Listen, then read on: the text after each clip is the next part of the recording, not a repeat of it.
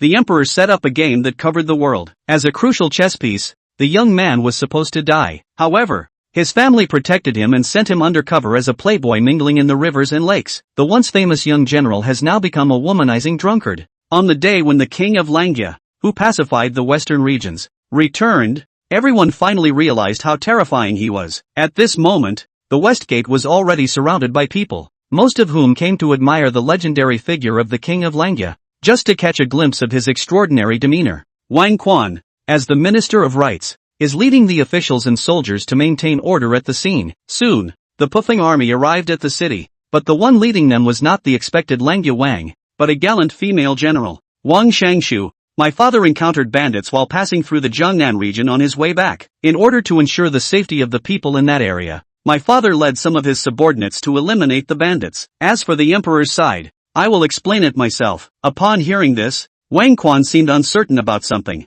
but he did not hesitate and turned to signal to the people behind him. In that case, please follow me to the palace. As the army entered the capital, the people nearby began to whisper, indeed, the young general is impressive, but I wonder who is more powerful between our young general in the capital and her. At this moment, an elderly man spoke sternly. Are you talking nonsense? What's with this nonsense? She's just a young general, relying on the achievements of her ancestors. In reality, she's just the most idle person in the capital. Hearing this, the young general nearby curiously asked her two subordinates, Qiangwei, is the so-called young general the grandson of the Marquis of Jinbei? Rose nodded. Yes, miss, it's just a pity that I heard that guy, despite his title, has no cultivation at all, spending his days in revelry. Many people in the capital call him the leader of the four dandies. The person next to her chuckled. You only know his shortcomings, but I've heard that he is the most handsome young master in the capital. I just don't know if he is as handsome as General Xiahou. The army arrived at the southern military camp,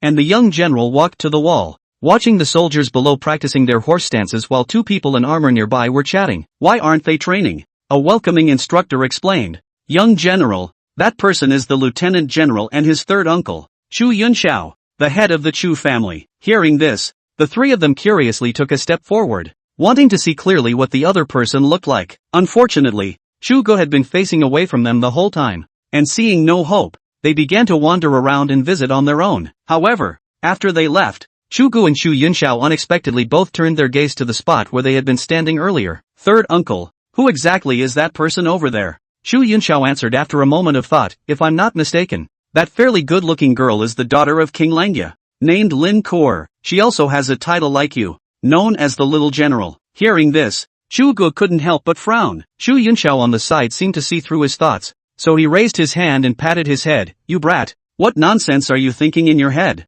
Are you still hoping the emperor will arrange a marriage for you too? Chu Ge covered his head, showing pain on the surface, but thinking about other things deep down. 10 years ago, when he was 8 years old, he learned that the great General Zuo was ordered by the emperor to exterminate his clan, and witnessed soldiers killing an innocent old woman. Chu Ge didn't understand why Yang Khan had devoted himself to the Hao dynasty for many years, only to end up with this kind of outcome. Later, his father, Chu Padian, called him alone to the study, where he saw his long-unseen grandfather, Chu Yuan. Chu Yuan picked up Chuge, his face full of reluctance. Gur, you are very clever. So clever that the people above are jealous. But remember, the left general's family is rebellious. At that time, Chuge tilted his head, indicating that he understood. After hesitating for a moment, Chu Yuan touched Chuge's face and smiled. Child, starting from tomorrow, you will be a bad person, the #1 playboy in the world. This is the agreement between Grandpa and you. You cannot tell anyone. Remembering this,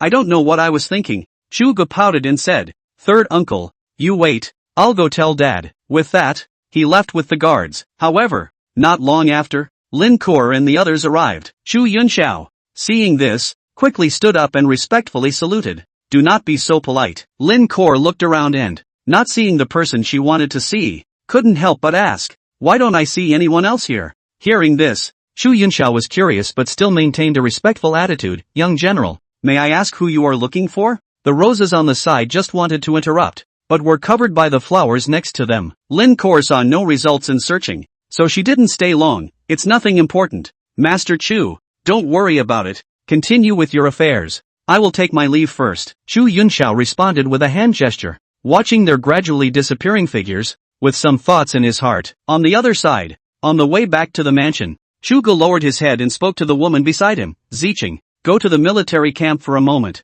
It seems like my jade pendant fell there. What jade pendant? Young master, you don't seem to have a jade pendant. After some excuses to send the person away, instead of going straight, Chu Ge turned and walked into an alley. He looked at the sky, murmuring to himself, interesting, King Langya didn't come, and said he went to suppress bandits. How ridiculous. It seems he was assassinated. Who wants to kill King Langya? Let me think about it. Later, Chu Ge walked leisurely, neither fast nor slow. After some time, a magnificent and spectacular building appeared before his eyes, Chenxiang Building, only to see the corners of Chu Luobei's mouth rise slightly, revealing a faint smile as he mumbled to himself.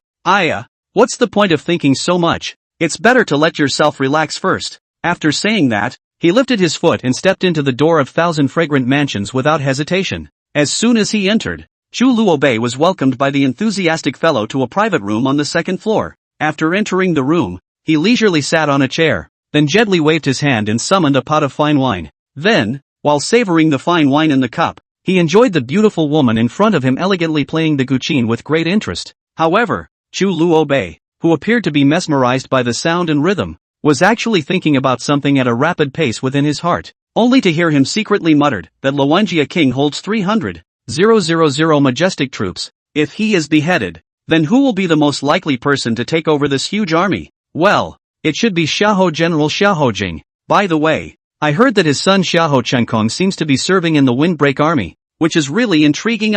Thinking about it more deeply, Xiahou Jing is secretly close to 3rd Emperor Lin Zishuan. There must be some ulterior motive between them. Interesting, it looks like it's secretly pulling together forces. Just as Chu Luobei was lost in thought, a melodious zither sound came to an abrupt end. Only then did he come back to his senses as if waking up from a dream, seeing that the girl in front of him was staring at herself with a speechless face, and also rolled her eyes from time to time, as if she was laughing at his misbehavior just now. However, Chu Luobei didn't feel the slightest bit embarrassed. Instead he laughed and said, "The girl played really well. She should be heavily rewarded." Before the words fell, he casually pulled out a heavy bag of silver from his pocket and threw it directly to the girl, only to see him bend down and quickly pick up the shiny silver on the ground. Then his arm swung violently. In an instant, the entire room seemed to be enveloped by an invisible barrier, and the sound from the outside world seemed like it was muffled by a huge poem, no longer able to be transmitted into it. "Young master, what exactly are you trying to do here?" the woman said with a cloudy smile.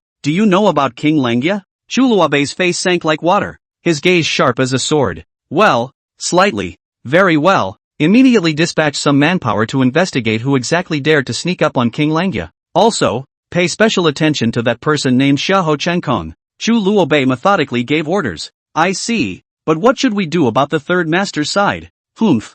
Third uncle already doesn't care about you guys' affairs. Do we still need his password?" Chu Luobei said without any good humor, and then he pulled out an exquisite token from his bosom. One could only see that the token was pitch black, and 2 big words were engraved on it in a dragon's flight: dark shadow. It turns out that this shadow is a powerful force that Marquis Jinbei has privately and secretly organized. The original purpose of its establishment was to ensure that when Marquis Jinbei went out, the Chu family would be safe and sound. Nowadays, Chu Badian had become the head of the family. The second Chu Yunxian held a key position in the academy, and the third Chu Yunxiao had taken up the position of head teacher. In that case, having Chu Yunxiao in charge of this dark shadow was naturally more than appropriate. That is to say that when the age of the young Chu Luobei from time to time hanging around in the Thousand Incense building, and over time accidentally found the stronghold of this mysterious organization is actually hidden here. Chu Yunxiao, who had learned of this matter, was also quite helpless about it, but in the end, he still granted Chu Luobei the name of Shadow Young Master.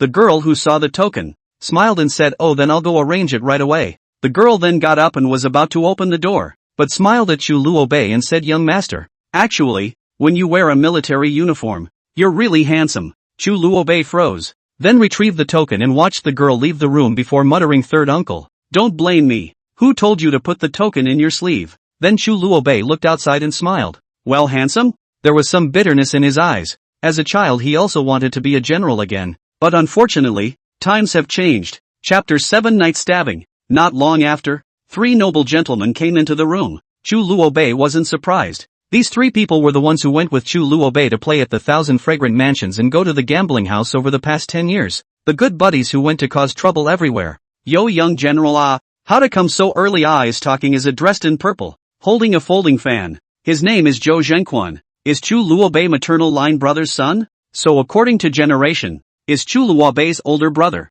This guy, Chu Luobei. Obviously these years are symbolically implied that he should not be muddled. The result, this guy, as if too simple, cannot understand. Chu Luobei saw him and sighed very helplessly like a senior. The three of them then seemed to not notice Chu Luobei's mood, and as always, they were cheeky and saluted. After all, they were all prodigal princes with no official positions, so saluting was appropriate. We, the others, meet Lord Young General. Chu Luobei gave a cut and said, "You three, you're really funny." The cheeky white man went forward, held Chu Luobei's hand and said, "Young General, are you here? Is not very lonely? How do they arrange? Rely on the brother. I'll go to you to identify a few to look at." Chu Luobei said in a serious manner. Correction. This general is here to listen to the song. The three of them instantly understood and rushed to cater to it. Yes, yes, yes. Listen to the song. The handsome man dressed in a long shirt as white as snow was none other than Wang Chang, the youngest son of the family of the Minister of Rights, Wang Quan, and beside him, there is another person also dressed in white. This person's face is square, solemn, give a person a kind of just and upright feeling. This is the royal historian Chen Yandao's son Chen Sun. Upon Wang Chang's return, a marvelous woman with a superior appearance, a clear look of disdain spread across her face, and then she lightly opened her vermilion lips, her jade hand stroked the zither, and played a melodious piece of music. Witnessing this, Chen Sun and Zhou Zhenquan couldn't help but look at each other, their faces full of hopelessness. Immediately afterward, these four people summoned wine and food, sat around the table, and talked and laughed. Wang Chang, I heard that Luanjia King's little daughter Lin Kur dared to show disrespect to your father, and even made your father make a public spectacle of himself, and was forced to eat a mouthful of dirt. Is this matter true or not? Zhou Zhenquan asked in a flirtatious manner while laughing with his belly. Wang Chang helplessly sighed, responded with a bitter smile, "Indeed, it is true. My father, that person. You all also understand. If that Luanjia King is not the present saint's brother-in-arms, according to my father's nature, will certainly block him outside the west gate, never let him easily step in half a step." Zhou Zhenquan smiled from ear to ear and said proudly, "How about it, Major General? Is the gossip I mentioned to you before explosive enough? Is it accurate?" Chu Luobei faced speechless. This damn as long as to go to the scene have seen, but also need a little news. Said awesome, line it. Then Wang Chang also said two sentences with some bitterness that, "Hoon Shu, those behaviors of my old man. Your old man won't go to impeachment again, right?" Chen Sun shook his head and said, "I don't know. My father said that the royal historian is the one who monitors all the officials. If he hears about it, I guess he'll have to report it." Wang Chang was a bit depressed, but still gritted his teeth and said, "Mr. Soon, help me out. Put in a good word. I'll pay for today's consumption." Chen Sun looked at the eager expression and also sighed, "I can say a few good words, but it doesn't always work. It's okay, as long as you help. You're my brother Wang Chang. If you need anything, I'll help.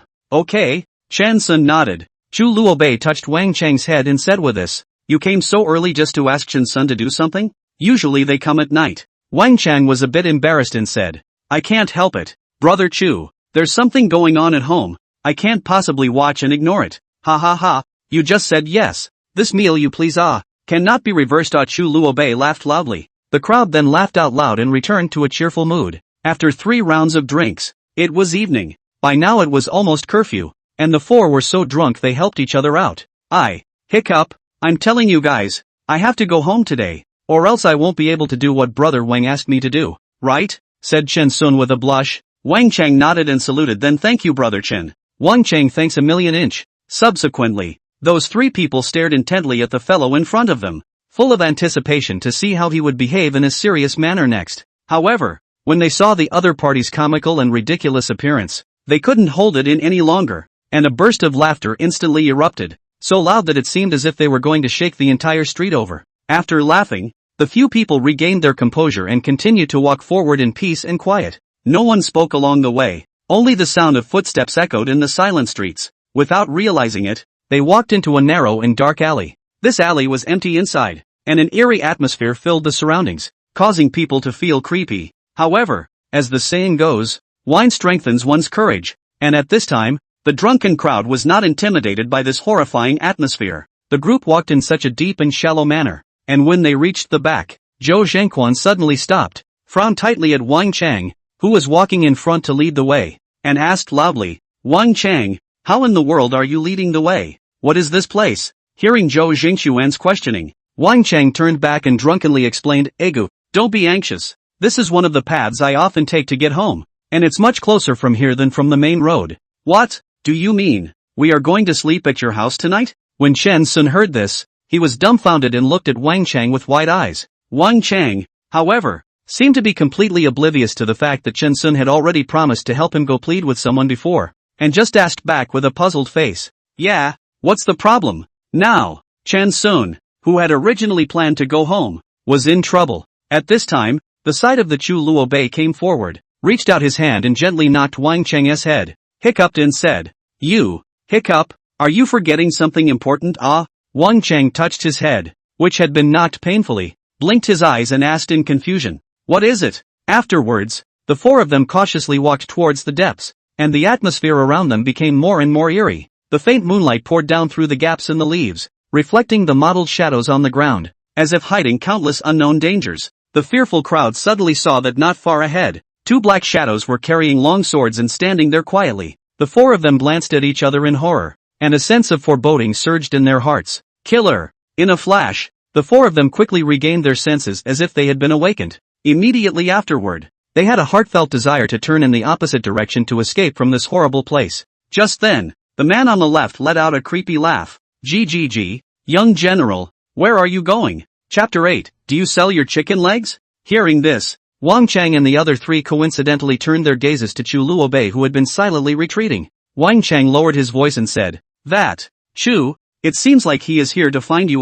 Chu Luobei, on the other hand, glared at him with a speechless face, and retorted in a good-natured manner, Nonsense, it's obviously looking for you. Before the words left his mouth, he fiercely reached out and slapped Wang Chang's shoulder hard. Then, like a frightened rabbit, he spread his legs and ran away desperately and wildly. Wang Chang almost stumbled and fell to the ground when he was slapped like that. When he stabilized himself, he only saw that Chu Luobei had already run far away. Seeing this, the remaining three people couldn't care less, and after shouting in unison, they followed closely behind Chu Luobei and fled in a mess. And at this moment, the man on the left still had a calm demeanor and slowly opened his mouth. Do you think you can run away like this? Meanwhile, the man on the right frowned slightly and asked his companion, Those three fellows, should we take care of them all together? The man on the left shook his head and replied, There's no need. Even though the three of them are some no-good goods, the forces behind them are still useful to us. Just knock them out. Don't make a scene. Okay. The man on the right side who got the instruction answered,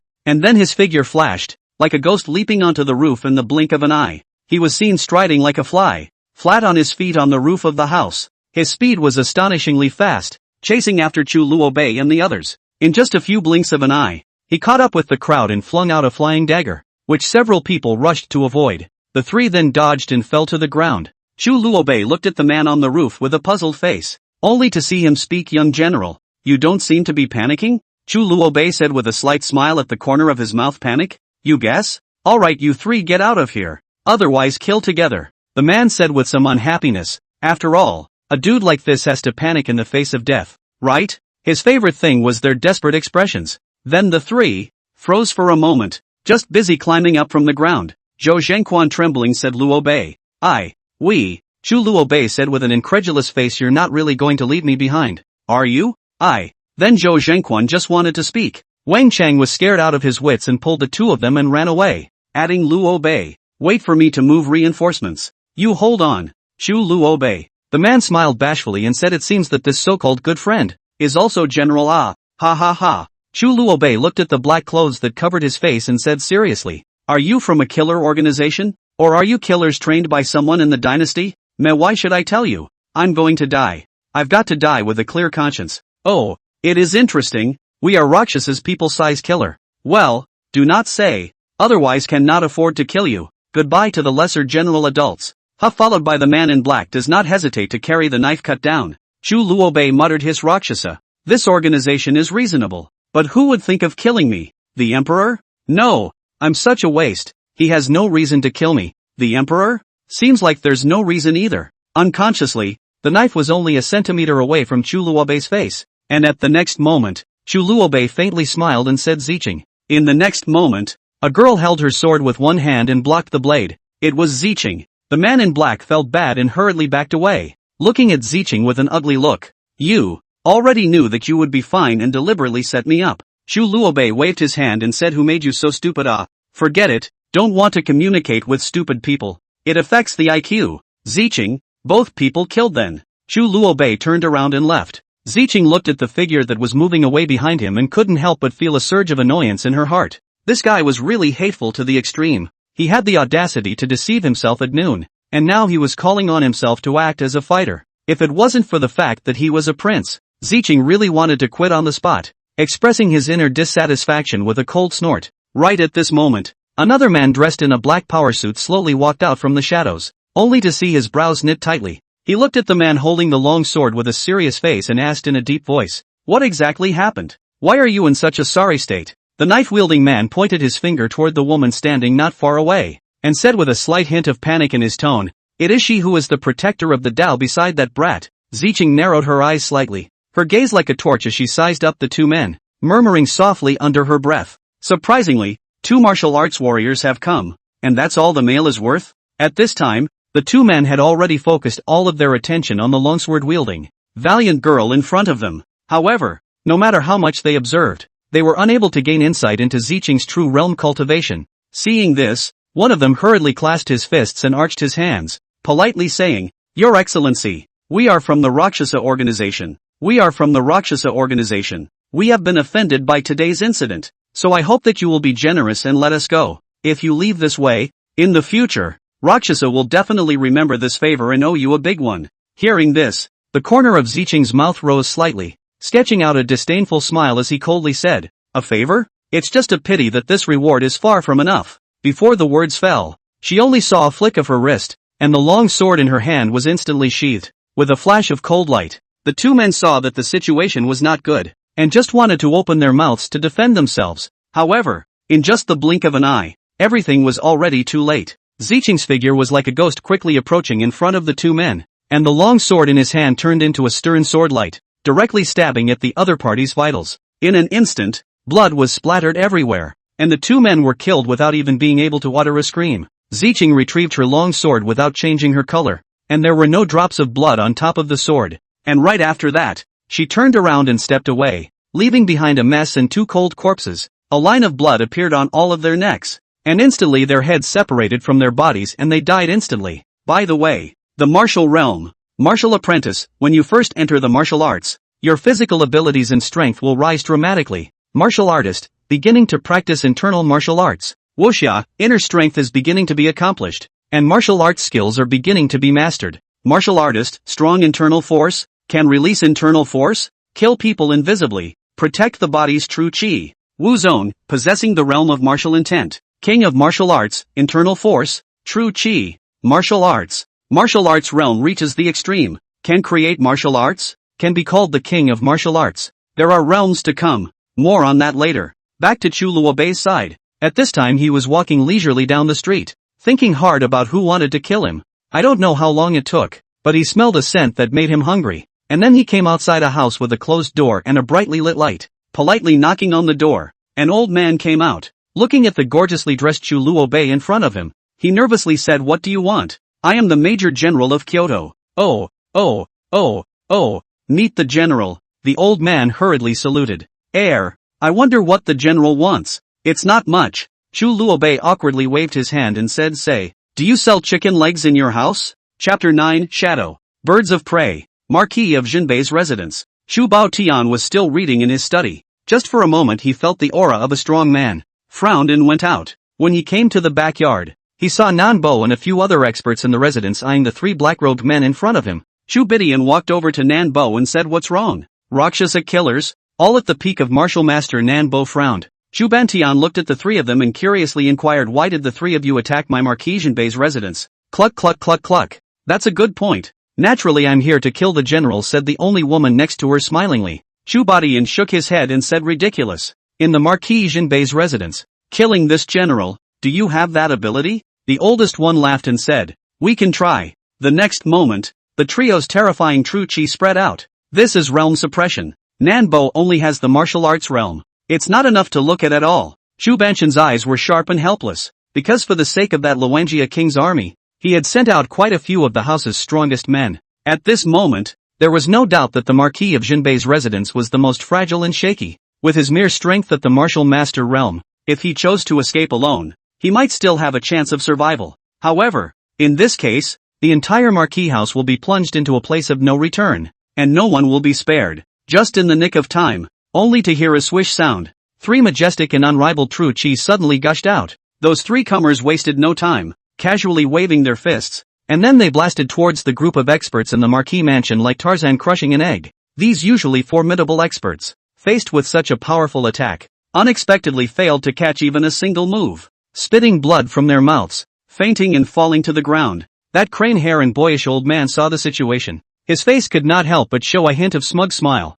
He laughed softly, ha ha ha. Now under such circumstances, 1,000 cavalry generals do not still want to continue to speak loudly and shamelessly? Standing at the side, Chu Ge heard the words and couldn't help but tightly frown. However, before he could open his mouth to respond, suddenly, a clear and pleasant voice came from far away like a yellow warbler coming out of the valley. What's the big talk? In an instant, everyone present was startled, and unanimously and quickly turned to look in the direction from which the voice came, only to see that on a high roof, a young man was sitting leisurely, holding an aromatic chicken leg in his hand and eating it with great relish. This man was no other than the son of the Marquis of Jinbei, Chu Luobei. At this moment, Chu Luobei, while carelessly chewing the delicious chicken in his mouth, scanned the crowd below with a look full of concern. After a few moments, as if he felt a bit bored, he casually said, "Hey, I say you guys, what in the world did my old man say that was so great?" Hearing this, those 3 people immediately froze in place, especially the woman among them,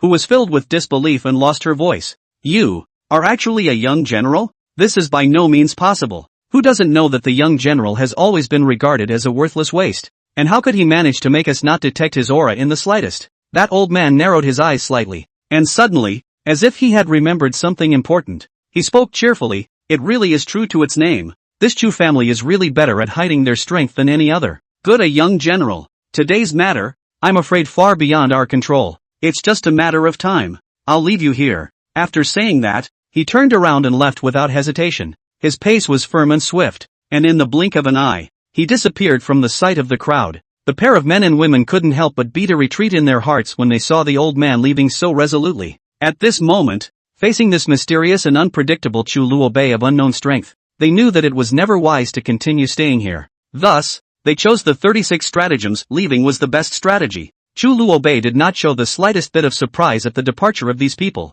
He stood in place with a calm demeanor, calmly gazing at the scene in front of him that had become a mess due to the fight just now. Only after a moment did he slowly turn his head to his father, Chu Ge, who was behind him, and said, "Pops, this place will be left to your old man to clean up on his own. Who made you the head of the family of our Chu family?" Hearing his son's words, Chu Ge could not help but shake his head with a bitter smile and helplessly said, "You brat, you're even playing smart with your father. It has obviously been hidden for a whole decade. How could it suddenly be exposed today?" However, Chu Luobei intentionally pretended to be bewildered, blinking those big, clear, innocent eyes in response. "Exposed? Father, where did you start with that? Wasn't it all because you put on a great show of power to beat those people away?" Chu Huatian gazed deeply at his elusive son, and after a long time, he let out a long sigh and said in a serious tone, "That's right, it was indeed my father who made a move to repel them. However, after this incident, your true strength has been completely exposed. Kid, although they have escaped for the time being, but with their nature, they will definitely not give up. In the future, you must be more careful now." Before his words fell, he only saw Chu Luobei casually hand over the half-chewed chicken leg in his hand to Chu Banshan's face, and then stepped away without looking back, at the same time muttering, "The taste of this chicken leg is really poor. It's better to leave it for you to enjoy. As for those guys who escaped, don't worry, they won't be able to escape from me." With his fading silhouette, only Chu Badian was left standing alone, looking at the half-greasy chicken leg in his hand, crying and laughing. Chu Bantian stood in place, his eyes gazing at his own son's fading back, and a trace of bitterness could not help but rise in his heart. He softly muttered, "What kind of strength has this kid reached now? Has been hanging around with that guy Yun Xiao. I thought he would be idle and uneducated all day long. I didn't expect this kid to be so deep and hidden." Meanwhile, on the other side of the street, 3 men were strolling along at a leisurely pace. Although he had not yet accomplished what he had been entrusted with, he was able to obtain such a significant piece of news, and naturally he was in a good mood. However, in the very next instant, The smiles on their faces instantly froze as a figure appeared in front of them. A man carrying a long sword and wearing a bucket hat was silently watching them. That old man narrowed his eyes slightly and opened his mouth full of suspicion and asked, "Dare I ask your name?" Only the man replied in a low, slightly raspy voice, "Shadow, bird of prey." Hearing this name, the woman on the side let out a light laugh and said, "So your excellency is a person of the shadow. It seems that we are considered peers." However, Flying Bird snorted coldly and responded disdainfully, "Peers? That's ridiculous." At that moment, the man among the three couldn't help but frown and questioned, "Then what exactly does your excellency intend to do by stopping our way?" Facing the questioning, the corner of Fei Bird's mouth rose slightly, revealing a faint smile, and said lightly, "Stop you guys? Wouldn't that be too boring?" Before the words fell, he only saw his arm swing, the long sword in his hand instantly sheathed, like lightning, sped out. Its speed is staggeringly fast. "It would be better to just cut you all down here." The words of the Flying Bird are as cold and piercing as the cold wind. In an instant, the old man's face changed drastically as he lost his voice and exclaimed, "Half-step martial zone." At this moment, there was only one thought left in his mind: to hurry and escape from this place. Immediately after that, he could only be seen flying up and viciously kicking at that man and woman. The force was so great that it was as if he could kick people directly out. And after kicking out this kick, he didn't stop for a second, turning around and darting away like an arrow out of a string. At that moment, the man and woman were caught off guard by the sudden attack, and a wave of anger couldn't help but rise in their hearts. But before they could make a move, a shocking scene occurred. In the very next instant, they suddenly felt a sharp pain strike their bodies as if they had been pierced by something. Looking down, they suddenly realized that a blood-stained sharp sword had penetrated their chest at some point. In an instant, a mournful scream resounded through the sky, yet before the scream fell, they both fell to the ground dead. Chapter 10, King Luanjia. Lin Jinyu. At that moment, a bird of prey circled in the air, its sharp gaze fixed on the fading figure of the old man. A few moments later, only a soft laugh could be heard coming out of Fei Bird's mouth. "Humph, in the midst of Shadow's actions, there is only one way for a target to end up, and that is death. Do you think you can escape just like that? It's simply a fool's errand." As soon as the words fell, Fei Bird's figure flickered and instantly disappeared in place. Not long after, Chu Luobei slowly appeared at the scene. He expressionlessly walked to the side of those two corpses and reached out to gently uncover the veil on their faces. When looking at their faces, Chu Luobei's eyes flashed a trace of disappointment and muttered, "I thought it would be familiar people, but I didn't expect it to be just two such ordinary and uninteresting faces." After a moment of silence, Chu Luobei continued thoughtfully, "As soon as King Langia returned to the capital, he immediately suffered this assassination. This series of events seems to be intentionally or unintentionally pointing the finger at my Jinbei Marquis and the King of Langia." The black hand behind the curtain. "Ah, what exactly will you do next?" After saying that, Chu Luobei shook his head slightly before turning around and leaving in the direction of Thousand Fragrant Mansions. Not long after, the flying bird that had left earlier returned once again. At this moment, it was carrying the corpse of that old man in its hands. When Flying Bird saw the two corpses on the ground, he couldn't help but frown, his heart full of doubts. Strange, how come the veils on these two people's faces are gone? Could it be that there are other people who have come here? The palace. In the Imperial study, an old eunuch hurried over in a hurry, only to see a man in a dragon's robe, lazily rubbing his eyes revealing the emperor's aura. He is Emperor Shuyo of Hawu. Lin Shuya. The old eunuch is his personal eunuch, Eunuch Li, only to see him lethargically looking at the old eunuch kneeling on the ground. "Put down the book," faintly said. "What is it, Your Majesty?" Patrolling soldiers found the body of a Rakshasa assassin in an alley, brutalized and mutilated. As if he already knew it, Lin Shuyao smiled contemptuously and said, "It's true, all Rakshasas are rice buckets." Then he took a book. Out of breath, Eunuch Li respectfully followed in the back. "If the Jinbei Marquis house is so bad, I am not so worried. Tell that group of waste, do not need to do it. My brother came back." In a step, the Jinbei Marquis cannot afford to turn the waves. Promise. Eunuch Li nodded and saluted, then left. Lin Shuyao looked at the starry sky, frowned, and muttered, "Martial King, after all, it's a scourge nah." Early the next morning, Eunuch Li carefully led a man wearing golden armor and a short beard slowly into the lofty and towering gates of the palace. They passed through a palace gate and followed winding paths that eventually led them to the emperor's back garden. One could only see that the garden was full of flowers and green trees. It was breathtakingly beautiful, and at this moment, Emperor Lin Shuyo was sitting leisurely next to the pool, holding a fishing rod and concentrating on fishing. Seeing this, Eunuch Li hurriedly accelerated his pace, stepping with those fine and light steps, quickly walking up to the emperor,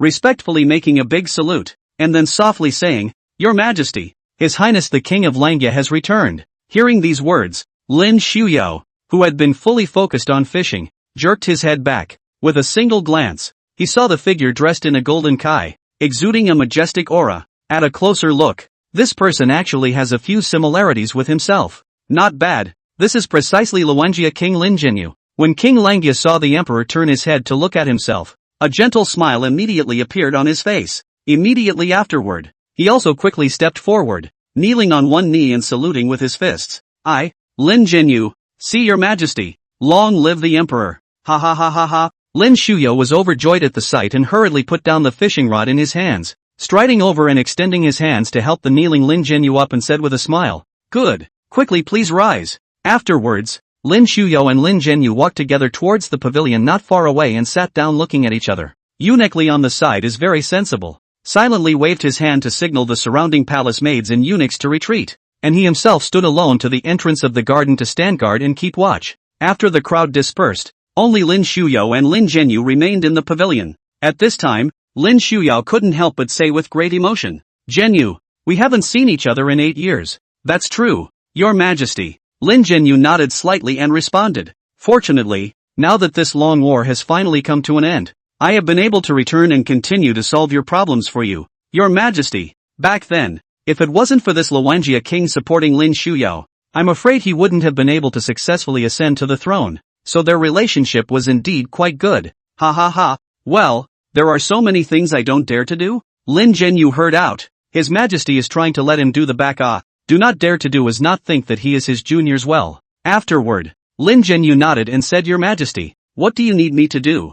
"Ha ha ha, brother, as I recall, isn't that daughter of yours and the young son of the Marquis of Jinbei having a baby marriage?" Lin Suyao laughed. Lin Jinyu remembered. Indeed there was. At that time Chu Badian married Zhou Wan, the Zhou family's eldest daughter, and he himself married his second daughter Zhou Yu. At that time Zhou Wan gave birth to a son and his wife gave birth to a daughter. They were very close at that time, so they had a baby marriage. Lin Jinyu said, "Your Majesty, there is indeed this matter." "What is it?" "Ha ha ha, then why don't you let me give you a decree to get this done?" Lin Jinyu really felt very difficult this time. Regarding this person Chu Luobei, he had heard about it before. It was said to be a complete and utter fop, idle and uneducated all day long. On the contrary, his own daughter, that is the hall of the little general valiant women. All along, Lin Jinyu has been a complete daughter slave, loving this precious daughter. At this moment, he was still frowning tightly. His eyes slowly turned to Lin Shuyo, and after respectfully bowing,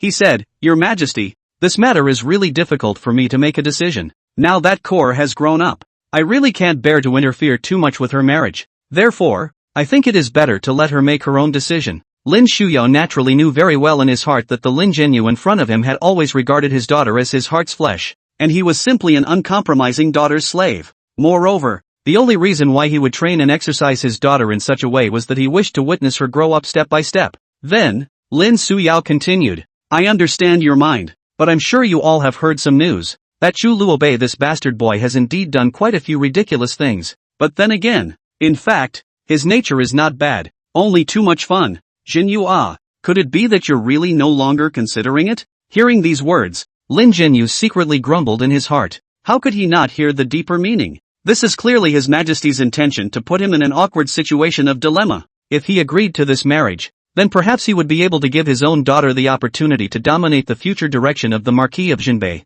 But if he refused, then it would be like publicly humiliating the Marquis of Jinbei's family. By then, not only would both sides become enemies, they might even offend His Majesty as a result, triggering a series of serious consequences. Thinking of this, Lin Jinyu could only reply stiffly, "Wei Chen, the micro-minister intends to go back and inquire about Kor's opinion first." Lin Shuyo shook his head. Both situations are not bad for him, smiled and said naturally, "I will not force you. If there is nothing to do, then go back to take a look. Come to me in the evening to do a celebration banquet for you." Lin Jinyu nodded and saluted. "Thank you, Your Majesty. I'll be leaving." Then Lin Jinyu slowly followed Eunuch Li and left. Lin Shuyo looked at his distant back and sighed. "Jinyu, don't blame me. You should understand my pain." Lin Shuyo then returned to his home in a carriage. Chapter 11, True or False Dude? The Langya Royal Residence. At this time there have long been a lot of people go out to meet. See Luanjia King from the carriage back to the crowd rejoiced, "Welcome back, Your Highness.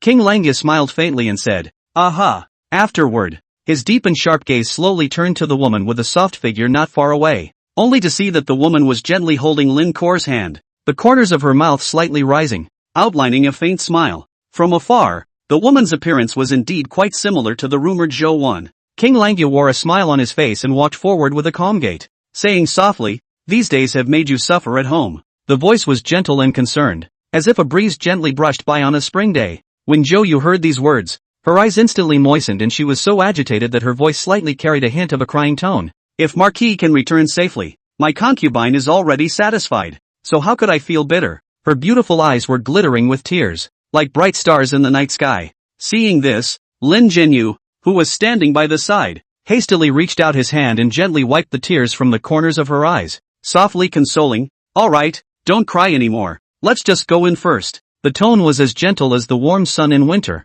making people feel warm. Aha! Zhou Yu lightly nodded her head and answered, then walked into the mansion along with the crowd. As soon as they entered, what met their eyes was a table full of scrumptious meals, steaming and fragrant. Lin Zhenyu looked at the table of delicacies in front of him and couldn't help but reach out and gently touch Zhou Yu's nose, a doting smile on his face as he complimented, hey, look at this color and flavor. It must have been made by your own hands. It smells delicious. I like it very much. Zhou Yu was praised by him in this way, and could not help but break into a smile, and asked petulantly, you have not even tasted a mouthful. How can you know if it tastes good or not? Ha ha ha. Lin Zhenyu laughed cheerfully and continued, my lady's excellent cooking skills are known far and wide. Even without tasting it, I can still imagine the deliciousness of it. Humph. How did you not see it? Zhou Yu pretended to be angry and floor up her face, but her eyes showed an undisguised joy. Ha ha ha. Of course you can tell at a glance. Lin Zhenyu laughed as he took Zhou Yu's hand, and the two of them smiled at each other as a sweet atmosphere filled the entire room.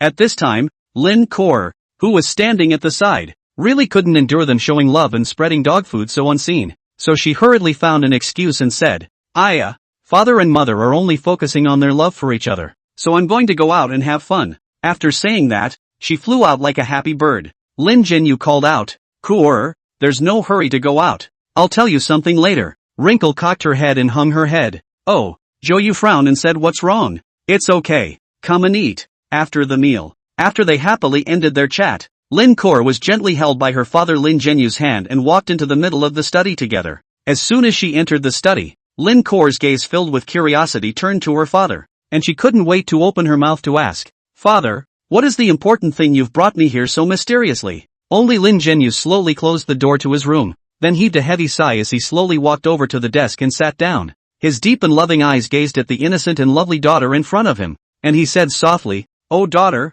have you ever heard of that young son of the Jinbei Marquis family? Hearing this, Lin Kor nodded without hesitation, a trace of disdain showing on her face as she replied, of course I know. Isn't he the dude who relies on the glory left behind by his ancestors all day long, causing trouble and mischief everywhere? Lin Zhenyu nodded slightly, indicating that he agreed with his daughter's view, and then said, that's right, my father also thinks so. However, do you know that there is still a baby marriage between our family and his family? When these words came out, it was like a thunderbolt exploding in Lin Kor's ears, and she stared at those beautiful eyes, incredulously exclaiming, what? How come I've never heard anyone mention this matter before? To know, their Luanjia Wang Fu up and down only her this one baby daughter. If there really is a doll marriage exists, then there is no doubt that this marriage is certainly non-her. Seeing his daughter's reaction of such surprise and dissatisfaction, Lin Zhenyu hurriedly explained, my child, when my father was out on the battlefield, he was so busy that he forgot all about it for a moment.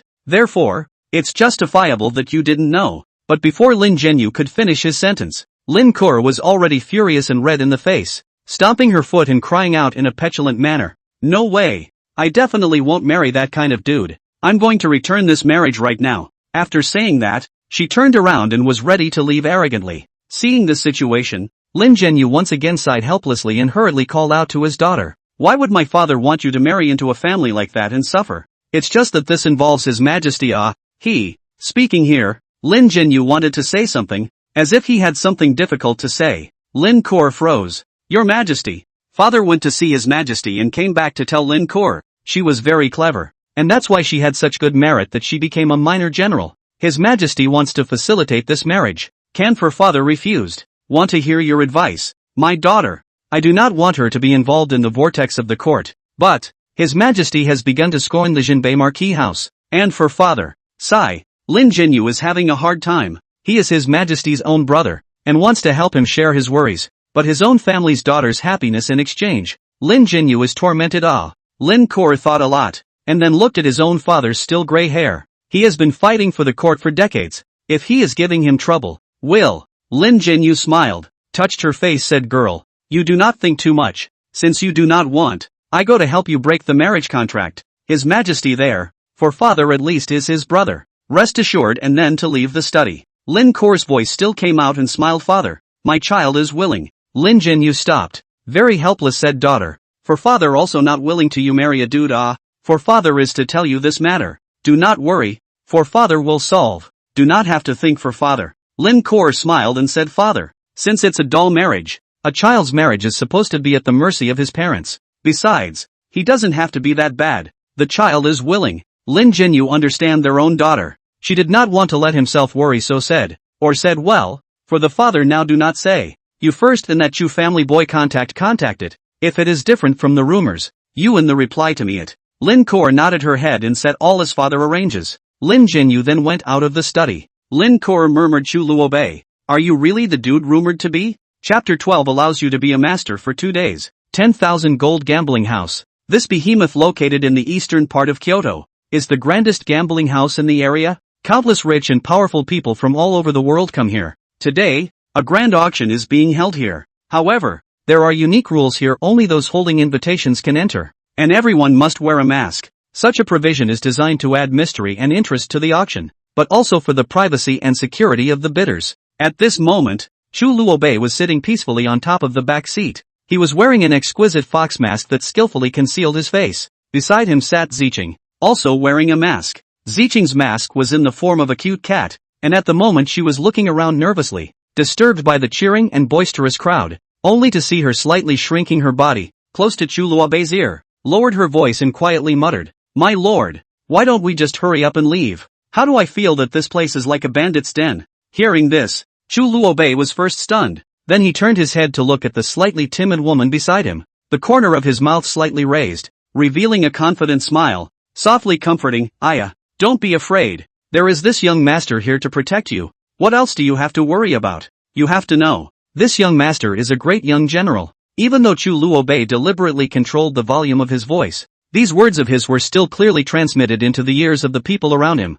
For a moment, the originally noisy and boisterous environment actually appeared quiet for a moment, as the crowd turned their heads and silently gazed at this young man who had spoken out of turn. Faced with this sudden attention, Ziqing couldn't help but be a little alarmed. She once again tugged on Chu Luobei's sleeve and said anxiously, sir, can you keep your voice down a little bit? This is good. Everyone knows who you are. But Chu Luobei didn't care about it and responded with a carefree attitude. If you know, then you know. So what? Will this prince still be afraid of them? After saying that, he even provocatively swept a circle of the surrounding crowd, revealing a fearless bravado in his eyes. Then the owner of the place came out and stood on the big stage, wearing a mask, and behind him were 2 girls carrying a not-so-high object. Gentlemen, quiet, the boss exclaimed. Then the crowd also quieted down. This is a gambling house. People's bosses. If they don't listen, they will be thrown out. First of all, welcome all of you to the 1,000 gold auction of my 10,000 gold gambling house. Then, I'll cut the crap. The rule remains, the highest bidder wins. No price raising. Shut up if you don't have the strength. If you're found out, I don't care what your background is. Good. Now let's start showing the first lot. The 2 girls, then, opened a cabinet on which was a golden bead. This comes to the East China Sea's night pearl, said to have a soul, enhanced their senses of the effect. Non-trivial. The starting price of 3,000 silver. And then the crowd started looting and raising the price. 3,005. I'll give you 3,009. 4,001. Chu Luobei looked at the night pearl and laughed. Ziqing, you say, if I give the beads to my mother, will she allow me to stay away from home for 3 days? Ziqing. Chu Luobei looked at Ziqing's speechless face, shook his head and muttered to himself, in fact, 2 days is fine. It just feels like a bit of a loss. Unconsciously the night pearl has come to 5,000 silver. Chu Luobei looked at it as really only worth 5,000. Then he said, 5,005. I'll take it. Some people want to raise the price. Looked at the young general just now,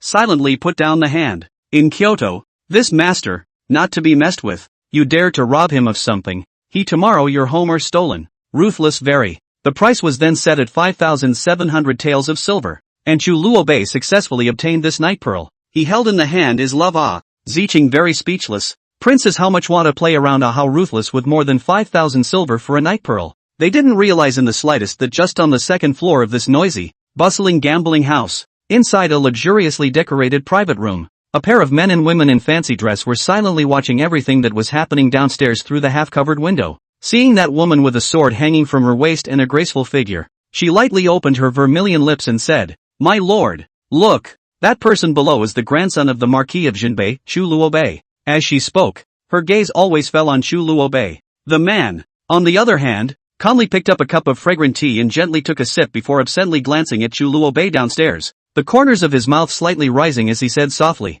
"Oh, he's still as naive as before." However, this 10,000 gold gambling house is not as simple as it appears. A hint of deep meaning was revealed in his words. When the woman heard this, she hesitated slightly, then carefully asked, "Your Highness, in that case, would you like to go downstairs and talk to him in person?" The man put down the teacup in his hand, sneered and said, "Humph, my big brother has a cloud northwest cloud as a backing support. As for the old three, well, it is with Xiahou Jing that old fox relationship is very close." Speaking here, he paused for a moment, seemingly thinking about something, and then slowly said, "What's interesting is that both of them are actually unwilling to get close to the powerful Jinbei Marquis. You know, as long as you can get the favoritism of the Jinbei Marquis, wouldn't it be a breeze to ascend to that supreme position?" After saying that, the man once again picked up his teacup and sipped it leisurely and comfortably. Just this seemingly tempting Jinbei Marquis, in fact, as if a hot potato, but that the taboo The maid nodded in agreement, then said thoughtfully,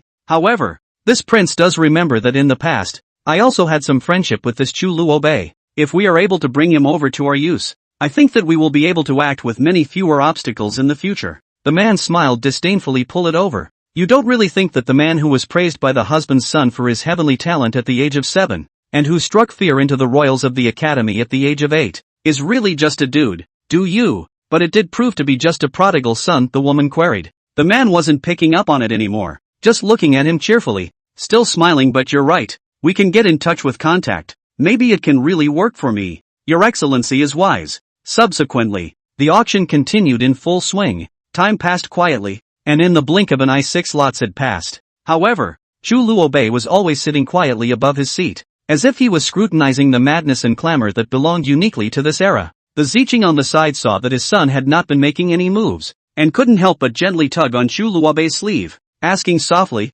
"Son, if there is really nothing you want here, why don't we go back earlier?" Chu Luobei heard the words, did not immediately respond to Ziqing's words, but the corners of his mouth rose slightly, stretching out a finger to point straight to the last lot that was about to debut, and then turned his head to look at Ziqing. A hint of cunning flashed in his eyes, and laughed softly, "If Ziqing can buy that thing for this prince will allow you to be a master for 2 days." How? Chapter 13 Battling the Odds. Ziqing was first stunned, then she looked in the direction of Chu Luobei's finger, and when she saw the so-called last lot, she couldn't help but widen her eyes. Then, she silently lowered her head again and took a look at Chu Luobei's sleeve that she had just tugged on, and her heart seemed to be shaken. A few moments later, only to see Ziqing raised his head, fiercely white Chu Luobei a glance. The eyes are clearly saying, "Do not want to go straight to say it, why so beat around the bush?" In the face of Ziqing's anger, Chu Luobei only smiled faintly, as if he did not realize it, and said to himself, "Here it comes." Before his words fell,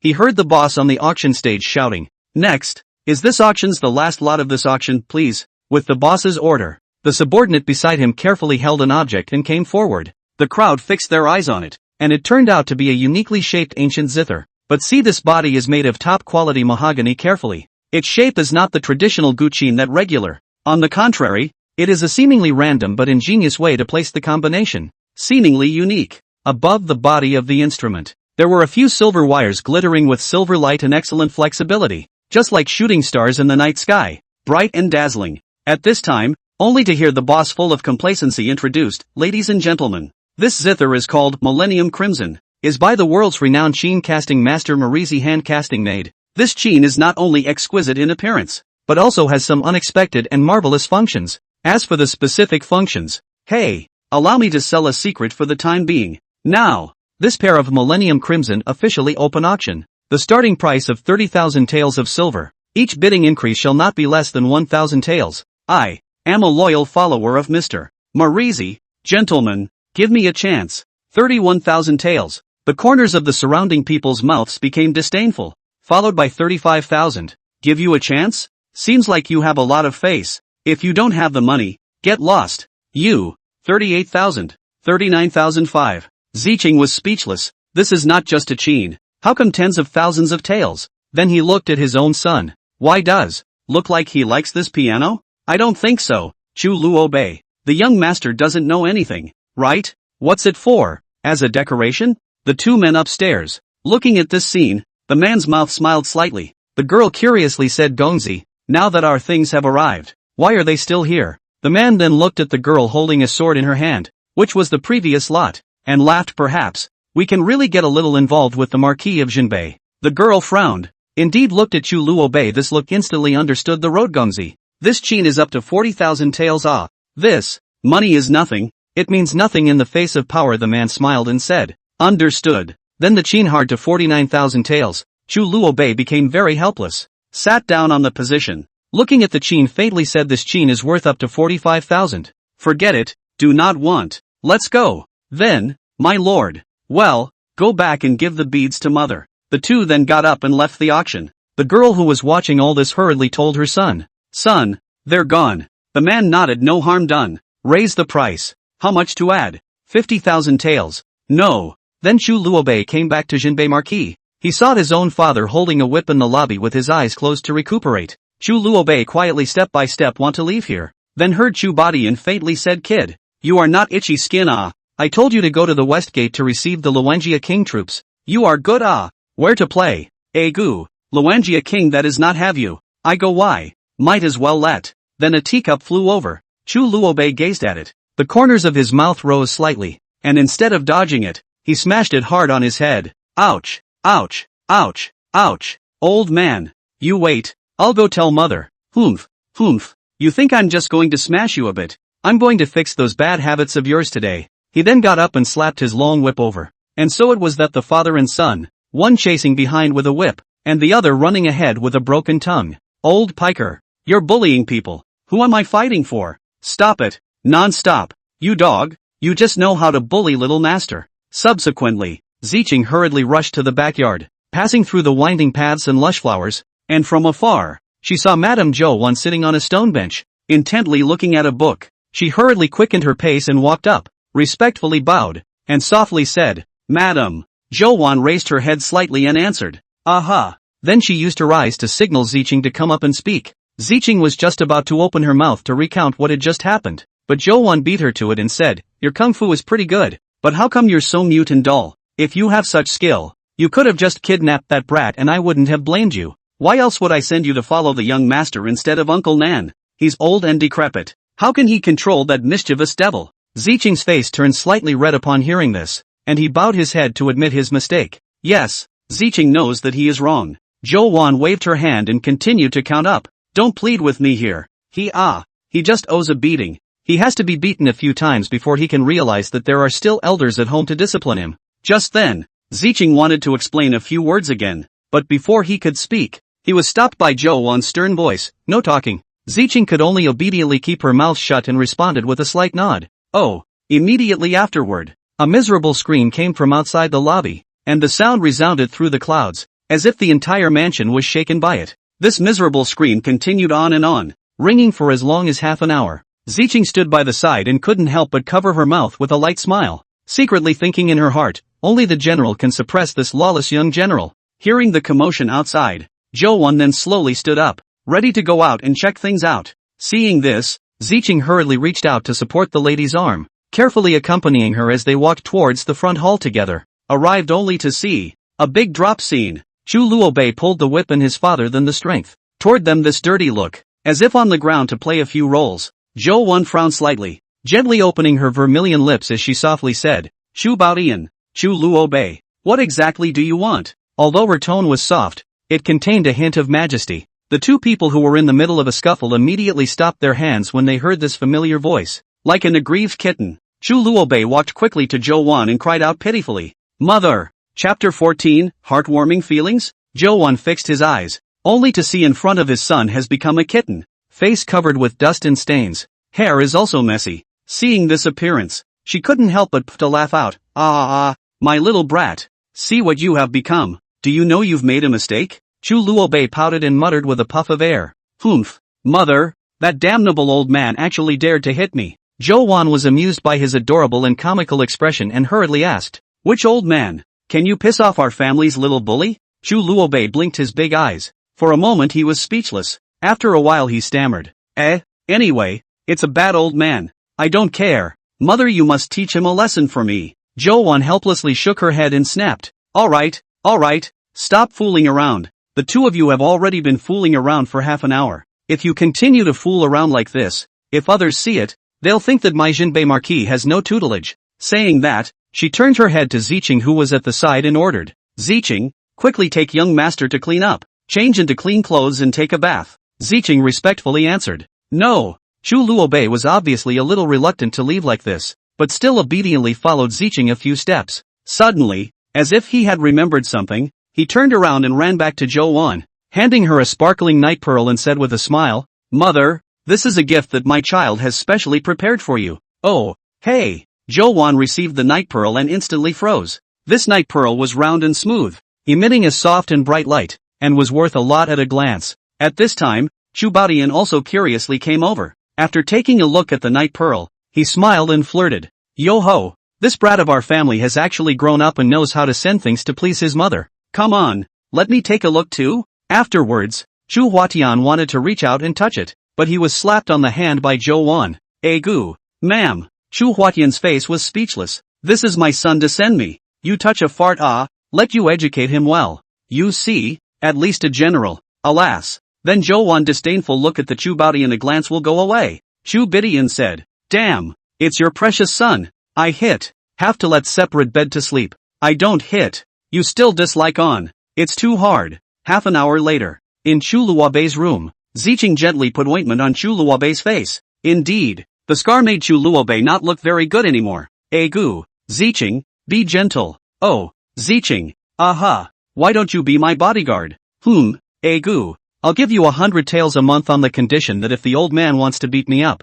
you help. No, so 300 taels, okay? Night. Chu Bantian put on his court dress, took Zhou Wan's hand, and waited for a long time before Chu Luobei came out. Looking at the scars on Chu Luobei's face, Zhou Wan instantly let go of Chu Bushan's hand, with a resentful face. Don't you know, hitting someone doesn't hit their face.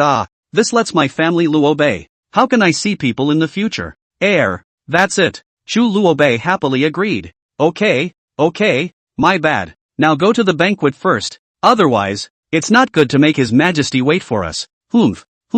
Afterwards, Chu Baotian looked at the mother and son walking in front of him. He just had a big head and hurried to follow him. On the carriage, Chu Huatian kept on admonishing Chu Luobei to be more peaceful. Changdol Palace. As night fell and the lanterns came on, a beautifully decorated carriage slowly stopped in front of the palace gate. The carriage door was gently opened, and Chu Luobei's family walked down from the carriage in turn. They looked up at the illuminated and beautiful palace in front of them and couldn't help but be struck by its grandeur, only to see the palace surrounded by red lanterns, illuminating the entire building as bright as day. Chu Luobei excitedly took his parents' hands and couldn't wait to walk towards the palace gate. As they walked to the front of the hall, two guards clad in armor and imposing presence greeted them, and upon seeing the visitor, they immediately bowed and saluted. See the 1,000 cavalry general. Chu Baotian nodded his head slightly in a gesture and answered, Then he led his family members to step into the palace. Entering the temple, he found that a number of people had already gathered inside, but there were still many guests who had yet to arrive. Chu Bantian brought the family to a more secluded location at the back and sat down. However, Chu Luobei, who was lively and active by nature, couldn't sit still. His curious eyes kept looking around, one moment looking at the exquisite furnishings on this side, and the next moment looking at the bustling crowd on that side. Just then, a clamor came, and it turned out to be the main host of the banquet. King Lin Zhenyu of Langya had arrived. He was seen wearing a gorgeous brocade robe, walking in front with a dignified manner, followed closely by his beautiful and dignified lady as well as the valiant young general. In an instant, the people who were originally sitting in their seats talking and laughing got up, quickly walked forward, full of smiles to express their respect and congratulations to the king of Langya, congratulating him on his triumphant return from this expedition. Chu Bantian was naturally no exception. He walked forward with a smile and said, "Your Highness, the King of Langya, congratulations on your triumphant return." Seeing that it was a former close friend who came to congratulate him, King Luanjia had a cordial smile on his face and responded, "Brother Broken Sky, same joy, same joy. Now that you are also the titular 1,000 cavalry general, it's really admirable." The two of them looked at each other and smiled, feeling very pleased with each other. It was at this moment that a clear and pleasant voice rang out, "Father." It was then that this 1,000 cavalry general came to the aid of his daughter and relieved her of the siege. The person who spoke was none other than King Langya's beloved daughter, Lin Kuo. She stood daintily and adorably to the side, looking towards Chu Bantian. Hearing his daughter say this, the king of Langya first froze, and then laughed out loud. "Oh, ha ha ha ha ha, so that's how it is. Then this king has to thank General Chu properly." Saying that, he once again arched his hand to Chu Buntian to thank him. "Ha ha ha, it's not in the way. They're all family members. If you want to be thankful, it's all in the wine." Chu Baotian joked. "Okay, it's all in the wine." Just as they were not yet finished and wanted to continue chatting freely, they only heard a loud cry. "His Majesty has arrived." The voice was loud and clear, resounding throughout the palace. The crowd hurriedly got up at the sound of the voice, and their gazes were directed to the door of the palace, only to see Lin Shuyao, dressed in a dragon robe, with an imposing demeanor, walking steadily towards the door. Only after he ascended to the dragon chair and sat down steadily did the crowd salute in unison, shouting, "We, see my emperor, long live my emperor." Lin Shuyao had a sweet smile on her face as she said aloud, "All the beloved ministers, rise to your feet." "Thank you, Your Majesty." After the crowd responded in unison, they each returned to their seats. Immediately after, Lin Shuyao smiled and spoke, "Today, I am hosting a banquet to celebrate King Langya's great victory over the Western Lian countries. Come, let us raise our glasses together." After saying that, he took the lead in raising the wine cup in his hand towards where King Langya was. Seeing this, the crowd also hurriedly followed suit and raised their glasses, shouting in unison, "Bottoms up." For a while, the sound of cups crisscrossing was endless, and the atmosphere was warm and extraordinary. As the banquet officially started, various delicious dishes were served on the table like running water, and at this time Chu Luobei had already drunk the first cup of wine. However, the taste of this fine wine was just too wonderful, much better than those in the 1,000 Fragrant House. This was undoubtedly a fine wine that could only be enjoyed by the royal family. It was only a pity that it couldn't be brought out, otherwise it would have to be treasured a few more times. Thus, Chu Luobei secretly lamented while pouring himself a full glass of wine. Lin Kuo is observing him. "This is the rumored first dude in Kyoto. Indeed, some exquisite growth, but it is a pity that there is a scar on the forehead." Somehow, Chu Luobei seemed to notice that someone was looking at him, and when he looked up, he locked eyes with Lin Kuo's eyes. Both of them froze, and then Chu Luobei smiled schematically and raised his glass to drink up. Lin Kuo looked at this scene. Some blush. This is really dude. How to feel as a modest gentleman. Well, this is the feeling of the heart? Chapter 15, Meeting on the Sky Balcony. Next to Lin Jinyu noticed his daughter's strange, inquired, "What's wrong? If you can't drink it, don't drink it, and make your face so flushed." Lin Kuo nodded with her head lowered on the spot. "Oh father, I want to go outside and swim for a while." "Well, go, don't get lost, this palace is very big. Rose and Miss go have some fun." "Oh, yes." Miss Rose smiled and nodded, then accompanied her own young lady out from the side in silence. Lin Shuyao looked at this scene, shook his head, and then ignored it, only looking at Chu Luobei. "Young general?" Chu Luobei blinked at the emperor as if to say what's up. Chu Bantian was about to spit out blood on the spot, hurriedly pushed Chu Luobei's shoulder. Only then did he react, got up, saluted Your Majesty. "I'm here. Ha ha ha, I have sealed 2 generals in the past, both of them are the future of Kyoto. This Western Liang battle, what do you think?" Chu Luobei froze for a moment. This emperor in the test me and these eyes of the theater. Chu Luobei mouth corner slightly smile said back to Your Majesty, "I do not understand." "Ha ha ha, a good young general talk is the atmosphere." Xiahou Jing admiration. Chu Luobei glanced at the bearded Xiahou Jing and laughed. "I don't dare. In front of His Majesty, I can only tell the truth. Unlike some people who interject before His Majesty speaks, not understanding the etiquette at all." Xiahou Jing was stunned and instantly said angrily, "You." The crowd was stunned. Was this still the usual dude who played around and didn't know his manners? He actually disliked General Xiahou and left him speechless. "Luobei, no rudeness," Chu Bantian said in a deep voice, then stood up and bowed to the emperor. "My son is rude. Please forgive me, Your Majesty." Lin Shuyao glanced at the king of Luanjia. The king of Luanjia also saluted. "Your Majesty." The young general has never been to a big occasion. Some rude things, but also understandable. Lin Shuyao then satisfied nodded. Today there is the Luanjia King's banquet. I will not pursue you. General Xiahou will not be angry. Xiahou Jing hurriedly got up and saluted. Your Majesty, I won't be angry with a brat. Chu Luobei looked at this group of people really do not have the idea to continue to stay,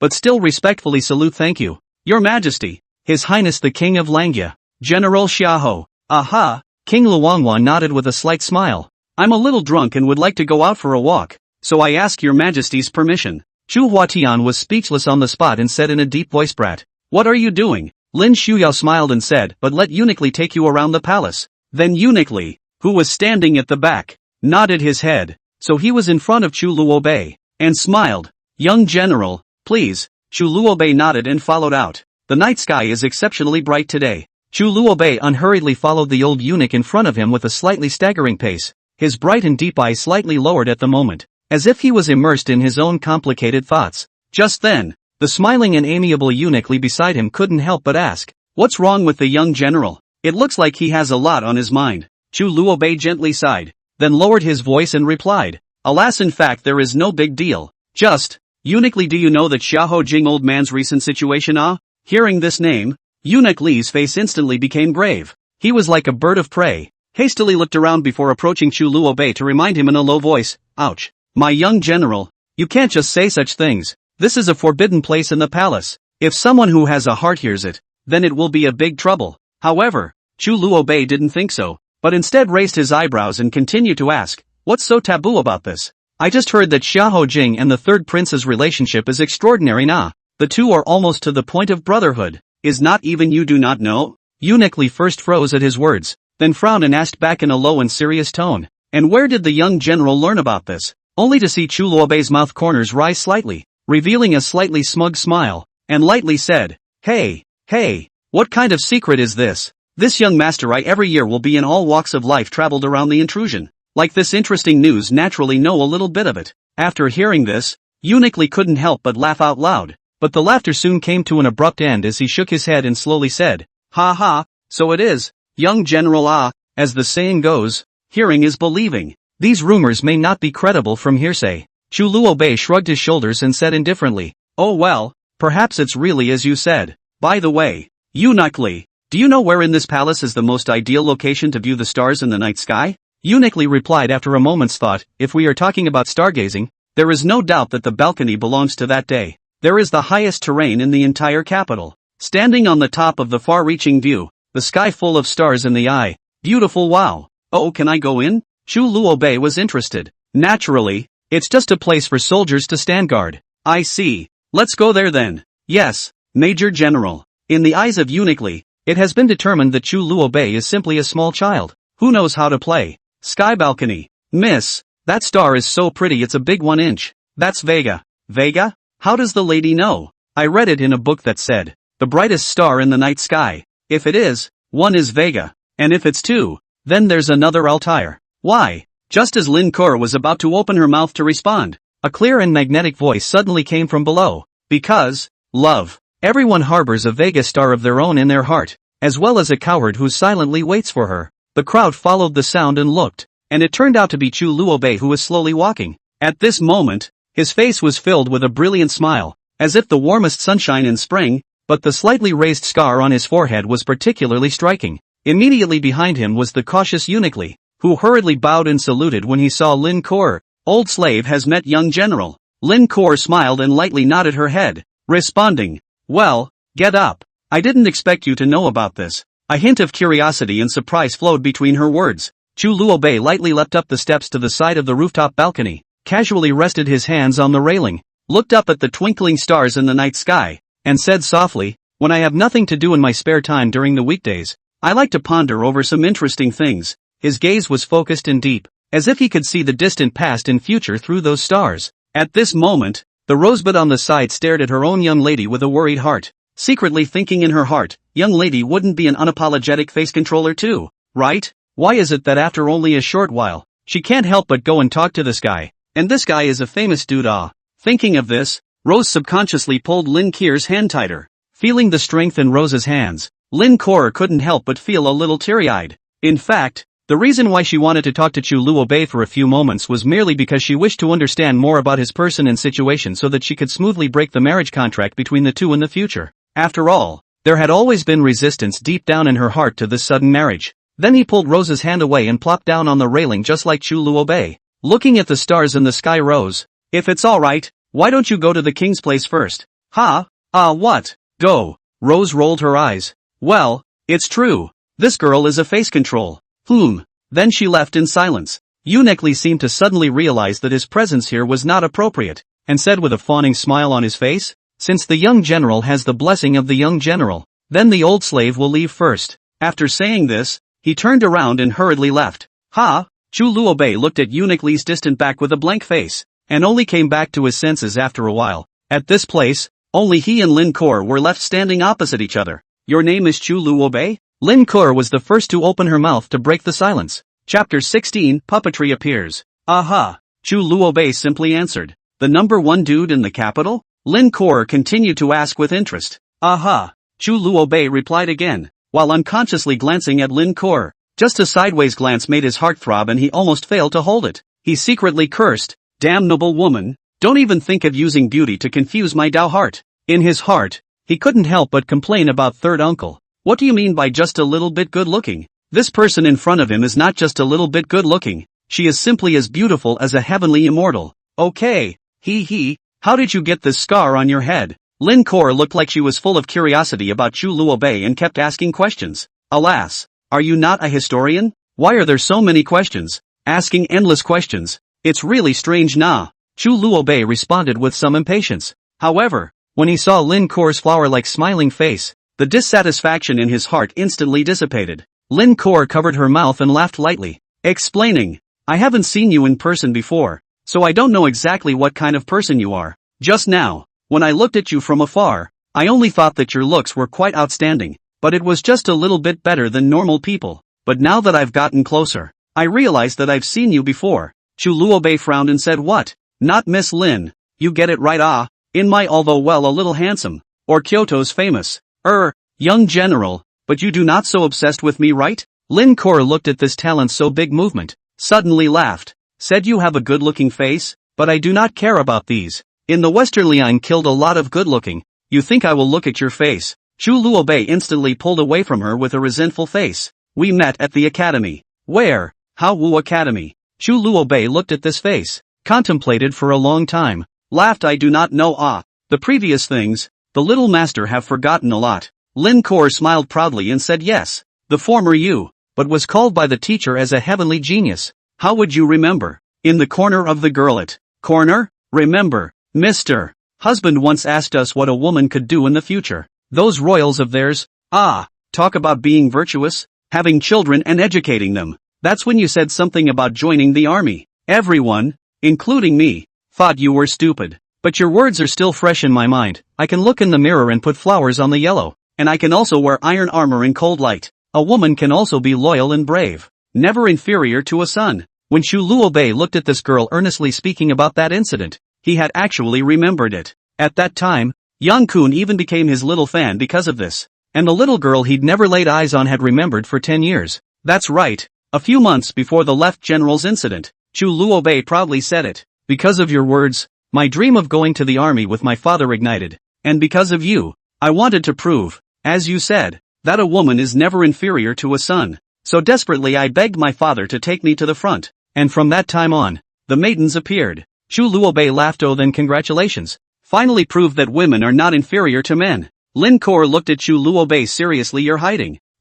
You want to not see what you're talking about? Chu Luobei had just been heartily listening attentively, aiming. Chu Luobei, you're a genius. How could you turn into a waste? You know, time is a funny thing. It can kill a lot of things. For example, ideas, and my idea right now, is to live well, and then inherit my grandfather's title. Chu Luobei looked at the night sky without changing his face and said, it's getting late. Little master should go back to bed. Miss Lin, do you want to join us? Lin Kor blushed slightly and said somewhat breathlessly, get lost. Oh, Lin Kor. Well, little master remembered you. Goodbye then. Chu Luobei went down to the sky balcony. Lin Kor stood quietly on the rooftop, her gaze fixed on the figure below that was slowly leaving, her mouth softly murmuring, Chu Luobei, Chu Luobei. To be able to speak such transcendent concepts and ideas at only 8 years old. Just how many unknown secrets are hidden in you? Don't worry. I will definitely personally dig them out one by one. Humph. At the same time, Chu Luobei,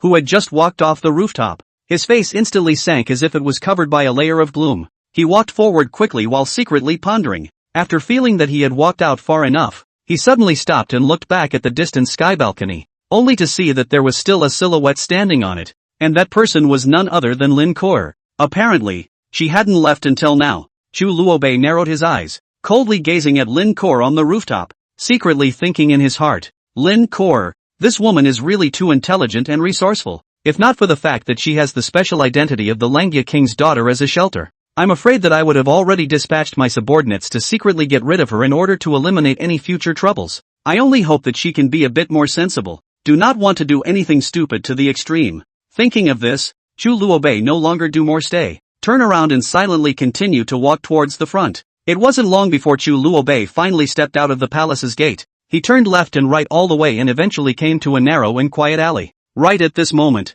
a marvelous sensation surged through his heart, causing the corners of his mouth to involuntarily rise slightly. Immediately afterward, without hesitation, he stepped into a cul-de-sac deep within the alley. After about half a quarter of an hour or so, only to see a mysterious figure dressed in black robes, with his face concealed by a delicate fox mask, slowly pacing out from that dark cul-de-sac. This person's actions were light, as silent as a ghost. However, when he had just taken a few steps, another person, also clad in a black robe and wearing a mask, suddenly appeared on the road in front of him. This person is holding a long sword with cold light flashing in his hand, and his aura is powerful and extraordinary. Killer, Flying Bird. Young Lord. Flying Bird saluted. Tell me, what do I need the third master to ask me to do? Chu Luobei said with a faint smile. Puppetry. Chu Luobei eyes burst. Some surprise. Puppetry can be called the top evil arts in the western region. Can control people? This is equivalent to an illusion, but extremely evil. Because you do not know when you are controlled. Continue. The king of Shillong has been defeated, and in order to seek peace, he wants to marry Hao Wu, and this time, the marriage is between the eldest princess and the puppet arts. Fei Bird said in a deep voice. Oh, when is it coming? It has already departed, and will arrive in Jiangnan in 3 days, so we have 3 days to get to Gangnam? Yes. Ugh. Well, who else is with us? Young Lord, there is the Imperial Bear who will go along. That bean? Right. Chapter 17, An interesting affair at the foot of the city. The Imperial Bear is one of the 4 guardians, similar to Fei Yu, only swinging a large axe with great strength. Where is he? Chu Luobei frowned slightly. His gaze quickly swept over the surroundings, a trace of doubt appearing on his face. Back to young Lord. He's outside the city. Third Master said that the big guy was too large and too eye-catching to enter the city, so he let him stay outside the city and wait. The Flying Bird beside him hurriedly bowed and replied. Ha! Then how come he's being singled out? Is it hard to believe that there's some special arrangement? Chu Luobei clasped his hands on his chest and pursued with interest. This little one is not sure. The third master just ordered so, saying that he will be of great use since then. Fei Bird lowered his head and carefully responded. Well, since the third master has said so, he must have a well thought out plan. Let's go. Follow me to see what's going on. Chu Luobei said, only to see his body violently burst out an extremely strong aura, like a raging torrent sweeping away. It turned out that Chu Luobei had actually reached the half-step martial zone realm. To have such an achievement at such a young age was truly amazing. Chu Luobei glanced casually in the direction of the palace behind him. The corners of his mouth rose slightly, sketching out a faint smile. These people live too comfortably on weekdays. It's time to make them nervous. Seeing this, Fei Bird, who was standing at the side, couldn't help but helplessly shake his head, secretly sighing in his heart. The young lord can truly be a monster, obviously similar in age to himself. Yet he already possesses such a powerful strength. And the most puzzling thing is that one simply can't see how hard he cultivates on weekdays. This talent is really too amazing. Thinking about it, the bird of prey did not dare to have the slightest slowness, and hurriedly followed behind Chu Luobei, and together they walked quickly towards the outside of the city. And at this time in the palace, the originally lively banquet became instantly silent because of that half-step martial zone's aura that Chu Luobei unintentionally released. Many military generals are looking at the outside very curious about what is going on. This kind of unreserved burst of breath, which is unreservedly provocative to the royal family. Lin Suyao's eyes narrowed into lines, somewhat unhappy. Xiahou Jing stood up and said in a deep voice, Your Majesty, let me go. Arrest him and punish him severely. Then Lin Shuyo raised his cup and drank a glass of wine. without leaving his eyes, laughed and said, "Ha ha ha, General Xiahou, don't be nervous. It's just a guy who doesn't know the sky and the earth." The old thief, Eunuch Li, immediately knelt down and saluted. "Your Majesty, go and take care of it." "Gentlemen, go on. Don't let a little hiccup spare your interest." Xiahou Jing nodded his head somewhat unwillingly and said, "No."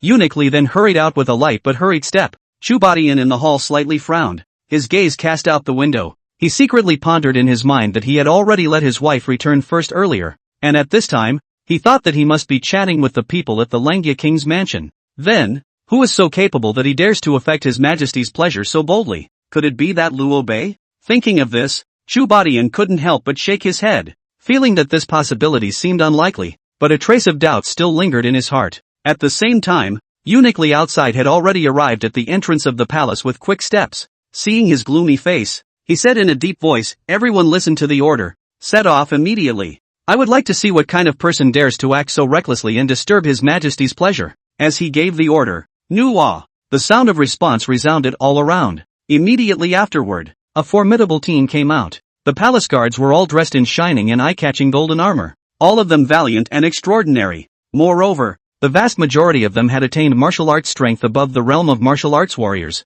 and could be considered the elite of the elite. On the other side, Lin Kor, who was still leisurely enjoying the moon, suddenly felt a powerful aura rapidly approaching. Her eyebrows knitted slightly, and she muttered under her breath, "What kind of person is this that dares to be so arrogant?" The words did not fall. Her figure flashed, like a flying swallow lightly tumbled down from the high platform, and then like a fast wind like a smoke rushed out of the palace. Toward the direction of that breath came and sped. At this moment, outside the West City Gate, Chu Luobei had just leapt out of the city when his sight was attracted by a figure not far ahead. Fixing his eyes on it, he only saw a burly man with a figure as strong as a mountain come into view. This person carries a huge plate axe, with a small braid on his head, a mask on his face, and his feet look a bit clumsy when walking, giving people a frothy and dull feeling, which is a simple and silly big man. Seeing this, Chu Luobei could not help but be speechless for a while. In his heart, he secretly wondered, just how in the world could such a silly-looking fellow lurk here unknowingly without being discovered by the patrolling soldiers? Seeing Chu Luobei come, Royal Bear was happy, kneeling down on one knee and saluting young master. "You're here, he. Flybird sneered. "No, you couldn't hide farther away. Why are you so stupid?" The Royal Bear stood up with an unhappy corner of his mouth, looking down on the bird with a fierce look, and said loudly, "Why? You want to come to a fight? Little one, Che, you think I'm afraid of you?" Flying Bird did not show any weakness and drew his sword. Chu Luobei shook his head and stopped. "Don't argue. You too, after the Royal Bear, you are the shadow, to not be found out. Otherwise how can you call the shadow?" The Imperial Bear frowned. "So young lord, what if you can't see me? Then wait for me to come. You're showing up." Chu Luobei educated. "Oh." Flying Bird disdainfully put away his sword. "Just wanted to leave." "Was Chu Luobei," said Flying Bird. "You are at least a protector. Can you have some temperament?" Fei Bird blankly glanced at the big tall guy, arrogantly just not wanting to pay attention to the two of them. Chu Luobei was speechless on the spot. Why is third uncle letting the two of them come together to torture me? Only what they didn't know was that a girl was watching them from the city wall. None other than Lin Kor. She muttered, "Is this the Slayer? And the Slayer has this kind of weight?" Subsequently, she secretly pondered in her heart whether she should quietly follow those people ahead. After all, she had a precious and incomparable turtle breath jade personally gifted by King Langia. This jade has the magical ability to help one's breath and hide one's body. As long as it is used properly, it is difficult for others to detect their presence. However, it should be noted that this turtle breath jade is not a panacea. If she were to face martial artists with high martial arts skills, especially those at the peak of their realm and whose strength had reached the level of a martial master or above, I'm afraid that its concealment effect would be greatly reduced. However, even so, this turtle breath jade had already helped her to successfully complete many assassination missions in the western Lianland, thus capturing abundant military achievements. Because of this, Lin Shuyo bestowed her with the resounding name of Little General.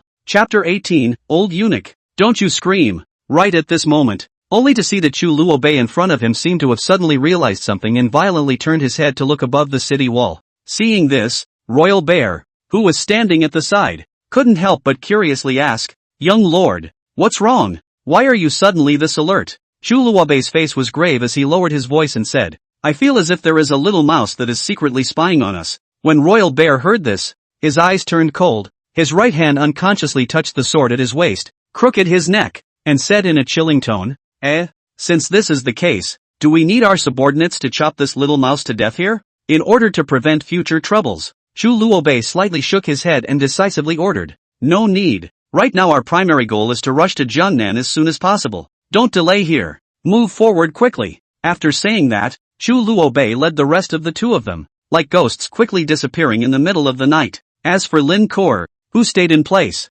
she tightly frowned, her gaze gazing at their gradually fading figures, secretly muttering in her heart, It's really strange. I've obviously done enough to be hidden. How could I still be found out? Jiangnan. Immediately afterward, Lin Kor was seen leaping without the slightest hesitation, jumping off the towering city wall and following closely ahead. There was no doubt that as long as one followed, one would be able to know just what kind of force this was. However, at this moment, Lin Kor did not know that just after she had turned to leave, a mysterious figure quietly emerged. It was a man wearing a long black robe and a fox mask on his face. He put his hands behind his back, quietly staring at Lin Kor's back, murmuring in a low voice, This brat who does not know the height of the sky, the whole day only knows to provoke things everywhere, and also more and more to the near. It's just, that old dog for the time being by me to stop for you. As for this little girl, well, can only rely on your own to deal with it, hopefully. Hey, ha ha ha ha ha. The words did not fall. His figure suddenly flashed, instantly disappeared without a trace, and in the next moment, the black-robed man's figure was as ghostly as a ghost, suddenly appearing on top of the roof of a tall building. At the same time, a large number of forbidden guards clad in golden armor suddenly emerged from the streets below. The one at the head, Eunuch Li, seemed to look up at the roof of the building as if he was aware of it, and when he saw the black-robed man, he couldn't help but frown slightly. The moment their gazes met, the corner of the black-robed man's mouth rose slightly, revealing a faint smile as he spoke. Eunuch Li, we are truly enemies. I didn't expect to meet again so soon. Hearing this, Eunuch Li's face became more and more gloomy and ugly as he gritted his teeth and said, Lord of Shadows, how come it's you again? Every time, you spoil our good things. In the face of Eunuch Li's angry rebuke, the black-robed man did not respond in words, just glanced lightly at the other side, and then his figure moved violently, like a lightning bolt as quickly as leaping towards the downstairs, and in the blink of an eye has disappeared in a sea of people. Seeing this situation, Eunuch Li immediately roared with rage. Come on people, quickly take this person down for us. Be quick. With his order, those golden-armored forbidden guards acted one after another, chasing after the black-robed man in the direction he fled like a tidal wave. For a while, the entire scene was thrown into chaos. Afterwards, he saw Eunuch Li's figure flashing. Like a ghost, he performed lightweight skills and sped towards the upper floors. His speed was as fast as lightning. However, the black-robed man is obviously also a top expert. Its light power is the peak of excellence. People can't see the dust. Just as Eunuch Li was struggling to catch up, in just a blink of an eye, the black-robed man had unexpectedly disappeared from his view. Seeing this, Eunuch Li's heart was anxious and angry, unwilling to be escaped by the other party like this. So he opened his voice and shouted, Lord of Shadows, even if we chase you to the ends of the earth today, we will definitely find you. You damnable tumor of Kyoto, don't want to continue to make waves. The words did not fall, only to hear the distant sky leisurely came a sentence full of mockery. Oh,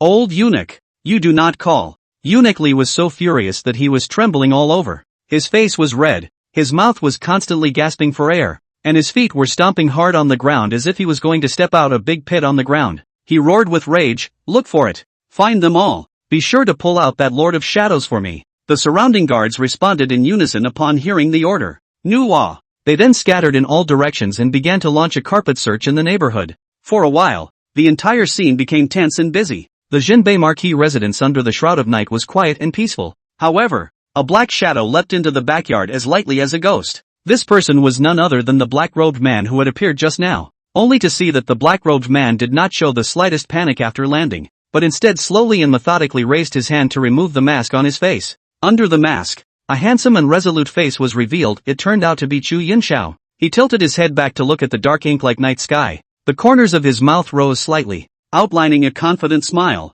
With this miraculous and incomparable puppet art, Pops Marquis of Jinbei finally possesses the capital and backbone to fight head-on against the royal family. Before the words fell, Chu Yinshao took off the black robe jacket on his body without hesitation and casually threw it aside. Then, he took a step towards the front. Before he stepped out far, he saw a team of guards in charge of patrolling coming head-on. When these members of the guards saw who was coming, they all showed joyful faces and hurriedly saluted Chu Yinshao with a smile and greeted, "Third Master, you're back? Chu Yunxiao smiled and nodded, answering, well, staying in that military camp all day is just too boring, so master thought of coming home to rest for 2 days. One of the guards sniffed, playful and smiling to answer, so very good. The third master or stay in our marquee house is more appropriate. Otherwise, the brothers will not be able to see you play the sword to make a fool of. Oh, no, no, no, look at the valor of your sword dance. Hey, hey, hey, hey, hey, hey, hey, hey, hey, hey,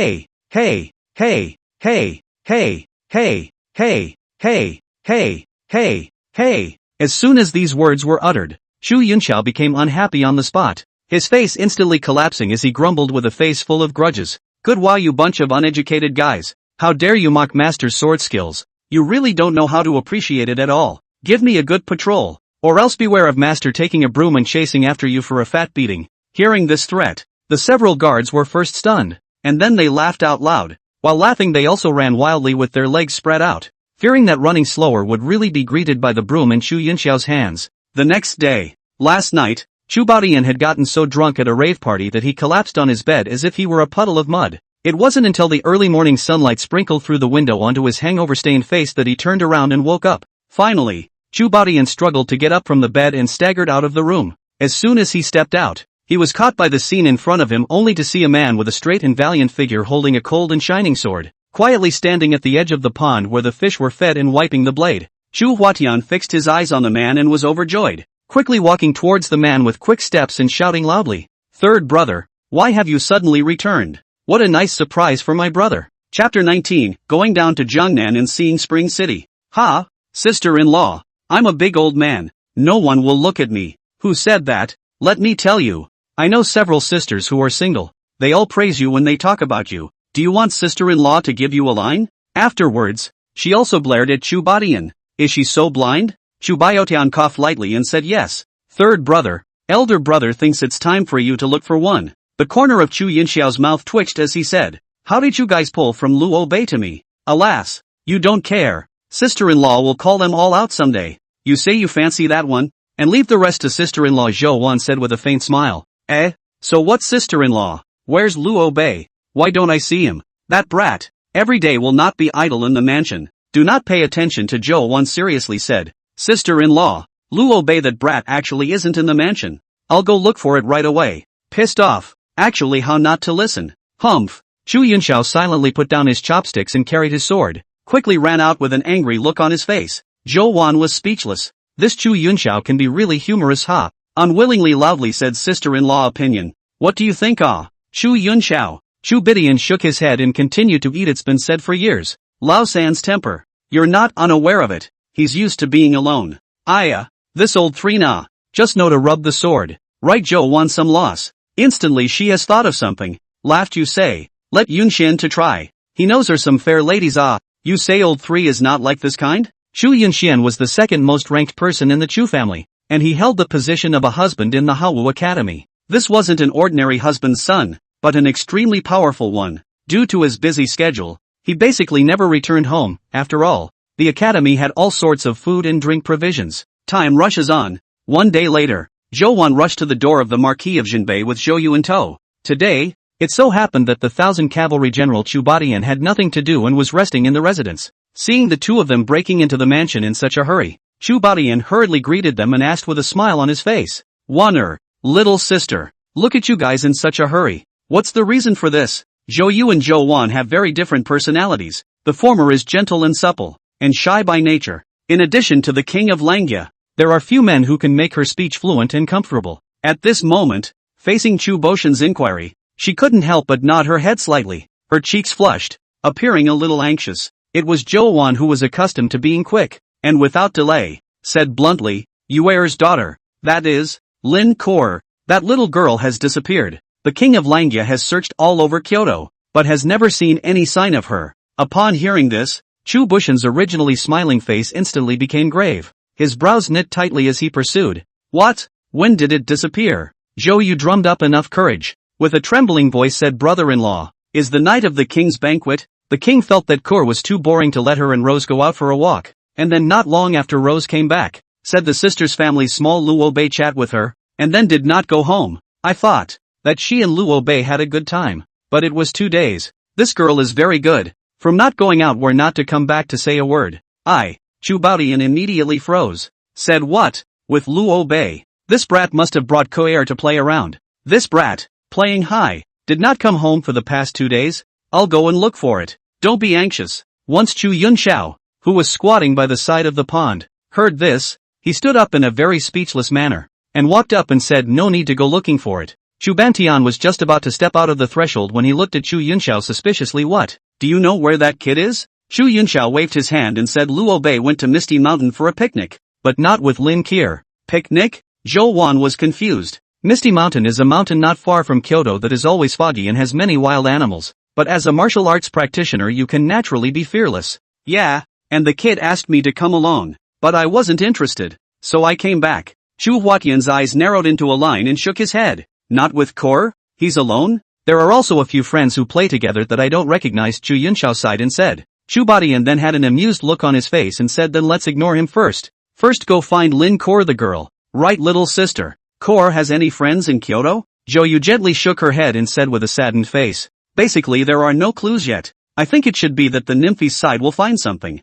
Rose also said that she had gone over to look for it before, but none of them had seen Kor's figure. As she spoke, the tears in her eyes flowed down uncontrollably like a flood breaking the dike. Seeing that his sister was so sad and upset, Chu Baodian immediately became a bit at a loss for words. He hurriedly comforted. Alright, little sister, don't worry too much. Surely nothing will happen. My brother will immediately go out and look for them. Before the words fell, he rushed forward with an arrow step, violently pushed open the door of the room, and darted out like a gust of wind. Zhou Wan came forward, gently patted Zhou Yu's shoulder, softly comforted, don't worry, Yuer, it will be fine. We Luanjia royal house and Jinbei marquis together. Those small thieves even if they ate the heart of the leopard, but also absolutely do not dare to act rashly. Hearing her sister's words, Zhou Yu slightly stopped crying, only that a whimpering sound was still coming out of her mouth from time to time.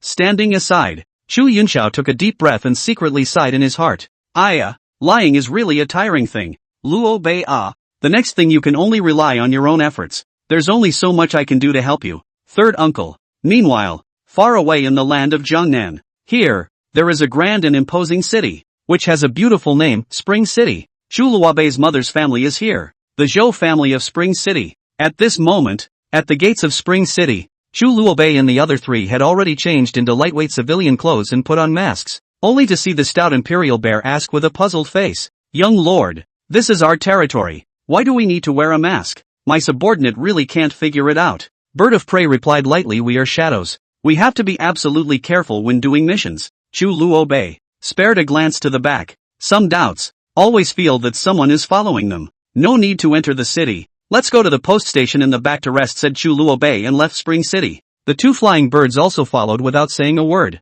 The orders of the young master. All of them were odd, but all of them made sense. Lin Kor, who was observing their every move from the shadows, frowned. These three, when they arrived in Jiangnan, they didn't enter the city. What's the point? Then they looked left and right and entered the city. Chapter 20, The Surprise of the Rakshasa Killer. The night came on in a hurry. 20 miles out from coming to Spring City, a pair of carriages slowly approached. Your Highness, we are about to arrive at the most beautiful city in Hao, said a eunuch walking on the window of a gorgeous carriage, only to see a girl dressed in gold and silver jewelry, a melon face, poking her head out curiously to look at. The distant city of lights, is that Spring City? Yes, Your Highness. This city sits in the south of the river, and it's spring all year round, so it's called Spring City, the eunuch said smilingly. Aha! Subsequently, one could only see a stallion galloping in front of them, with an imposing general sitting on its back. When it approached, he quickly rolled over and dismounted, kneeling on one knee, saluting, Your Highness,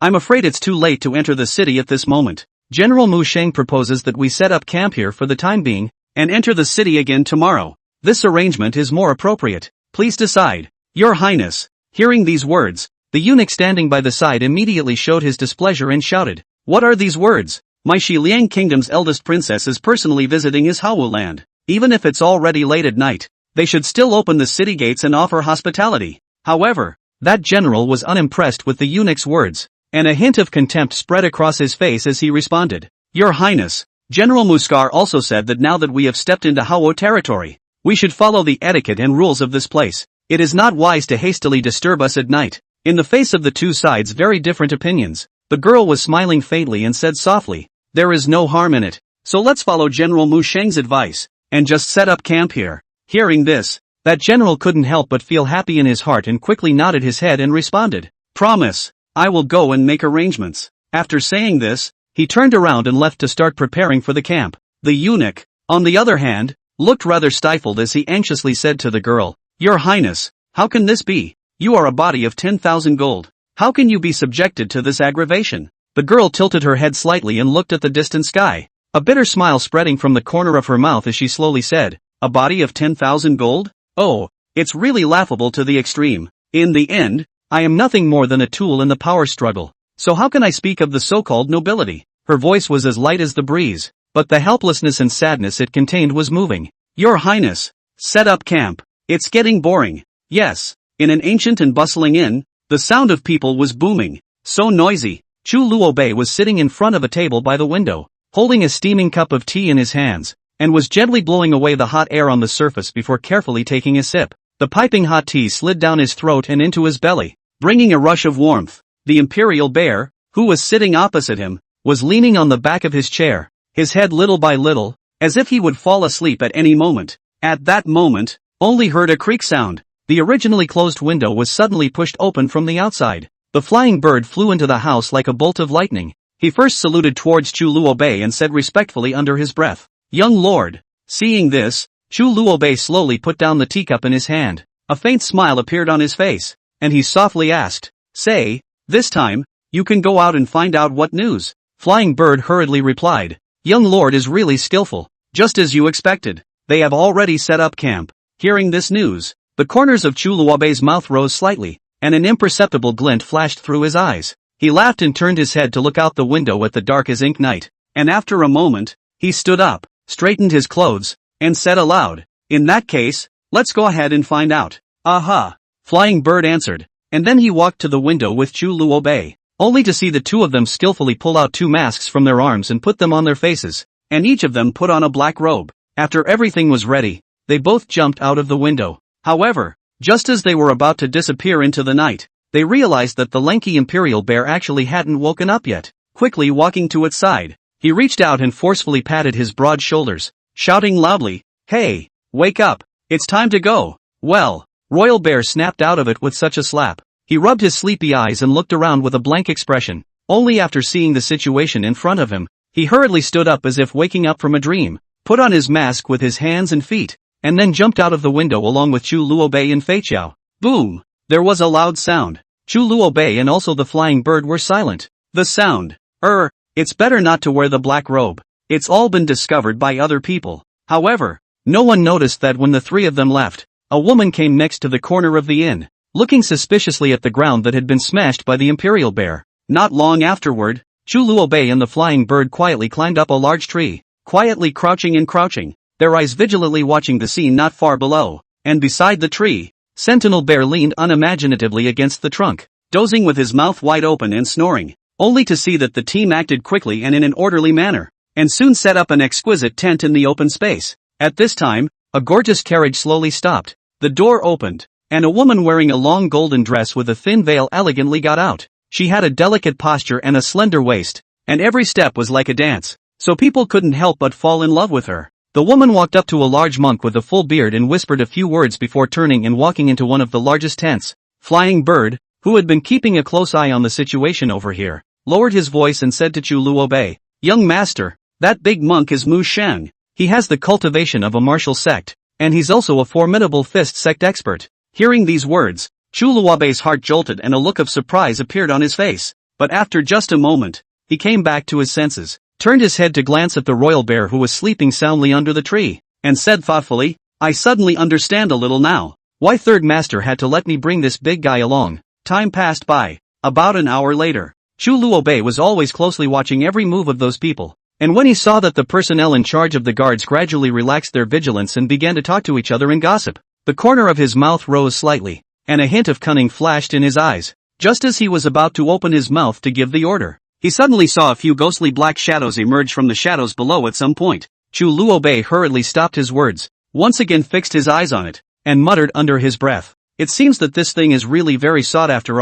Could it be that these people are members of the Rakshasa organization? Under careful observation, he realized that this group of black shadows were not bad in strength. 3 of them had actually reached the half-step martial zone realm, and there were 4 other martial masters as well as some unimpressive minions. Just to see them agilely weaving in and out of the darkness of the night, they were worthy of being members of the dreaded assassin organization. And in just a few moves, they easily wiped out those guards on the periphery. However, such a loud action was bound to alert that martial sect powerhouse. As expected, a majestic and vast, as if mountainous and powerful aura suddenly erupted, which was overbearing and incomparable, as if it was going to crush all those who dared to stand in the way. The crowd looked sideways, only to see a burly bald man standing not far away. He was wearing plain cloth clothes, but his head was tied with a black floating belt that fluttered in the wind, making him stand out. At the moment, he was gazing coldly at the group of uninvited guests in front of him. Chapter 21, The 3 Lives Killing Formation. Faced with the terrifying pressure emanating from this martial zone powerhouse,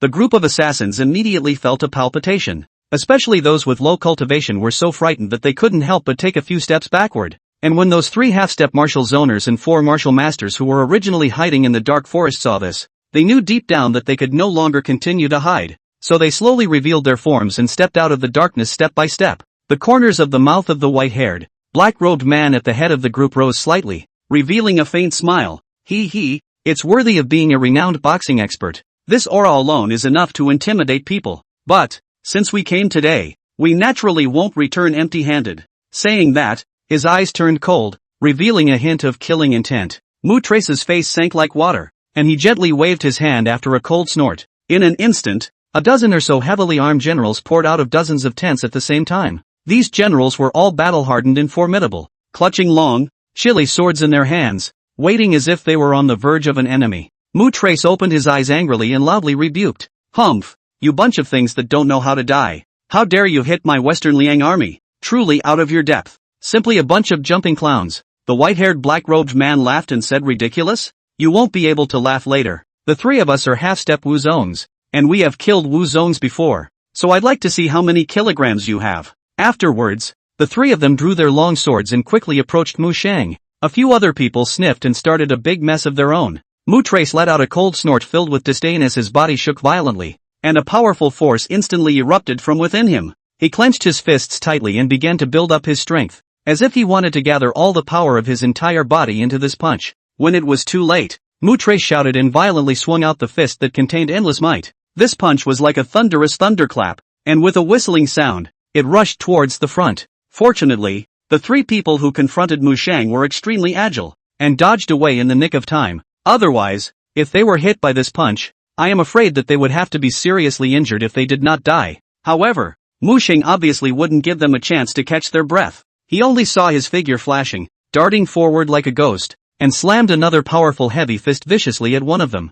In the face of such a swift attack, those 3 showed an amazing tacit understanding. They borrowed each other's strength and skillfully avoided Mu Trace's strike, and simultaneously launched a counterattack towards Mu Trace. Waving their long swords in their hands, 3 powerful sword chi intertwined together and shot towards Mu Trace together. Even Mu Shang, who was a fist sect expert, did not dare to be careless at this moment. His eyes were wide open, and he concentrated on dealing with the raging sword chi, only to hear a loud bang. A bright and colorful sword chi and a fierce and incomparable fist clashed in the air. In an instant, the wind was fierce, flying sand and stones, and the entire earth trembled. The surrounding trees were blown sideways by the strong wind, and leaves flew all over the sky. When the smoke gradually dispersed, the crowd finally saw the situation in the field, only to see Mu Shang still standing steadily in place, and not far away opposite him.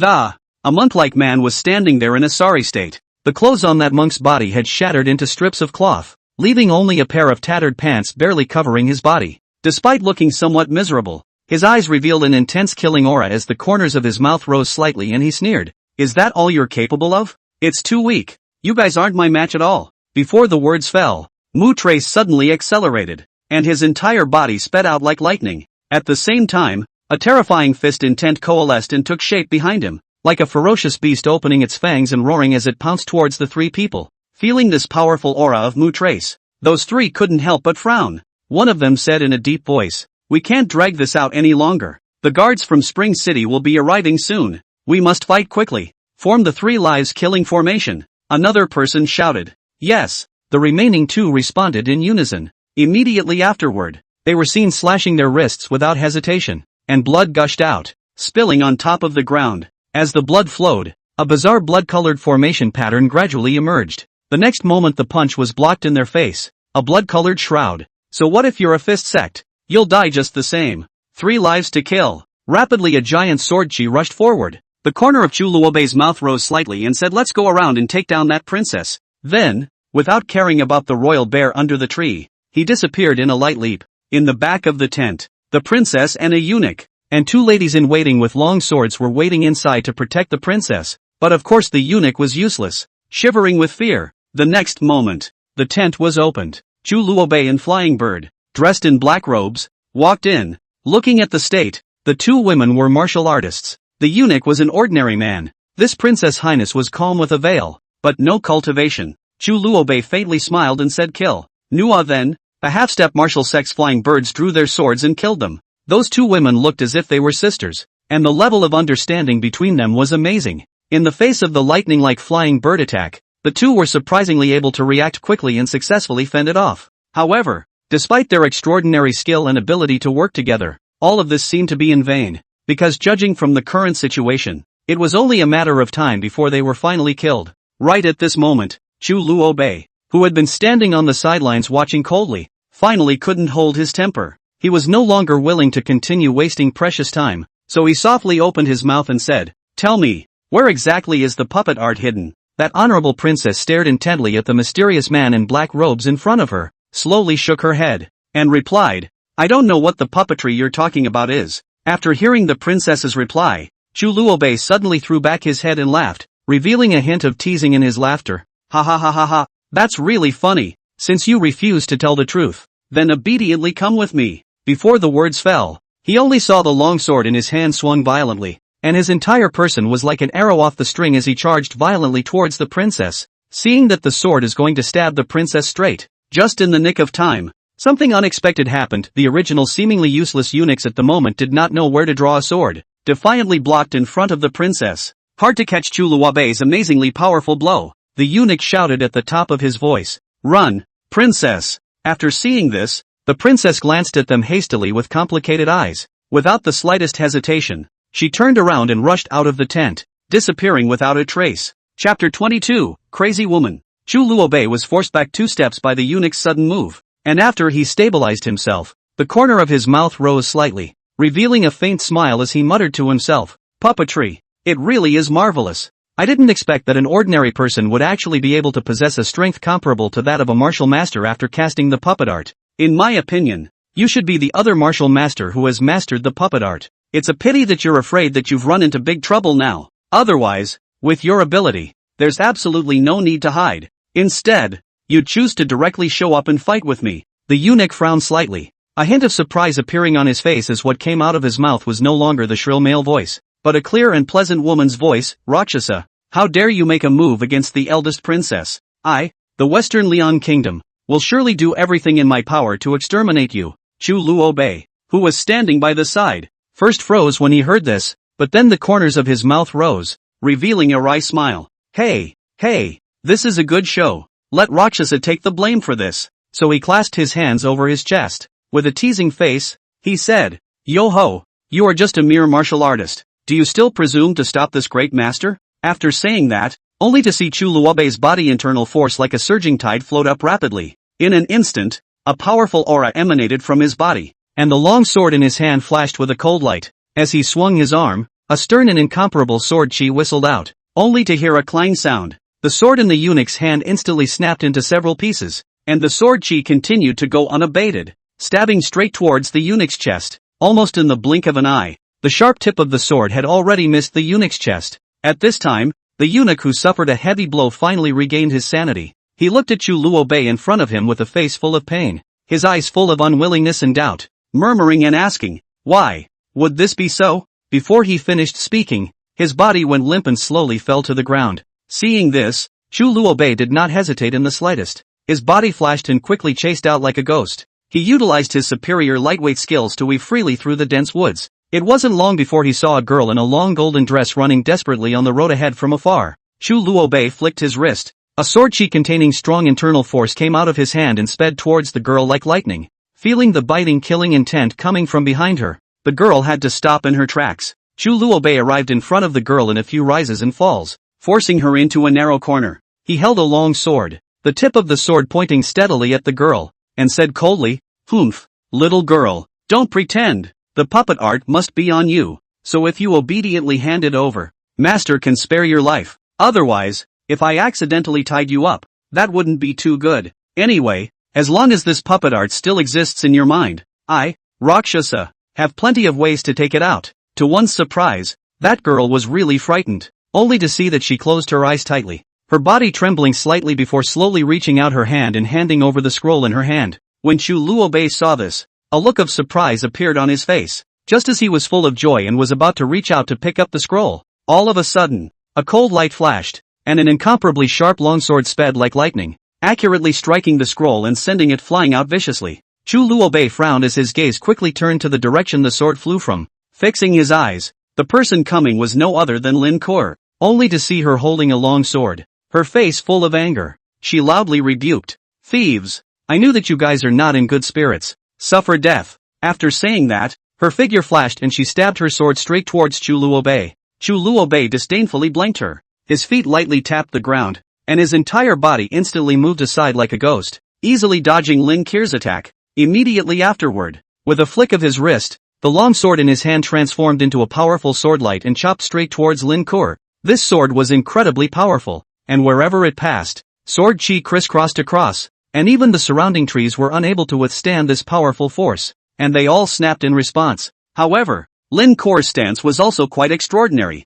Facing such a ferocious strike from Chu Luobei, she was undaunted and dodged sideways, skillfully avoiding the sharpness of the sword chi. Subsequently, the long sword in her hand swung smoothly and once again attacked Chu Luobei. Chu Luobei did a harrier flip and lightly dodged Lin Kuo's sword move. Taking advantage of this gap, he rushed to the place where the scroll was dropped with a swift momentum and bent down to pick it up. After getting the scroll, Chu Luobei's eyes became more and more unkind, and his mouth cursed in a low voice. What a crazy woman! No brain at all. In his heart, he understood that continuing to entangle with Lin Kuo would not do him any good. Thus, he no longer hesitated and immediately revolved his body's gong methods, intending to fly away from this place. However, in the instant he had just risen up in the air, an even stronger sword chi descended from the sky and stiffly blocked him. Chu Luobei stabilized his stance and fixed his eyes, only to see that Lin Kuo was standing across from him with a frosty face. "Thief, today you will not want to escape from under my eyes." Chu Luobei laughed coldly. "Since you want to block me,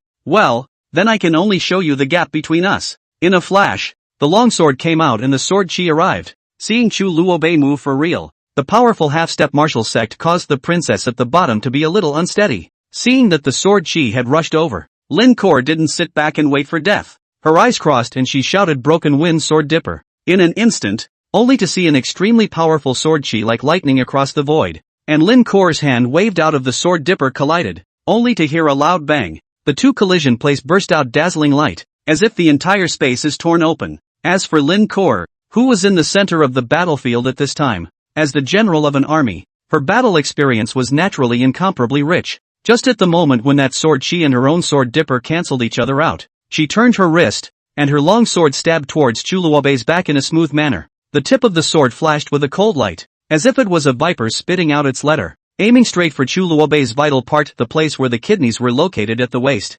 Fortunately, Chu Luobei's reaction was extremely fast. When he sensed the danger approaching, he violently leaped backward, and his body rapidly pulled away from the distance between Lin Kuo and Chu Luobei. If he hesitated a little bit, I'm afraid that at this moment has already been Lin Kuo's long sword stabbed waist. However, before Chu Luobei could gain a foothold, Lin Kuo did not hesitate to once again display her amazingly powerful windbreaker sword dipper, attacking and killing Chu Luobei in a wide array of ways. This woman's movements were flowing in a single motion, and her reaction speed was simply faster than anyone could imagine. Even if Chu Luobei was as strong as Chu Luobei, if he didn't rely on his own realm to form a suppressive force against Lin Kuo, I'm afraid that it would be difficult to support her for too long under such a swift and fierce attack. Chu Luobei dealt with Lin Kuo's stormy attacks while keeping a distracted eye on the battle situation on Muscar's side not far away. He realized that Muscar's battle seemed to be nearing its end. After all, the other party is a long-established veteran boxing expert. The strength is unfathomable, and is not something that those ordinary martial artists can easily defeat. Seeing that the situation was not good, Chu Luobei made an immediate decision and stopped fighting. His feet were violent, and his figure turned as fast as a ghost, avoiding Lin Kuo's successive strikes. Immediately afterward, he performed the supreme lightness of being as light as a swallow, transforming into a shadow and speeding towards the distance in a lightning-fast manner. But how could Lin Kuo let Chu Luobei off easily? Seeing Chu Luobei wanting to escape, her eyes rounded, she angrily shouted, and the long sword in her hand danced more and more crazily. A path of powerful and unrivaled sword chi gushed out from the sword body in a steady stream, like an impenetrable net, shrouding Chu Luobei's fleeing direction in an attempt to force him to stop in his footsteps. Because Lin Kuo knew very well in her heart that as long as she could successfully stall Chu Luobei and wait for Mu Sheng to come to support her, the victory or defeat of this battle would be beyond doubt. This rampant sword chi ultimately let Chu Luobei's speed down. Chu Luobei is annoyed. How come there is a big rift valley in front of him? Rushed to stop. Stood at the edge of the cliff to look at Lin Kuo's stern eyes. Chapter 23, The King's Hometown. Chu Luobei's heart was hardened. His teeth clenched. His eyes instantly filled with intense killing intent, and he murmured under his breath, "This is your own way of seeking death. So don't blame me for being merciless. If it's a big deal, I'll give up this pawn of King Luangfo." Before the words fell, he only saw his figure flashing and sped out like lightning, his speed steeply increasing by several times. At the same time, a powerful and overbearing sword chi whistled out from the long sword in his hand, like a ferocious dragon, lunging towards Lin Kuo with teeth and claws. In the face of such an overwhelming attack, Lin Kuo was completely unanticipated. Her pupils widened violently, her face filled with horror as she looked to be about to lose her life. However, just in the nick of time, a mighty and unrivaled fist intense suddenly attacked, as if a Tarzan was pressing on an egg. It ruthlessly struck Chu Luobei's chest. Chu Luobei did not have time to make any reaction at all. The whole person flew out backwards like a kite with broken strings, and crashed straight into the edge of the cliff not far away. He fell heavily to the ground, blood spurting wildly from his mouth, his body trembling, and he could only use half of his sword to support himself as he half-kneeled on the ground. The original sharp sword, at this moment has also broken into two. One of them is in the process of shooting cut Lin Kuo's shoulder. Blood immediately stained her clothes. Mu Trace looked at the wretched Chu Luobei. A trace of contemptuous smile appeared on his face as he sneered. "Humph. You group of petty thieves who only play some plots and tricks are nothing more than jumping clowns in the eyes of this general. How much of a storm can you set off?" Chu Luobei forcefully endured the severe pain and slowly raised his hand to wipe off the blood at the corner of his mouth, then staggered to his feet. Though his legs were still a little weak, he braced himself and steadied himself. Chu Luobei snorted a laugh and looked at him with cold eyes and said, "Unfortunately, you think that I, Rakshasa, have lost? Ha ha ha, you're wrong. I haven't lost. At least not here," said Chu Luobei. Did not hesitate to drop the scroll in his sleeve off the cliff. Mu Sheng was shocked and said angrily, "You seek death." Chu Luobei laughed arrogantly. "Come, let me see what is Martial Zong's strength. Little thief, you deserve to die." Afterwards, the terror fist intent was held in his hand and quickly blasted towards Chu Luobei. Chu Luobei felt powerless for the first time. In front of this kind of horrible aura, his own half-step martial arts sect simply can't block it. This is not a realm gap, but a sky and a land awe. Just at the moment of hitting Chu Luobei exerted all his strength, jumped into the air, and did a front flip, which made Mu Sheng, who was in a smug mood, gnash his teeth a bit on the spot, because his strength has not yet unloaded, directly rushed down the cliff. If not, he is flexible enough. In the moment of falling off the cliff, a backflip, in a dragonfly, from the new back to the ground. This short time, enough. Chu Luobei quickly left, just did not expect is Lin Kuo this girl. In Chu Luobei swore to escape in front, drew his sword and rushed forward. Chu Luobei didn't have a sword, he could only hide, but at this time that Mu Trace was already out of danger. When his fate was dying,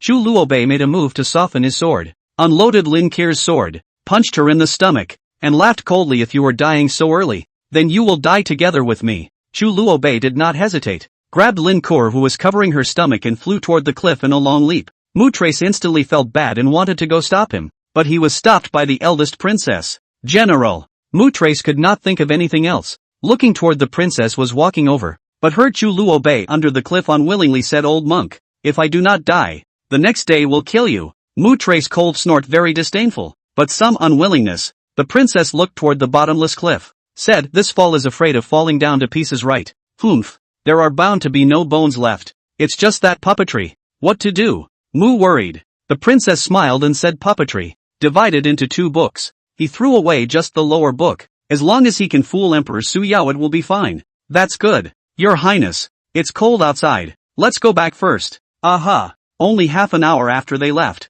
a large man in bird of prey shouted anxiously from the edge of the cliff, Young Lord! Young Lord! You punk! You just know how to sleep. This is great. I was going to let you block that monk. Now I'm happy. Flying Bird roared. The Imperial bear was lost and didn't retort. Just still kept shouting, Young Lord! Stop yelling and get down there and see if there's a way down. Oh! Suddenly, a dazzling sunlight crossed the sky like lightning, instantly illuminating the entire world. Chu Luobei subconsciously rubbed his still somewhat drowsy eyes and slowly opened his heavy eyelids, as if he had just experienced a long slumber. He felt that his entire body was filled with an unspeakable sense of exhaustion. He struggled to support himself from the ground, his body swaying slightly for a few moments before he stabilized himself. Stretching and unfolding his arms, he moved his stiffened muscles a little, trying to dispel that deep weariness. Immediately afterward, out of instinctive reaction, he began to carefully check his condition. However, to his surprise, apart from some fatigue, he was unharmed. Right at this moment, Chu Luobei raised his head, and the place where his gaze reached caused him to stare in disbelief, only to see that he was currently standing alone on top of a small hill. While a breathtakingly strange scene was presented in front of him, a huge city constructed from colorful and strange stones stood not far in front of him. That city was as beautiful as a dreamy wonderland, but at the same time, it exuded an unrivaled dominance and majesty. The city walls are towering and majestic, the city towers are delicate and chic, staggered. Each stone shines with a unique light, forming a colorful picture scroll between each other. What was even more amazing was that when Chu Luobei looked up to the sky, he was shocked to find that there were actually 4 huge suns hanging high up there. Strong sunlight poured down, illuminating the entire heaven and earth brightly. Such a shocking sight caused Chu Luobei to remain dumbfounded for a while, with countless questions and fears welling up in his heart. What the hell is this place? How could there be 4 suns? Just when Chu Luobei was full of confusion and muttering under his breath, suddenly, a low and majestic voice came from behind him. This is the king's hometown. These sudden words were like a thunderbolt exploding in his ears, startling Chu Luobei so much that he trembled and violently turned around. Chu Luobei's heart jolted as he subconsciously turned his head to look, only to see a man standing on top of a mountain peak not far away. The man was dressed in a brocade coat as white as snow, and his long hair, like a waterfall, fell wantonly over his shoulders, fluttering gently with the wind. Looking from the side, his face had sharp angles and rigid lines, revealing an awe-inspiring aura of majesty, which was truly overpowering, just like a monarch reigning over the world. This mysterious man stood steadily on top of a mountain peak that was much higher than where Chu Luobei was, overlooking the city below. His gaze was deep and focused, as if he was admiring every view of the city, and as if this was the beautiful and peaceful home in his heart. Right at this moment, the man seemed to notice the sight cast by Chu Luobei. He slightly turned his head, and in a flash, he met Chu Luobei's eyes. Just this brief glance at each other made Chu Luobei feel like he was struck by lightning, and the whole person was paralyzed with fear on the spot. It was only because the man's eyes were actually shining with a bright and dazzling golden light, as if they were 2 rounds of burning suns, blazing and dazzling. Just the aura emanating from these eyes made Chu Luobei feel as if he was facing the absolute master of this heaven and earth. An invisible and qualitative yet powerful and irresistible pressure instantly enveloped him, pressuring him to the point where he could barely breathe. One must know that Chu Luobei himself had already reached the cultivation realm of a half-step martial sect, and was considered a first-class expert in the Jianghu. However, facing this mysterious man in front of him with a single look, he was actually defenseless, and it was difficult for him to even stand firm. What realm is he in? Chapter 24. You're finally back. However, these were not the things that shocked Chu Luobei the most. What really made him feel creepy and scared was that the appearance of this mysterious guy in front of him was extremely similar to his own, simply like a mold carved out of the general. Chu Luobei didn't dare to continue to look directly at the other party. He forced his inner fear and struggled to stand up. After fixing his mind a little, he cast his gaze at the city at his feet, while shouting loudly, "Who exactly are you?" The voice echoed between the valleys for a long time. The man seemed to be reminiscing about what had happened, smiling slightly, the corners of his mouth moving slowly. "Wang, king?" The man stood quietly, not saying a word, his ice-cold frosty eyes staring straight at Chu Luobei, slowly speaking, "You shouldn't come here. Go back." Hearing these words, Chu Luobei couldn't help but be puzzled. His brows slightly furrowed as he asked in disbelief. "What?" He secretly thought in his heart. He indeed should not appear in this place. According to common sense, at this time, he should be at the bottom of the cliff is right. However, before Chu Luobei had the chance to ask for more reasons, suddenly, a mysterious and powerful invisible force attacked without warning. This power was as fierce as a raging wind and rain, ruthlessly hitting his body. In an instant, Chu Luobei only felt a blackness before his eyes and a sharp pain in his head, and then he completely lost his consciousness and collapsed limply on the ground. The man silently gazed at Chu Luobei, who was unconscious on the ground, and the corner of his mouth rose slightly, revealing a faint smile as he softly murmured, "The current you is just too weak, and you're not qualified to presume to enter it at all. Work hard to make yourself stronger, only then will you not be as remorseful as I am." Ha, ha ha ha ha. In the same instant that Chu Luobei's figure disappeared, on the other side of the distant land, there existed a strange continent. This continent was very different from the rest of the world. It was as if it had been forgotten by time, presenting a barren and bleak scene. This is a vast, long-abandoned desert area, where the hot sun scorches the earth mercilessly. Surprisingly, there were 4 huge, blazing suns hanging high in the sky, emitting unbearable heat and glare. The once prosperous and bustling city had long since ceased to exist, leaving only crumbling walls and yellow sand flying in the sky. Many men with long whips and heavy armor can be seen everywhere in this desolate land. They were cold and sharp-eyed, closely monitoring the group of ragged and bony slaves below. These poor slaves were struggling to carry the heavy ore, stumbling and sweating, and the slightest slackness would earn them a merciless whipping from the overseers. Above the necks of those slaves was clearly imprinted with a trident-shaped mark, which seemed to be a unique identification that connected them closely. The old man at the head of the group of slaves was their well-deserved patriarch. At this moment, these slaves seemed to have simultaneously felt the fluctuation of a mysterious power. Only that patriarch raised his head slightly, his gaze cast towards the distant sky. He slowly bent down and stood in an almost half-bow position, then tightly closed his eyes. At the same time,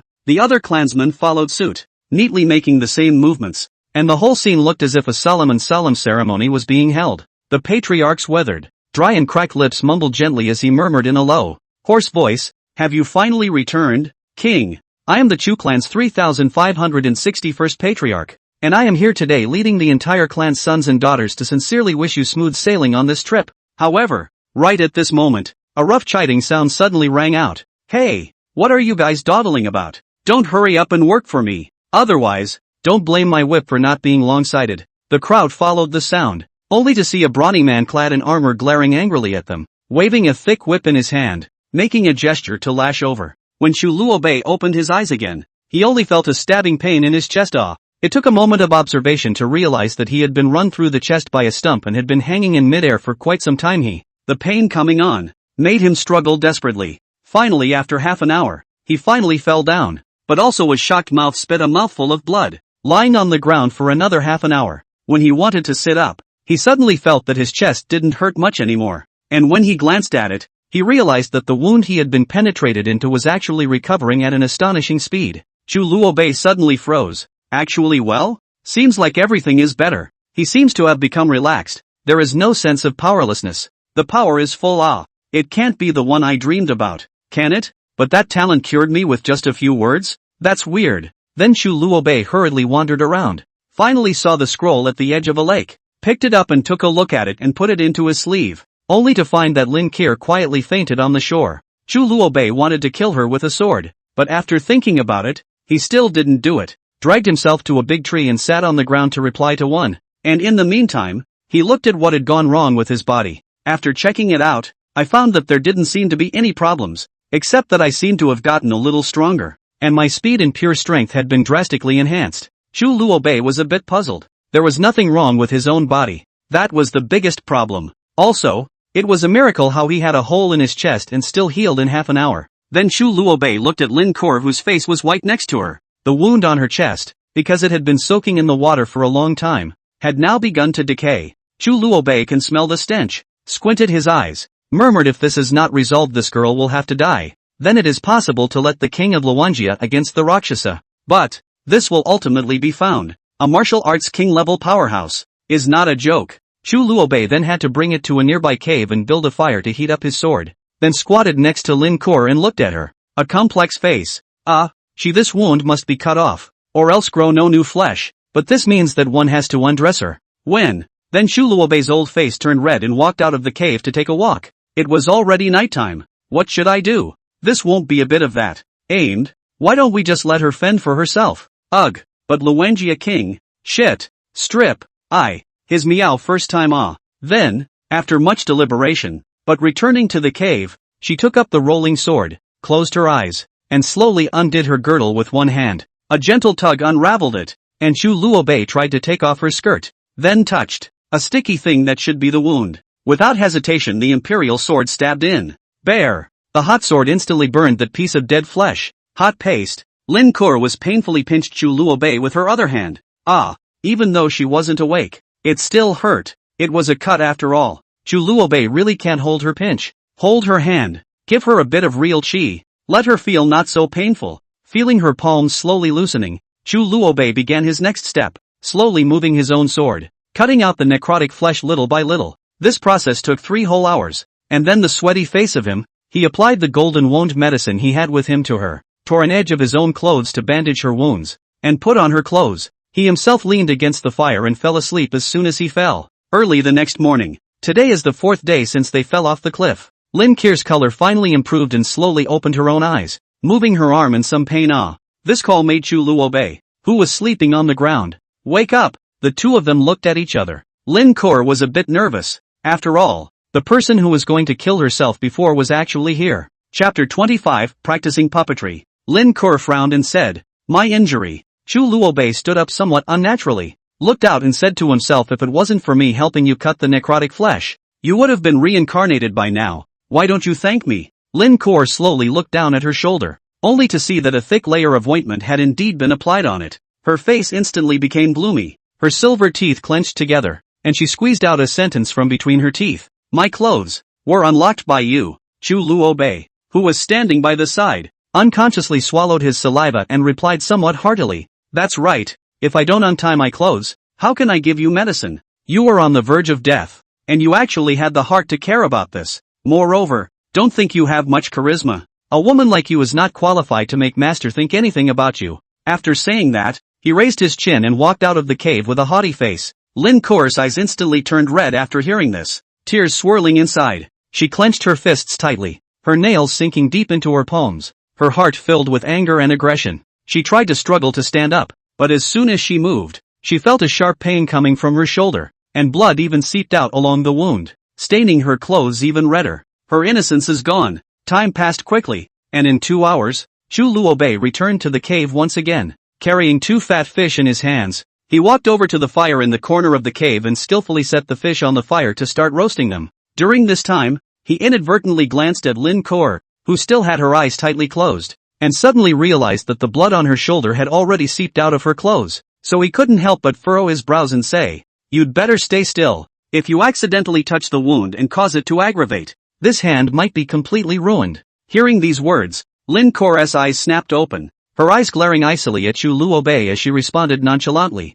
"There's no need for you to meddle." Seeing this, Chu Luobei not only didn't get angry, but instead, the corner of his mouth rose slightly, revealing a faint smile as he laughed softly. "Humph, calling me nosy? If it wasn't because you were messing around on the road, the two of us wouldn't be stuck here. So Master's willingness to mind you now is already considered benevolent." Afterward, only Lin Kuo's gaze quickly moved away from that mask, as if there was something on it that was extremely distasteful to her. Immediately afterward, she turned her head away without hesitation and tightly closed her eyes, as if she wanted to completely erase that image from her mind. On the other hand, Chu Luobei only gently shook his head when he saw this, a helpless smile appearing on his face. Then, he concentrated and started roasting the fish in his hands. Before long, a tantalizing aroma gradually spread out, filling the entire cave and making people smell it and salivate. Chu Luobei picked up the roasted fish, walked over to Lin Kuo who was still sulking, and handed it over. However, this girl was still huffing and puffing, not even bothering to pay attention to Chu Luobei for a bit. Seeing this situation, a trace of fire also rose in Chu Luobei's heart. He would not spoil this capricious little girl. Thus, he let go of his hand and directly threw the roasted fish on the ground, and then ate it in a big mouthful of his own. While eating, he also deliberately said loudly, "Aya, some people, their great enemy is now alive and well. She is good, here to play a tantrum, preferring to starve but also want to be angry with me. It's so frustrating, it's so frustrating." After saying that, he walked out of the cave in big strides without looking back, ready to find a way out. Hearing Chu Luobei's words, Lin Kuo, who was still gambling, could not help but freeze. She stared blankly at Chu Luobei's departing back, her eyes gradually becoming somewhat dazed. After a moment, she could only hear her mouth muttering, "Humph, when this young lady's body recovers, the first one to kill will be you guy." However, although she said so on her lips, Her stomach grumbled indisputably at this moment. In the end, Lin Kor couldn't help her hunger and leaned down to pick up the grilled fish on the ground, taking a big bite out of it fiercely. At the same time, Chu Luobei, who had already walked out of the cave, was concentrating fully on letting go of his perception and carefully probing the surrounding situation. When he sensed everything that was happening inside the cave, the corner of his mouth couldn't help but rise slightly, and in his heart, he secretly said in triumph, "Hee, little boy. I don't believe that I still can't cure your arrogance disease." Then, without further distraction, he continued to focus on finding a path that would get him out of this place. Chu Luobei stood at the mouth of the cave and looked around, realizing that the surrounding area was full of steep and towering rock walls, which could not be seen at the end of a glance. These rock walls stand straight like a knife, giving people an insurmountable sense of oppression. With his own strength, he would soon be able to go up. But what about this girl? On second thought, I'd rather wait until she's almost well enough to leave, and I can't afford to waste any time until then. Sitting by the lake, looking up, that puppetry. The opening chapter is, Night Falls. The moon is like water. The puppet array is even more bizarre. Starlight flickers, as if guiding the steps of the lost, without realizing that each step is carefully laid out by the operator. In this illusion, the hearts of the people are like hemp. It is difficult to find a way out. Only the artisan control the whole situation, laughing at the wind and clouds. Just as Chu Luobei was concentrating on the things in front of him, all of a sudden, it was as if he had entered a marvelous state, and he actually began to cultivate. The cultivation method he used was extremely unique. It was through the mind to cultivate. This method was simply unimaginable for normal people, but for Chu Luobei it was as natural as a common meal. One must know that this magical state of mind plus such a unique cultivation method was not something that Chu Luobei had acquired by chance later on, but rather, he had already possessed it since he was a young child. Because of this, while everyone else was immersed in sweet dreams, Chu Luobei was quietly cultivating. Just like this, day after day, year after year, 10 whole years of time passed. During these long years, Chu Luobei had always persisted in silence and remained unknown. And now, once he made a move, the strength he displayed had already reached the astonishing half-step martial zone realm. It was also because of this reason that Chu Luobei's grandfather, Elder Chu Yuan, said that Chu Luobei was the most gifted in the Chu family over the past few hundred years. It was dusk, and the setting sun, like a golden disc, was slowly sinking in the west. The afterglow it shed was reflected through the cave entrance. Lin Kor, who was still in a deep sleep, was suddenly stabbed in the eyes by this dazzling light. She subconsciously squinted her eyes, and then slowly opened them again, enjoying the warm and soft sunbathing to the fullest. Her mouth also murmured softly, "It's already afternoon. That damnable little thief. Why is he still missing?" Saying that, Lin Kor slowly stood up with a strong body. Due to the fact that she hadn't eaten for a long time and her body was weak, her body was slightly shaky when she got up, as if she was a candle in the wind and could fall at any time. Still, she gritted her teeth and took a hard step, one step at a time, toward the outside of the cave. When she finally stepped out of the cave and looked at the bottomless 10,000-foot cliff in front of her, her heart couldn't help but surge with a strong sense of awe. This was the first time she had truly seen the vast world outside the cave, and the shock was just too great to express. Lin Kor strolled along the edge of the lake, and without realizing it, she walked next to a large tree near the lake. She carelessly glanced at it casually, and her gaze instantly fixed on a figure dressed in black robes. At a closer look, wasn't that the Chu Luobei who had disappeared earlier? Only to see that at this moment, he was sitting quietly on the ground with his knees crossed, his eyes closed tightly. His whole person was like a statue that did not move at all, and he was obviously devoting himself to cultivation. Lin Kor looked at the back and muttered, "Who the hell are you?" Chapter 26, Heartwarming Feelings. Chu Luobei's heart surged with a strange feeling at this moment. Slowly opening his eyes that had been tightly closed for many hours, he slightly sidestepped his head, and his gaze inadvertently landed on the girl not far away. He only saw her quietly lying by the tree, like a gentle and skillful woman who looked forward to her husband's return home. That stunningly beautiful face, like a peach blossom blooming in spring, delicate and touching, instantly touched Chu Luobei's heartstrings. It was the feeling of heartbeat. Chu Luobei only felt his cheeks heat up for a moment, and his heartbeat couldn't help but speed up its rhythm. He hastily coughed lightly twice in an attempt to hide his inner panic, then quickly stood up and spoke with a feigned composure, asking, "Why did you come out?" Hearing the voice, Lin Kor raised her head and glared fiercely at him, and said in a bad mood, "You're so free and easy, leaving me alone in a cave to starve and freeze. I'm almost starving to death." Saying that, he also pouted his little mouth. Chu Luobei was stunned by her words and secretly muttered in his heart, "Is this little girl so self-conscious?" However, looking at her pouting and cute appearance, she really couldn't bear to scold her. so she could only helplessly shake her head. Immediately afterward, he did not hesitate to run his body's true chi and violently swung his fist outward.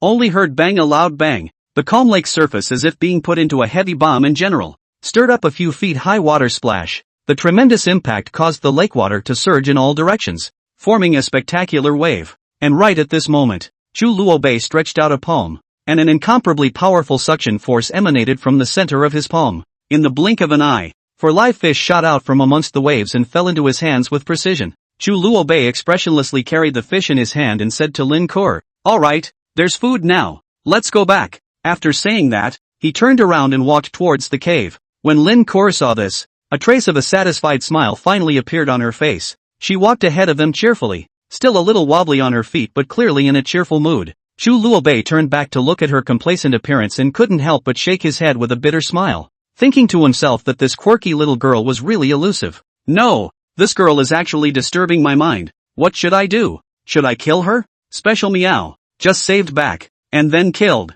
Chu Luobei, you had problem. Then Chu Luobei indisputably patted his head. Followed up. Night. Chu Luobei was still sitting by the fire, quietly roasting the fish, and Lin Kuo was like a kitten, holding her legs and squatting next to her, looking at Chu Luobei, like she was waiting for the food to arrive. Lin Kuo seemed to have thought of something, which made her sit upright and said with some difficulty that. Chu Luobei looked at her suspiciously. What's wrong? Thank you. Ha? Chu Luobei had a big question mark over his head? In the morning, he still had to kill or die, but this attitude. You saved my life, and I won't kill you under this cliff. Chu Luobei was immediately amused and said, oh, then I have to thank you. But, when I get out, I will kill you. Fine, fine. As you wish. Chu Luobei shook his head and said, Humph. Lin Kuo then clasped her hands in exasperation and cocked her head. Before long, the aroma was overwhelming. Lin Kuo indisputably turned around and looked at the fragrant grilled fish and gulped, but thinking that it was impossible for her to give in, she turned her head again. Chu Luobei looked at this girl so able to whole live, immediately smiling and handed her a fish, said, eat, it won't taste good when it gets cold. Are you sure? Humph. Okay, I won't tease you. MS. Lin, it's delicious. Chu Luobei smiled and looked at her. Subsequently, a slight but clear sound entered the ears. It was the gurgling sound from Lin Kuo's stomach. When Chu Luobei heard the sound, the corner of his mouth couldn't help but rise slightly, revealing a light smile. Lin Kuo sensed Chu Luobei's laughter and instantly turned her head and glared fiercely at him. Immediately after, she grabbed the fish in front of her, quickly turned around, no longer paying attention to Chu Luobei, and began to gorge herself. Seeing this, Chu Luobei sighed softly helplessly and followed suit, picking up a fish and taking a big bite. However, right at this moment, he suddenly had a strange feeling in his heart and subconsciously cast his gaze outside the cave entrance. One could only hear the sound growing louder and louder from far away. It was actually a heart-shattering sound of a tiger's roar. Chu Luobei slightly narrowed his eyes and stared out of the cave, but the movements of his hands did not stop, still continuing to eat the fish in his hands. Little thief! Lin Kuo suddenly cried out in a petulant manner. Chu Luobei looked at her with a puzzled face, secretly pondering in his heart, what tricks is this girl going to play again? Only to see Lin Kuo blinking her big eyes and asking curiously, what's your name? When Chu Luobei heard this, he was first stunned, but he quickly regained his composure. Without changing his face or heart, he replied, the North. North? What a strange name. Lin Kuo frowned, seemingly not too satisfied with the answer. Chu Luobei was unimpressed, pretending to be profound and said, ha, the name? But it is just a person's code name. Lin Kuo skimmed her mouth and then asked, right, how exactly did you bake this fish? It's actually able to be baked with such a great aroma. I've never had such a delicious baked fish before when I was in the barracks. Chu Luobei mysteriously smiled. Intentionally sold a secret. This is my unique secret recipe. Oh, not to be outsourced. Humph, cut cheap bastard.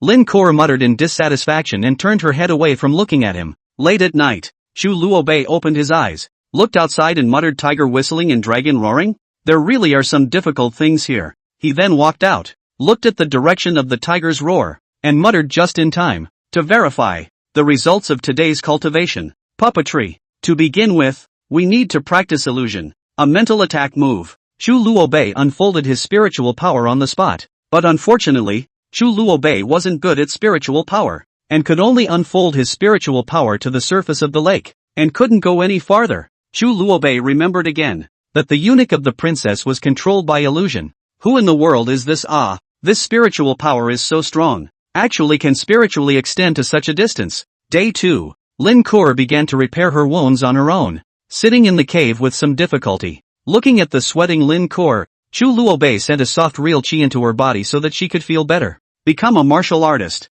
Some wounds, you can use internal force to make the blood in the body to accelerate the circulation, so that it's wound healing faster. Chu Luobei then didn't waste any time and began to cultivate. In the afternoon, Lin Kuo weakly slumped to the ground, looking at the man meditating in front of her. Thank you, and passed out. Chu Luobei opened his eyes, once again inputting his true chi to her, with a smile on his face. Lin Kuo, you girl, you're really different from those middle-aged women. Chapter 27. After that, for 3 days, Lin Kuo's injuries had basically healed, and the two of them began to look for a way out at the bottom of the cliffs. It's eerie in here. Well, be careful. There's no guarantee there's anything strong here. Aha. By the way, are you from Rakshasa? Chu Luobei rolled his eyes and said, you've asked 8 times. Ha ha ha, that's a shame indeed. Give me your prescription for grilled fish. I promise I'll make it myself. I won't tell anyone. Please, don't give. Go figure it out yourself. Geez, we've been friends for life, and you're not willing to share even this much?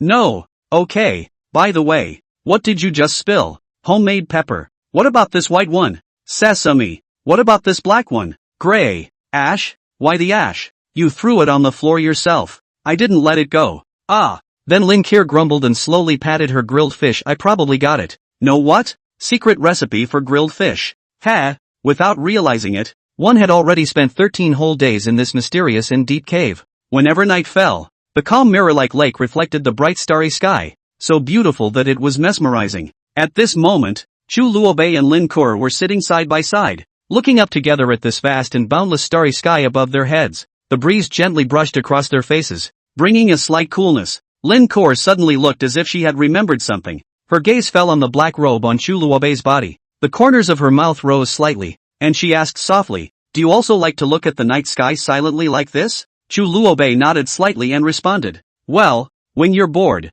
looking at the night sky can kill some time. Lin Kuo blinked and said thoughtfully, for some reason, seeing you like this, I always feel like you resemble someone I know. Chu Luobei's heart tightened, but on the surface, he remained cloudy and even asked back with a hint of disdain. Oh, who is it? Chu Luobei. Lin Kuo said that name word for word. Hearing this name, Chu Luobei's heart trembled violently. However, he quickly collected himself and pretended to be unconcerned as he coldly snorted. The number 1 dude in Kyoto? Lin Kuo nodded her head and continued to reminisce. Yes, when he was looking at the night sky with me, he was also in this position. Moreover, the two of you have quite similar voices too, only yours is slightly lower and rougher. Chu Luobei subconsciously cleared his throat. Changing the sound of this small means or can easily do. Just he never expected. In front of this seemingly simple girl is so keen, even these subtleties can be detected and associated. Alas, it's only a pity, if he also knew martial arts, perhaps I would have thought that it was him hiding behind this mask.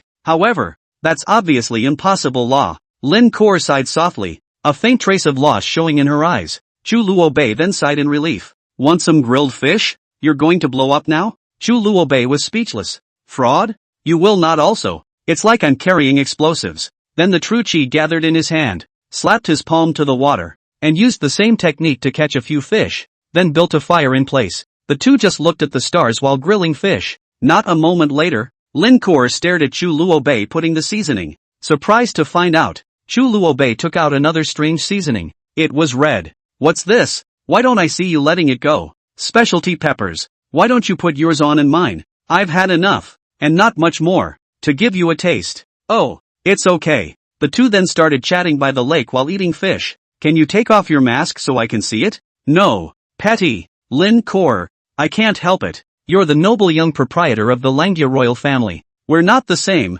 and we won't necessarily meet again in the future. There's no point in looking at my face. Can't you quit? No. Okay. Wrinkle was a bit moody and took a bite of fish. Not long after, Lin Kuo's consciousness began to drift off and she looked at the black-robed man north. I suddenly feel. It seems like I've actually seen you before. I'm so sleepy. Watching the girl slowly fall to the ground and faint, Chu Luobei wasn't surprised because the red powder wasn't chili. It was ecstasy. He then carried her to the cave and scraped her nose. Will own mask opened? Laughed girl. We said, we will not see again, but reluctantly let you see my face. At least, the north will not appear, then Chu Luobei will leave. What he didn't know was that Lin Kor still had a faint consciousness. Looking at Chu Luobei's exquisite face, although her eyes were in a bit of a trance, she still murmured north. By the tranquil lake, the sparkling water reflected the surrounding lush trees and the rolling hills in the distance. Suddenly, two figures appeared in the midst of this beauty, none other than the duo of Flying Bird and Royal Bear, only to see Royal Bear kneeling on both knees without hesitation. Hanging his head low, he said in fear and trepidation, "Young lord, Royal Bear knows he's wrong, please punish him." Standing at the side, Fei Bird frowned slightly, looking at the scene before him without saying anything. On the other hand, the man known as the young master sighed softly, waved his hand and said, "Hey, how am I qualified to punish you? Fatty, it's better to go and let the third master decide later." Hearing this, Makuma answered in a low voice, "Oh." At this moment, Fei Bird stepped forward and bowed to the young lord, then spoke, "Young lord, this time we were able to successfully find you, all thanks to the mark you left at the bottom of this cliff. Otherwise, with the treacherous mountain terrain and complicated paths, we are afraid that it would be very difficult to find your trail." The young lord laughed at his words and waved his hand with disinterest. "It's just some small tricks, not worth mentioning." Then he turned his head to look at Fei Bird, seemingly guessing what was in the other party's mind, and raised an eyebrow as he asked, "Why? Are you trying to ask why I'm still unharmed with such a high cliff?" Flying Bird, having been guessed, smiled a little awkwardly and did not reply, but that expression was clearly an acquiescence. Chu Luobei didn't explain, "Go back to the capital and talk about it. By the way, send out the message. Just say that King Lengi's little general is here." After saying that, Chu Luobei slightly nodded his head to indicate, "Aye." Subordinate obeys. Flying Bird and Royal Bear answered in unison. Afterward, the young lord waved his hand and said aloud, "Let's go." The three of them then turned around and left. However, just as they took a step, a gust of wind whistled past, followed by a huge tiger that sped like lightning. Surprisingly, this majestic tiger was carrying an old man full of grievances on its back, only to hear the old man muttering and complaining, "These few little guys, it was not easy for me to find such a quiet place to have a good night's sleep, but as a result, I was disturbed by you guys. Alas, my old bones are about to be tossed apart." Subsequently, he was only seen walking into that cave with hurried footsteps. As soon as he entered the cave, an extremely helpless and speechless look appeared on his face as he muttered, "What's going on? I actually missed one. I'm really convinced." Chapter 28, Return to the Capital. Immediately afterward, he operated the true chi in his body and tightly dragged Lin Kur, who was lying on the tiger's back, as if it was an invisible rope. Then, he lashed out and completed an amazing jumping maneuver with the help of this powerful force. In the blink of an eye, they arrived steadily on top of the mountain. After reaching the top of the mountain, he carefully carried Lin Kur off the tiger's back and gently placed her on the ground. After doing so, he slowly stood up and cast his gaze in the direction Chu Luobei had left, muttering under his breath, "Heaven bless the Chu family. I didn't expect another little guy with the power of a bloodline to appear." Before the words left his mouth, the pack rushed straight to the edge of the cliff, and eventually fell together under the bottomless cliff. Right at this moment, a strange feeling suddenly surged up in the heart of Chu Luobei, who was on the mountainside. He subconsciously turned his head to look in the direction where Lin Kur was, frowning slightly as he secretly pondered, "Strange,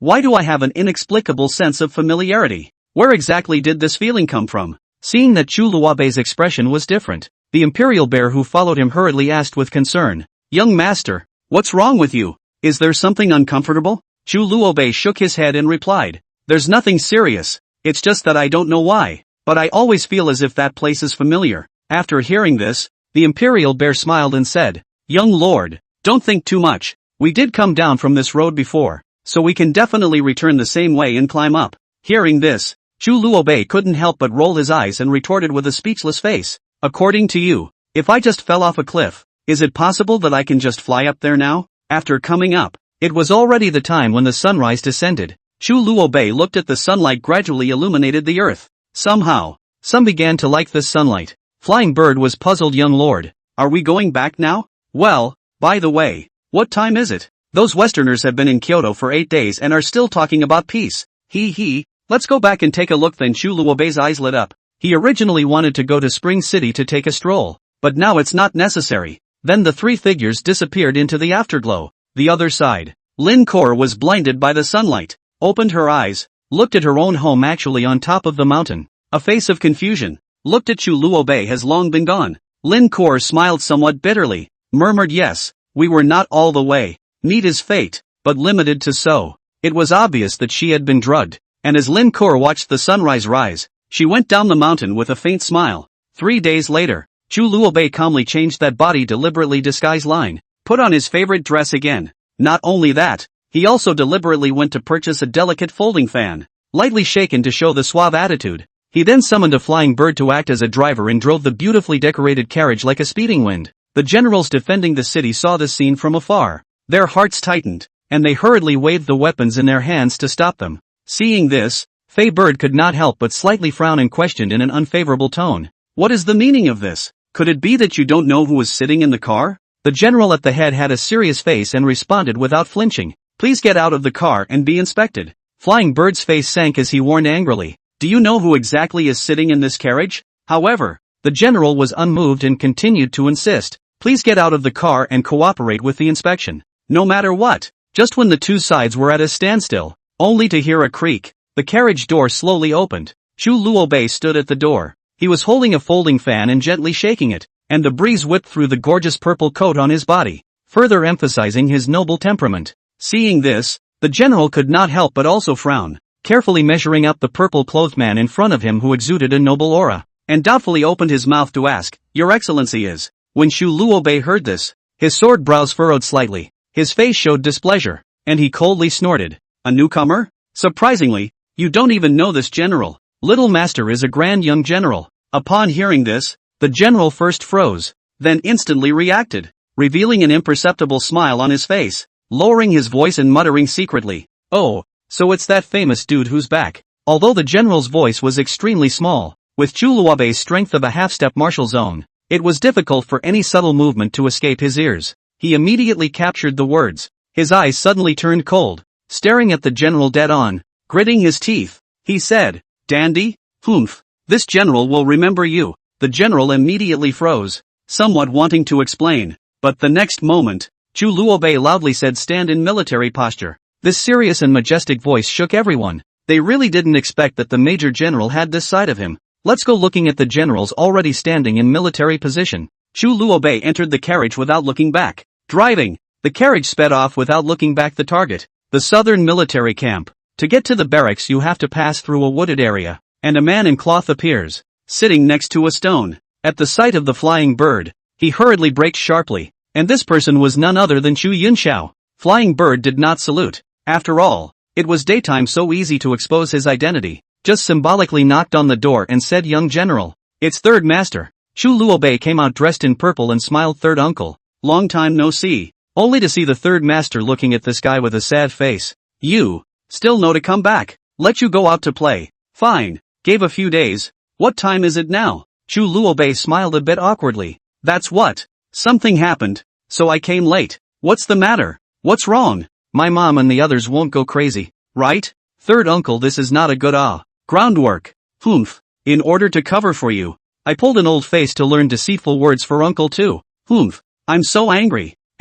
Second Uncle? Chu Luobei then remembered that there was a second uncle. After all, he had only seen his second uncle once since he was a child. It was the day before General Zuo was killed. He went back to his home, didn't say anything, and left a day later. Well, is it done? Chu Yunxiao whispered. Only then did Chu Luobei take out a booklet from his sleeve and hand it to the Third Master. Transmitting Third Uncle. I've practiced. This is a book of the next book, but it seems to be just an illusion art. Right. Why is it a puppet art? Chu Yunxiao transmitted his voice. Hee. Brat. This is the second half of the book. It's the chapter of illusion. There's also the upper book of puppetry. That's the focus. Ha? What about it? I just got one book. There is no harm. What I want you to find is this book. The rest of the book, I'll do it myself. After all, Kyoto can't be a good place to get your hands dirty. Chu Yunxiao then collected it. Uncle Sam, is it okay for me to leave? Aha. Chu Yunxiao then watched as Chu Luobei drove off by himself, and Fei Qiao and the two of them stayed behind. Chu Yunxiao looked at the disappearing back of the carriage and said, How was it? Flying Bird respectfully said, Young General, thoughtful and capable, well suited. Our family Luobei the future is to assume great responsibility, naturally powerful just afraid that Big Brother will not be happy. Not. Chu Yunxiao faintly smile. By the way, have you ever seen him do anything? Why, I sense in him an aura of holiness, subtle but still there. Third Master, the young general spent 10 days at the bottom of the cliff, and we didn't see him then, said Flying Bird. a little puzzled. Oh, looks like it's chance. That's just it. Let's go back first. Yes, said the bird of prey, turning to leave, only to see Royal Bear kneel down on one knee, bowed his head and said, "Third master, I was wrong." Chu Yunxiao frowned and said, "Let's go back and talk about it," and then went back to the barracks. Chapter 29 Arrival of Sister-in-Law. Mother, child is back. Chu Luobei cheerfully ran to the door of the Marquis of Jinbei's mansion, stretching out his hand to cheerfully knock on the heavy vermilion-red door, making a crisp and loud sound. Just when he was waiting with joy, he only heard a creak and the door slowly opened. However, what he did not expect was that a black shadow suddenly shot out from the doorway and attacked him straight in the face. Fortunately, Chu Luobei reacted quickly. His body shape flashed, narrowly avoided this sudden attack. Fixing his eyes, it turned out to be a broken broom. Immediately afterward, a woman dressed in a purple dress with a high ponytail rushed out in a windy manner. She held a black whip tightly in her right hand. Her eyes widened in anger as she loudly scolded, "Brat, you finally know to come back. Surprisingly, you haven't been home for 10 days and half a month. Are you hardening your wings?" Chu Luobei a look at the people. The heart screamed bad. Instantly made a judgment, Mama, this home is afraid not to go back. Thinking of this, he turned around and pulled his legs to escape. Stop! Zhou saw through her son's mind at a glance and shouted petulantly. Seeing that this brat actually dared to run away, she couldn't help but feel a pang of speechlessness. When Chu Luobei heard his mother's chorus, he could only stop in his tracks, a trace of an awkward smile on his face before reaching out to scratch the back of his head and said curtly, "Mother, hey, you look even younger and prettier than before." When Zhou heard this, her originally tense face eased slightly, and the corners of her mouth couldn't help but rise slightly, but on her lips, she still pretended to be stern and said, "Don't be poor. Get your ass in here. If you dare to run around again, let's see how I'll clean you up." After saying that, she casually threw the whip in her hand to Nan Bo, who was standing by the side, then turned around and walked back to the mansion without looking back. Seeing this, Chu Luobei secretly breathed a sigh of relief and hurriedly walked up to help Nanbo, and while walking inside, he asked with concern, "Nanbo, during these days of my absence, did anything happen in the mansion? How come even father has disappeared?" As Nanbo looked at Chu Luobei's cheeky, heartless appearance, a wave of both helplessness and doting emotions couldn't help but well up in his heart. He slightly shook his head and softly said, "Young master, you can't just focus on having fun. Langya royal family's eldest young lady has somehow suddenly disappeared. His Highness the King of Langya is anxious as hell, and is going out to look for her together with our family's old master. So he couldn't come back on time." After Chu Luobei heard this, he nodded thoughtfully, then his gaze turned to Nan Bo and said with concern, "Nan Bo, you should also take more care of yourself during the weekdays. See how you're always this thin, so you need to eat more nourishing delicacies before you can do so." As soon as Nan Bo heard this, a bright smile immediately bloomed on his face and he responded cheerfully, Ha. If young master can make madam worry less,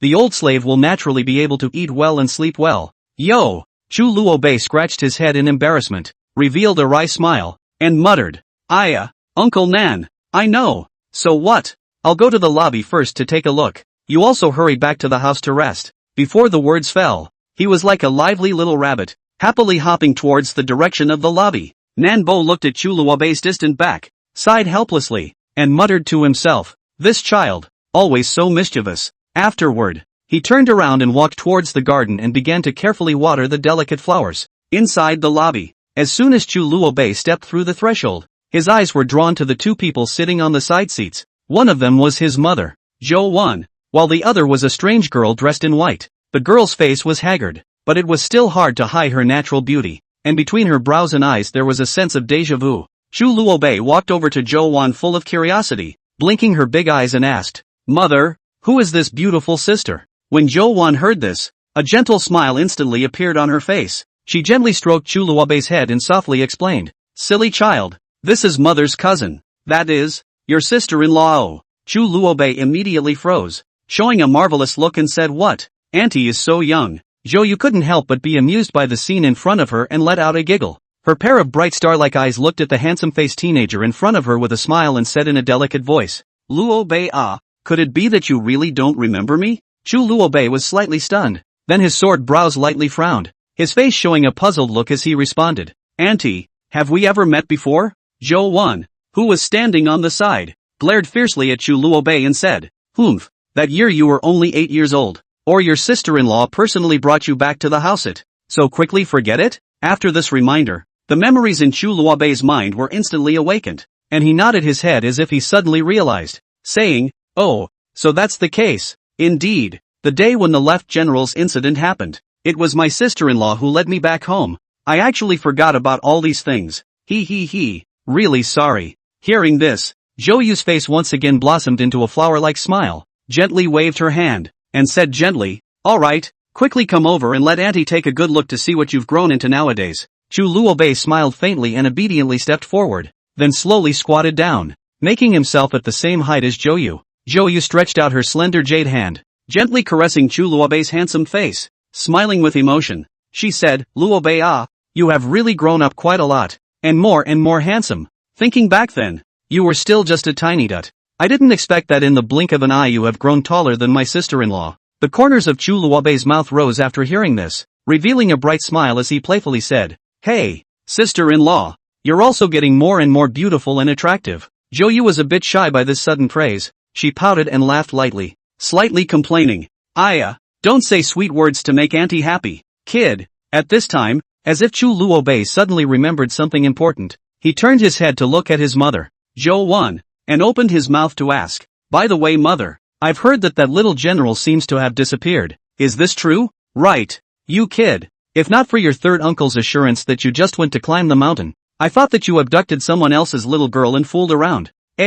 Mother, which has how to say my Chu Luobei face speechless. "Humph, good for you, having fun. Have you found it?" Chu Luobei didn't answer, wondering. "No, by the way, Cora met with you once before, right?" Zhou Yu hung her head down and said, "Aha, how do you feel about your sister-in-law's daughter?" Zhou Yu laughed. Chu Luobei froze. "Feel some bad things said people quite lively. Feel quite good girl. How is it? Was it good?" "Well, valiant and worthy of a woman." Chu Luobei nodded his head and said, "Well, that's good. Ugh, don't worry Auntie, it'll be fine. Good-looking people generally don't have bad luck." Chu Luobei smiled and said, Chapter 30, Second Prince Lin Xiu. Zhou Yu was amused by him and said, "Well, Luobei has coaxed a lot of girls by relying on this mouth." Chu Luobei said seriously and cautiously, "Auntie, who did you hear that from?" "I'm a pure-hearted young general. Cluck cluck cluck cluck. Pure love." "Poor mouth." Zhou Yu seems to forget the feeling of sadness just now. "It is true that this kid is a bad embryo. You can protect your sister in the future."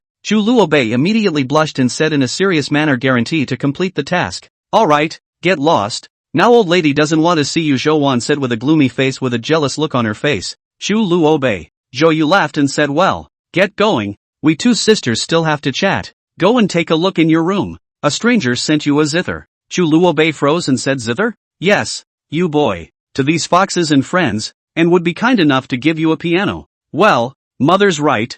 I'm not playing with them. I'll take my sister later. Get out." Chu Luobei was startled and rushed to run away, only to hear a sentence behind him. "Sister, Luobei is actually quite cute. You have given birth to a living treasure. Alas, what's the use? Can only be spoiled, nothing accomplished. Unlike that female general of your family, really give us women a long face." Walking in the corridor, Chu Luobei looked at the small pond outside. On the lotus flower on a peach tree there is a cicadas. He paused and muttered, "If you don't make a splash, you'll make a splash. Just the time has not yet come? Luobei cannot be accomplished nothing." He then quickly left and came to his small courtyard, where he saw a zither, which was the one from the auction. Chu Luobei immediately smiled. It seems that someone is very concerned about himself. By no means can it be those dudes who send it to themselves. They don't have that kind of strength. Who could it be? Who? A clear voice came from a girl clutching a long sword in her hand, looking down at the situation below. "That's right, this is Ziqing,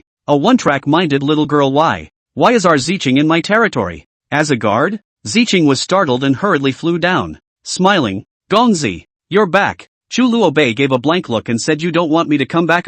You want to hijack my things, right?" Ziqing hurriedly explained. "Agu. No, Ziqing, smack. Oops, I am not like this." Chu Luobei looked at this girl, want to explain but do not know how to say. Anxious red face, suddenly shook his head and said, "Well, teasing you. Who sent this?" "I don't know." At that time there was a woman in black holding a zither came. Then the lady thought it was some fox friend. Your friend sent it. So she moved it here. Right, there is also a letter." Then Ziqing took out a letter from his waist and handed it to Chu Luobei. Chu Luobei received a look, eyes serious up. Ziqing and then said, "Prince, this chain is not at that time in the 10,000 gold gambling house auction. Well, It seems that some people in the eyes of art. Chu Luobei looked at Ziqing with some shock. Ziqing was a bit embarrassed and said, Your Excellency, am I wrong in my analysis? Chu Luobei shook his head and laughed. No. I just didn't expect that Ziqing actually thought of this step. It's not easy. Ziqing was speechless. Or else, you'd better not talk, making yourself look like a little cutie. Like a little cutie. By the way, my lord, do you know who it is? Chu Luobei tore the letter to shreds. His eyes were sharp and said, Second Prince. Lin Xiu. The second prince? Why? Because I am the young general of the Marquis of Jinbei. Ziqing instantly understood. So, by bribing the prince, he has the opportunity to make the Jinbei Marquis his backing, but he's not afraid of his majesty's punishment? Chu Luobei nodded and said, Well, Ziqing will be smart. Just this word. How do I feel some strange? Besides, I'm a young general and a dude. Who cares about my choice? His majesty won't care. Oh, just Chu Luobei in the heart is not how to think. Only to see the corner of his mouth slightly up. Murmured, maybe this is an opportunity. No one will care about a dude's choice. Unfortunately, as long as I say, Grandpa, Pops will support me. After all, Grandpa has been disheartened by the incident with General Zhua. Ha! The left general is Chu Yuan's right-hand man. Who wouldn't be heartbroken if he destroyed his right-hand man while he was far away from Jinnan Pass? Just 2 days' time. About Lin Kuo present in the spring city of the news will be like a winged rapidly spread. Zhou Yu, who was out for a walk, was informed of this news. Her heart immediately surged with joy. She did not hesitate to pull her leg to the Langya royal residence to fly to. At the same time, go out for many days of Chu Badi and also happened to return. A time, Langya King residence lively, as if everything is back to the old days of that calm and beautiful time. However, surprisingly, Chu Luobei but once again disappeared without a trace. At this moment, far to the south, in the middle of an army camp, there was an inconspicuous tent. Inside the tent, one could only see Chu Luobei sitting squarely on his knees on top of his bed, his eyes closed tightly, as if he were an old monk in meditation. Beside him, there was Chu Yunxiao, who was sipping fragrant tea at ease. Suddenly, Chu Luobei violently opened his eyes, and a bright light flashed from the bottom of his eyes. At this moment, he only felt that his entire body was filled with an unprecedented sense of relief. That feeling was as if his own bloodline had suddenly become alive, constantly sending him an abundant and incomparably powerful force. Chu Luobei slightly frowned, turning his head to look at Chu Yunxiao on the side with a face full of suspicion, and opened his mouth to ask, Third uncle, what kind of magical power is this? Why do I have such a marvelous feeling? Originally, just last night, Chu Luobei has quietly arrived here, and all the things experienced, but did not tell the bizarre scene seen in the dream to Chu Yunxiao. Chu Yunxiao put down his teacup and shook his head. I don't know. This may only be known by your grandfather. After all, some of the secret histories of the Chu family are only known by the patriarch. Chu Luobei was a little lost. Alas, Grandpa came back. Until when Chu Yunxiao thought of someone and smiled. Maybe there is someone who knows Who? Your second uncle. Chu Yunxian. Heir. I haven't even seen second uncle Will this be said out? Chu Luobei was a little confused. He is the shadow young master. Is also a half-step martial arts ancestor. If this is one more person knows. Afraid. Brat. What do you think? What is our family Are the closest relatives? Just your grandfather said. This only the core people can know. Besides, that nerd. But smart tight. He will not know. What does it mean? Chu Yunxiao looked like he hated iron and steel. Okay, I'm going now? So what else? Wait until you get moldy. Then go. Oh, accompanied by a long yawn. Chu Luobei slowly climbed up from the bed. He stretched, then moved to put on the iconic purple clothes. After arranging his clothes, he took a big stride towards the door. Just then, a sudden shout came from behind him. Hey! Hearing the voice, Chu Luobei stopped his steps and turned his head in confusion, only to see his own third uncle looking at him with a serious face. Chu Luobei asked curiously. Third uncle, what's wrong? Uncle San slowly spoke. Do you know why you have not been allowed to study those sword moves? Chu Luobei shook his head, indicating that he didn't know the reason for it. He blinked his eyes and listened with an attentive face to what third uncle was going to say next. Uncle San took a deep breath and solemnly explained. A swordsman should use his heart to hold his sword. One day, when you meet that moment that makes you willingly draw your sword for it, that is when you create your own first sword stance. After hearing these words, Chu Luobei first froze. Then, as if he had realized something, a strange expression appeared on his face, and he said to his third uncle with a smile, Third uncle, are you not urging me to hurry up and get married? He. But it seems that you yourself are still a bachelor. As soon as these words came out of his mouth, third uncle was so furious that he blew out his beard and eyes and shouted angrily, You bastard! Chapter 31, Meeting Again at the Academy. Before waiting for the third uncle to attack, Chu Luobei had already turned around smilingly and left, leaving the third uncle standing alone outside the tent, looking at the teenagers far away back, helplessly shaking his head, muttering to himself, "This silly boy yo, and wait and see, that Lin family's core girl, to see if you can resist, ha ha ha ha ha." Actually dare to laugh at the old man. At this time, Chu Luobei was in an exceptionally comfortable mood as he strolled through the southern military camp. As far as his eyes could see, he saw that although the soldiers who were training hard were full of fatigue and sweating, when they saw Chu Luobei, they all revealed sincere smiles one after another. In the eyes of these soldiers, Chu Luobei was perhaps the least official young master in this military camp. Train well. Little master is leaving. By then Chu Luobei got on the carriage and left the Langia royal residence. In the middle of the spacious and bright lobby, King Luangjia and Zhou Yu were seated in the upper seat, their expressions serious and grave. Below, Lin Kor hung her head low, standing quietly like a prisoner who had made a mistake, her body trembling slightly, showing the uneasiness in her heart. King Langia's face was full of anger. His eyes as sharp as a falcon stared at Lin Kor. His voice was low and majestic as he droned. "Give this king a good explanation. Why are you so adventurous as to move around and run to Jiangnan without authorization?" Hearing her father's questioning, Lin Kor took a deep breath, summoned up the courage to raise her head, and softly replied, "Father, Mother, please don't be angry. My child learned at the time that the Rakshasa organization had appeared in Kyoto, which is why I followed them to see what was going on." Rakshasa? When King Langia heard this, his face instantly clouded over, his brows furrowed as if the name caused him extreme displeasure. Lin Kor hurriedly nodded her head and responded, "It is precisely the Rakshasa organization. At that time, my daughter thought that this matter was quite important and must be explored. Their true goal turned out to be the mysterious and unpredictable puppet technique in the hands of the Western Liang eldest princess. Seeing that the situation was critical, my daughter naturally couldn't just sit back and do nothing, so she resolutely stepped in to stop them." King Luanjia's eyes widened, a glint of cold light flashed in his eyes, and his tone became more and more ice-cold as he said, "Why hasn't the Western Liang mission reported? In my Haowu world, such a big event happened. How dare you hide it and not report it? What exactly is your intention?" Lin Kor bowed her head and said, "My daughter does not know." King Luangjia snorted coldly, but still forced down his anger and continued to pursue. "Then what happened afterward?" Lin Kier hesitated a little, then slowly said, "Later, daughter fought with the Rakshasa organization, but unfortunately, her skills were not as good as the others, and eventually she was not able to defeat the other party, and she accidentally fell off the cliff. Fortunately the heavens blessed. Daughter did not hurt life. Just that under the cliff terrain is complicated. Daughter spent a lot of effort. After 10 days of painstakingly looking for a way out, only to be able to get out." Speaking here, Lin Kor subconsciously avoided King Langia's gaze, because she deliberately concealed the experience of being trapped on the cliff with Chu Luobei. Zhou Yu instantly stood up, walked to the side of Lin Kor and looked at her with some concern. "Injured?" Lin Kor took her mother's hand and said, "It's fine. Mother, don't worry." Zhou Yu hugged her with tears in her eyes and said, "That's good, that little guy was right. Good-looking people don't have bad luck." "That kid? Who is it?" said Lin Kor as she wiped Zhou Yu's tears. "Alas, it's the young general of the Marquis of Jinbei's residence.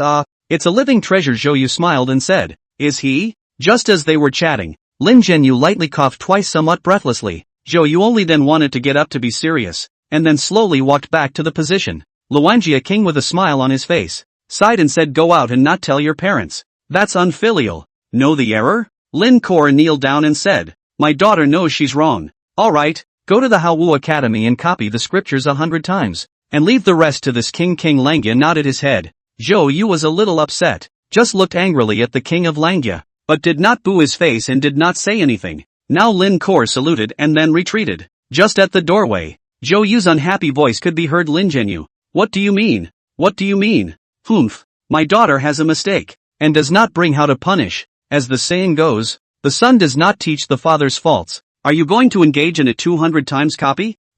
Ma'am, don't be so loud. That girl hasn't gone far." "Humph." The corners of Lin Kor's mouth rose slightly, revealing a light smile before she turned around and slowly walked towards her room. When she reached the door of her room, her gaze was instantly attracted by the two people in front of the door. It was none other than Rosebud and Flower Willow, who were quietly standing guard. Seeing this scene, Lin Kor couldn't help but feel a surge of joy in her heart and blurted out, "Why are you guys here?" Only Rosebud hung her head low, her voice as soft as a mosquito fly. "Miss, it's all my fault." On the side, Flower Willow pouted and pleaded on behalf of Rosebud. Miss Rosebud, she has been feeling very remorseful about not watching over you. These days, she has been in the temple to sincerely repent. Hearing this, the smile on Lin Kor's face grew brighter as she said, you guys aren't unaware of my nature, so quickly stop kneeling and get up. As soon as the words left their mouths, a hint of surprise flashed in the eyes of Rosebud and Flower Willow at the same time, and they hurriedly stood up and gave Lin Kor a respectful salute, saying in unison, "Many thanks, great miss." However, Lin Kor hummed lightly and continued, "Just verbally thanking me won't do. Oh, if you really want to thank me, then accompany me to the academy to copy the scriptures. Well, each of you copy 30 times should be about right." Upon hearing this, Rosebud's entire body instantly froze, her face filled with disbelief as she stammered, "No, miss, really copy?" At this time, Hua Lu sighed helplessly, secretly grumbling in her heart, "Alas, who let you be my good sister? Otherwise I wouldn't have followed you here to be punished together. There's no way, copy it." After saying that, she took Rose's hand and prepared to go to the academy together. The gate of Haowu Academy. 2 soldiers blocked Chu Luobei's path and said with a speechless face, "Do you know who I am?" "I'm sorry, no husband, no dean's orders, no student orders, no entry. Little master is the Marquis of Jinbei." "Young general, afraid?" Chu Luobei proudly said. "Hey, you really don't open the door. Believe it or not, I'll find someone to fuck you at night," Chu Luobei said loudly. "Be still and noisy outside the academy. You have 3 breaths. If you don't leave, we'll have to use force. Oh yo, this violent temper of mine. Come. Let the little master see. You guys really dare to beat the little master." Chu Luobei rolled up his sleeves and was ready to fight. Just at the moment when they were at cross swords, a carriage came and down came 3 people. The Lin Kor trio. "Oh yo, MS. Lin, we meet again then." Chu Luobei unashamedly walked up to greet him, but was stopped by the ferocious Rosebud. Lin Kor smiled faintly and said, "It's been a long time. Young general, what are you?" "Oh, this stinking doorman won't let me in and tried to beat me up, and I'm confronting them." Lin Kor froze and muttered, "Little master?" Chapter 32, The Ascended. Then he took out a student order and said, "He's my friend. Let him come in with us." The doorman respectfully said, "Welcome, Miss Lin, back to the academy." Miss Rose is dissatisfied. "Just don't want this Chu Luobei together." "Just Chu Luobei does not care." Laughed loudly, said, "Ha ha, small master today is to go in. What can you do?" Then he walked in. The doorman's mouth twitched. "Miss, look at him. You're helping him and you won't even say a word of thanks." Hua Lu frowned and said, "Well, let's go. We're here to be punished after all." "Oh, in a study room." Lin Kor carefully copied the scriptures and said, "Are you saying that the young general, too, disappeared for 10 days? Saying that he went to climb the mountain? Did no one verify his claim?" "I've been there. There are indeed traces of climbing the mountain and camping. That young general likes to run around. Who knows, after climbing the mountain and where to go?" Rosy bit her face, copying the scriptures. "It's also 10 days. Is it a coincidence or?" Lin Kor stopped her pen and thought about it. "That, miss, why don't we finish writing first and then think about it?" Hua Lu watched as Lin Kor stopped writing and tortured. Quan Xian Ting. Chu Luobei walked on the road. A bunch of people avoided and were afraid of messing with this plague very much.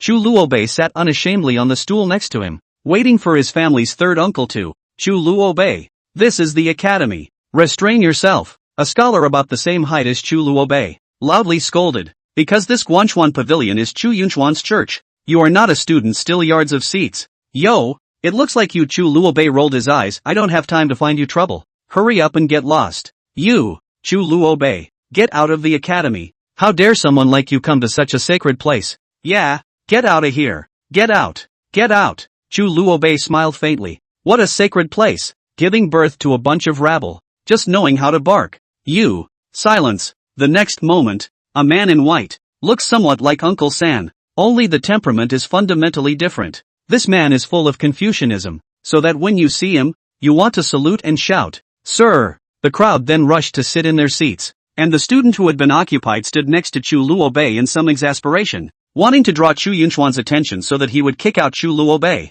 It was just that he seemed to have forgotten that this was Chu Luobei's 2nd uncle, only to see Chu Yunxian as if he didn't see the scene. Picking up the book, he said, "Today, learn, be human. The book says that when a lady is born between heaven and earth, she should take benevolence, righteousness, courtesy, wisdom and faith as the foundation of her life, perform acts of loyalty, filial piety, honesty and shame, and observe the middle way, cultivate oneself and align the family, rule the country and level the world. This is the root of human beings. A gentleman is a man of principle. And when the principle is established, the way is born. And only by following the ancient teachings can one become a man of beauty. Gentlemen, someone explain. The man froze, instantly embarrassed, and silently walked to the back row to crouch down and listen to the lesson. A large number of students then raised their hands to request to speak, so it was evident that Chu Yunxian really had a high degree of faith in the academy. At this moment, Chu Luobei had an ominous premonition. Sure enough, Chu Yunxian directly skipped the others and said with a thick smile, Luobei.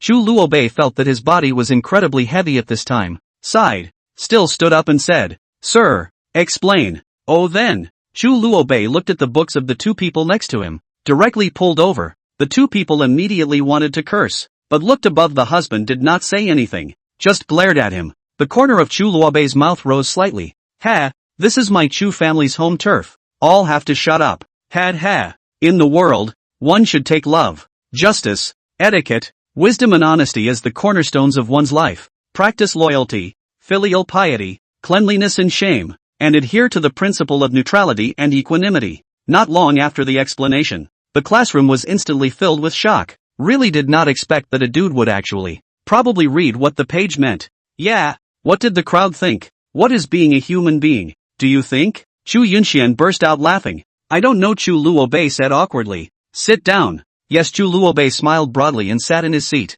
The book was not going to be returned either. Then there were so many people standing up and voicing their opinions. In a small separate house, Chu Luobei was Chu Yunxian led here to sit down. Chu Yunxian soft gaze, smiled and said, now what? Can tell me, what is to be a man, right? Heir, second uncle. I said, I don't know.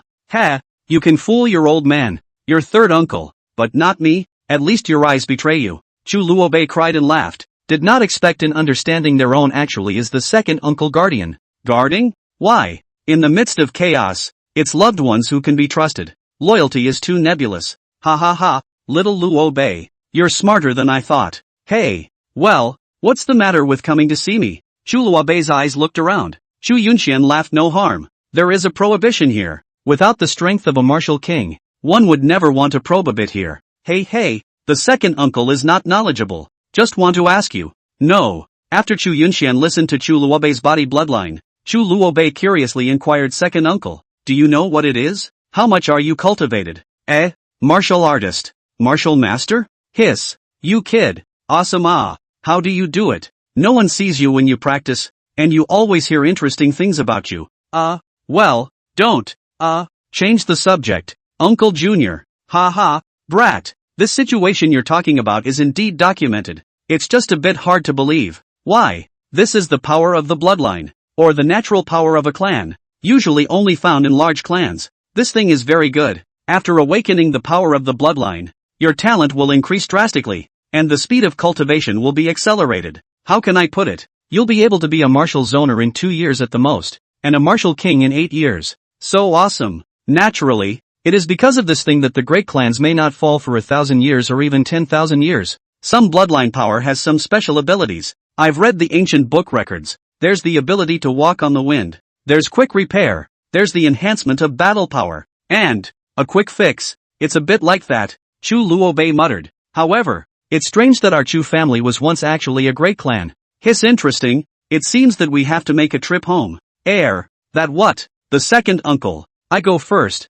You continue to think about it, said and left hurriedly. He felt Chu Yunxian in the thought of going on. A bit of the magic froze. A great clan? Oh, there are no great clans here. Only in the upper realm, which means that we were once ascended beings. After Chu Luobei came out, he saw a lot of scholars on the street, who were holding books and looking at the bookstore through the window in an unwilling manner. Hey kid, these poor students, what are they doing? Chu Luobei patted a kid around 10 years old and said. The child seriously said, of course is to see the beauty.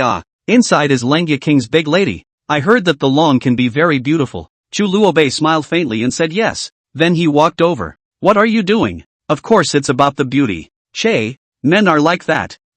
Never mind, I'm not. Chu Luobei looked at the crowd surrounded by full of people. There is no lack of rich people's son. The son of the powerful. Murmured as it is, but also you let me in the favor of it. Then, Chu Luobei made a decision to squeeze in front of the door, watching a man who had gathered enough courage just to knock on the door. The next moment, Chu Luobei slapped his hand over. Snap! The man suddenly froze. The next moment the pain came. An angry rebuke, "Why are you hitting me?" Then the crowd seemed to start to cajole. Because this person was for enough sincerity to use money to make these poor students increase their prestige for themselves, so that they could be a good impression in the eyes of Lin Keir. Unexpectedly, a Chu Luobei came out, arrogantly looking down on him. "Courageless trash, step aside. You, what do you want to say? And what do you guys want to do?"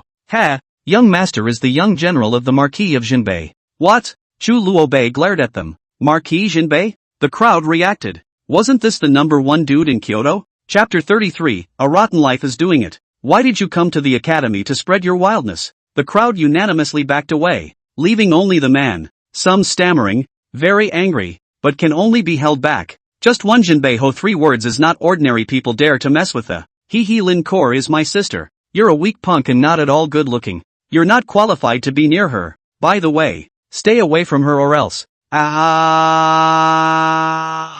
Chu Luobei brightened up with an evil smile. The crowd froze and hurriedly left. That also dared to continue to spectate. The man seems to have summoned the courage to want to dislike Chu Luobei. Just a pity Chu Luobei, then a slap and hit up. Hands on the waist. The man suddenly froze. Simply did not expect to get a slap again. And then his head was hot and wanted to beat Chu Luobei. "Come on, let me see. Do you dare to beat up little master? Does your family have the strength of the Jinbei Marquis?" The man instantly sobered up, held his breath, and saluted farewell. "Ha, slow down. What's the name?" "My name is Wu Liang. My father is Wu Tian," said and left. The corners of Chu Luobei's mouth rose slightly as he muttered Forbidden Army Commander Wu Tian. "Ha!" Chu Luobei then knocked on the door this time. And the door opened, and it was obvious that the 3 of them heard all the. Rose curtsied, "Young general, please, no way just now that battle." Chu Luobei dared how to do worthy of praise. "A real man. Come in to take a look." These 3 are still burying their heads in the copying of the scriptures.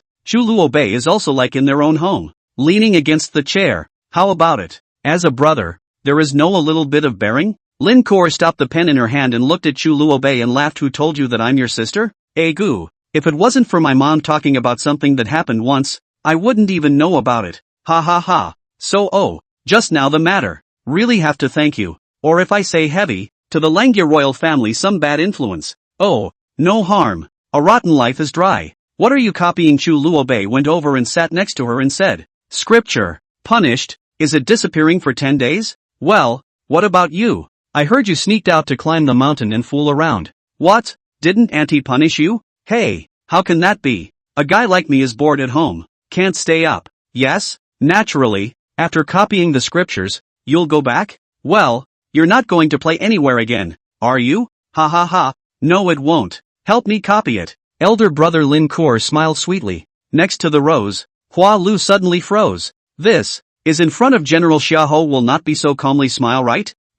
Hiss, isn't it a bit much?" Chu Luobei was speechless. "Let's just say it's possible. There has to be something in exchange, right? Aren't you my older brother?" "Yeah, then you won't help me. As the saying goes, a brother's honor is his own." "Alright, you cow. There's a poetry party at night. Take you there?" Lin Keir waved her hand and said, "Poetry club? Smack. I'm not interested. There are a lot of talented, beautiful women." "Oh hiss. Actually, as an elder brother, it's only right to help you. Elder brother is a pure-hearted man, not a womanizer." Lin Keir laughed but did not say anything. Rose 2 are speechless. "You are still a pure man. It is too ridiculous. Who is soaking up the spring building day after day?" The night came on in a hurry. The 2 of them went out together to the market near the academy to wander around and go shopping. And at this moment, the entire study house was left with just 2 people, Chu Luobei and Lin Keir.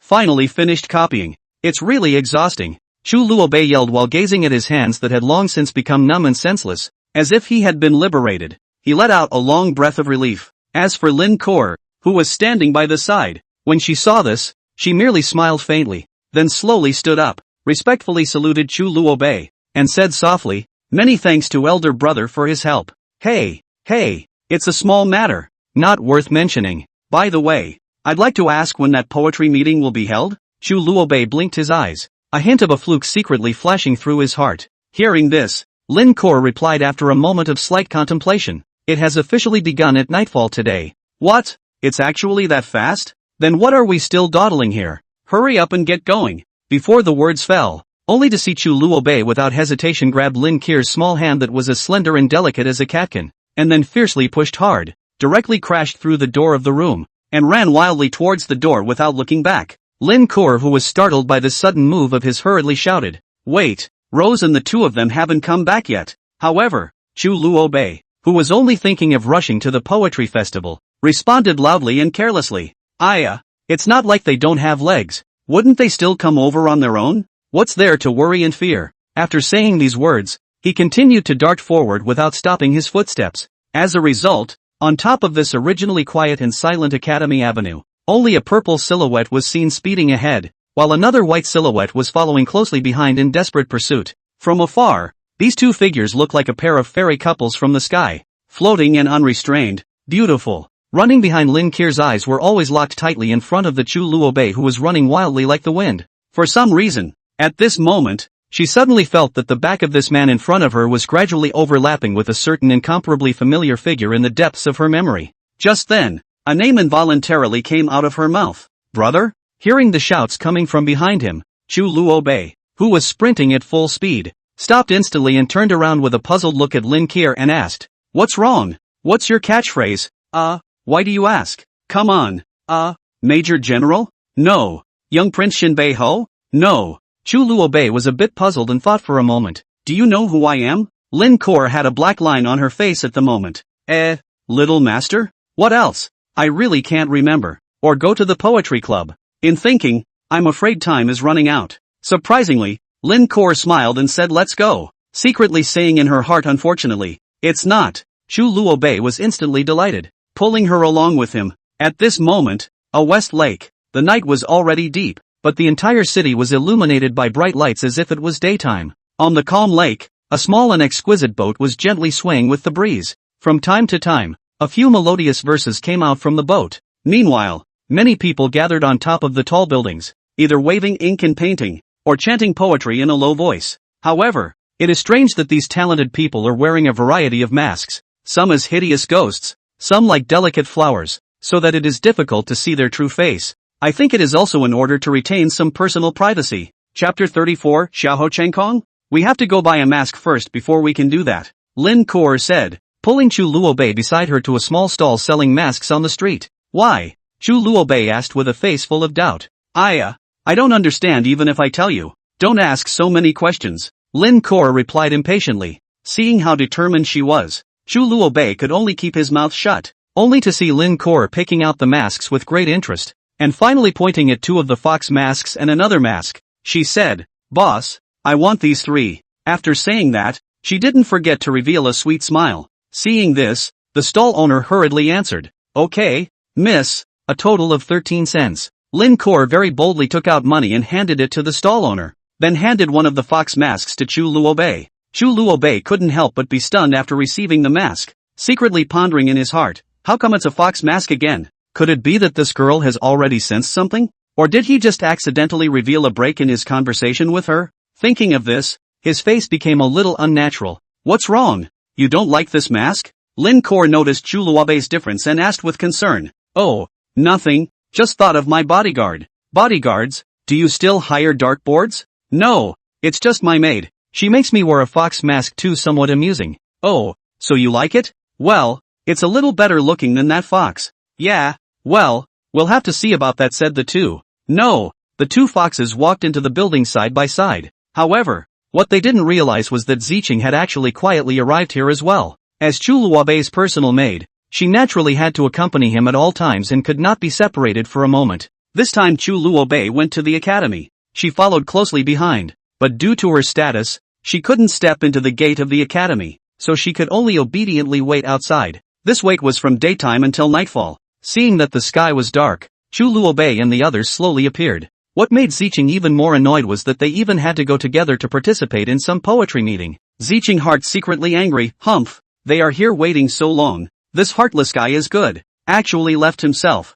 and other women out to have fun. What an unabashedly stinky man." Thinking of this, Ziqing couldn't help but pout her little mouth and let out a heavy cold snort. But even with all the dissatisfaction in his heart, Ziqing ultimately chose to silently follow. At the same time, inside the Golden Palace, in the solemn Imperial study room, Emperor Lin Shuya was sitting in front of his desk, dealing with mountains of folders. Suddenly, as if he had sensed something, he frowned slightly and opened his mouth to ask, "What happened?" Eunuch Li, who stood by the side to wait, hurriedly stepped forward, bowed and saluted, and then replied, "Your Majesty, as far as I know, the young general and the young general went together at some point, and it seems that the relationship seems to be very shallow, so perhaps a good thing will be close." Hearing this, Lin Shuyao raised his eyebrows with interest and asked after him, "Oh, then what do you think about this person Chu Luobei?" Eunuch Li bowed his head and pondered for a moment, then carefully said, "Back to your Majesty. It is rumored that Chu Luobei is the famous #1 fop in Kyoto City.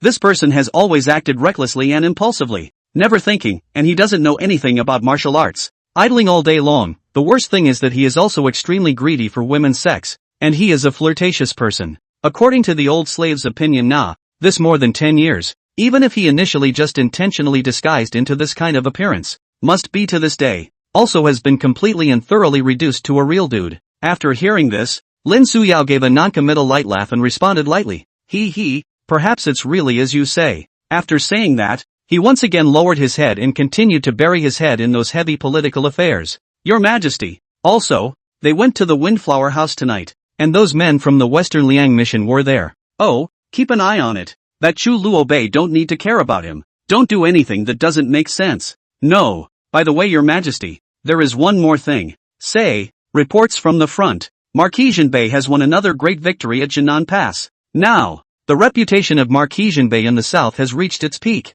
Marquis Jinbei." The few scouts who were outside the Windflower House left as if they had received some news. Afterward, the two of them walked side by side through the bustling streets, finally arriving in front of the famous Windflower and Snow Moon Pavilion. This building was magnificent, with carved beams and beautiful buildings. When they stepped into the building, they only felt a fresh breeze blowing on their faces, mixed with the faint fragrance of ink and the sound of the zither. Raising their eyes, they saw that the people in the hall were either sitting around and reciting poems together, or sitting alone and caressing the strings of the zither, or standing beside the table waving ink and painting. The whole scene was lively yet elegant. "Good place Chu Luobei holding an exquisite folding fan gently shaking the corner of his mouth containing a smile said, "Really did not think that a hall general will love these literary contraptions. It is really interesting A hint of flirtation was revealed between the words. "Humph, can't a general have his own hobbies? What's the harm in pursuing something elegant?" Lin Kor retorted with a light rant. "Ha, yes,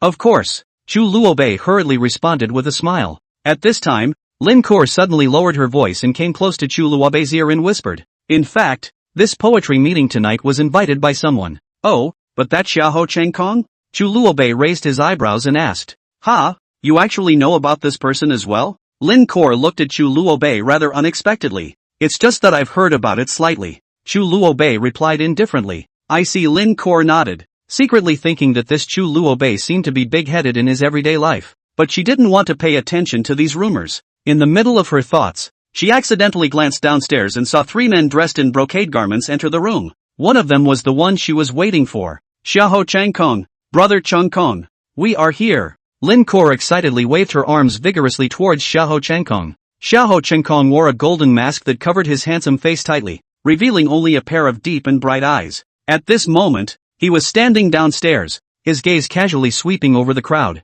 Suddenly, his eyes were drawn to a figure waving its arms. It was a girl wearing a fox mask. Seeing the girl waving at him, Xiahou Chengkong could not help but feel a surge of joy in his heart. However, just as he was about to raise his hand in response, he realized that beside the girl stood a man also wearing a fox mask and purple clothes. The man was looking him up and down with an interested look, which caused Xiahou Chengkong to frown slightly. Chapter 35 Won't be jealous, will it? After a short silence, Xiahou Chengkong said in a low voice, "Walk up." His voice was low and magnetic, as if it carried some kind of irresistible power. Hearing his words, the 2 gentlemen beside him hurriedly nodded and closely followed Xiahou Chengkong as they walked towards the 3rd floor together. Along the way, the sound of their footsteps reverberated lightly on the wooden stairs. When the 3 of them arrived at the 3rd floor, Chu Luobei, who had been waiting here for a long time, glanced at Xiahou Chengkong, only to see his face change slightly, seemingly a little displeased. He sourly spoke. "Since that's the case, then my brother will go elsewhere to have some fun first,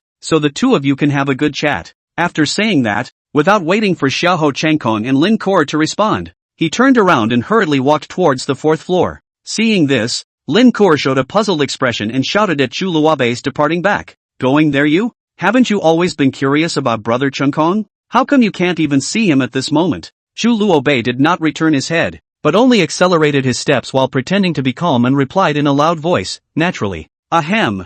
Of course I am going to enjoy others chanting poetry. Let's talk again later. Before the words fell, the folding fan in his hand gently waved, and his figure quickly disappeared at the entrance of the stairs leading to the 4th floor. Looking at Chu Luobei's faraway direction, Lin Kor helplessly shook her head, secretly muttering in her heart, this guy really knows how to lie and cheat all day long. Obviously every time he runs to peep at those beautiful women, but he always refuses to admit it. Next time, it's better not to ask him these questions, so as not to make a fool of himself. Just as Lin Kor was imagining things, Xiahou Changkong, who was dressed in flowing white clothes, had already appeared in front of her. She fixed her mind and quickly stepped forward to meet her, calling out in a delicate voice, "Elder brother Changkong." Coor, long time no see. Xiahou Changkong's soft voice made many women a little intoxicated. Well, it's been a long time, Lin Kor said with a slightly red face. By the way, didn't I see you with a man in purple just now? Where is he? Oh, gone. Went to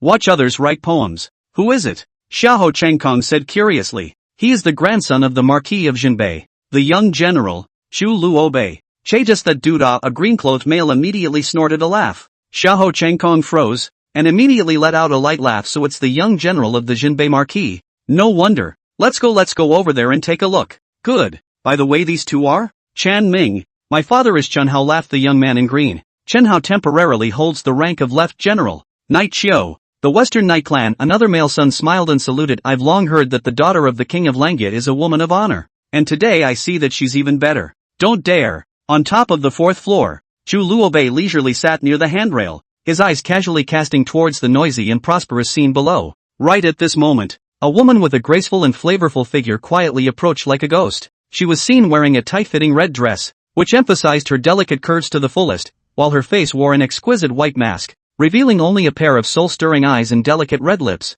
Gongzi, you won't be jealous, right? The woman lightly opened her vermilion lips, and a voice full of magnetism and charm leisurely came out. Chu Luobei slightly sidled his head and lightly glanced at her. Not bad. This person was exactly the person who had previously played the zither for herself in the Thousand Fragrant House, the Demon Lady, as well as one of the 4 great protectors who were feared in the Jianghu. Alas, how could it be so? After all, with a beautiful person of such a national color as you in this company, this Gongzi has long forgotten what it means to be jealous. The corners of Chu Luobei's mouth rose slightly as he responded with a smile. Chu Luobei's line of sight involuntarily fell again on the enchanting and moving body of the Demon Lady, and sighed in his heart, such a special thing. I am afraid that any man who sees it will find it difficult to hold on to it. He hurriedly forced his gaze away, secretly admonishing himself not to indulge in it. Alright, don't tease me anymore. Don't force me to make a move to take you down. Let's get back to the point. Chu Luobei's face straightened up, putting away the flirting intentions of the party. Oh Gongzi,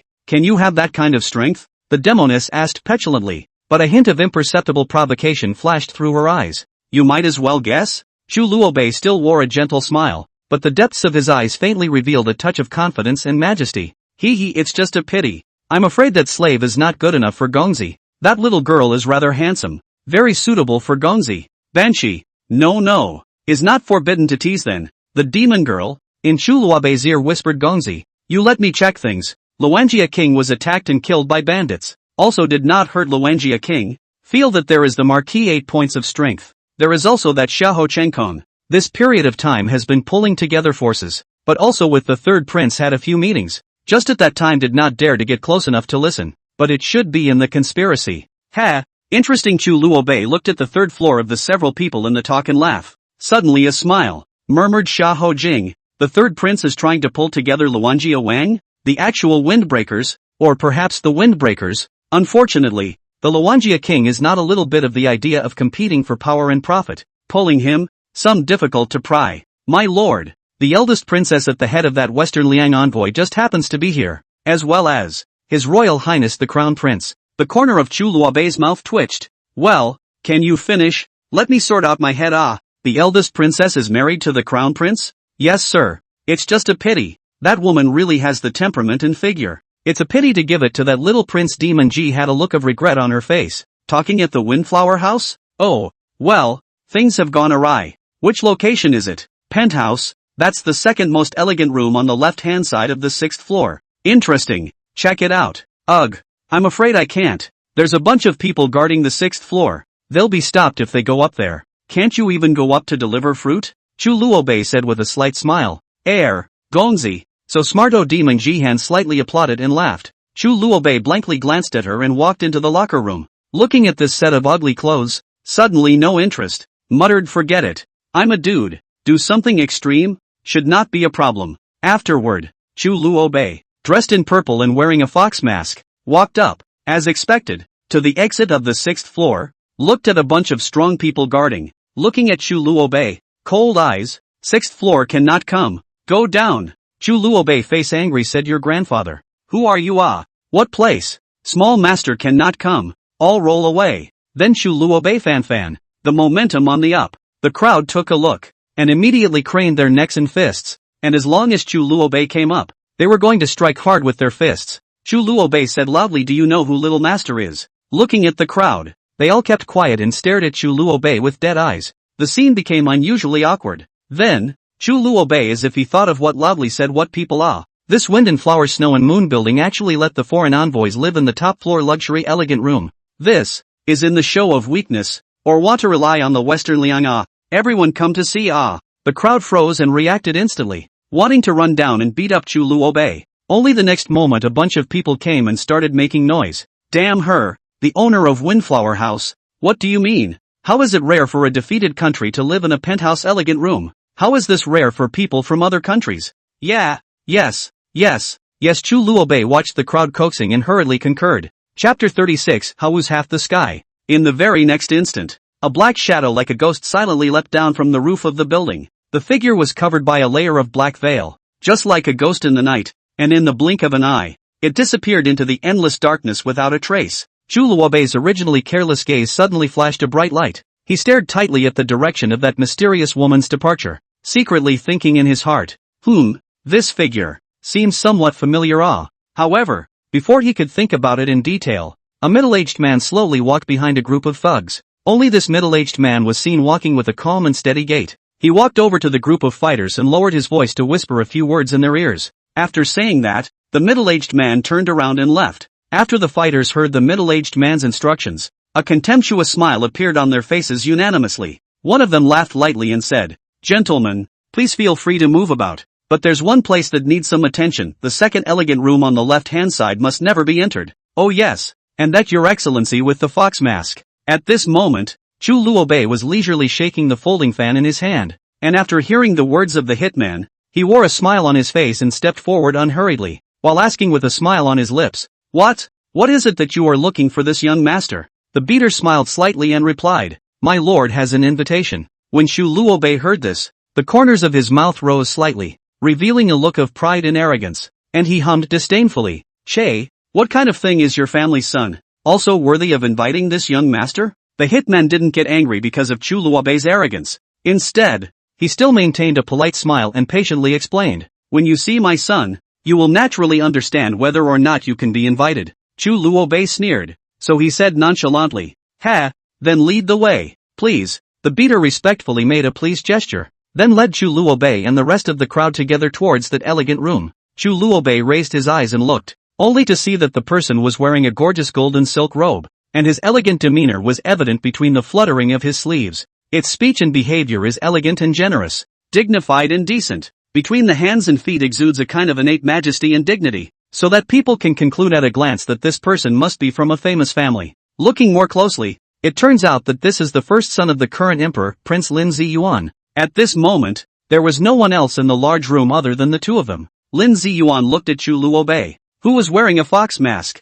with a smile on his face and said softly, Brother Luobei, it's been a long time since I've seen you. Haven't you been well? When Chu Luobei heard this familiar voice, he slowly removed the mask from his face, and after a little thought, he opened his mouth and shouted, Little old brother. Before the words fell, the guards on the side instantly changed in color, and one of them was even more furious, violently pulling out the sword on his waist, pointing the tip of the sword straight at Chu Luobei, and sternly reprimanding, How dare you be so insolent? How dare you treat His Royal Highness the Crown Prince so rudely? However, facing the guard's anger, Chu Luobei was fearless. You have to know, he has always been known as a playboy in the academy, and in his spare time, he has never messed with the children of the nobles. Even Lin Ziyuan, who was the crown prince, had been brutally attacked by him, and was even given a nickname like Little Old Man. Seeing this, Lin Ziyuan only smiled faintly, as if what was happening in front of him did not have any effect on his state of mind. He said calmly, "It seems that brother Luobei still remembers the past vividly na."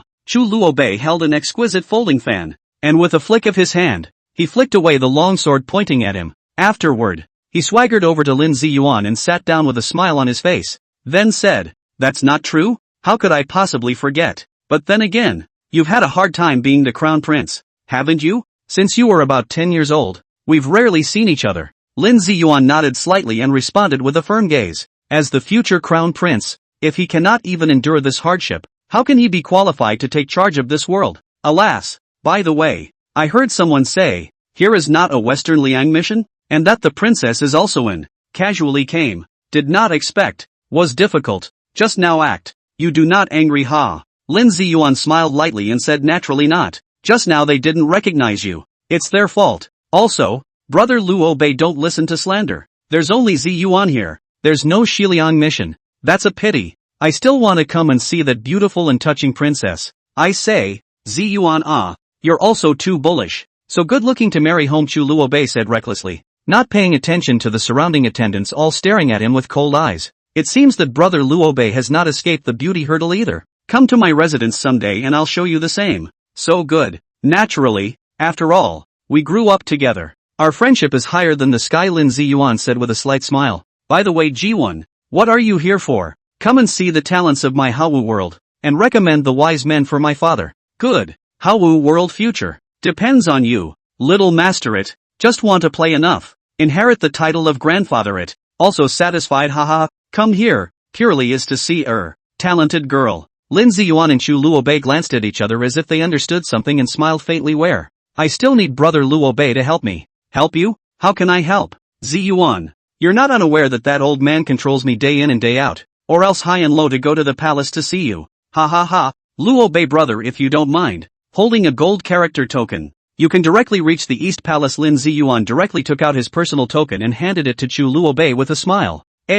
Forget it, the palace is not comfortable. It is not forced. Or want to be an idle man. Chu Luobei refused. Stood up, to leave. Ziyuan, I will not talk to you seriously. Tired. First go play. Lin Ziyuan stood up, put away the token and smiled. Good. If you ever enter the palace, come and see me. Naturally. Goodbye, said Chu Luobei and pushed out the door. Just for a moment, Lin Ziyuan's gentle and elegant demeanor became indifferent. Watching Chu Luobei leave, the middle-aged man next to him was furious and said, Your Highness, this son dares to call Your Highness by his name. So unscrupulous. Why is Your Highness? Lin Ziyuan opened the window to look at the lively scene below and smiled faintly. Because he is Marquis Jinbei's own grandson, and because this palace is not qualified to move him. But Your Highness, you are the crown prince. He is at most a vassal. Neither should be so unscrupulous. I thought that if you don't kill him, the majesty of the royal family is afraid. What did you say? Said Lin Ziyuan, looking at the man with cold eyes.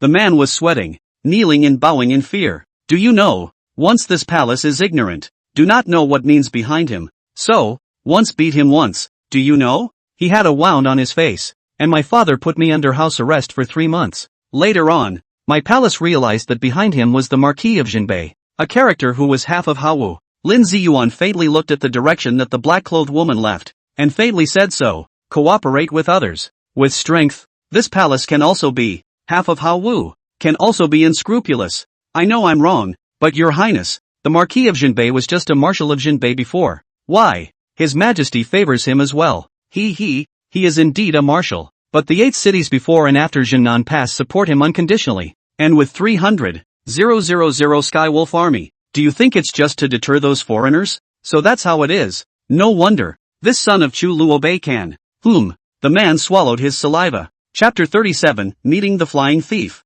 It's just a pity, if he can really carry the palace's token, even if the Jinbei Marquis is still neutral. Those brothers, I'm afraid they can't sit still. Ha, said Lin Ziyuan with a faint smile. Then he thought of something and said, I heard that my second brother has returned from Shanghai Pass. Yes, Your Highness, I saw earlier, the second prince gave Chu Luobei a zither. Ha ha ha, poor acting. Second brother. A small trick can't make it to the stage after all. What's more, a dude Can't mean anything. Lin Ziyuan laughed contemptuously. What about my third brother? His Royal Highness, the third prince, seems to have nothing special, and has been staying in the palace for the past few days. Stay? There's a lot of bad intentions. Keep an eye on them. No. In a room on the third floor, Chu Luobei was comfortably lying on a rocking chair. In front of him was a big beauty. Demon Ji Gongzi. How is it? Ha, acting is quite okay. Talking a bunch of nonsense is so boring. Just to be sure, Lin Ziyuan and Xiliang have cooperation now.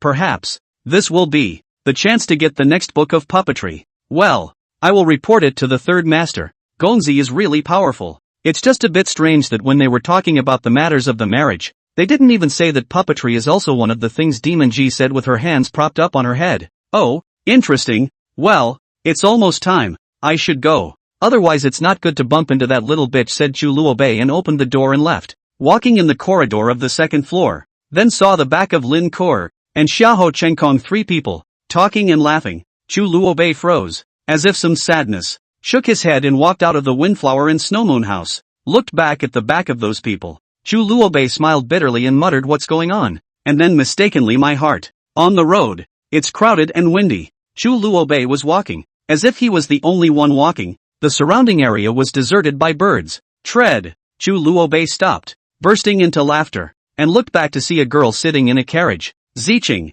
Ha, anyone want a ride? Ziqing said with a smile. Ha, Chu Luobei was instantly somewhat indescribably happy. After getting on the carriage, Chu Luobei pulled Ziqing into the carriage and said suspiciously, how did you know I was here? It's not because madam told me to follow you. Humph, otherwise I, pouted Ziqing. Chu Luobei immediately laughed, thought of something and said doubtfully, did you see it all? Ziqing, some unspeakable heart blocked, like losing something. General, no. Chu Luobei snorted a laugh, said lie all will not, silly girl, just go a form. Listen to the mother, with that little bitch out to play well, just a piece of naked I did not think that that's someone to accompany, alas. Then Chu Luobei leaned against Ziqing and said with his eyes closed, I need to slow down for a while. Ziqing, take a rest before you go. Ziqing, somehow a little happy, just muttered, what is it? Why do I listen to your explanation?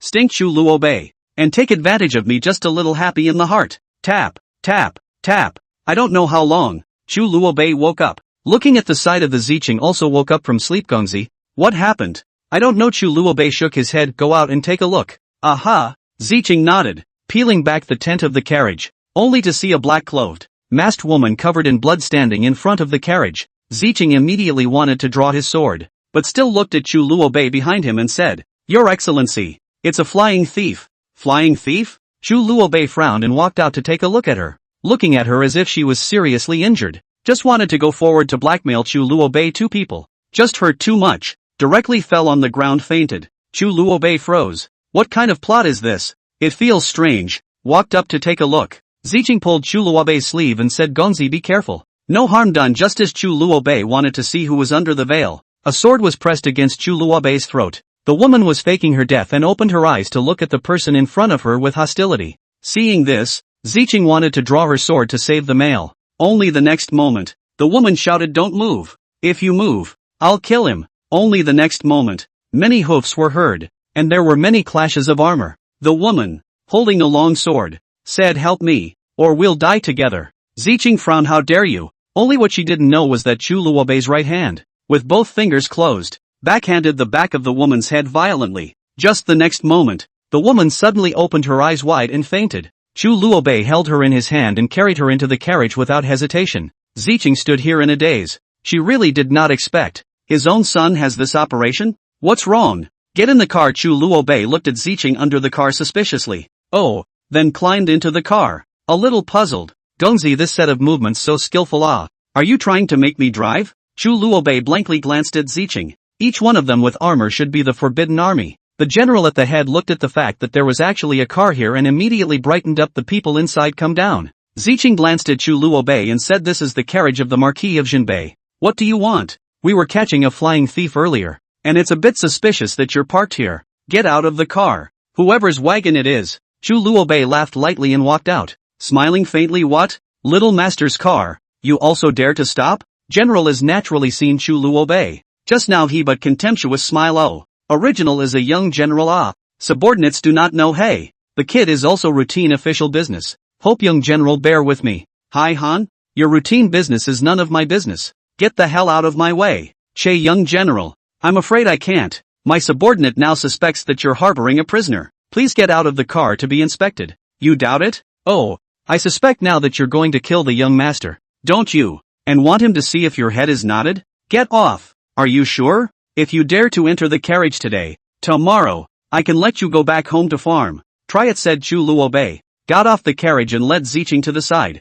This off the bus. The general instantly frowned. With the energy of the Jinbei Marquis, it is not impossible to make yourself go back to your hometown to farm. If you can't search this, next to a small general. In his ear said General, this is the little master of the Jinbei Marquis house. Our side cannot afford to mess with how about it? The general frowned, thought for a long time, sighed and said it seems that there is no problem with the young general's carriage. Let's continue to go after it. Young general, farewell. Saying that, he left with his squad. Chu Luobei smiled faintly. It's a pity. If you really have the guts, I'm afraid it's a bit difficult to get involved, and then got into the carriage. In the car, Ziqing quickly drove off and sped away. Chu Luobei then hugged this black-clothed woman and directly peeled off her veil, with a look that says it all. This girl is the Western Liang Rapunzel. Ha, I didn't realize it before. It's quite chic. Gongzi, who is it that you recognize? Ziqing asked curiously from outside the carriage. It's just a little beauty.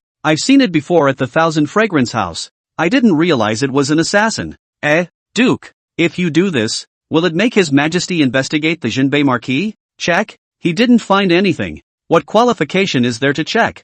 Chu Luobei didn't care, admiring this absolutely beautiful melon face. Chapter 38, Gossiping with the Princess. The Marquis of Jinbei's mansion. The carriage stopped. Chu Luobei hugged Rapunzel in a princess embrace and told Ziqing to knock on the door. The corner of Ziqing's mouth twitched. Gongzi, isn't that a bit bright? Alas, this is my home. I hold a woman home. How? They want to gossip on it. Just say it. Whatever. Chu Luobei impatient rode. Then, with a raw look on his face, Ziqing knocked on the door. The next moment the door opened, and the one who came out was not Nan Bo, but Chu Badian. Master, Ziqing saluted with his sword. Pops? Chu Luobei hugged the Rapunzel and tilted his head. Puzzled, this has been waiting for him for a long time? Don't come in yet. Oh then. Chu Luobei held the Western Liang Rapunzel, and followed her in, and Ziqing closed the door of the mansion. Ziqing, go to bed if you're okay. Yes, said Ziqing, saluted and left. Afterward, Chu Badian glanced at the woman in Chu Luobei's arms and said with a speechless face, you kid.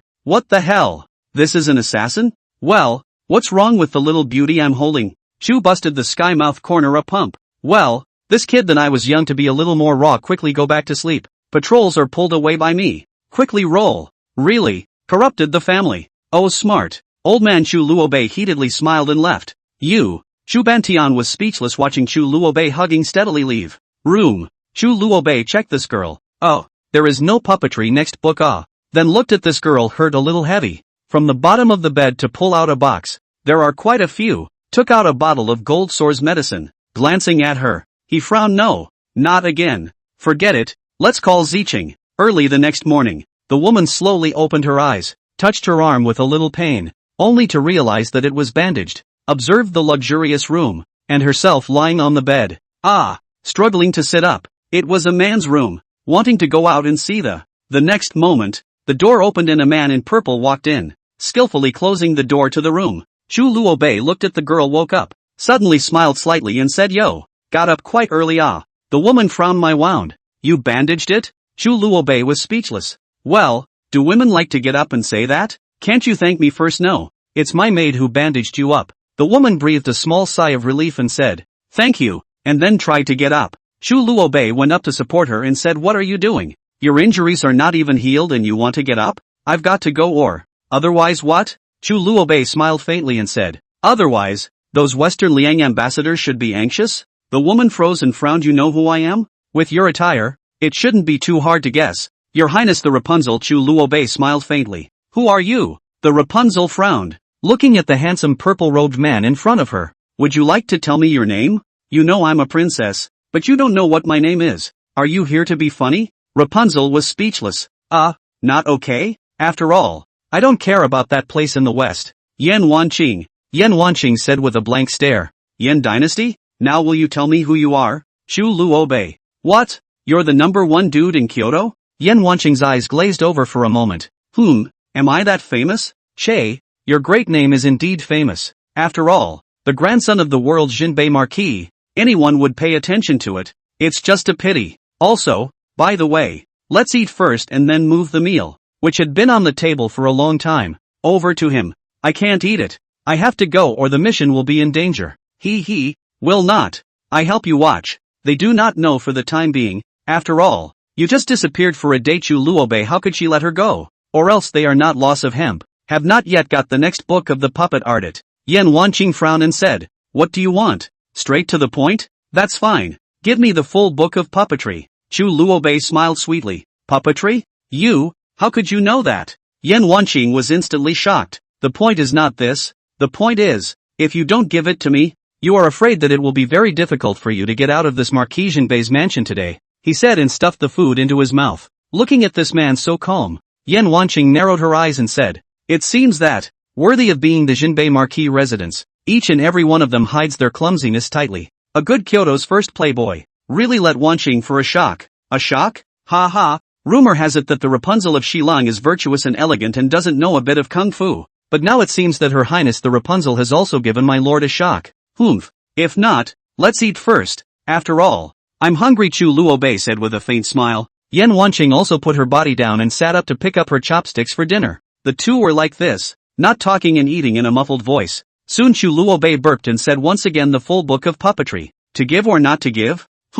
No, do not give? Believe it or not. I'll do it for you. Chu Luobei looked at Yan Wanqing as if he was looking at the rice in the bowl. Yan Wanqing didn't hesitate to display her mid-stage martial master's strength. Even though I'm injured, I'm not something you mortals can deal with. Chu Luobei smiled evilly and stood up, muttering, mortals? Ha, you guys are too. Not to mention, how are you sure I can't beat you? What? Looking at Chu Luobei's eyes that looked like a devil's glance, Yan Wanqing instantly panicked. Yes, Chu Luobei could hide himself. Naturally he could hide his cultivation. Subsequently, in Yan Wanqing's horrified eyes, Chu Luobei in front of a table took out a booklet, said to give you 3 hours? Write on it, I will come over to see if there is a little wrong.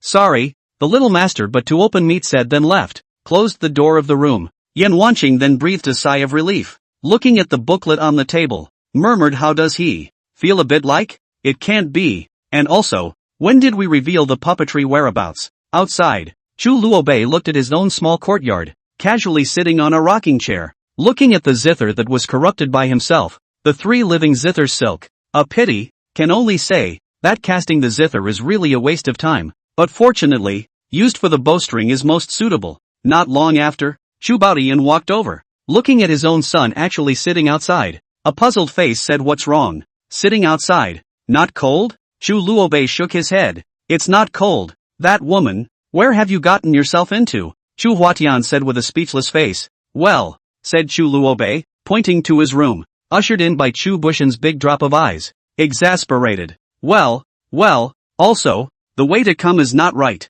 It will not be a widow, right? Chu Luobei touched his breathless face with both hands and said, old man, look, are you talking human words? Little master is a pure man. No matter how I'm not a human being, I'm also your old man. You have to show me some respect. Chu broke the sky index finger straight to Chu Luobei's brain as it 2 pumps. Goo. Chu Luobei looked innocent. Well, you're inside something. No, that's good. Which family is it? Hurry to put back. Stay in the house. You are not afraid of being gossiped about. I'm so used to being told off that it doesn't bother me. Is it your face I'm talking about? It's your grandfather's face. Chu Luobei looked at this old man's righteous indignation and crossed his arms and left, then shook his head and said, alas, with a woman. It is not the same. We'll look for the son to take offense. Cut. Chapter 39. You're shameless. Night. What? Chu Luobei, who was eating in the lobby, was shocked and dumbfounded. Zhou Wan blanked Chu Baotian, who was eating on one side. Don't you want to say a few words? Cough cough cough. Chu Baotian immediately choked on his meal and said, what? Ma'am, you tell me. Oh, Luobei, is this way? 18 years ago. Your old son I drink too much. Give you two. Sold. Chu Luobei said with a twitch of his mouth. So, I still have a child marriage? Or the daughter of the king of Langya? Well.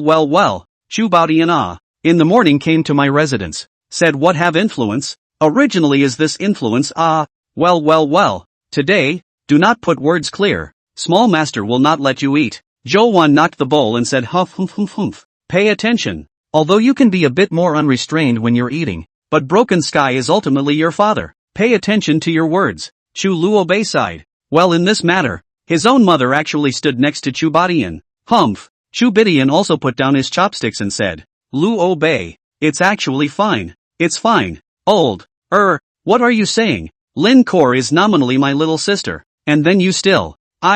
It turns out that my family Luobei thinks that this is not good. Mother also thought that you can't see that little girl. At Zhou smiled gently and gave Chu Luobei a dish to eat.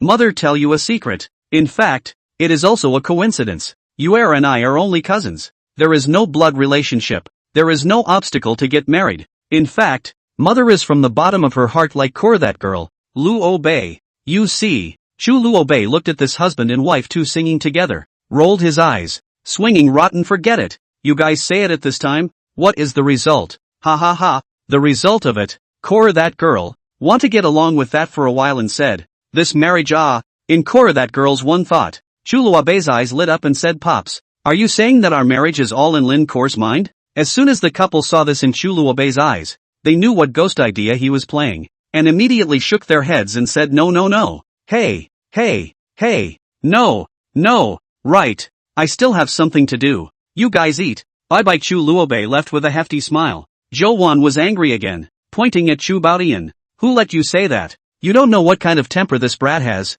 Chu Baodian, you're looking for death. Ma'am, I'm not. Humph. I'll tell you, if Luobei's main house is in Koer, I'll twist my ears off for you. Accompanied by Chu Baishan's miserable screams, Chu Luobei returned to his own courtyard. After opening the door to the room, he looked at Yan Wanqing sitting calmly on the bed, looking at Chu Luobei with hatred. You're not trying to run out, are you? Then after looking around all afternoon you realized that there seems to be a spell formation here and you're not strong enough to get out, right? I told you, it's a waste of effort. I've read a lot of books, a binding formation, or I know how to do it. The world says that Hao Wu is the #1 dude in the world, uneducated and inhumane. Now it seems that apart from the first sentence being wrong, all the others are right. Yan Wanqing frowned and said, you're done writing? Chu Luobei looked at the booklet he had placed on the table. At this point it was already full of words. The corners of his mouth rose slightly, and he opened it and read it, the last part of the book Chu Luobei had seen, so he could tell the difference between real and fake. A few moments. Chu Luobei mouth corner slightly upward said can well, or cannot stand to want to go back to the mission. There should be no problem. You can go. Yan Wanqing stood up at once with a stunned face. She thought Chu Luobei still wanted something else, but she didn't expect it to be so simple.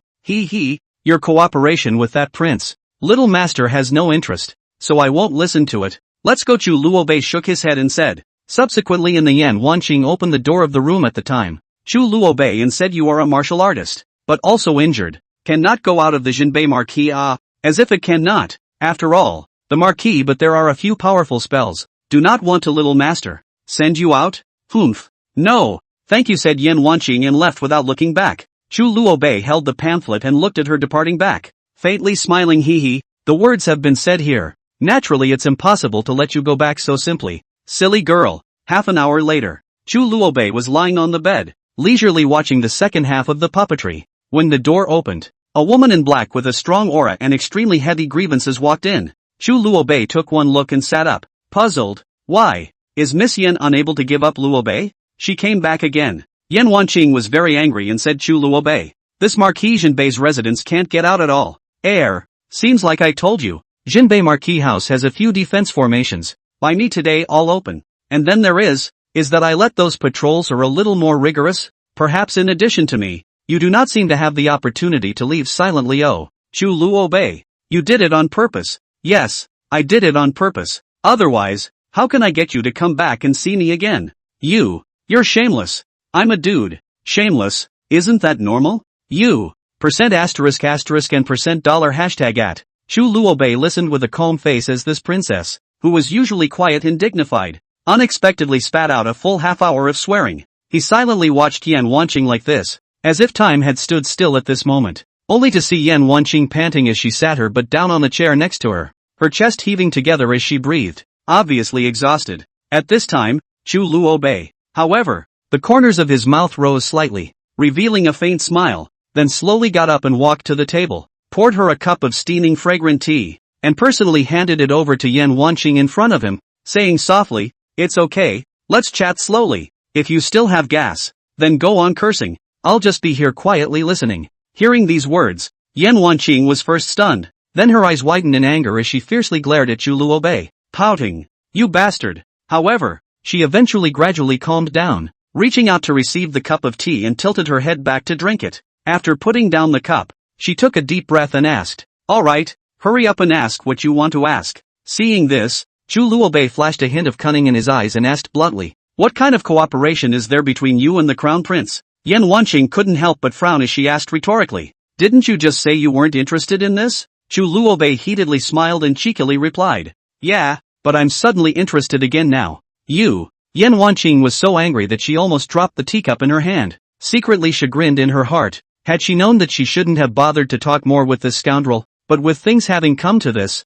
she could only sigh helplessly and tell the truth. "Actually, it's no big deal. It's just that I'm handing over the complete puppet technique to the Crown Prince as a quid pro quo to get his help in claiming back a few border towns that once belonged to our Xiliang kingdom from Emperor Suyao." Chu Luobei nodded thoughtfully and pursued, "So, you are acting as a lobbyist? However, are you so sure that the Crown Prince is capable of accomplishing this?" Yan Wanqing gave him a blank look and said in a nonchalant manner, "Humph, we've already taken the initiative to show our weakness and beg for peace, so if it's just a matter of asking for a few border cities back, Emperor Shuyo shouldn't be so reluctant to agree. Of course, this is also a precautionary measure to prepare for both hands." "Oh, I see now. You guys are feeling hopeful. Humph. And, last night, what did you do, and how were you hunted by pursuers?" "Humph. It's not that Kyoto is too tightly guarded. I didn't pay attention to the dress code at that time. I didn't realize that when I returned to the embassy, I was dealt with as a flying thief, and that general was so powerful that when he saw me he had to take me down.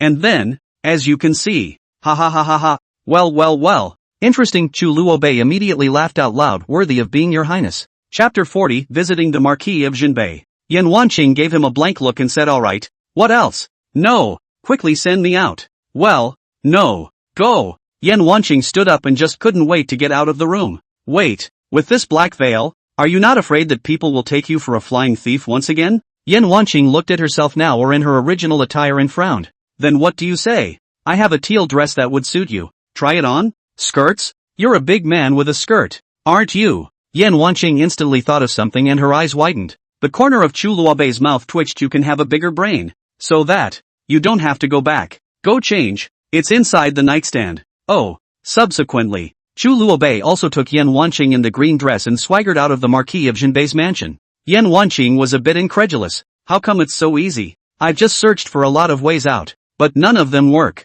Because Little Master is the young general of the Marquis of Jinbei, don't you think? He. Also, never mind. In that case, I'm leaving," said Yan Wanqing and left without looking back. "Ha ha ha, this Rapunzel is interesting. Afraid to stay in the palace for quite a while." A clueless look, Chu Luobei murmured, then glanced around. No one. After closing the door of the mansion, Chu Luobei's eyes lit up, and the corner of his mouth rose slightly as he said obviously, "Before in Spring City, a style of a weak woman, but now he is actually a martial artist. It's a bit interesting." At night, the stars shine brightly. A green dress walked back to the embassy, and just as the door was opened and he was about to go in, Yan Wanqing looked toward the moment, the soft moonlight, smiled brightly, and went in. He went in and pressed himself against the door, muttering, "He's read the entire book of puppetry? How can he let me go with just a glance? By the way, there, that man in black, Rakshasa. It's the end of the year, and when the first snow falls, it's winter." The deafening sound of firecrackers resounded through the sky, breaking the silence of this place that was originally shrouded by the cold winter in an instant. The streets and alleys are decorated with colorful lanterns, as if a colorful dreamland. Today is the Xiliang princess and other countries to marry the big day. This grand wedding can be said to give the Xiliang country full face. Not only that, the court even ordered that all ministers above the 5th rank must go to the palace to attend the wedding banquet. In front of the door of the Marquis of Jinbei's mansion, Lin Kuo stood quietly, while the maid beside her, Rosebud, asked with a puzzled face, "Miss, we've already come here. Why are we just standing at the door but not knocking?" Only Lin Kuo smiled faintly and said softly, "Today, I think that 1,000 cavalry general will also come to the banquet, right?" Rose hurriedly responded, "That's natural. All 5th grade officials need to be present." not to mention a high-powered third-grade officer like the 1,000 Cavalry General. Lin Kor nodded slightly, a meaningful smile hanging at the corner of her mouth as she slowly said, "In that case, knock on the door. I have come here to send my sincere greetings to Auntie on behalf of Mother." Rose nodded understandingly, then stepped forward, knocking lightly on the door. Not long after, only heard creak, the door slowly opened. A hale and hearty old man appeared in front of him. This person was none other than the steward of the Marquis of Jinbei's residence, Nan Bo. Nan Bo recognized the Lin Koer standing outside the door at a glance, and a delighted smile immediately bloomed on his face. Speaking enthusiastically, "So it's the Lin family's little. Oh no, now I should call you a little general. I don't know what you have come here for." Lin Koer was generous and courteous as she replied, "Please ask Uncle Nan to pass on a message for me. Little Koer has come with a gift to greet Auntie on behalf of my mother." "Oh, well then, little general, come in first with me. It's strangely cold outside." "Then I'm sorry to bother you," he said, and several people walked into the Marquis mansion, closing the door to the room, walked down to the lobby. Nan Bo smiled and said, "Little general, rest here first. I'll go inform." "As you wish. Ha ha ha." Nambu then smiled like a child and walked off to a large yard. Chanticleer then relaxed. After all, in the eyes of others, Chanticleer is just a maid, so cannot make a fuss. Here is the Jinbei Marquis house? Marquis, king, they're all pretty much the same, so naturally the treatment is pretty much the same. "Miss, are we just going to wait?" "Well, I knew you couldn't wait, so I'll show you around?" "Yes." Chance jumped up and down and laughed. Then they started to wander, and walked to a lake, saw a middle-aged man, fishing, and, sharpening his sword. "Wow, look, miss, isn't that old gentleman cold? It's called raising a sword, and he's a master at it, but I don't know how long he's been raising it." Raising the sword, the Jinbei Marquis, it's indeed not simple. Rose nodded and added, "Except for that dude." Lin Kor smiled without answering and said, "Let's go to that courtyard?" "Aha." Afterwards, these two went to Chu Luobei's courtyard in a dignified manner. At this moment, the middle-aged man sharpening the sword only looked at them with amusement. It was Chu Yunxiao who muttered, "Raising a sword? Interesting, actually knows about this." The two of them walked in to take a look and saw a pair of couplets at the entrance to the big vet hall. "The peerless young general, the world's most independent." The banner reads, "Powerful and talented." Rose's mouth twitched. "Well, we're in the wrong place. Shall we go, miss?" Lin Kor, on the other hand, looked at this couplet and wanted to laugh a little, murmuring, "Young General Wushuang, you are really talented." At this time, someone came in, none other than Ziqing, looking at these two women. "They shouldn't be here. You guys, how come here?" Lin Kor knew that this girl, who was beside Chu Luobei, laughed. "Sister, where is your son? How come it seems like he's not here? Or is this his room?" Ziqing frowned and said indifferently, "This is the room of the Gongzi. The Gongzi has gone to the 1,000 fragrant house. I came back to get a thing." Rose suddenly froze, blanked out and whispered in Lin Kir's ear, "See, just a dude. Miss, why don't we just withdraw from the marriage? It's really infuriating for you to marry him." Ziqing didn't know why they were here, and just said indifferently, "Both of you, if you're here as guests, you shouldn't be here. Please leave." Rose frowned. "Why? It's just a little stroll." "Strolling? Running out here in the middle of winter, just to take a stroll? Are you guys in over your heads? You, okay, stop it. Little girl, we have no malice. We just came to see Aunt Mother Lord." "I'm sorry, Kor just returned back, already accustomed to the life of the barracks. Bring inconvenience." "I'm sorry." Lin Kor pulled chance and said, "Miss, okay, let's go." Poof. Watching them leave, Ziqing then opened the door of the room and walked in, only to see Chu Luobei was lying on a sleeping chair, draped in a sable, reading a book. Chapter 41 Westlake Tour. "My lord, Ziqing has gotten smarter. Ziqing is already numb. Every time he does something well, this guy always says, Gongzi, you used to like to go to the 1,000 fragrant house. How come you don't go today?" Chu Luobei glanced at Ziqing and said, "Why would I come out in the middle of winter? Looking for trouble? Che, there's always a reason." Every time, Ziqing carefully muttered, looking at Chu Luobei with disdain. "By the way, hear that wrinkle's voice out there? Yeah, why didn't you come out to greet them and pretend you couldn't hear them? Che, I'm so warm in this position. If I go out for a while, it's not for nothing that I've been sitting in the little nest for so long." "Gongzi, wait, you might have to go out. She doesn't seem to like you. She's going to withdraw from the marriage." Ziqing looked at him pitifully. So good. Go, go." Watching Chu Luobei put on his shoes without hesitation, draped in a mink, he walked out of the room. The corner of Ziqing's mouth twitched. Well, this male likes to be withdrawn from marriage? The other side. Lin Kor stepped out of her room, and at a glance, she saw Nanbo sitting side by side with Chu Yunxiao in the pavilion, and the two of them seemed to be talking about something important, only to see Chu Yunxiao suddenly raise his hand and point straight in her direction, saying aloud, "Here, it's right there." Nanbo turned his head to look at the sound of the voice. He sighed lightly and slowly stood up, but his footsteps seemed a bit heavy and strained. While walking towards Lin Kor, he opened his mouth and asked, "Little General, where have you been?" Lin Kor nodded slightly and explained with an apologetic face, "Oh, I'm really sorry, Uncle Nan. I'm new here and I don't quite understand the rules here, so I hope you'll bear with me if I've been rude. Just now, I went to the young general's compound." Hearing this, Nanbo couldn't help but laugh, and then curiously followed up with, "So that's how it is. Then I wonder if young master has already gotten up?" Linkle shook her head gently and replied, "He's not there yet. Absent? This shouldn't be Nanbo muttered, a trace of doubt on his face. However, he soon waved his hand and said, "That's just it. In that case, we'd better leave quickly." Madame learned that little general came to visit and welcomed her with joy, and is afraid that she has been waiting in the lobby for a long time now, so don't keep her waiting. Lin Kor nodded and responded, "Okay." Within a short time, the crowd arrived in front of the lobby door. As soon as Lin Kor stepped through the threshold, she raised her eyes and saw a beautiful woman dressed in purple standing in the hall with a smile on her face. Seeing her come in, the woman quickly stepped forward and cordially took Lin Kor's hand and said, "Kor, you child, why did you come all of a sudden without telling Auntie in advance, so that Auntie could be prepared? It's a surprise for Auntie. Ha ha ha, surprise indeed. Well, have a seat. Uncle Nan, turn on the stove. It's getting a little chilly in this lobby."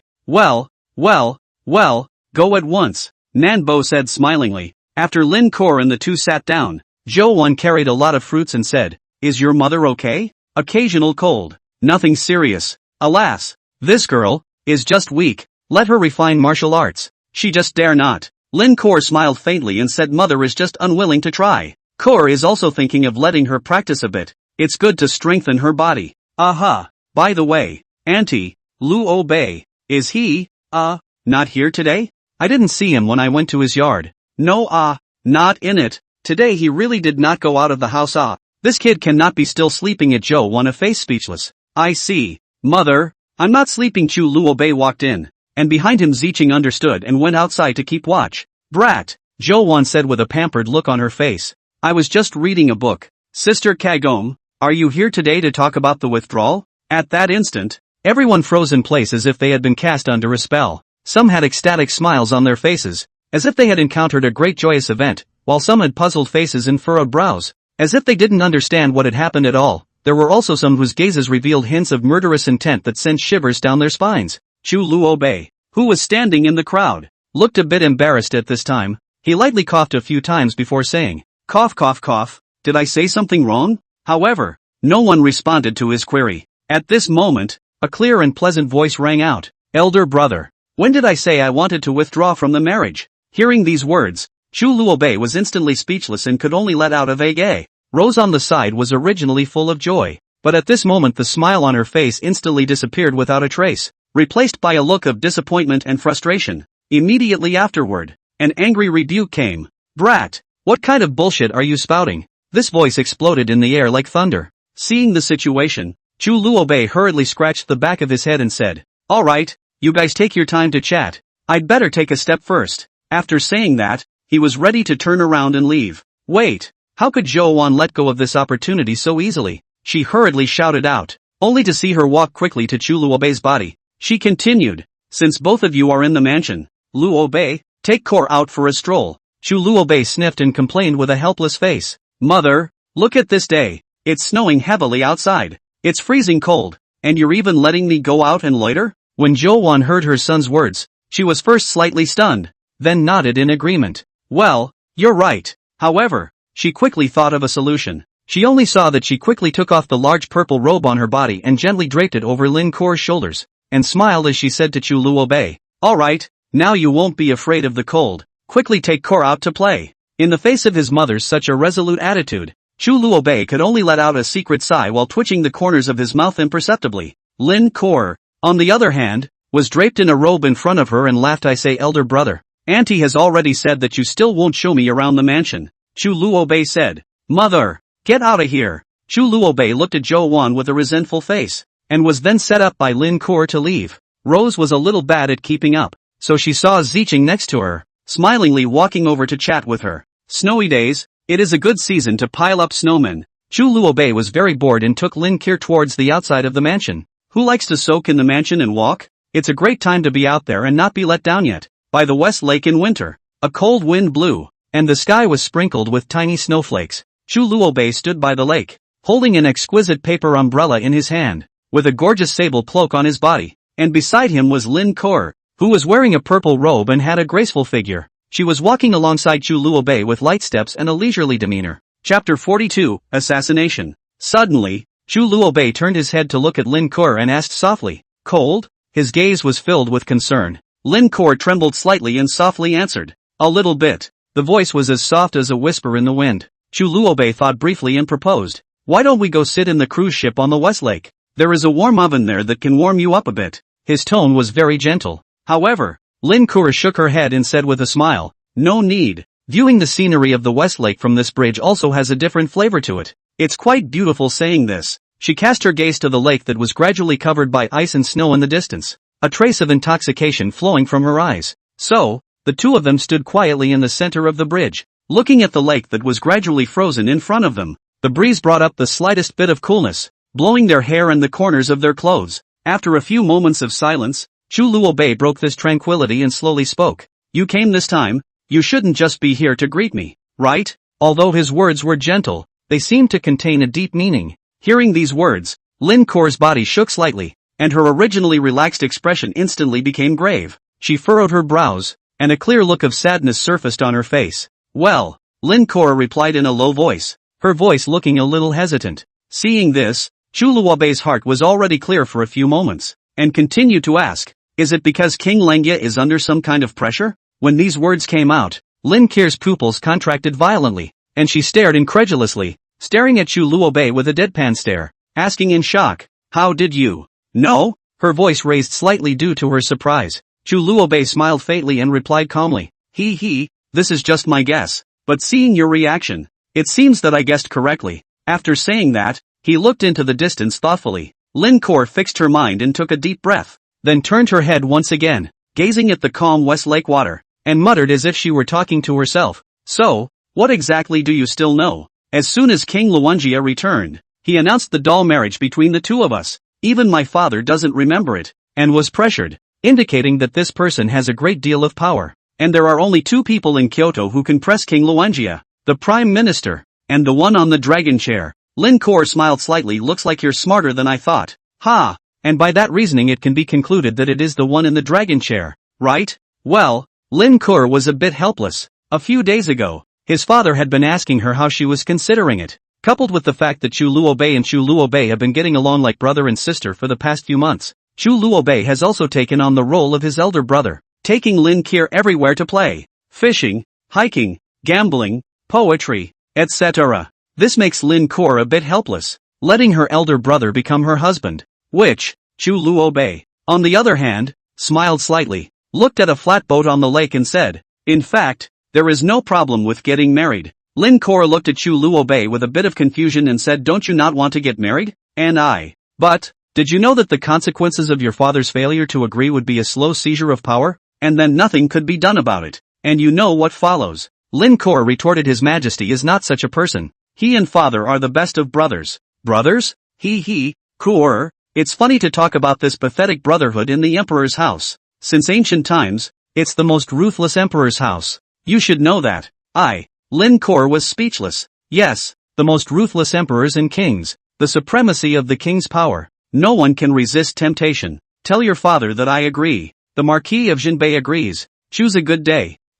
Lin Kuo hesitated. For one thing, it was his older brother, and for another, she actually had a person in mind, which was Xiaoho Changkong. "Are you worried about the marriage? No need to be like this. No matter, any time I can be your elder brother. Husband and wife is just a code name. If there is a day you want to end this kind of companionship, you can just repudiate me. Anyway, I am the first dude in Kyoto. What a reputation has long been rotten." Chu Luobei faintly laughed and said. At this moment, Lin Kuo froze. Was this still the Chu Luobei she had known these months? The boy who loved to play and laughed all day long seemed to have grown up in an instant. Somehow his face actually turned a little red. Chu Luobei looked at this girl to commit nymphomania, but also blushed. There are some doubts touched her face. Said, what's wrong? Cold? Reacting. Lin Kor hurriedly turned her back and touched her hot face with both hands. A little speechless. This was the heartbeat. It's okay, I might be hot. Chu Luobei shook his head, not even able to lie. Just what they didn't know was that on a high building, a man in military uniform watched the scene and immediately went to the great general's residence in a great panic. The great general's residence is the residence of Xiahou Jing. Only the thieving general, panicked, ran in, and only Xiahou Chengkong was quietly polishing his sword in the lobby. It's no good, General. Xiahou Cheng gave a blank look and said, what's the point of panicking, General? How can you still be calm? You know what I saw on patrol today? What? Xiahou Chengkong said with a bit of interest. I saw Ms. Lin Kor on the bridge by the West Lake Inn. That general spoke gasping for air. Some stammered, which could make Xiahou Chengkong a bit anxious. Say, Kor how? General. Miss Kor and a person wearing a sable stood together to enjoy the beauty of the West Lake. Miss Kor, also blushed, at that time a little flustered, did not pay attention to look, but that sable I recognize. That good ferret hair. Only one place to have. What place? The Marquis of Jinbei, and someone who can be so close to Miss Lin. I think the general should know who it is, right? At this time, Xiahou Chengkong killing intent in the eyes, which is on the battlefield to kill will only have the heart of the ruthlessness of intent. Xiahou Chengkong was very smart. He didn't go looking for Lin Kor these past few months, and instead let Chu Luobei take her around. He knew it but didn't stop it because theoretically they were just siblings. But that general suddenly felt a stern killing intent, as if being poured down from the head by a basin of ice water in the cold winter months. Goosebumps instantly rose all over his body, and he involuntarily shivered. He swallowed a mouthful of saliva, and asked with a slightly trembling voice, General, can I help you get rid of that guy who doesn't know how to die and dares to offend you? Only to see that person known as the general snort coldly, his face so gloomy that it seemed as if water could drip out of it, and said sternly, the grandson of the Marquis of Jinbei, how can you be allowed to speak of killing so lightly? This matter needs to be discussed in the long run. But General, I recently heard news that Miss Lin and Chu Luobei have been betrothed since childhood, and our Miss Kor and you are truly a match made in heaven, the general said cautiously, observing his words. Xiahou Chengkong heard this, such as a thunderclap like Huo Ran stood up, eyes wide open, grabbed the person in front of him by the collar, shouted angrily, what, doll's marriage? Where did you hear this nonsense? Simply ridiculous. Never, I will never believe it. That general hurriedly nodded his head and responded, 1,000 times true. General, I also learned of this news by chance. In my humble opinion, it is better for you to make up your mind as soon as possible, so as not to have a long night. Before he finished his words, he only heard Xiahou Chengkong cursing angrily. Damn it! Immediately after, he pushed hard and shoved the general to the ground. Then with a sinister look on his face, he gritted his teeth and said, go and finish off that Chu Luobei for this general, with clean hands and feet, and without leaving any traces. Yes, sir. That general got the order. The corners of his mouth rose slightly, revealing a chesty smile before turning to leave. Meanwhile, at the other end of the city, Chu Luobei was standing side by side with Lin Kor on top of a stone bridge, leisurely enjoying the beautiful scenery around them. The gentle breeze blew the hair and clothes of the two of them, just like a beautiful painting. They indulge in the scenery in front of them, oblivious to the fact that an assassination against Chu Luobei is quietly approaching. Chapter 43, Puppetry. Not bad at all. The next moment, an unfamiliar voice came from behind them. Brother Luobei. The two men sniffed and looked back in confusion, only to see a man and a woman standing beside a carriage. The man dressed in a white robe, an air of splendor and nobility. The woman was holding a long sword with a cold face, like a sword attendant. The man's heart burst with excitement when he saw Chu Luobei looking his way, as it confirmed that he hadn't recognized the wrong person. Thus, he walked forward quickly with a face full of joy. Only then did Chu Luobei finally see the face of the visitor. This person looked a bit similar to the emperor, but on closer inspection some subtle differences could be found. Moreover, from the other party's look and words, it was obvious that he recognized himself. In this way, the answer was clear. I am afraid that the person in front of me is the only one. You are Lin Xiao? Chu Luobei asked tentatively. Daring, how dare you call His Highness by his name? Seeing this, the sword servant at the side opened his eyes angrily and rebuked loudly. Lin Xiao, however, helplessly waved his hand, signaling the sword servant that there was no need to be angry, then smiled and said, it seems that brother Luobei still remembers me. When Chu Luobei heard this, he couldn't help but laugh out loud. Ha ha ha ha ha, How could I not remember it? Little old man. The words were full of flirtation. Hearing this, Lin Xiao wasn't annoyed and instead laughed along. Right at this moment, his gaze turned to the woman standing beside Chu Luobei and asked with a smile. This must be Sister Lin Kor, right? Ko-er has met her elder brother. Lin Kor bowed slightly and saluted. Lin Xiao nodded and answered. Aha. However, just as the crowd was talking, a sudden change occurred. Only hearing a whoosh sound, an incomparably sharp arrow cut through the sky like lightning, shooting straight towards Chu Luobei. In an instant, the atmosphere became tense to the extreme. As a person practicing martial arts, Lin Kor reacted extremely quickly. She sensed the approaching danger almost immediately, and immediately shouted, "Get out of the way!" Immediately afterward, without hesitation, she extended a hand and forcefully pushed Chu Luobei backwards. Unfortunately, even though Lin Kor's movements were already fast enough, in this flash of lightning, she was still unable to completely avoid the sharp arrow that shot towards her. In the end, the arrow only slightly deviated from its original trajectory, barely brushing past Lin Kor's ear, and then deeply piercing into Chu Luobei's arm. Chu Luobei fell to the ground at once, covering his arm, gritting his teeth but not screaming out in pain. Lin Xiao couldn't help but be shocked after hearing this. His eyes were wide open and he was filled with astonishment. As for the maidservants standing at the side, they were given permission to go forward to track down the dastardly murderer who had released the cold arrow. Only then did Lin Kor slowly crouch down and looked at Chu Luobei with concern,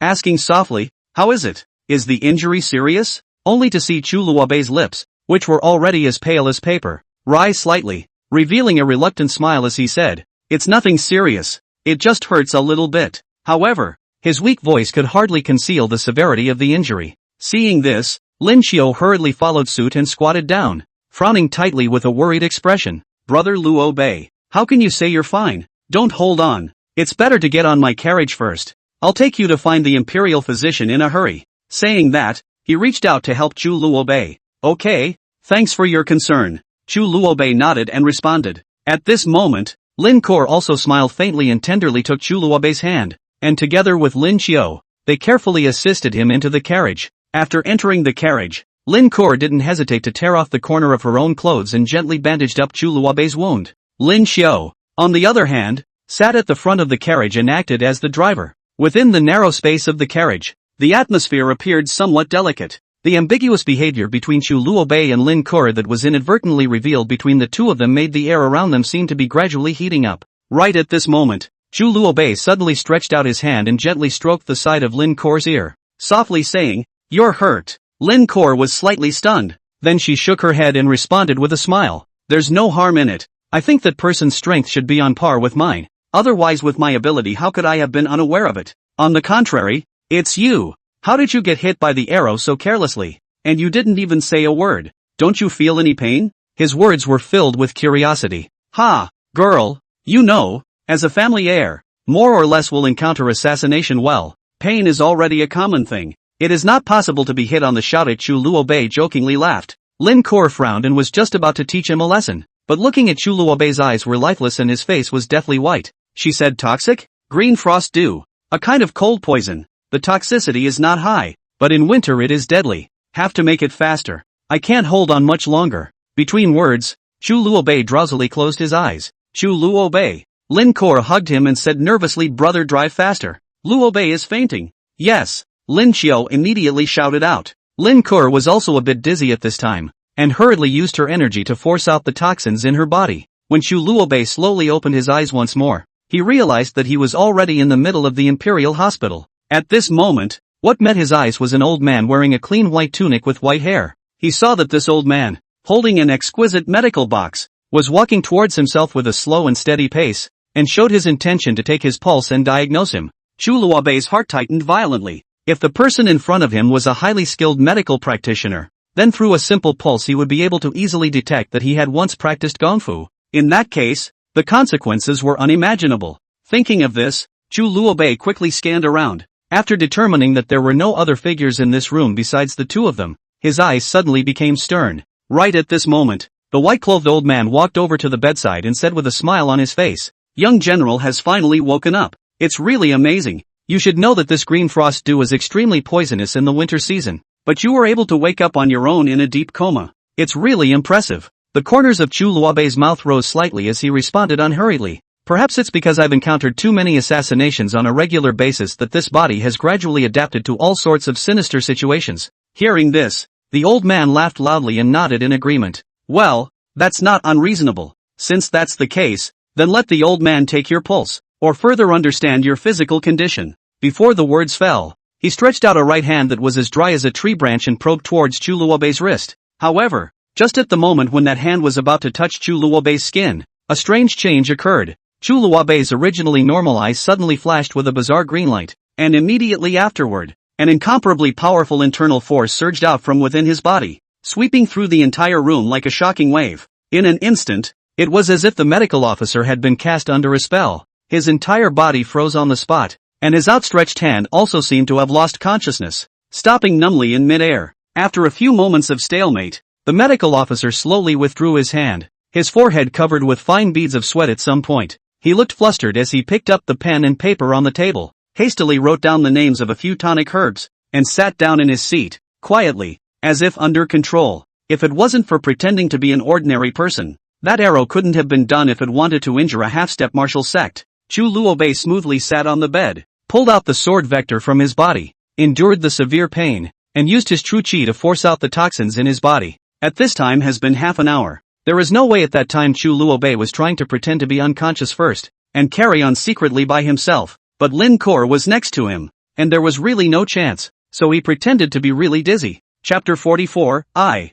Chu Luobei, am worthy of anyone. Chu Luobei was sweating profusely. Luckily he woke up fast enough, otherwise it wouldn't be too good, and simply tidied up the room a little bit. Looking at the side of the eyes open, numbly sitting on the stool medical officer, Chu Luobei murmured, "This puppetry is quite good," said, walked to the door of the room, snapped a ringing finger. Chu Luobei slowly walked out of the room, and with a sweep of his gaze, he saw that Lin Kor had already bandaged her ears, and was sitting around talking and laughing with Lin Xiao and the other three. When the crowd saw Chu Luobei appear, their faces all showed shock, especially that medical officer. He even greeted them with a smile on his face and said, "Young General, look, after some diagnosis and treatment by my officer, the injuries on your body are now almost cured." Lin Kor's eyes widened in disbelief as she circled around Chu Luobei several times. She really hadn't thought that this medical officer's medical skills were so brilliant. Not only had he successfully bandaged Chu Luobei's injured arm, but his entire complexion looked much better. In contrast, Lin Xiao looked a bit skeptical. He curiously asked, "Lord Medical Officer, what kind of trick did you use that you were able to make Chu Luobei recover to such a state in just half an hour? Can you tell us a bit about it?" Facing Lin Xiao's inquiry, the medical officer couldn't help but look embarrassed, frowned and hesitantly replied, "Reporting back to your Second Highness." This subordinate officer, before he could finish his words, he was interrupted by Chu Luobei had interrupted. Since the disease has been cured, there's no need to ask about these details. Little elder, let's not make things too difficult for the other medical officer. Maybe he has a unique and untold secret." Chu Luobei faintly smiled and said lightly. However, in truth, even this medical official himself was not sure exactly how he had cured Chu Luobei. He only remembered that he was giving Chu Luobei acupuncture treatment, and then somehow, everything suddenly became smooth, as if there was a mysterious power in the dark. "Alright, brother Luobei, then how do you feel physically now? Is there any discomfort?" Lin Xiao asked with concern. "It's okay, just a little pain in the arm, otherwise it's fine." "Phew, that's good," Lin Kor said as she pressed herself against Chu Luobei. "Alas, in that case, I would like to invite the two of you to go with me to the Eastern Palace for a banquet. How about it?" "Not going," Chu Luobei and the two said in a different way, and looked at each other suspiciously. Lin Xiao was a bit speechless. "Okay, this is also spreading dog food?" He awkwardly said. "Well then,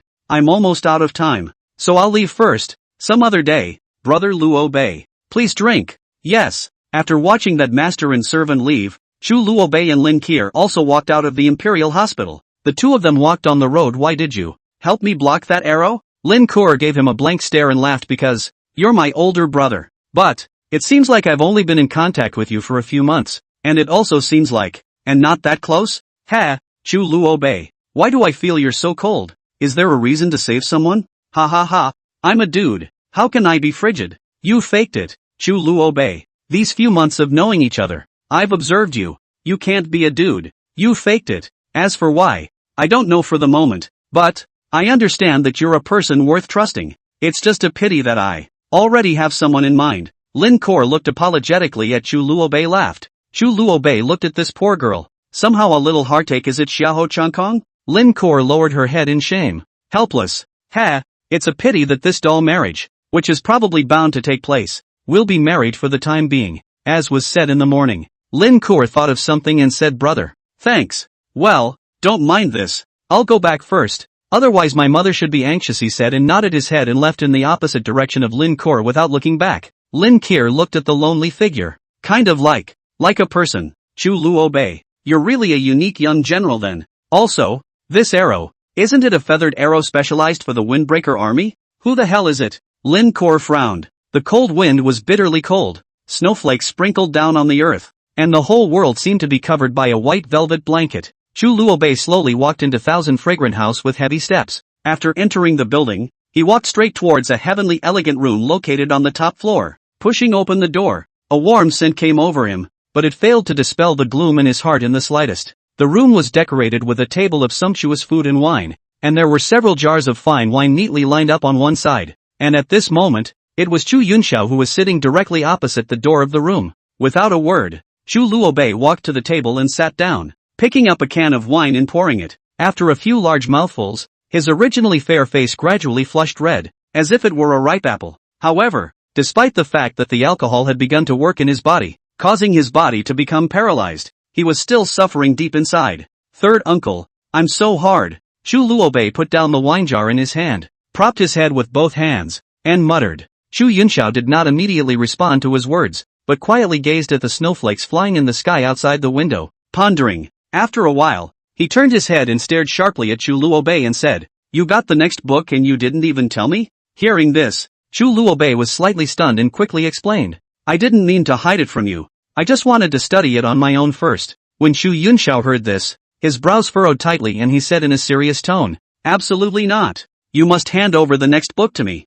and you are not allowed to make puppets privately. Why? Chu Luobei asked with wide eyes and a face full of incomprehension. Chu Yunxiao let out a light sigh and helplessly shook his head. Because of the flaws in this puppet technique, improper use will not only cause harm to oneself, but may even endanger one's life. It is precisely for this reason that the Western Liang Kingdom is willing to take it out in exchange for other benefits. After hearing this explanation, Chu Luobei was silent, and only after a long time did he reluctantly nod his head and respond, Alright, nu aw. Saying that, he reached out and pulled out a yellowed pamphlet from his sleeve and handed it to Chu Yunxiao. Chu Yunxiao took the booklet and after carefully inspecting it to confirm that it was correct, he stood up and prepared to leave. Before leaving, he gently patted Chu Luobei's shoulder and said in a serious tone, Luobei, there are some things, if you truly want them, then bravely go after them. Arjun Bay Marquis House is not a small family. No matter who the other party is, we are worthy of it. When Chu Luobei heard these words, he first froze, and then his mind couldn't help but conjure up those scenes of joyful play when he was once with Lin Kor.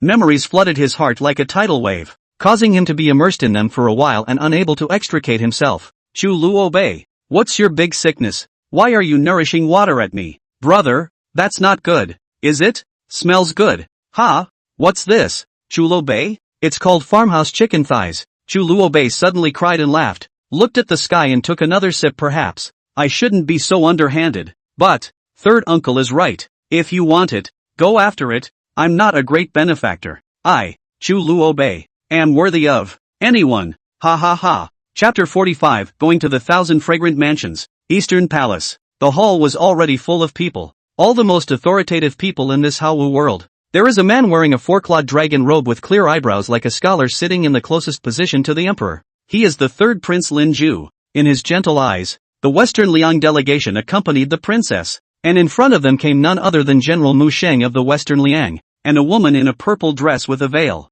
Mu Scar of Western Liang, with Her Highness, the eldest princess, pays her respects to His Majesty, Emperor Haowu. Afterwards, the envoys kneeled down and saluted. Lin Shuyao smiled faintly and said, Get up. Today is the day of peace. Be happy. Promise. Several people stood up, then returned to their positions. The next is the East Palace Lord Lin Ziyuan, and the eldest Princess Yan watching things, only to see Lin Ziyuan springing to life, smiling and walking up in his robes, stretching out his hand to hold Yan Wanqing's hand, saluting the emperor, the empress, and, thus, a grand and solemn worship ceremony was officially kicked off. Red silk fluttering, joyful music, Guests have applauded and cheered, witnessed the couple into the marriage hall. In a festive and peaceful atmosphere, the bride and groom completed a series of traditional rituals, and finally walked hand in hand into the beautifully decorated bridal chamber. After everything was over, the night was already deep, and Lin Shuyao, who had been busy all day, felt sleepy. He tenderly took the empress' hand and slowly left the banquet site, leaving the crowd of guests to continue to be immersed in a sea of joy. At this point, people began to sing and dance to their heart's content, and the whole scene was lively. It was at this moment that a familiar voice came. Third brother. It turned out to be Lin Qiu holding a cup of fine wine, walking this way with a smile on his face. Hearing the shout, Lin Zhu hurriedly stood up, nodded slightly and smiled. Imperial brother. Lin Qiu looked at Lin Zhu and asked with concern, "Why do you feel like you're moping around today? Is there something on your mind?" Lin Zhu gently shook his head, explaining, "It may be that I've read too many books in recent days, and I only feel dizzy at this moment." Lin Qiu laughed out loud after hearing this and patted Lin Zhu's shoulder and said, "Ha ha, third brother you don't want to be stuffed in your own home reading all day? You need to come out more often to walk around and spread your heart." Lin Zhu nodded his head and responded, "Well, thank you for reminding Imperial brother. I don't know how things are going this time when Imperial brother traveled to Yangzhou City on business The corners of Lin Qiu's mouth rose as she replied confidently,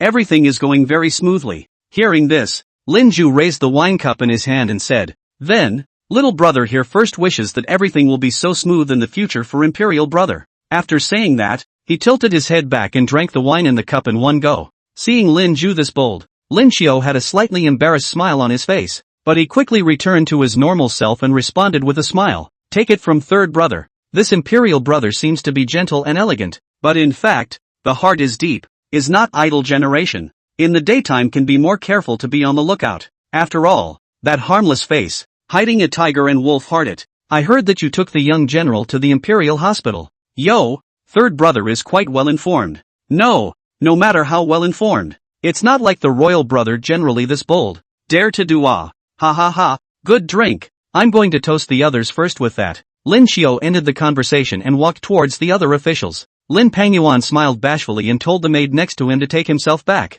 The reason then was that he was not capable of drinking and left. Xingqing Palace. After Lin Zhu stepped into her chambers, it was as if she had instantly changed into a different person, and her originally calm, water-like face was now shrouded in intense killing intent, only to see her stride to the front of the seat and sit down on her butt, exuding a chilling aura all over her body. And not far away from her, there was Xiahou Chengkong sitting upright. "Your Highness." Xiahou Chengkong couldn't help but tremble in his heart when he saw Lin Zhu in this state, but he still opened his mouth and shouted stiffly. Lin Zhu fiercely turned his head, his eyes stabbing straight at Xiahou Chengkong like a knife, and said sternly, "The injuries Chu Luobei suffered today, did they come from your handiwork?" When Xiahou Chengkong heard this, a layer of fine sweat immediately appeared on his forehead as he stammered, Your Highness, I, Xiahou Chengkong." Lin Zhu interrupted with a furious shout, "Are you not clear about what Chu Luobei's identity really is? Or is it that you've killed enemies on the battlefield all these years to the point that your brain is even broken?" Xiahou Chengkong's face turned white, and he hurriedly explained, "Your Highness, don't be angry. It's really because Kor has a child marriage with that trash Chu Luobei, and I heard that His Majesty seems to have agreed to this marriage. In this way, if the Jinbei Marquis House then marries with the Langya Royal House, then the Jinbei Marquis House will surely become the first royal house that deserves to be under the imperial power." Speaking of this, Xiahou Chengkong's face was filled with worry. However, Lin Zhu was looking at him with a face of contempt, as if he was looking at a comical and ridiculous clown. "Humph." Lin Zhu snorted coldly and continued, "Even if Kor is not my biological sister, she is still the sister of this palace. So by virtue of you, do you also presume to climb high?" Hearing this, although Xiahou Chengkong had dissatisfaction in his heart, he could only obediently lower his head in the face of this powerful princess in front of him, not daring to say another word of nonsense. "Do you really think that father knows nothing about this matter? To tell you the truth, this marriage is exactly what Father Emperor pushed behind the scenes to facilitate," Lin Zhu said with a cold smile. What a surprise. What the hell is this for?" Xiahou Chengkong's face was filled with shock, and for a moment, he didn't know how to react. "Enough." Lin Zhu waved his hand impatiently. "Stop asking so many stupid questions and get the hell down to this palace. Next time, have your father come to see me in person." Before the words fell, Lin Zhu already stood up and walked towards the inner room without looking back, leaving Xiahou Chengkong standing dumbfounded and at a loss for words. Xiahou Chengkong did not know that His Highness felt that he was too stupid and had a lot of grievances. Subsequently, Lin Juxian somewhat left the palace and went straight to Thousand Fragrant House. Your Highness, this is the Thousand Fragrant House, the maid said with a delicate smile. Stepping into the building, a rich floral fragrance comes to your nose, as if you are in a sea of flowers. The fragrant aroma lingered around the body, making people unable to help but be mesmerized by it. However, the beautiful scenery in front of him did not move this highness, as he took a light sniff and slightly shook his head. It is truly intoxicating with the fragrance of flowers. It's just a pity that such a mesmerizing scenery can't mesmerize a smart person. Hearing this, the maid asked curiously, the wise man your highness spoke of, does he mean that young general? His highness nodded, reminiscing about the past years and slowly said, when I was 8 years old, I was the same age as him. At that time, he already showed amazing intelligence, and I was shocked by everything he said and did. He once told me that money is the most worthless thing in the world, and that only power is the most important thing. The maid's eyes widened in disbelief. That's even from that dude's mouth? His highness laughed softly and said meaningfully, ha, as the saying goes, the world laughs at me for being too crazy, and I laugh at the world for not being able to see through it. Today, let's go up and meet him. After saying that, only to see Lin Ju take out a black mask and put it on his face, and organize the white robe on his body, and then stride towards the upper floor. Just after entering the building, all kinds of warbling sounds were heard. Gongzi, come and play. Sir, why are you still wearing a mask? Could it be that your appearance is too handsome and you are afraid of attracting the hearts of the people? In the face of these warm greetings, Lin Ju was unmoved and only quickened his pace, passing through the layers of people, and after a few turns, he finally found the room where Chu Luobei was drinking and enjoying himself. Chapter 46, Will you help me? Standing in front of the door to the room, Lin Ju softly instructed Linger behind him. Linger, stand guard here, and if there are any unusual circumstances, notify me immediately. I'll go in first to have a chat with him. Linger nodded her head obediently and responded. Nuwa. Lin Ju took a deep breath and gently pushed open the door of the room. The scene inside the room was instantly reflected in his eyes, only to see a man lazily lying on the bed, accompanied by a delicate woman. And when they saw that the person who opened the door was actually a mysterious man dressed in white and wearing a black mask, they were all stunned. The man was not happy on the spot, and angrily rebuked. You're a horse. Who is it? Lin Ju frowned and said with a faint smile, I'm sorry for going to the wrong room, and said he exited the room and closed the door. The maid next to him said what's wrong? My lord? The corners of Lin Ju's mouth rose slightly as he said, it's fine. Is the news reliable? Reliable. Your Highness. Our men personally saw Chu Luobei drunk in this room. Oh, it seems that the young general has something to offer. Let's go. Yes. Then they were just about to go downstairs when they heard the man inside cursing non-stop in the girl's soothing voice. Lin Ju indifferently said make him disappear. How dare a mole curse me? No. The other side. In one of the elegant rooms, the demoness was resting her cheeks and looking at the red-faced Chu Luobei. My lord. It still has to be me. Or else, that third prince is afraid that he will force you to make a choice. Chu Luobei looked at the figure in white and said, none of the royals are simple. The prince isn't easy either. Ha, but in that case, we'll have to be more careful in the future. Sir, it won't take long. The Marquis is coming back. Chu Luobei immediately froze and said, how did you know? Our shadow's intelligence is comparable to Rakshas's. Yeah, how long to get back? Your Excellency, it's been half a year at most. The Marquis is leading 300,000 Skywolf army in the south. The regional southern barbarians are not enough to worry about. 6 months? I wonder if we'll make it in time for the wedding. Is your son really going to take a daughter-in-law? Well, the emperor wants to use the king of Luangia to hold my Jinbei Marquis. Can ever think of being the guest of honor? Chu Luobei smiled faintly and said, wow. Gongzi pits people every time he has this lewd smile. The corner of Chu Luobei's mouth twitched. Don't talk if you can't talk. Say no more. I'm leaving. I can't listen to it anymore, said Chu Luobei, slamming the door in a very unhappy manner. Behind her came the seductive voice of the demon girl. Gongzi, next time come back. Oh. Chu Luobei laughed recklessly and said good. Once out, Chu Luobei wrapped himself very tightly with a sable fur, and went to a noodle shop with a cold chill. What he didn't know was that after he came out, a man and a woman stood next to a bridge and kept staring at him. The woman still had blood on her hands and was holding a matching sword in her hand. The corners of Lin Ju's mouth rose slightly. Sure enough. You're still careless. I've got what I want. You keep an eye on this place. Once you find out what evidence there is, this greenhouse will be shut down. Nah. The other side. Palace. Outside the Imperial study on the pavilion. Sitting on 3 men. It is the Western Liang Mission Mu Trace. Su Yao Emperor. Langya King standing next to Lin Kor. Is General Mu satisfied with the winter wedding? Lin Shuyo said with a faint smile. Your Majesty, there is nothing to be dissatisfied with. Your country treats me with courtesy. I am honored, Mu Sheng humbly said. Ha ha ha, that's good. I heard that the daughter of the king of Langya, County Princess Kor, said that your mission has a big gift for me, but is it true? Lin Shuyo said without a care in the world. Mu Trace immediately frowned. At that time, there was indeed a woman who helped them block Chu Luo Bei. It was indeed this woman. It seems that Emperor Shuyo had already known. If he was still lying now, it would not be easy to go. Yes, Your Majesty. My emperor has sent me a great gift to enhance the friendship between our two countries, Mu Sheng said with a faint smile. Oh, what is it? Emperor Su Yao put on an interested look. Your Majesty, it's my Western Liang Kingdom, the State Master's self-created secret technique, the puppet technique. Your Majesty, please take a look. After saying that, Mu Sheng obediently took out the puppet art. Lin Shuyo opened a look. The more you look more interesting, laughed out loud and said good. It's really extraordinary. I'm very satisfied with this great gift from Xiliang country, as long as Your Majesty is satisfied, Mu Sheng said with a compensatory smile. Well, since the big gift sent, then talk about the main thing. Today is the prince's big day. He advised me. You have come with sincerity. How a world is a state of etiquette. So I listened. After all, it is his wedding, well, can not spoil the fun. Mu Trace's mouth rose slightly at that moment as he continued to listen. Therefore, I feel that I should return the 3 cities of Xiliang over the edge. Mu Trace froze. That's not right, Your Majesty. It's the 6 cities, right? 6 cities?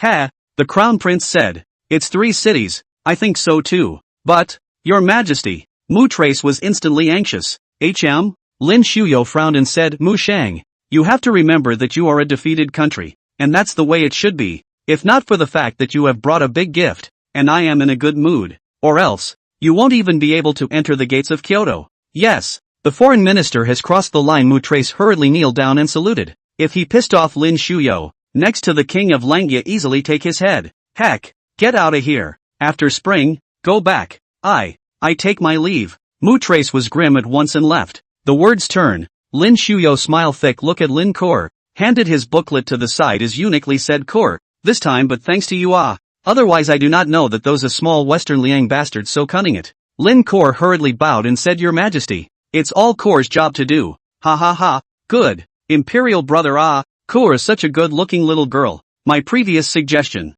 how are you considering it? King Luanjia sighed and said, Your Majesty, I think it's feasible. Kor has grown up and should have her own home now. Lin Shuyao smiled intensely and looked at Lin Kir, asking for her opinion. Little General, what do you think? Lin Kor smiled faintly. All at Your Majesty's disposal. Ha ha ha ha ha, good. I am fortunate to have you all. Your Majesty, I wouldn't dare. King Langya's father and daughter bowed and said, well, since that's the case, I'll give the decree. Just to cover the whole winter with joyous celebration. Lin Shuyao smiled. Imperial brother, there's still a banquet being held over there. Go and take a look at it. Don't let the Western Liang delegation take away the elegance. Yes, Kor, then stay. I'll take a good look. King Langya frowned without retort, looked at Kor and said, don't be petty. I'll leave first. Aha. Wrinkle nodded and said, after watching Lin Zhenyu go, Lin Shuyo smiled and said to uniquely look, this is the family teachings. My few royal sons and daughters just know to grab. Kor can't compare to her brothers and sisters. Lin Kor said modestly, ha ha ha, Kagome, have a seat. Thank you, Your Majesty, he said, and Kagome politely sat down across from him. Kor, everything I say next, I hope you won't spread it. Your Majesty, don't worry. Kor's mouth is very tight. Lin Kor narrowed her eyes and said, well, may I know why? I want you to marry into the Jinbei Marquis so badly? Lin Kor frowned and said, is His Majesty trying to get the Langya royal house to suppress the Jinbei Marquis? Ha ha ha, I told you, marching and fighting brains are smart. Can you know why I have to do this? His Majesty thinks that the Marquis of Jinbei is too powerful. Yes, it's too big. You know? The 8 cities in the south all know that Marquis Jinbei doesn't know that Emperor Su Yao has much to gain. But Your Majesty, the Marquis of Jinbei's family has been loyal for generations, and the Marquis of Jinbei is also loyal. Yes, loyal, so what he wants to do, I can't stop it. This is a high meritocracy. Your Majesty. Lin Kor froze. This emperor's first time so helpless eyes. The previous domineering look, actually became so haggard. Uniquely also added oil and vinegar, said small General Jinbei Ho credit is too big. Do not know convergence. His Majesty also do not want to move but, civil and military officials have been relying on their own. Is Jinbei Ho house camp a gang? Unscrupulous contempt of the king's authority. His Majesty, is also very difficult. Lin Kuo knew. The wrong one was not the Jinbei Marquis, the wrong one was those of their Jinbei Marquis sect. With such a big backing, even the powerless Chu Luobei could defy the emperor's son. Somehow, Lin Kuo thought of Chu Luobei's cheerful appearance. He was very kind, only knew how to play and laugh, because behind him was the Jinbei Marquis. The majesty of the royal family is unbreakable. Your majesty, what do you want me to do? Lin Kuo was impressed and said seriously. Lin Shuyo hands touched turned both eyes, as if very bitter general appearance can I believe that Luangjia Wang family can be willing to help me. Chapter 47, Welcome back, my husband. The night is over and the feast is over. In the Imperial study, Lin Shuyo looked at the books and suddenly smiled inadvertently. When eunuch Li next to him saw this, he immediately smiled and said, Your Majesty, you should go out and look at the moon. It's very bright tonight. Lin Shuyo smilingly looked at the old thief said you the most understand me. Today one stone two birds plan. Really smooth Your Majesty has the dragon's luck. Everything is going well. Today and Luangjia King got the puppet art. But also the prince's side and the eldest princess is afraid that there will also be a lot of contradictions. Then the marriage was finalized next to Lin Kuo, which was killing two birds with one stone. The Marquis of Jinbei will finally be taken down by me. Ha ha ha. Lin Shuyo laughed out loud. Congratulations, Your Majesty. By the way, puppetry, did you see if it was real? Your Majesty, puppetry is a book of illusions. The old slave thinks it's better to practice it to make sure it's safe. Well, go and grab some practice. And make sure to confirm the truth before the Western Liang envoys leave. No, the old slave will go and try. Aha. The old slave retires. Lin Shuyo put down the book, walked outside the temple, looking at the yelling moon sky, wind and flowers, exhaled a mouthful of turbid air said 3 years later, the world pattern reshuffle. I still need to Jinbei Marquis Jinbei Marquis. You should be able to understand my thoughts.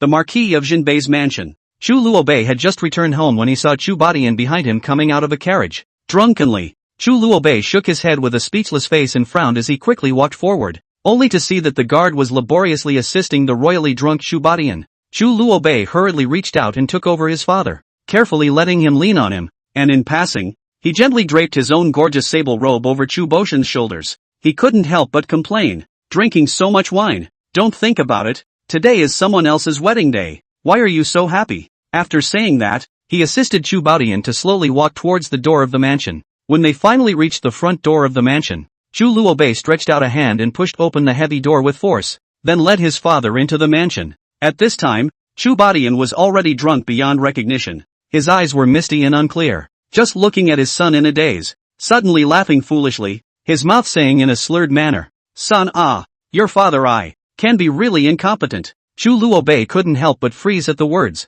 staring blankly at the man in front of him who was usually imposing, but at the moment looked incomparably forlorn, his father, only to hear Chu Bao Tian continue to mumble, I'm practicing every day in addition to practicing. I have an empty body of strength, but my talent in martial arts is poor as hell.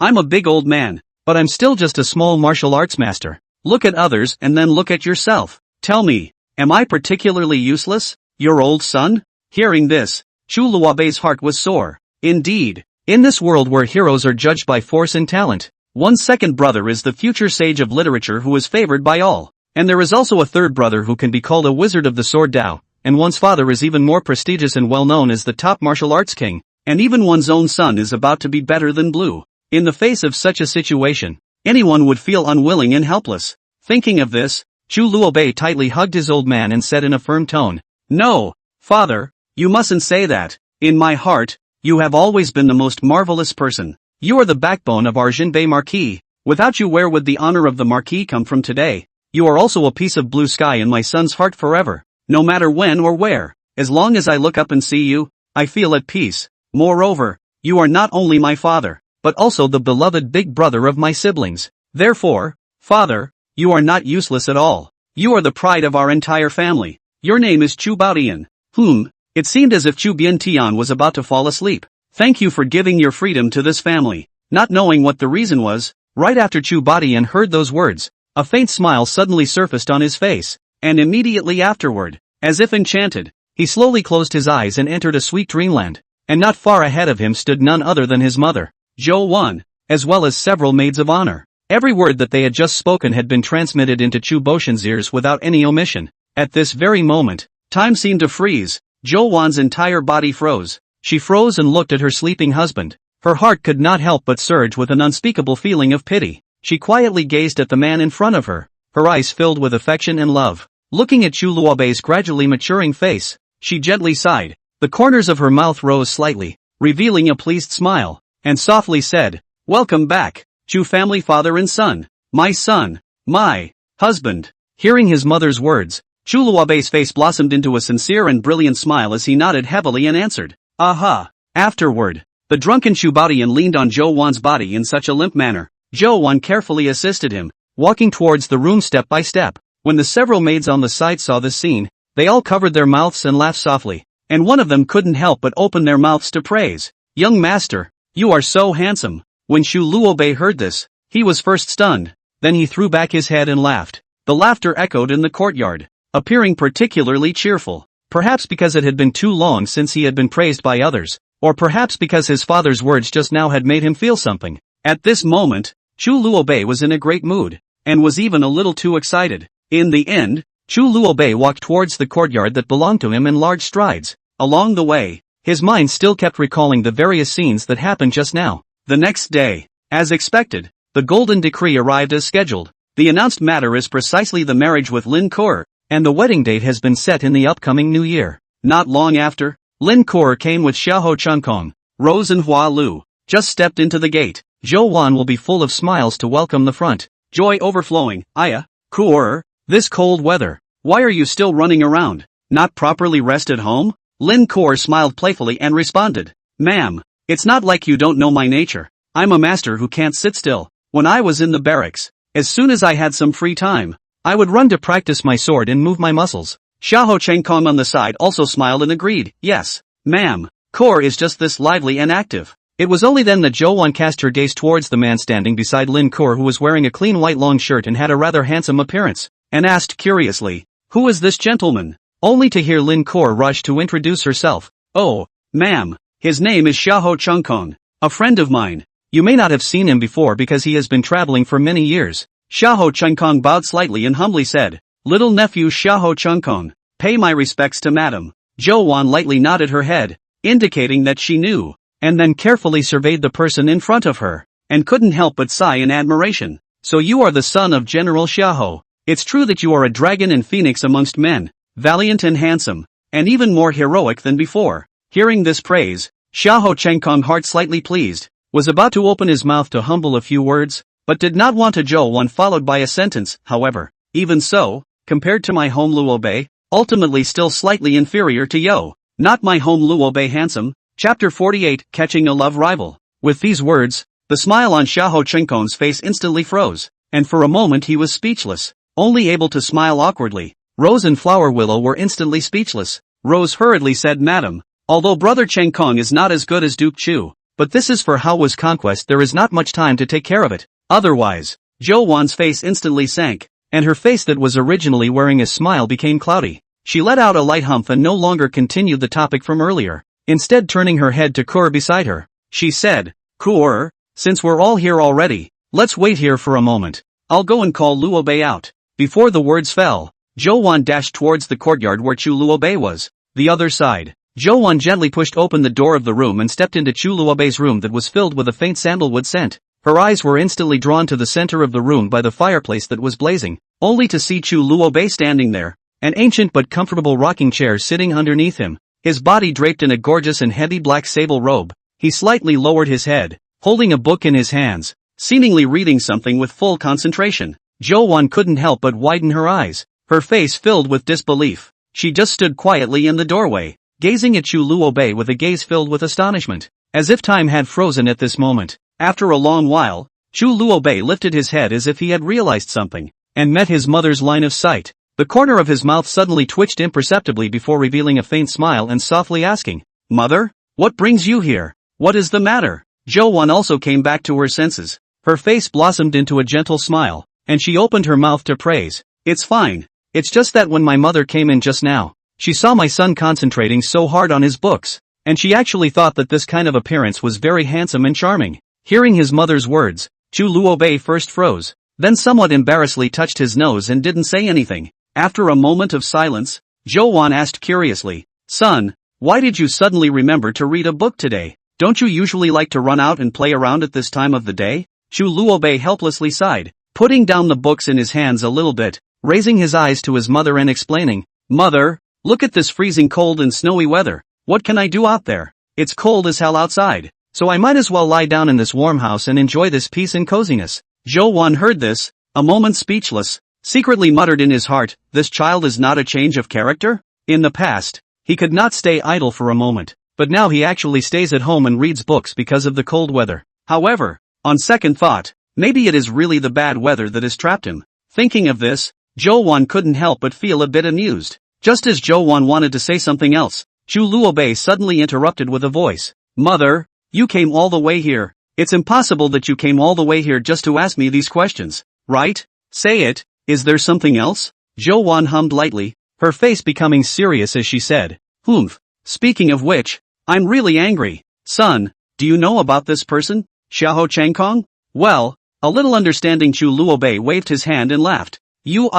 Kor came, also brought Xiahou Changkong here. Two people's relationship. I'm afraid. From time to time, Zhou Wan also stole a glance at Chu Luobei's expression. Chu Luobei narrowed his eyes and smiled. So, you are here. I told you to go and clean up that love interest of yours. A love interest? Or what? Mother, those two were in love. I'm the equivalent of the culprit who broke them up. You. Zhou Wan pressed against his head and said, you wanna piss me off? What do you mean by two lovers? You are called the right family, the son of heaven to give marriage. You kid, will not be a wimp. You know, your father, back then. But, well, I'll go and meet him, said he, and rose, and, throwing his sable robe on the ground, went out, not in the least as if he were cold. When Zhou Wan heard the news, her face instantly blossomed with joy as she hurriedly walked towards the door. Not long after, she was seen leading Chu Luobei to step into the lobby together. After entering the lobby, Zhou Wan said with a smile on her face, Kor, you guys have a good chat first. I'll go see how the meal is prepared. As soon as the words fell, she turned around and left, but as she left, she still didn't forget to pass Chu Luobei a wink from time to time. Chu Luobei's gaze quickly landed on Lin Kor as he stepped forward and spoke with a smile. How could Sister Kor come to visit elder brother today? Only to see Lin Kor mischievously blinking those beautiful and moving Danfeng eyes, she poutingly asked back, couldn't Kor come? Chu Luobei laughed out loud at his words and responded, of course I can come. I just didn't expect my Kor sister to be so hung up on her elder brother. However, who is this gentleman? Saying that, he turned his sight to Xiahou Changkong on the side. Seeing this, Xiahou Changkong hurriedly clasped his fists and saluted, smilingly introducing himself. My name is Xiahou Changkong. I've heard of young general's great name for a long time, and your mighty name has long been spread throughout the entire Kyoto. However, Chu Luobei raised his chin with a haughty face and replied lightly, oh, so that's it. However, this general thinks that in terms of looks, you can't compare to me.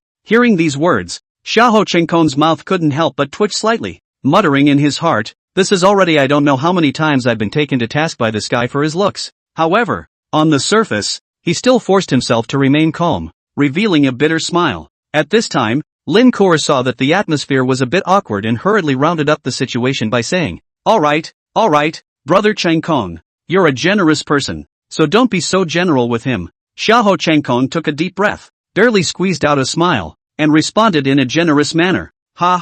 Naturally not. My brother is not that petty. Hey, that's good. Kor, don't you want to see this marquee? I'll show you around. Brother, you're taking me out for a stroll in the cold? And where's your sable robe? Can't you? Lin Kor let out a light laugh. Naturally, the body is fine, he said, and pulled Lin Kor's hand and laughed. Xiahou Changkong frowned and said, young general, this is not good for you. To be like this before you are married is not good for you. Nor is it good for Kor's reputation. Chu Luobei glanced at him and let out a light laugh. Really? Then he put down Lin Kor's hands. That's true. Oh yeah, I have a very nice looking zither. Said it's some kind of Mariko's handmade zither. How about giving it to you? Lin Kuer raised her eyebrows and laughed. Is that so? Then Kuer will go with you to take a look? Yes. Afterwards several people were about to leave together. Chu Luobei frowned and said that who? You also have to abide by the rules of the marquee host. I'm just going to see it with Kor. Xiahou Changkong laughed. Kor, it's fine. My brother will wait for you, since the young general won't allow it. As expected, Lin Kor heard Chu Luobei being so unreasonable and said speechlessly, since brother Changkong isn't going, I won't go either. Right? This tactic is very effective. Chu Luobei very helplessly smiled also, That Xiahou general, please follow me to the fiddle how? The corner of Xiahou Chenkong's mouth rose slightly as he smiled. Naturally, Cour, I'll be right there. With that, the two of them left. On the road, Xiahou Chenkong directly called Chu Luobei. There is a kind of words called, you do not deserve her. Why do so? Ha ha ha. Yeah, well, you're worthy of it, so go speak to His Majesty. You little goon. You. There's a saying, what's not yours, isn't yours after all. And you can't take it. Is that so? It seems that the young general is not yet self-aware. After arriving at Chu Luobei's yard, he saw a big tree and nothing. Then Chu Luobei told Xiahou Chenkong to stand next to a stone. He himself was looking around next to a pillar. Xiahou Chenkong frowned. Chu Luobei, do you have it or not? Ah, no. I will leave. There. This is not coming, said the man, after pressing a button. Instantly under the feet of Xiahou Chenkong unfolded a spell formation. Xiahou Chenkong some doubt, then saw Chu Luobei bitchy smile goodbye. You're home at #% ###, said and was bounced out. Fortunately Xiahou Chenkong light skill is good. After a few somersaults, staggered on the ground, killing Chu Luo. North. Chapter 49 closing. Chu Luobei was laughing and saying, little old brother, fight with little master. You are still tender, capable. You have the cheek to come in once. Ha ha ha. Then Chu Luobei left. Xiahou Chenkong frowned. No way, he is too good face. Looking at the body so dirty, although angry, or left. The crowd slowly stepped into the spacious and bright lobby, only to see Lin Cour and the attendants beside her looking expectantly in the direction of the doorway. When their gazes landed on Chu Luobei, who was walking alone, a puzzled look appeared on their faces coincidentally. Where is brother Chenkong? How come he's nowhere to be seen? Lin Cour was the first to ask, her voice revealing a hint of anxiety and concern. The corner of Chu Luobei's mouth rose slightly, and he replied as if nothing had happened, oh that guy you guys don't know. As soon as he saw that zither, it was like he was obsessed with it. He loved it so much. I saw that he was so obsessed with it, so I did a favor and gave it to him. Who knows that this kid even said nothing, picked up the chain and hurriedly went home first. When saying these words, Chu Luobei's face was as calm as water, not the slightest bit different because of lying. Hearing this, Lin Cour couldn't help but frown, somewhat skeptically pursuing, really? Brother Chenkong has never been too interested in these things. How come he suddenly became so fond of playing the zither? Right at this moment, Rosebud, who was standing at the side, hurriedly came out to round up the situation. She said with a smile, yes, miss, General Xiahou did once play the zither although I can't quite remember exactly when, but I should have seen it with my own eyes. After Lin Cour heard this, although she still had doubts in her heart, but seeing how sure Chang Wei was, she couldn't pursue the matter any further. Just when she wanted to say something more, Zhou Wan walked in from outside and enthusiastically pulled Lin Cour's hand and said, don't care so much, the food is ready, let's hurry and go in to dine. Thus, Lin Cour temporarily put down the doubts in her heart and followed Zhou Wan into the dining hall. However, shortly after the meal, Chu Luobei and Lin Cour both had to prepare to leave for the Langyue Royal Palace again. After all, the other party had personally sent someone to invite them, so it would be a bit rude not to go. In this way, with mixed feelings, they embarked on the road to the Luanjia King's mansion. Chu Luobei was Lin Cour brought back to Langyue Wanfu. After all, have to meet one side, cannot let Lin Cour all day long to go to Jinbei Marquette. On the carriage, Chu Luobei was forced to wear a white robe, his folding fan was removed, and his face was depressed. With just the two of them in the carriage, Lin Cour laughed. Brother, did you snub brother Chenkong and run away? How can you tell? Because he never played the zither. But also Mariko, Rose, this stinking girl will also make up a lot. Just know to help him into empty brother. Ha ha ha, somehow don't like him too much. Really? Brother Chenkong is actually very nice. There are just some things that he can be a bit possessive about.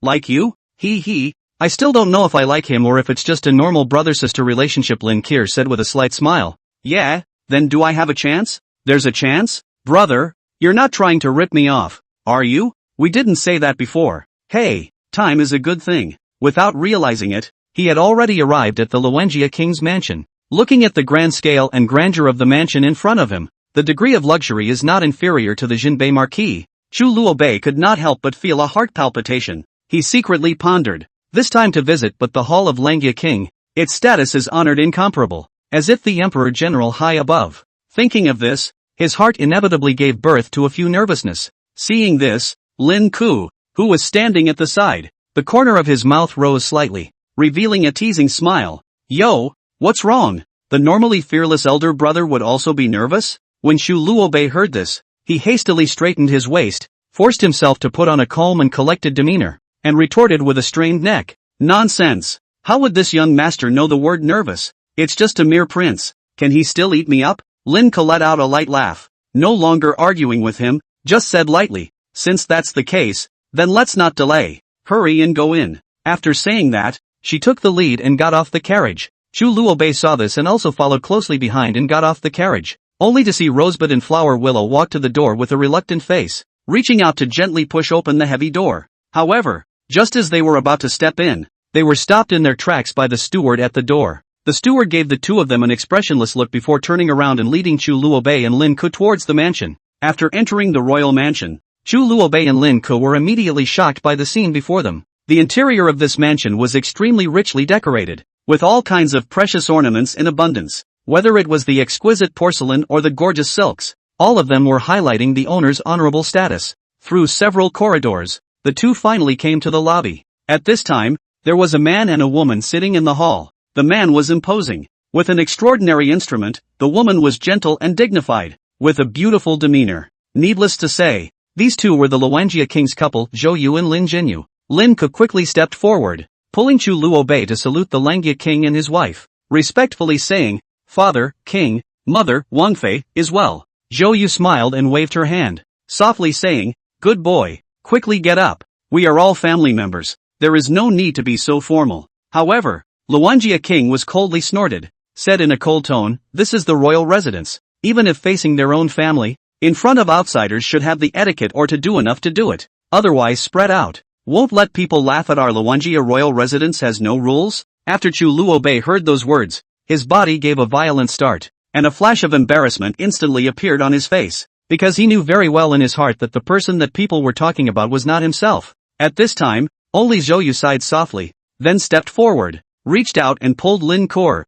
saying with a smile on her face, "Ke, let's go. Mother will take you to try the pastries in the palace. I've heard that those pastries are delicious, and your father has brought back a lot of them from outside this time." When Lin Ke heard this, she first turned her head to look at Chu Luobei, and after seeing him casting a look of help, she hesitated a little, then waved her hand and asked, "Is it really that delicious?" Zhou Yu quickly nodded her head and responded, "Of course, how could mother lie to you? It must be especially delicious." Lin Ke thought about it, but finally nodded her head and agreed. Alright. As the two of them left the lobby, in the blink of an eye, only Chu Luobei and King Langia were left here. King Langia gazed expressionlessly at Chu Luobei and suddenly opened his mouth and drank. Closed the door. When Chu Luobei heard this, the corner of his mouth couldn't help but twitch a little, but he didn't dare to disobey the order, and could only obediently respond, "Oh." After he finished speaking, he turned around and walked towards the door, slowly closing the door behind him. Chapter 50, Talking with the King of Langia.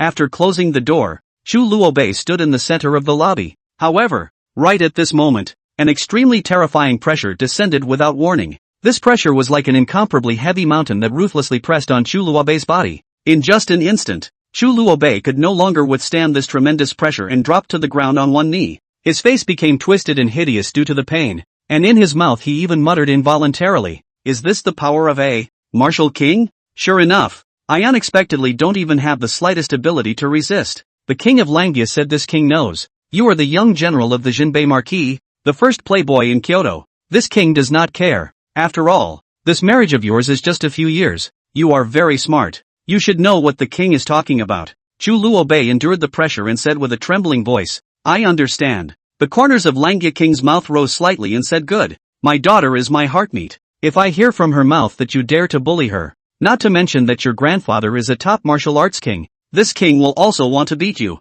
Understand? Ming." "Understand," Chu Luobei said with trembling hands. In the next moment, the pressure disappeared. Chu Luobei then breathed a sigh of relief and stood up, not looking directly at King Langia. Langia king looked at him, shook his head, stood up, beside him said, "This king knows. You are very suffocated. This is as a man should be the emotion. This is very good, but Chu Luobei, you are a grown-up. When a little as, don't let Kor in the future to follow you to suffer." After Chu Luobei heard it, he finally realized that this person, King Langia, was really the same as in the news, a daughter slave. "I think that if I do all the work, my grandfather will still be at ease in Jinnan Pass. My father will still be doing nothing to practice all day long. My second uncle will still be quiet to read and teach people? King Langya froze. Yes, if he is really a genius. This can be a family of 3 generations or geniuses. This is the palace of the one does not want to see things At once speechless, looked at Chu Luobei sincere eyes. Some thought wrong you also said the right. Is this king want less? As compensation, to give you a thing said took a booklet from the table on the upper seat, handing it to Chu Luobei. He said, this is a basic technique from the royal family. The 9 styles of the long sword for you. Your Highness. You know, I can't practice. Ha ha ha. I know. Your innate foundation is poor. You can't cultivate. Maybe it's just that you're not using the right gong method. And take it. Seeing this, Chu Luobei accepted it with a slight smile. Thank you, Your Highness. Ha ha ha. Luobei. I know you Hofu was very difficult. Will do a lot of things. This king does not ask, but Koroshi cannot participate. Can you promise me? Luanjia King slightly smiled and said. Chu Luobei looked at him and instantly understood. Perhaps in the near future, the Marquis of Jinbei might be a bit unpredictable. Don't pull Lin Kor into it. Sincerely, he said. Don't worry, Your Highness. Chu Luobei will keep her safe and sound. Ha ha ha, that's good. In fact, you're still a good boy. At least in my king's opinion, that ambitious Xiahou Chengkong is much too good. Ambitious? It seems that the king knows something. Humph. There are some things that are good to know, and it's not good for anyone to talk about them. Understood. If possible, would Luobei be willing to do me a favor? Your Majesty, please, try to disconnect Xiahou Chengkong from Kagong. This is, that Xiahou Chengkong has been with this king for some years. His ambition is great. If he gets involved with Kor in the future, he will harm Kor. Well, I guess that's okay, but I can't promise you that. Well, in that case, let's go to dinner. It's just a walk in the park after all. Yes, after the meal, King Luanjia summoned Lin Kor and asked her to send Chu Luobei out of the royal residence. Lin Kor was full of curiosity as she came over to Chu Luobei's side and softly asked, Elder brother, just now, what exactly did my father say to you? Looking at his expression when he left, he seemed to be in a very good mood. Chu Luobei smiled faintly and said in a slow voice, Oh, the king said if his precious daughter is bullied in half, he will definitely teach me a hard lesson. I, on the other hand, responded that there's absolutely no way that could happen, because I will definitely block all harm from coming your way. Hearing this, Lin Kor's cheeks instantly flushed red as she pouted. Elder brother, it can't be. Is my father happy just because of this? Why does it feel like you're coaxing my feelings? Chu Luobei hastily raised his right hand and swore solemnly to the sky. No, what I said is true. If there is half a lie, let me be struck by heavenly thunder. Seeing this, Lin Kor couldn't help but cover her mouth and laugh lightly. That's not bad. If in the future you can say such words to your wife, I'm sure she'll be touched to the core. However, Chu Luobei only smiled faintly, with a hint of despondency hidden in his laughter, and responded, maybe. Saying that, Chu Luobei accelerated his pace and walked forward, leaving Lin Kor behind looking at his back. After a moment, Lin Kor finally couldn't hold back the curiosity in her heart, and quickly caught up with Chu Luobei, and opened her mouth to ask, Elder brother, I don't know what kind of expectations you have for your future wife? Chu Luobei stopped his steps, turned his head to look at Lin Kor, the corner of his mouth raised a light smile, and slowly said, Well, first of all, naturally, you need to have outstanding looks, and then you need to be strong in martial arts, and preferably, you should be able to help me to achieve something great. Wow, is there really such a girl who likes you? Lin Kor glanced at him in disgust and said, Chu Luobei's mouth corner twitching, small master is talking about you I'm so angry that I can't say. Okay, tell me, what is your future husband like? I am a man who is strong in martial arts, valiant, and has the courage and chivalry of the liver. Lin Kor thought for a moment and added, by the way, I can also cook delicious food, such as grilled fish. Speaking of which, Lin Kor's face turned a little red. Chu Luobei's eyes glared. Roasted fish? This girl couldn't be talking about the time at the bottom of the mountain, right? Yes, if you have time, I'd like to show you what I can do. You, brother, don't tease. Chu Luobei was speechless. Well, being looked down upon. When you eat my grilled fish, you will know. What is the truth? The Imperial Palace. Eunuch Li walked into the study, then kneeled down and saluted. Your Majesty, as you said, the Langya King's residence did appear to fluctuations in internal energy, although very clever, but this matter is still into the, this brother of mine but an uncompromising daughter slave alas, but also fortunate. Chu Luobei the son is a waste. Lin Shuyo laughed. By the way, how's the cultivation of puppetry going? Your Majesty, it doesn't feel like there's anything wrong yet, Eunuch Li said awkwardly.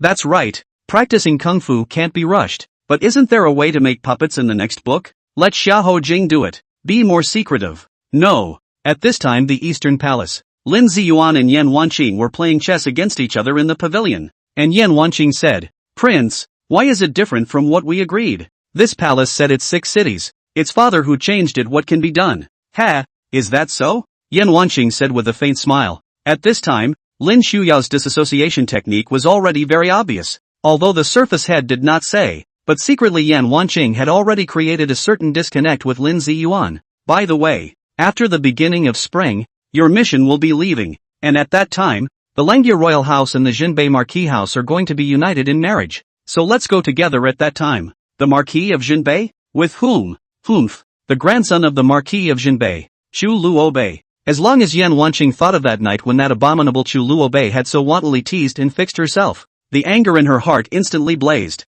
and she felt like her chest was about to explode with rage. What? Don't you know him? Yan Wanqing huffed and shook her head vigorously, gritting her teeth. Don't know. I don't want to recognize that kind of nuisance. Chapter 51, Accumulation of Hatred. Just then, places are reacting differently to certain things. Inside the great general's residence, Xiahou Changkong had just returned home, and at a glance, he saw his father talking about important matters with Eunuch Li in the lobby. He carefully stood aside and waited until he saw Eunuch Li leave. Then he quickly stepped into the lobby and respectfully saluted his father and greeted him. Father. Xiahou Jing nodded with a smile on his face and answered. Well, Chengkong is back. Xiahou Chengkong couldn't hold back his inner doubts and opened his mouth to inquire. What exactly is Eunuch Li doing here to find father? Xiahou Jing replied with a grave expression. His Majesty wants to test the puppets made with the puppetry technique, so he specially ordered me to take charge of this matter. But remember, this matter must not be divulged to the outside world. Xiahou Chengkong hurriedly nodded his head and promised. Yes, son understands. Then, Xiahou Jing suddenly turned his words around and asked, by the way, you rushed out so early in the morning, where exactly did you go? Hearing this, Xiahou Chengkong couldn't help but lower his head, his voice becoming a bit timid as he whispered. Child went to find Kor to go to the Marquis of Jinbei together. After saying this, he secretly raised his eyes to glance at his father's face, secretly praying in his heart that he would never be scolded. As expected, Xiahou Jing snorted coldly and rebuked in an icy tone. Humph, I thought you were going to do something amazing, but it turned out to be just to talk about love. You only know about love all day long, and I'm afraid that you won't even know how to die in the future. You even have the guts to run off to the Marquis of Jinbei's mansion. You really don't know the heights of heaven. Rubbish. Father, child is not a waste. Child and Kor are genuinely fond of each other. Why should that Chu Luobei intervene? Thinking of being humiliated by Chu Luobei and then being scolded, he was very upset and said, why? Because behind him is the Jinbei Marquis. You just can't win then. Day after day do not do the right thing, just know to go to waste time. Have this time, why not go to cultivate a little bit? In front of the strong man there is no lack of beauty, money, power. Understand waste. Xiahou Jing looks like he hates iron and steel. Waste of time? Father, I've been practicing martial arts with you since I was a child, and after that, I was assigned by you to become a general in the Langia King's residence. I just want to find someone to talk to about it, and this is a waste of time. Yes, between the poor and the rich, what is the distance you know? Is that the rich man obtains things easily, and the poor man can only fight for them desperately, and only have a chance, and you are that poor man. Chen Kong, if we want to achieve a hegemony, we won't have time to waste, Xiahou Jing exclaimed. Xiahou Chengkong stared blankly into the distance, his heart filled with despair and helplessness. He knew deep down that no matter how hard he tried, he wouldn't be able to stop his beloved from stepping into someone else's marriage hall. In that instant, it was as if the whole world had collapsed, and his legs went limp as he sat helplessly on the cold ground. Originally, Xiahou Chengkong was full of hope that he would be able to convince his father to fulfill this relationship. However, the reality was so cruel that all his hopes came to naught. At this moment, his heart was in agony. Tears were swirling in his eyes, but he forced himself not to let them slide down. Xiahou Jing stood aside, silently gazing at his son, and said with a soft sigh, just reflect here, and wait until they're done with the marriage, then you can come out again. After saying this, he shook his head and turned to leave. At this moment, Xiahou Chengkong's eyes were covered in blood, his palms were tightly clenched into fists, and his nails were deeply embedded in his palms as he gritted his teeth and squeezed out 3 words from between his teeth. Chu Luobei. Every time he recited this name, the anger in his heart burned 1 point brighter. Time rushed by, and it was already 3 days later. In the military camp in the south, the atmosphere was tense and busy. Chu Luobei stood in front of the camp tent, his stance erect like a pine, the sunlight sprinkled on his handsome face, reflecting a confident smile. At this moment, Shu Yunxiao walked quickly, with a faint smile on his face. Luobei, I've already found the person who put a hidden arrow against you. It's that Xiahou Jing's subordinate named Liang So, who possesses the strength of a half-step martial zone. Do you want me to help you get rid of him? Shu Yunxiao asked in a relaxed tone. Chu Luobei heard. Ha, laugh, waved his hand and said, Third uncle, you cannot always move on shouting to kill Ah. You have to use your brain to think about it. I can immediately have a daughter-in-law. You are good. Until now is still a bachelorette. Hearing his nephew's teasing, Shu Yunxiao couldn't help but snort coldly. Humph, brat, how dare you make fun of me with this? However, let me tell you, you'll have a good time in the future. Chu Luobei is another burst of laughter. Ha. Third uncle, see you this resentment-full of appearance. This is not quite like you. Oh. Besides, this little thing which counts as what handle Ah. There is no need to be so serious. Well, by the way, that second Prince Ichio is trying to accost you so tightly that he's been going to the Thousand Fragrant House to squat on you for the past few days. Ha. Third uncle, isn't it a bad influence for this imperial prince to keep going to Spring House? You kid. Chu Yunxiao sighed and said someone will spread the news out in no time, so it's better to let them fight internally. Well, third uncle, these past few days, I kept cultivating. I just can't find that feeling anymore. Why on earth? Chu Luobei said bitterly. Ugh, I don't know. I only know how to play with swords. You'll have to ask your grandfather in your case. Is our family not in Kyoto? Ah, how do I feel there is still the power of the bloodline argument? Alas, third uncle, do you think the family expelled us and had no choice but to come to Hao World? Chu Luobei asked curiously. Chu Yunxiao gave a blank look and said, ask your grandfather. Grandpa didn't tell you guys? Chu Luobei was speechless. I don't know. Maybe your father knows. Why don't you go ask your father? Chu Yunxiao waved his hand and said. Ha, him. Stop it. Your future daughter-in-law is here. Ha. Chu Luobei let out a cry of surprise with a face full of doubt, then cautiously looked out through the gap in the tent. He only saw a valiant female general wearing a bright red light armor and was asking something to the other generals with a serious face. At this time, Chu Yunxiao, who was standing by the side, suddenly cheerfully opened his mouth and said, alright, you go deal with it. Old man left first. Ha. Before the words left his mouth, he turned around with a big smile and walked towards the back, leaving Chu Luobei to face the situation in front of him alone. Chu Luobei looked at Chu Yunxiao's departing back and couldn't help but be speechless in his heart. This fellow had even left himself here like this and even mocked himself. It was truly unreliable. Unable to do anything else, Chu Luobei could only force himself to walk out of the tent. As soon as he came out, his gaze happened to meet with Lin Kuo, who was not far away. The corners of Lin Kuo's mouth rose slightly, revealing a faint smile as she slowly walked forward with a light step. Yo, young general finally knows to come inspect the army? Lin Kuo teased with a smile. Well, little general isn't bad either. It's freezing cold and actually dressed so thin. Chu Luobei was not willing to show weakness and responded with the same smile. Humph. Lin Kuo pouted and hummed lightly, then said, there's something we need to talk about. Oh, what is it? Chu Luobei asked curiously. Chapter 52, The Crown Princess Comes to the Marquis House. After the words were spoken, the two walked together towards a gazebo not far away and sat down opposite each other. Do you still remember what happened that day at the West Lake River? Lin Kuo asked with a grave expression.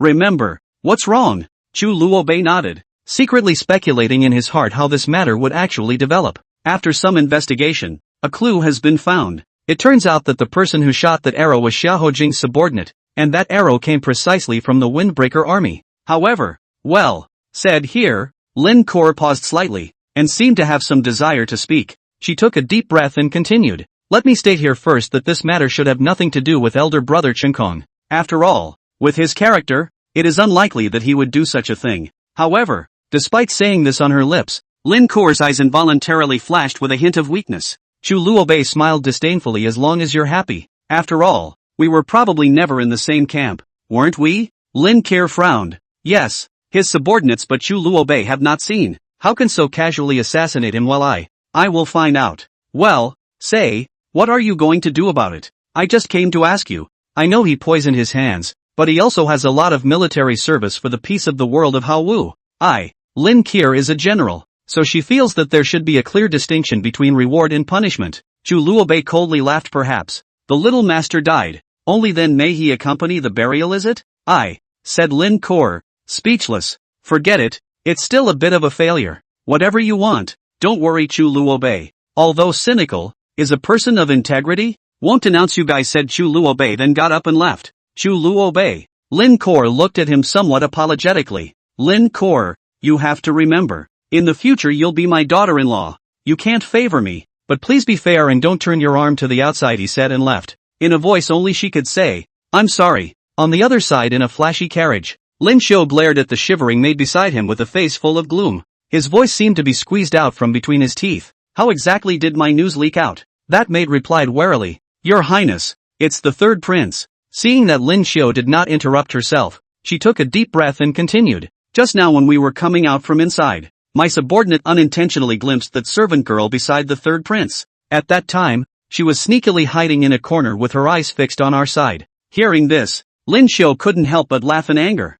Ha ha ha ha ha, good. Old 3 is really ruthless enough in his tactics. This is great. I'm afraid I'm going to be grounded for a whole month. What an abomination. Saying that, he tightly furrowed his brows and cursed in his heart. At this moment, the maid cautiously opened her mouth and asked, Your Highness, what should we do next? Lin Xiu snorted coldly and waved his hand impatiently. What else can I do? Go back to your residence first, and obediently wait for the decision from above. Humph, but with this he wants to completely crush me in one go? Simply a fool's dream. This prince's 10 years of traveling is not just a trip to the mountains. One day, I will make him pay. As soon as his words fell, he saw the carriage slowly start, taking the resentful Lin Xiu farther and farther away. And not far away in the elegant room of 1,000 fragrant mansions, Chu Luobei was leisurely wearing an exquisite fox mask, quietly standing in front of the window, taking in the scene that was happening downstairs. When he saw Lin Xiu furiously getting into the car and leaving, the corner of his mouth could not help but rise slightly, revealing an imperceptible smile. The third prince's move is exquisite, even arranging for the maids to secretly monitor here. It can really be said that he has calculated everything. Ha ha ha ha ha, it is really unbearable nah. It was at this moment that the door of the room was suddenly gently pushed open, and a graceful figure flashed in. The person who came was none other than the demon Ji, only to see her quickly walk to Chu Luobei's body and softly say, The news has already been passed over. Young lord. Chu Luobei frowned slightly at the words, turned his head to look at the demon Ji, and asked in a deep voice, Oh, what kind of news is it? Quickly say it. The demoness then handed him a note that read, Luobeicheng, Luobei City, the last of the 3 cities after Jinan Pass, was spectacular, only a little hotter than Spring City's 4 seasons, and the fiefdom of the Marquis of Jinbei, and Chu Luobei was born there. What do you mean? Chu Luobei frowned. The demoness smiled charmingly and said, The Marquis wants you to meet him there. Grandpa wants to see me. He knows about my situation? Chu Luobei asked curiously. Well, a long time ago, the third master has already sent a pigeon message about your situation. The demon girl laughed. The third master is still so reliable. So that's how it is. Phew, how do I feel? Demon Ji, you wouldn't like my third uncle, would you? Chu Luobei had an unbelievable face. Ugh, even you know that little cutie. That little cutie. Third master, how can you be so stupid? Damanji said sadly. Ha ha ha, third uncle, maybe. Forget it. See fate. Right, how do I go I'm about to finish my marriage. Is this too late Cluck cluck cluck cluck cluck. Young master do you know, after you finish the marriage, is to go to the clan land to worship it. This is almost all the family knows the matter. At that time, young master can blatantly leave Kyoto. Demon Ji shook her head and said, Oh, it can still be like that, so can I just tie it a couple more times and leave whenever I want? Cough cough cough. The demon Ji coughed twice, the corner of her mouth twitching. Theoretically it's possible. It's just that, young lord, are you good at it? Chu Luobei was speechless, blankly glanced at her, then put on a strong posture and said, Little master, never failed. Humph, little bitch, said and left in a very unhappy way. The demon girl giggled, then thought of that simple goods, fretted, murmured, when old lady spring will come. Oh, the next day, the Marquis of Jinbei's mansion has an honored guest. It's the first princess of Xiliang. Oh no, now she's the crown princess. For their part, Mr. and Mrs. Chu Shuetian happily invited her to the lobby with a respectful look on their faces. 1,000 cavalry general, I just came here. I want to familiarize myself with the Kyoto everyone. This is not just from the Luangjia king's residence out of it. Yan Wanqing at this time dressed in robes is very expensive. Look. Zhou Wan nodded her head and said, Really, the crown princess is really beautiful and virtuous. Yan Wanqing smiled slightly, a little embarrassed. looked around and asked curiously Jinbei Marquis young general. How not to see him?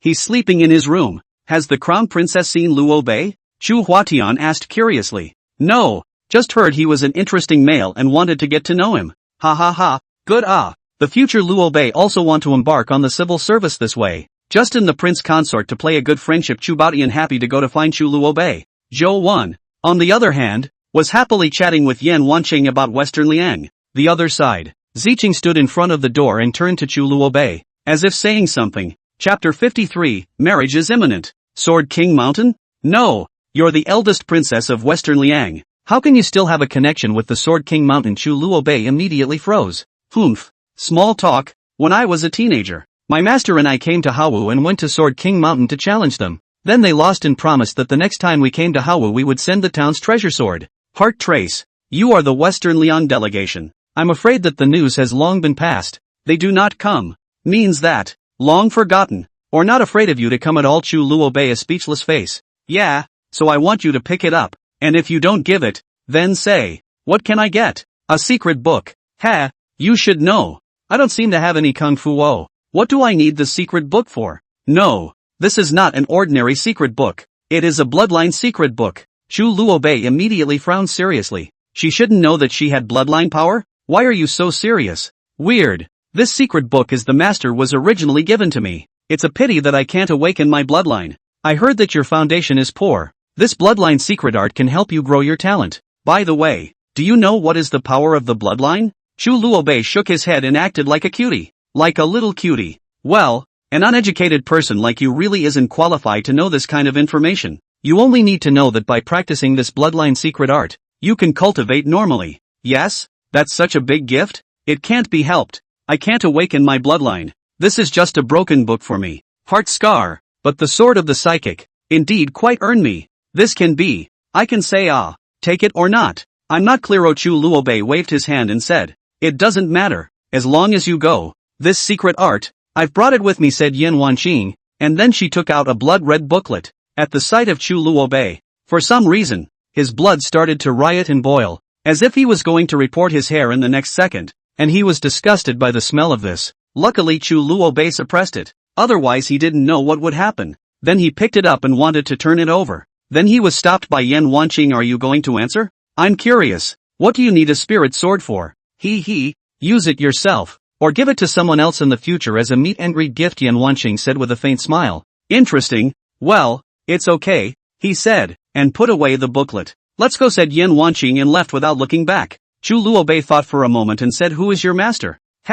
Master Shilong, he said and disappeared from view. Chu Luo Bei frowned. State master? We have to check it out. Actually having a bloodline secret technique, it's not simple. I don't realize that half a month has passed. Jinbei Marquis today extraordinarily lively and extraordinary. For no other reason than Chu Luo Bei that has not returned home for a long time. The second uncle miraculously returned to the Marquis. After all, it was the wedding day of his own nephew, and even if he was far away, he deserved a trip home. It was the middle of winter, but the snowflakes flying in the sky had begun to gradually melt. The bitterly cold wind still whistled and swept through every inch of the courtyard. However, this coldness did not seem to affect the joyful mood of the people inside the Marquis residence. In an exquisite pavilion deep in the Marquis garden, Chu Luo Bei and Chu Yunxian were sitting opposite each other. Both of them were dressed in gorgeous sable robes to ward off the harsh cold of this winter. In front of them lay a chessboard, with black and white pieces strewn across it. It's your turn to move. Chu Yunxian stared intently at the chessboard, and when he saw that Chu Luo Bei hadn't made a move for a long time,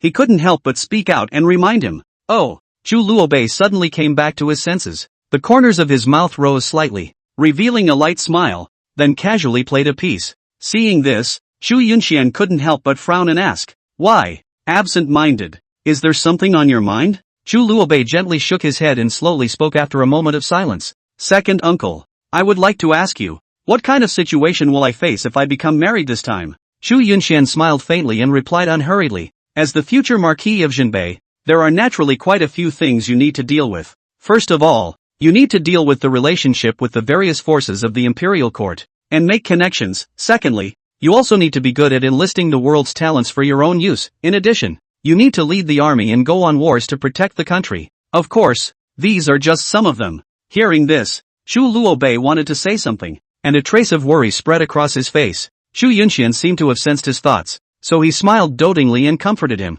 Luo Bei there's no need to worry too much. No matter how rough and bumpy the road ahead may be, we are here and will definitely do our best to help and clear all obstacles for you. You only need to go forward. Don't look so worried. Chu Luobei seemed to understand and said with a faint smile, second uncle, you're quite good at comforting people. Ha ha ha. Humph. Brat, tomorrow is the wedding day. From now on hold your head up and behave yourself. Do you hear me? Understood. Let's play chess. Aha. Soon. The game was over. Second uncle is still powerful. Little nephew can't compare. Chu Luobei naively scratched the back of his head. Chu Yunxian smiled meaningfully, then said, no more. Tomorrow's wedding. You should go and prepare for it. Also, then, second uncle, stay for a few more days. Nature. Good. After saying that, Chu Luobei then stood up and went to make preparations for the wedding tomorrow. Behind the Chu Yunxian, this is looking at a game of chess. Helplessly muttered, obviously can win. This kid is losing. Still think that I do not see.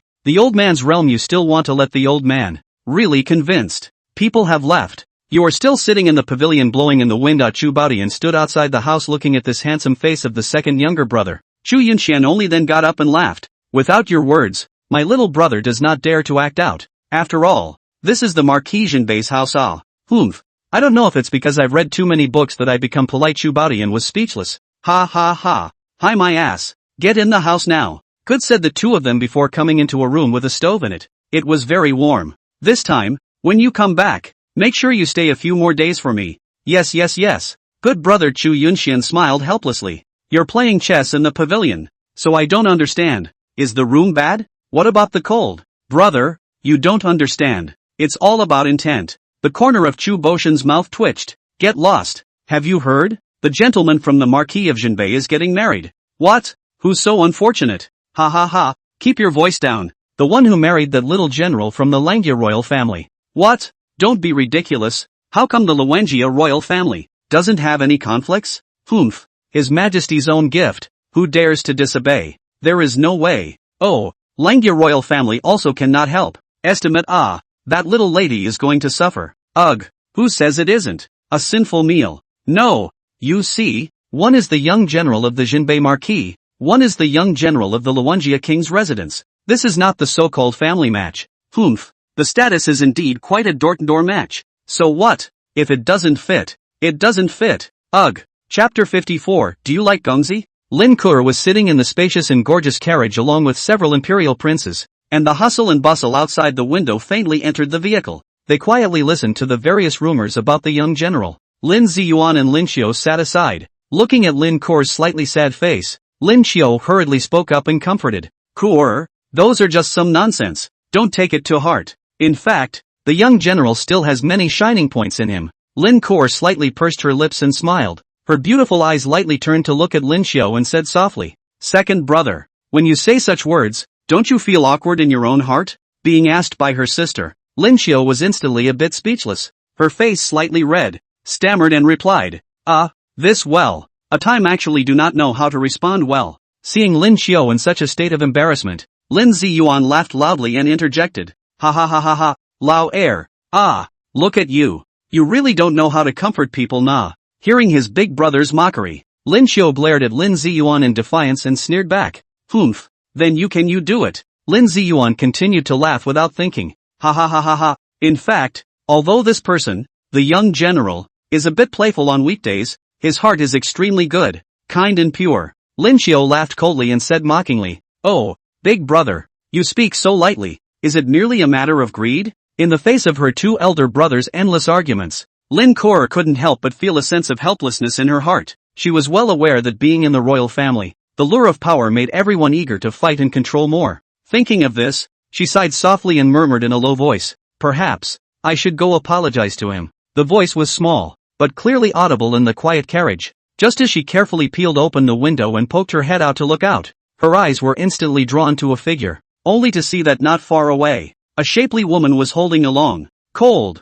glittering sword. Standing there quietly, her eyes staring straight at the direction they were in, Lin Kur fixed her eyes on the woman and her heart could not help but be shocked, because she recognized at a glance that this woman was none other than Chu Luobei's personal maid, Ziqing. At this moment, Lin Kur's mind flashed through all sorts of thoughts rapidly, and suddenly, as if she had remembered something important, She turned her head and said softly to the Lin brothers beside her. 2 elder brothers. I'm really sorry, my little sister. I suddenly have some urgent matters that I need to take care of, so there may be no way for me to go to the Bright Moon Xian with you guys. So I hope that the 2 elder brothers will forgive me. You should know that the Manhwa Xian is a place that has captivated the hearts and minds of many literati. It was a courtyard with a quiet and ancient environment, which was elegantly and chicly decorated. Here, no matter whether you want to write a poem with a brush and ink, or improvise with a brush and draw a masterpiece, or any other things related to literature and art, you can be able to give full play to them. Moreover, people can choose to post their finished works in the courtyard for later appreciation and reference. They can also carry them away as souvenirs or share them with others. The purpose of their visit to Manhwa Xian was originally to invite some talented and elegant people to write a book of poems filled with a festive atmosphere for Lin Kuo. Hearing his sister say this, Lin Ziyuan couldn't help but look puzzled and hurriedly asked after her. What exactly is so urgent? Kuo, if you have encountered any difficulties, despite informing my brother will definitely try to solve them for you. However, in the face of her elder brother's concerned inquiry, Lin Kuo only smiled faintly and replied lightly, it's really no big deal. It's just that I suddenly remembered that I've left something elsewhere that I forgot to take, so I need to go back to get it. At this time, Lin Xiao, who was on the side, also spoke up and said in relief, in that case, there is no harm in that. Kuo, you can rest assured that you will be traveling with us. When we arrive at the Bright Moon Xian later, I will send someone to send a message back to the residence and have someone help bring the things you need. Never mind. I want to take a walk by myself. May I? Wrinkle finally stated her purpose. Lin Ziyuan and Lin Xiao both glanced at each other, thinking of those people's talk just now, and immediately frowned and said, it's those people who said that you're not happy, isn't it? Nothing, just want to walk by myself. Elder brother, don't make it difficult for those people. Lin Kuo shook her head and said. They sighed and said, fine, you can have the carriage, we'll go down and walk. No, it's all about the walk. But Kuo, but it's still cold outside. Lin Xiao comforted. Alright, second brother. Kuo wants to take a walk. Kuo, be careful on the way, Lin Ziyuan said cherishingly. Aha, said Lin Kuo with a slight smile, thanking Lin Ziyuan, then got off and went. Lin Kuo watched the carriage leave before looking for Ziqing's wagon. The two changed back to the once high and cold look, sitting across from each other. Lin Ziyuan faintly smiled and said, is it true that the second brother wants to draw on the king of Langya? Lin Xiao shook his head and said, doesn't the crown prince also have this idea? No, after all, this palace is the crown prince. Lin Ziyuan smiled cozily. Ha, outside. Lin Kuo walked next to a tavern in her green dress and saw Ziqing waiting for her. Then he sat up, looked at the table and wondered, you knew that I would come?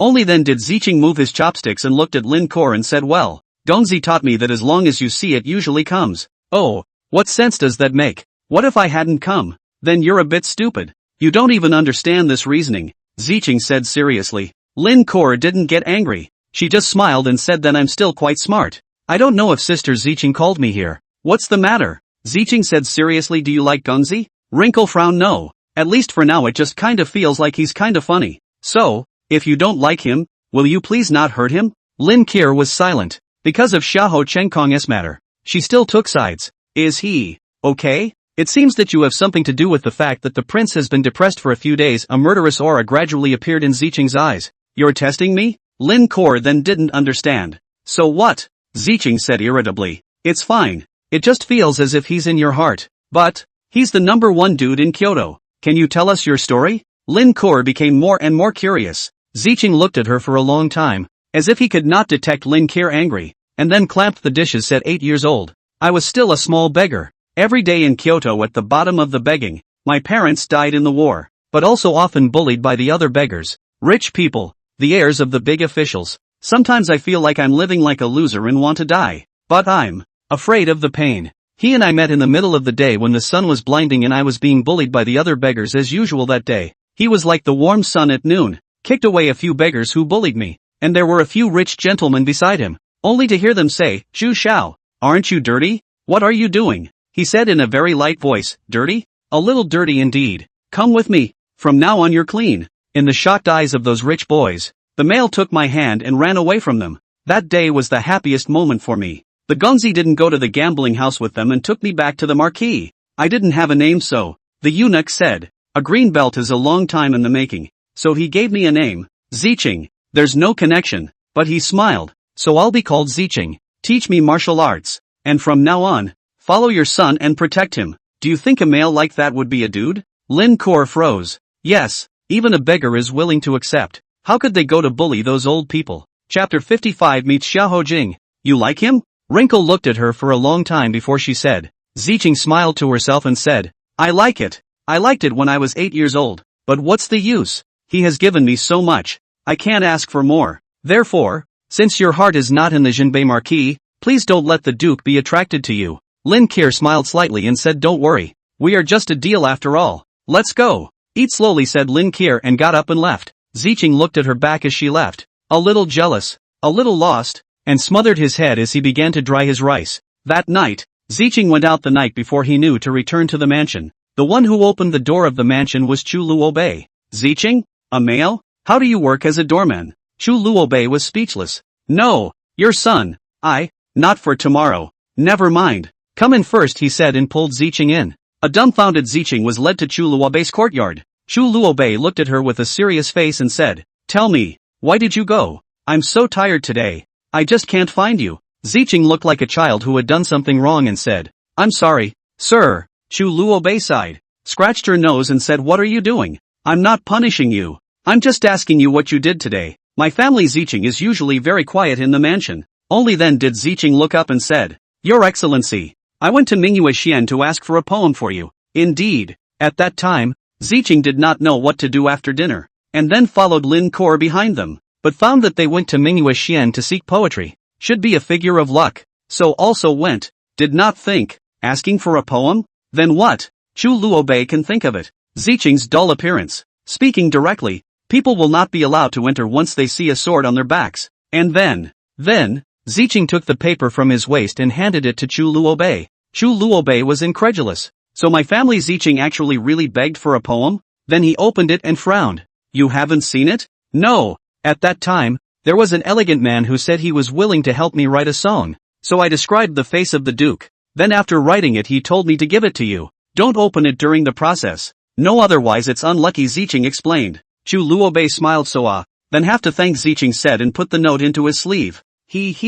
My lord, did you frown just now? Was the writing bad? Ziqing asked curiously. No, just did not read. Okay, first go back to sleep. Tomorrow my big day. Will not take you. Here you said to Lin. Ziqing a few thousand silver tickets said, good to eat a meal. Gongzi, don't you want me to attend your wedding banquet? Ziqing was a bit lost. Ha, silly girl, think so. Tomorrow there will be a lot of officials come here. In name you are my maid. Can only stand and watch them eat. That's how bad starving my family Ziqing can be bad. Chu Luobei laughed and said. Oh, the Ziqing laughed instantly. Alas, forget it, you this girl just know to follow me around. This way, tomorrow morning you go to the southern military camp. I have long brought a lot of things to go. You follow them to eat to be at ease, right? Understood, sir. Then these silver bills? Ziqing's eager eyes. I'll save it for you first. One day, when I'm broke, you'll give it to me, he said and left. Go to bed early. Yes. After walking out of the courtyard,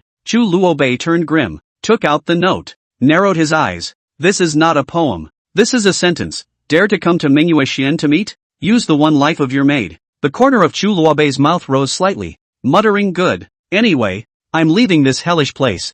I'd like to see what kind of god it is, said and went out of the house door to go to the bright moon Xian. Only, Chu Luobei is with a fox mask to go, clad in night clothes. Bright moon hen. Second Prince Yi Qiu and Lin Kor were inscribing poems and painting to their heart's content in a picturesque courtyard with laughter. They were immersed in the world of art, completely forgetting the passage of time and having a great time. While at the highest floor of the Bright Moon Pavilion, Crown Prince Lin Ziyuan was sitting quietly alone. He had a deep gaze, gazing into the distance, as if he was waiting for someone to arrive. The entire atmosphere seemed extraordinarily serene, in stark contrast to the lively and cheerful scene downstairs. At the same time, Chu Luobei was carefully lurking outside the courtyard. He alertly observed the movements around him, and when his eyes swept over Lin Kor and the others, he instantly narrowed his eyes and secretly snorted in his heart. Prince? Humph! How dare you threaten me? Just wait for me. Before the words fell, he only saw his figure flashing, quickly disappearing into the vast black night like a ghost. On this side,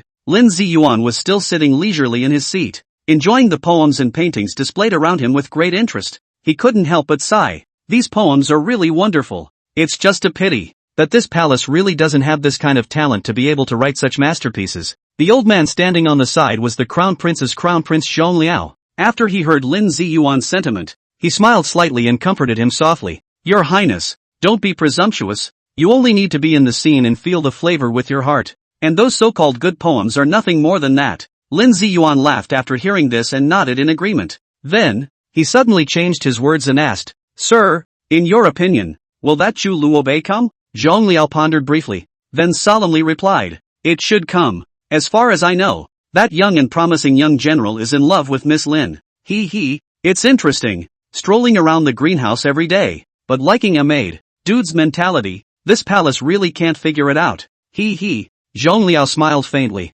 The next moment, a few stones flew over, and their power was so great that Lin Ziyuan didn't even react, and they were smashed on his shoulder, dislocating it on the spot. The commotion caused Lin Kor and Lin Xiu downstairs to rush upstairs to look at it, only to see that while Zhong Liao blocked the window with his body and Lin Ziyuan covered his shoulder in pain, the guards accompanying him had surrounded the roof of the building where Chu Luobei was located, only to see Chu Luobei wearing a fox mask. Sneered Prince Lin. Remember, this is a warning. Of course, it's the employer's warning. Next time, people are going to kill people. Only then did Lin Kor and Lin Xiu see the visitor. Lin Xiu frowned and said, What are you waiting for? Take him. The guards immediately obeyed the order to kill towards the roof of the building, while Chu Luobei was unconcerned. Glancing at Lin Kor next to him, he lightly flew away. Lin Xiu was furious and wanted to rush over and tackle him, but was stopped by Lin Kor with a slight smile. Brother, first take a look at Brother Ziyuan. I'll go after him. Lin Xiu froze. Yes, if Lin Ziyuan was injured next to him, his father would definitely suspect him. Solemnly said, Good. Kor, be careful. If you can't beat him, just go. Understood. After saying that, he left his light power and chased after them. At this time Lin Xiu was looking at the cold smile looking at his own brother. Then people will be pulled to the prince of the Imperial Hospital. A pity. Thought you are good at just martial arts strength just. The other side. Chu Luobei ran wildly, while Lin Kor was in hot pursuit. The two of them ran all the way through the wind, hard from the west city all the way to the east city. Seeing that he was getting closer and closer to the east city gate, Chu Luobei secretly cried out in his heart. He glanced back and saw that the pursuers behind him were coming like a tidal wave, and their numbers were getting larger and larger, and they had the tendency of drowning him. At this moment, Chu Luobei felt incomparably helpless, but at the moment, apart from continuing to charge forward, there seemed to be no other way. With a clench of his teeth, Chu Luobei ran towards the east city gate with large strides. However, in the next moment, a black shadow suddenly appeared in front of the city gate. Only when he got closer did Chu Luobei see that it was actually a man dressed in a military uniform with an imposing demeanor.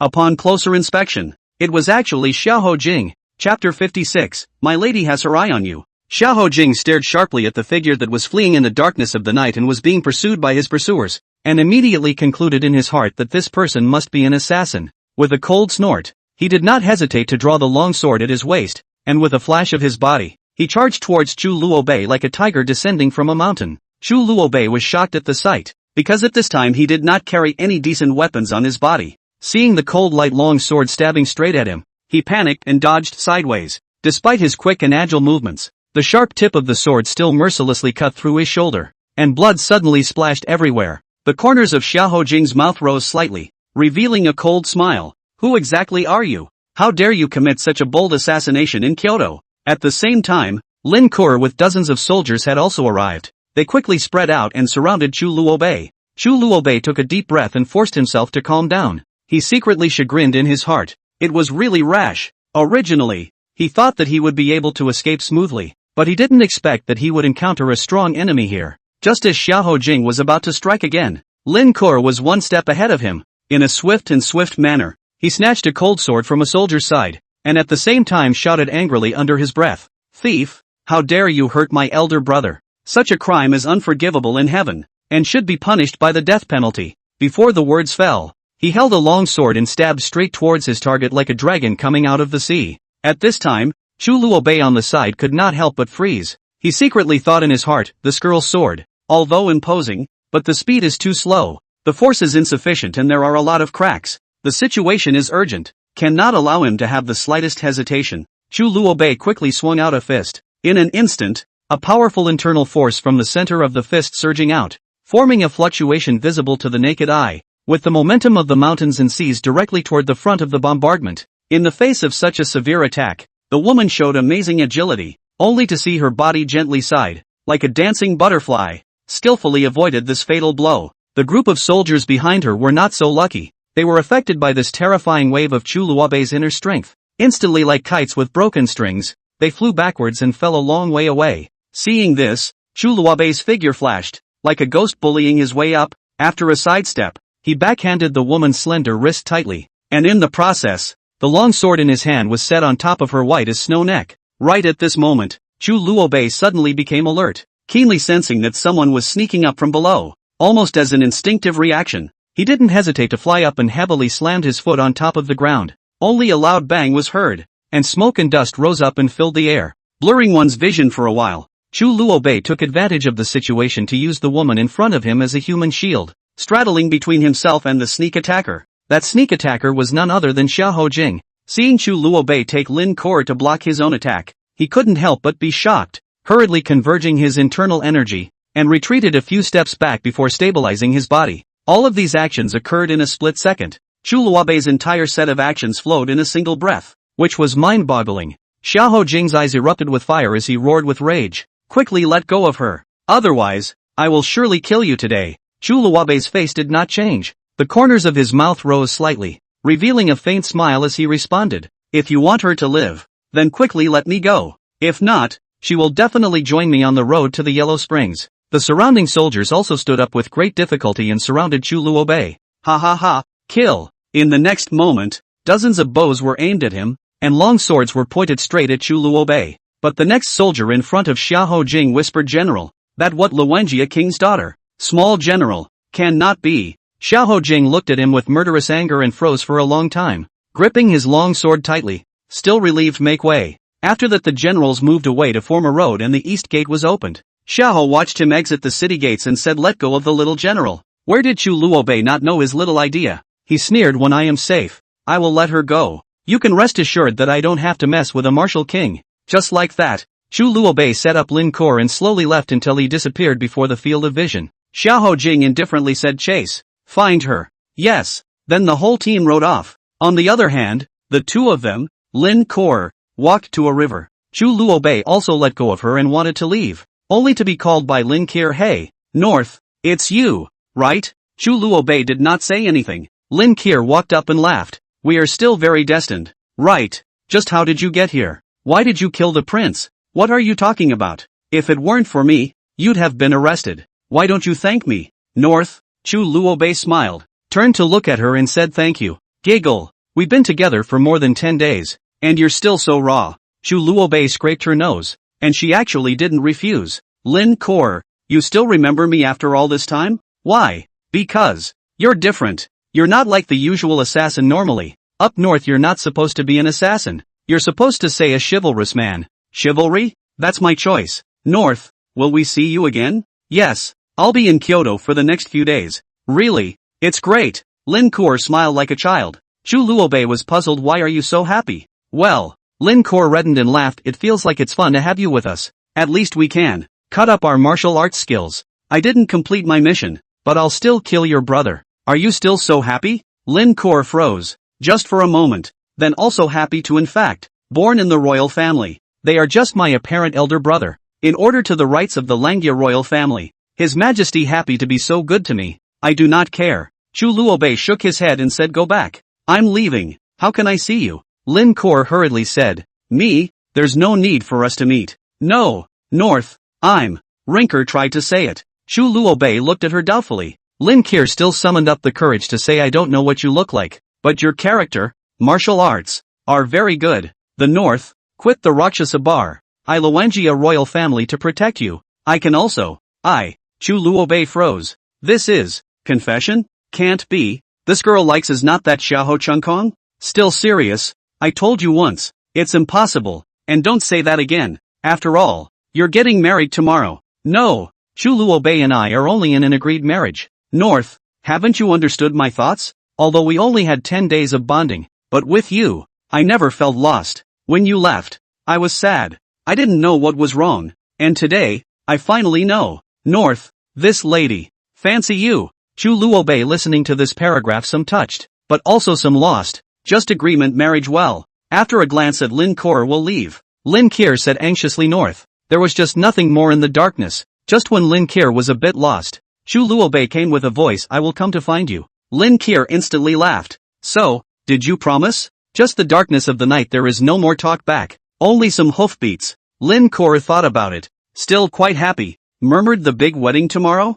Chapter 57. Is there really reincarnation? 1 hour later. In the southern barracks. Pain. Pain. Pain. Third uncle. Gently Chu Luobei was sitting on the edge of the bed. A hideous wound also appeared on his shoulder. Chu Yunxiao, on the other hand, was at the side giving him medicine. Only to see Chu Yunxiao said with disdain, humph. It hurts? Why didn't you feel the pain when you teased me just now? Now you know it hurts. The corner of Chu Luobei's mouth twitched. Third uncle. Give some face. I said it hurts. It's not damaging my image. Ha! Gently. Chu Luobei almost screamed in pain. Third uncle asked you a thing. Say. Chu Yunxiao paused and said. How long does it take for a martial zoner to take down a half-step martial zoner? How long? You're overestimated. Not even half a quarter of an hour and you'll be on the floor. Is it? But tonight, that Xiahou Jing, but a real martial arts ancestor, would not know that little trick, but he froze not moving. Like what? Like it's helping me escape. The acting is realistic but you'll understand if you think about it. Chu Luobei grimaced and frowned. Not in the slightest did he see Chu Yunxiao's expression of a bit of surprise when he said this. But it was only for a split second. Maybe people also have their own considerations. After all, he is the king of Langya's subordinates. Things should be a little more secure. After all, Lin Kor is in your hands. Chu Yunxiao, eyes not red, heart not jumped, said. Really? Aha. I want more. After you've rubbed the medicine, get your ass back to the house. You're still this unlikable for the big wedding tomorrow. Chu Luobei blankly glanced at him and said, Third uncle, I seriously doubt that you guys are hiding something from me. Humph. You guess. Bastard. Chu Yunxiao was furious. His technique became heavier. Ouch. Before a quarter of an hour had passed, Chu Luobei was seen sneaking and tiptoeing towards a certain place. He thought he was acting stealthily, not realizing that his every move had already fallen into the eyes of Chu Badian and Chu Yunxian. At this moment, Chu Yunxian and Chu Boitian were on the roof of a house, condescending to Chu Luobei's thief-like behavior. Looking at Chu Luobei's comical appearance, Chu Yunxian couldn't help but laugh out loud. Hey, Luobei, this fellow. Can't it be that he used to sneak back like this? On the side of Chu Baodian is a face of helplessness and speechless, shaking his head and said, who knows? Anyway, I'm not sure. Simply, and that third uncle of his exactly the same. All day to make mysterious. Also do not know and they engage in some hall of fame. After Chu Yunxian heard this, a faint smile appeared on his face as he slowly spoke. In my opinion, that may not be the case. Sometimes there are things that are better not to know. Knowing too much instead adds to the troubles. Chu broke the sky long sigh. Responded. Alas. You say is also reasonable. Like me, this kind of big old man. Where can think to understand these curves and circles, yo? Chu Yunxian laughed out loud at his words, his laughter echoing in the night sky. As for Chu Luobei, who was quietly sneaking around, in fact, with his sharp perception ability, he had long since detected the two people on the roof who were chatting and catching up. Only, with his current range of vision and level of perception, if he was a little careless and made some noise, then Chu Badian and Chu Yunxian would definitely go crazy and immediately rush over to check out what had actually happened. By that time, I am afraid that what was originally just a trivial matter will instantly be turned into a farce that will make people laugh and cry. Thinking of this, Chu Luobei simply walked past their eyes with great generosity, purposely acting as if he didn't see them at all. In the quiet and peaceful courtyard, everything was silent, as if time had stood still at this moment. Chu Luobei gently walked into the room, carefully removed the body of the night clothes with the night color into one, as if unloading a layer of heavy camouflage. He carefully folded the night clothes and put them into the slightly outdated cabinet in the corner of the study. While putting the clothes away, Chu Luobei muttered softly, those two little old men, chatting really hot and heavy. After doing this, Chu Luobei climbed onto the bed as if relieved, and soon entered a sweet dreamland. However, he never expected that a frightening dream was quietly waiting for him. In his sleep, Chu Luobei only felt that he was in the middle of an extremely dark wilderness village. The surroundings were dead silent, without the slightest bit of light. Only boundless darkness enveloped everything. This real to creepy scene made Chu Luobei couldn't help but remember the only time he had a similar experience. The time was when he awakened his bloodline. Could it be that this dream was somehow mysteriously related to the bloodline awakening in the first place? Just as he was pondering, a chill suddenly rose up from his spine, and Chu Luobei was shocked to realize that he was able to truly feel the cold. This feeling was too weird to realize that this was a dream world. However, everything had just begun. At the next moment, the earth trembled violently, as if the earth dragon had rolled over, and the entire world was plunged into a heavenly rotation. Chu Luobei, as a half-step martial zone, his strength was already extraordinary, but at this moment, he couldn't even stabilize his body, and fell on the soft grass in a sorry state. The sky, which was originally as black as ink, suddenly appeared at this moment with a huge black hand that covered the sky. The giant hand was like the hand of a demon from the nine hells, slowly approaching with endless pressure. As the distance got closer, its outline became clearer and clearer, and that mountainous sense of oppression was even more breathless. Chu Luobei was horrified, trying his best to struggle to get up and escape from this place, but the body was like a big mountain deadweight, unable to move a bit. Seeing that terrifying giant hand gradually approaching, Chu Luobei's heart was beating frantically, almost about to jump out of his throat. This was a heart-stopping scene. When the flesh was keenly aware that death was approaching, the power of the bloodline hidden deep within the body was like a powder keg that had been ignited, and it exploded with a shocking energy. In an instant, a powerful force rushed and flowed through Chu Luobei's limbs and bones like a raging torrent. Even though the bloodline power instantly erupted, causing Chu Luobei's strength and body strength to increase several times in the blink of an eye, but in the face of the predicament in front of him, these still seemed to be far from enough. This power was simply not something he could resist. But right at this moment, just as Chu Luobei watched the huge palm that covered the sky crush toward him with the momentum of a Taishan crushing eggs, in the originally silent sky, an extremely cold and unemotional sentence suddenly came out. I have met again. Chu Luo North. Hearing these words, Chu Luobei couldn't help but frown, asking with a face full of suspicion. We have met before? The words were filled with disbelief and confusion. Yes, it's been a long time ago. We've met. I'm afraid we've already met hundreds of times. Cackling. That mysterious voice seemed to be caught up in memories of the distant past, even with a faint hint of nostalgia. When Chu Luobei heard this, the doubts in his heart grew stronger. Hundreds of times? How was this possible? After all, he was only in his teens now, so if he had really met so many times before, how could he have no memory of it? Just when Chu Luobei was full of doubts, a thought crossed his mind like lightning. Could there really be the so-called reincarnation in the world? Chapter 58. Will we succeed? Thinking of this, he raised his head violently, his eyes staring straight at the huge palm in front of him that was about to press down, an incredibly shocked expression on his face. However, that originally deafening sound was as if it had suddenly disappeared, and not the slightest sound could be heard anymore. At the same time, that huge incomparable palm once again crushed down fiercely towards Chu Luobei with the momentum of a titan crushing eggs. Chu Luobei tried his best to resist, but in the end, he was still unable to counteract this terrifying force, and his entire body was hard-pressed onto the cold and hard ground like this. In an instant, a sharp pain that tore his heart and lungs and penetrated into his bones swept over him like a tidal wave, quickly spreading throughout his entire body. It felt as if every inch of skin, every muscle and even every bone was going to be torn apart. Chu Luobei watched as the flesh and blood on his body was squeezed apart little by little, and blood splashed out in all directions, staining the land underneath him red. This kind of drilling and piercing pain made him unable to hold back. At this moment, Chu Luobei was filled with despair, and he felt that he was afraid that he would die here. But just in the nick of time, a cool and a few pale and old voice suddenly came from the distance. Nightmare. I can smell your disgusting dream Dao breath from a long distance. It is really disgusting. Before the words fell, only to see that the huge hand that was trying to put Chu Luobei to death unexpectedly disappeared without a trace in an instant, and the intense pain that had just tormented Chu Luobei to death also disappeared. Immediately afterward, the sky suddenly changed, no longer the dim and depressing scene from earlier, but transformed into a vast starry sky with twinkling stars and dazzling splendor. Even more miraculously, Chu Luobei's bruised and miserable body actually also miraculously recovered in the blink of an eye, intact, as if the nightmare he had experienced before had never happened. Even though his body had recovered, the confusion and fear in Chu Luobei's heart was growing stronger. That powerful beyond imagination force just now was definitely not something he could withstand. And what exactly are the nightmare and laws of the dream road that the man who mysteriously appeared and saved his life was talking about?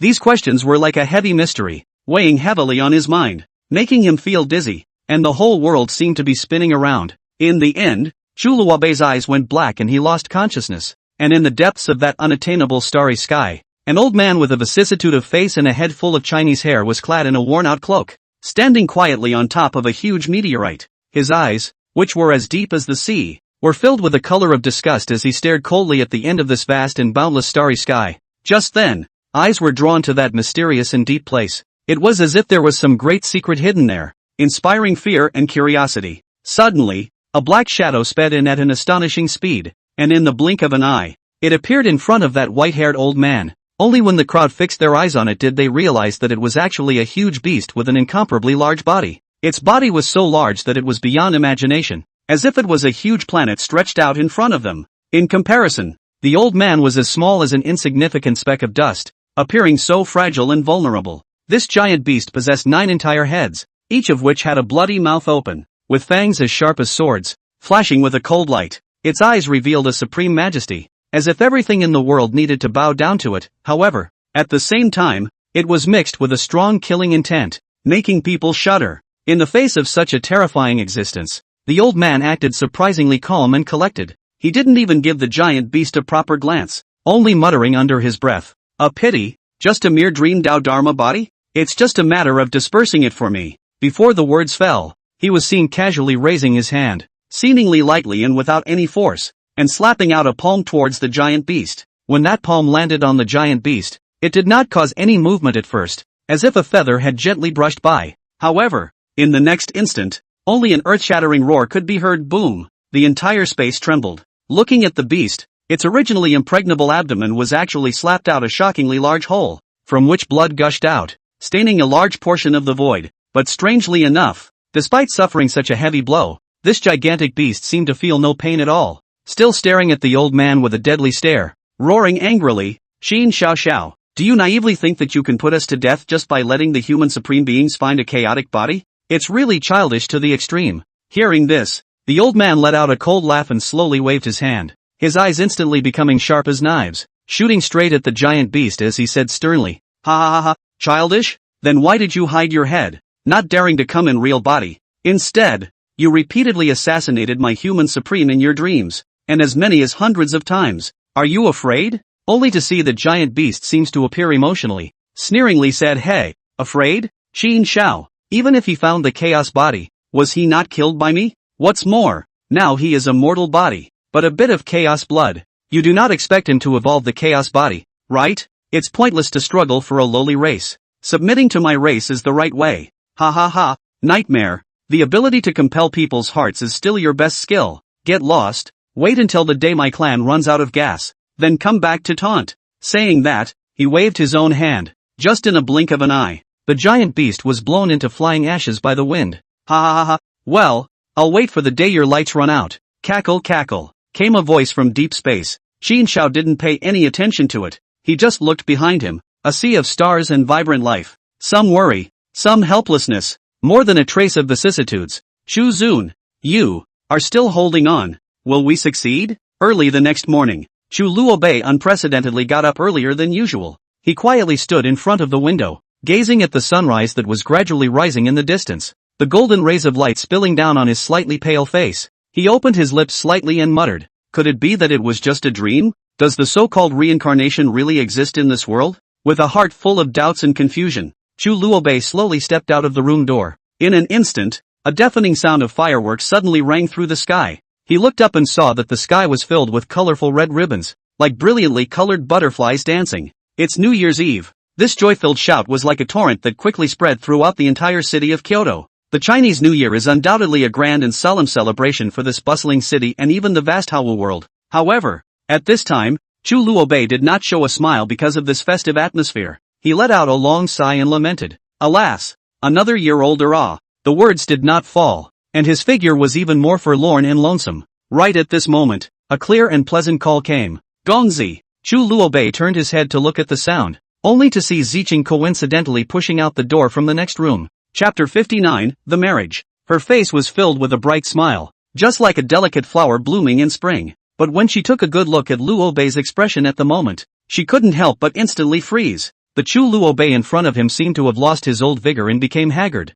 as if he were a walking corpse. Ziqing's heart tightened and she hurriedly stepped forward, asking with concern, "Gongzi, what's wrong with you? Why do you look like this?" Before Ziqing could get closer, Chu Luobei snatched a step ahead of him and spoke, "Go and play. Go over there, perhaps you can be a bit happier." Within his words, a faint hint of detachment was revealed. "Gongzi, but you?" Ziqing's face showed worry. "Still want to continue to pursue the question?" "I'm fine. I'm just slightly tired." Chu Luobei barely managed to squeeze out a smile, trying to reassure Ziqing. Seeing the situation, although Ziqing's heart was still full of worries, it was no good to persist in pestering her, and she could only softly respond, yes. Subsequently, she turned around and left the courtyard full of reluctance, and that petite back shadow faded away. Immediately after, Zhou Wan dressed in a red robe with a group of maids walked into Chu Luobei's courtyard. Looking at Chu Luobei actually woke up early, immediately laughed and said, hey, Luobei, you know what to do, you actually know how to get up early. Chu Luobei laughed and said, that's right, Luobei is going to get married, so he has to understand things. Well, you all get busy. I'll take care of the dress. Zhou Wan looked at the maids behind her with a big smile on her face. No. They saluted and began to organize the yard. Come, change your clothes. Yes. At this moment, all the things outside have been organized, just waiting for the auspicious time to arrive. Instant departure. Zhou Wan helped her son to put on his wedding clothes, and then she took a look at him. Well, my son is just handsome. Mother, you've been saying this for 19 years. My child knows. Chu Luobei smiled and said, cluck cluck cluck cluck cluck cluck cluck cluck cluck cluck. By the way, mother, what's the process going to be like later? Tell me about it again. Zhou Wan suddenly looked speechless, sighed and continued later. To the auspicious time, you have to ride off, go to Luanjia King's residence, then go to the tea ceremony, and then will be Kura pick up back. At that time, it is to meet the guests of honor. At that time you have a busy. Ugh. Okay, Chu Luobei said with a sad face. Afterwards, he went to the lobby, and his second and third uncles arrived to sit next to Chu Bidian. Then only a hale and hearty old man was seen sitting in the upper seat, with several people flanking him. One of them, Chu Luobei recognized at a glance. It was Zhou Jingxuan's father, Zhou Qitian. In this way, the identity of this old man is also called out, according to common sense deduction. Right at this moment, a faint smile suddenly surfaced on Chu Luobei's face as he respectfully bowed to that old man and spoke. Grandson Luobei, greetings to grandfather as well as all uncles. This action caused all the people present to be stunned and secretly surprised in their hearts. When did the usual mischievous, ill-mannered little guy become so courteous? The old man was none other than Zhou Huan. At this moment, when he saw Chu Luobei being so well-behaved and understanding, he couldn't help but nod his head in satisfaction and responded with a smile. Well, little Luobei. Ah, he's really getting more and more understanding. Not bad, not bad. Hearing Grandpa's praise, Chu Luobei scratched his head in embarrassment, grinned, revealing a mouthful of white and neat teeth.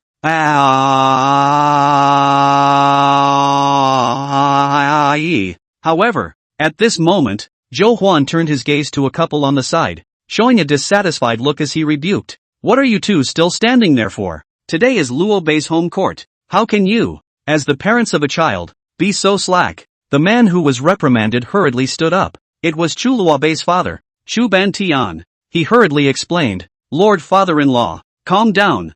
I have already carefully explained the relevant matters to Luobei before. I think this child should not make any mistakes. Zhou Huan nodded slightly in recognition after hearing this, but still urged. That said, this is a marriage with the royal family, so any details should not be neglected, and must be rigorous and thorough. Understood. Please rest assured father-in-law. Chu Biotian answered with an arch of his hand. Oh, right. What hour is it now? Zhou Huan said while gently shaking his head, seemingly feeling a little dizzy. Seeing this, Zhou Qitian replied with a smile. Back to father. It's already dawning, and in a little while it will be the hour. Chu Luobei slightly smiled and saluted then. Elders, I'll go first. Aha! Zhou Huan laughed. When you go to the Luanjia King's residence, give me some peace. Do you hear me? Zhou Huan admonished. Just as people were talking, Chu Luobei's figure was like electricity, and in the blink of an eye, he had already stepped out of the mansion door. He was wearing a bright and colorful red robe. The color was as bright and dazzling as the rising sun,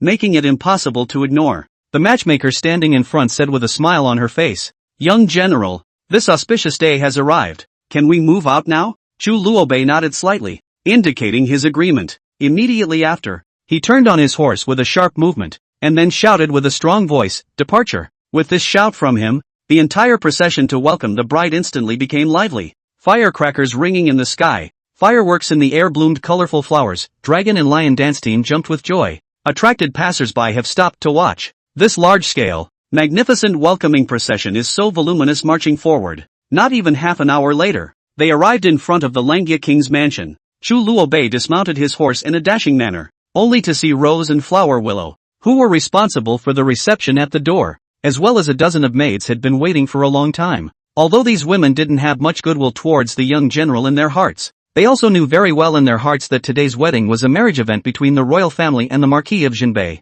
If you show the slightest sign of contempt at this moment, I am afraid that this prosperous Kyoto will become the place where they will be buried. Thus, when they saw Chu Luobei walking, the crowd hurriedly saluted in unison and said, "Greetings to the young general." A faint smile surfaced on Chu Luobei's face as he gently nodded in response. Afterward, under the guidance of Rosebud and Flower Willow and the others, he took large strides into the inner courtyard of the royal residence. Entering the courtyard, what met his eyes was a joyous scene. Everywhere was decorated with lights and red satin. Even the air seemed to be filled with the sweet smell of happiness. In the middle of the lobby, there was Zhou Yu, and beside her was the imposing king of Langya, Lin Zhenyu. Chu Luobei looked around but didn't find any sign of Lin Kor. Realizing that he was in a hurry, he then bowed to them. Kid Chu Luobei has met his father-in-law and mother-in-law. Afterwards, the attendants handed over tea. Chu Luobei seriously walked up and said, "Lord father-in-law, please drink tea." The corners of the Langya king's mouth rose slightly, and he laughed softly,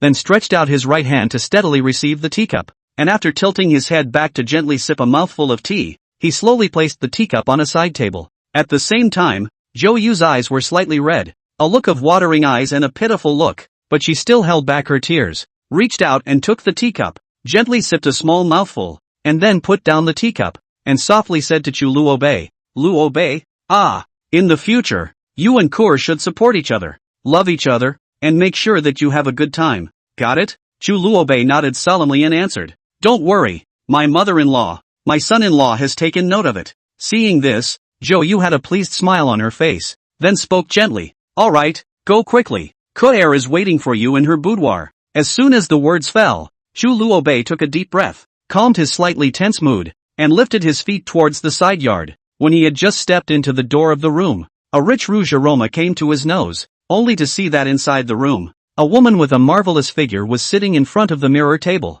The woman was dressed in a bright and colorful red dress, with a fine red cap on her head and a pair of delicate hands placed obediently in front of her abdomen. Chapter 60, General Ziqing. Chu Luobei looked at the scene in front of him and couldn't help but instantly freeze, an ineffable familiarity welling up in his heart. It was as if he had seen such a similar scene long time ago. After a while, he snapped out of his trance, the corners of his mouth raised in a faint smile, and he asked softly, "Is this the first time you've used rouge?" When Lin Kor heard this, her petite body slightly trembled, and she seemed to be a bit shy, and her voice was like a mosquito fly as she replied, "Well, the discipline in the army is strict, and we are not allowed to dress up. We go back?" "Aha," said Chu Luobei, stepping forward to help Lin Kor walk outside. In fact, Lin Kor, this kind of martial artist, cover the red head, are not affected to see the road, just to go through the motions, unconsciously has come to the front of the mansion. Lin Kor looked back and saw, Luanjia King and Zhou Yu slightly smiled as they watched her leave.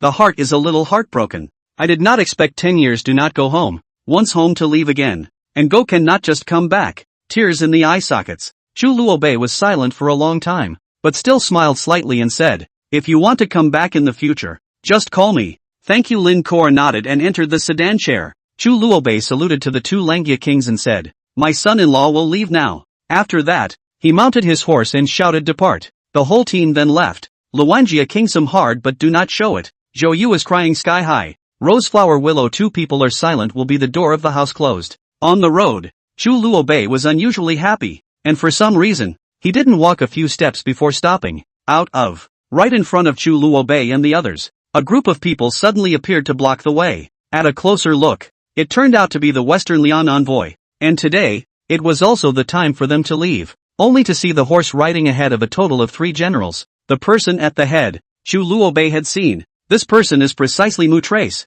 That Mutrace stout body, face tough, body exudes a kind of long time on the battlefield of the majesty of the gas. At this time, a general standing beside Mu Sheng spoke up and said, "General, look, the one in front is Marquis Jinbei's grandson, Chu Luobei. They should be the party that came to receive the bride. Should we make way for them?" Hearing these words, Mutrace narrowed his eyes slightly and turned his gaze towards Chu Luobei, and Chu Luobei also had no intention of backing down at this moment, his sharp eyes staring tightly at Mutrace, as if he was going to use his eyes to start a battle with the other party. Time passed like this minute by minute, about half a quarter of an hour long. The matchmaker on the side couldn't help but feel a little nervous when she saw this. She hurriedly walked up a few steps, and said softly to Chu Luobei, "Young General, the time is not early. If the delay continues, I'm afraid it will miss the auspicious time. Why don't we still give way a little?" However, before the matchmaker could finish her sentence, Chu Luobei blurted out an extremely overbearing sentence without hesitation.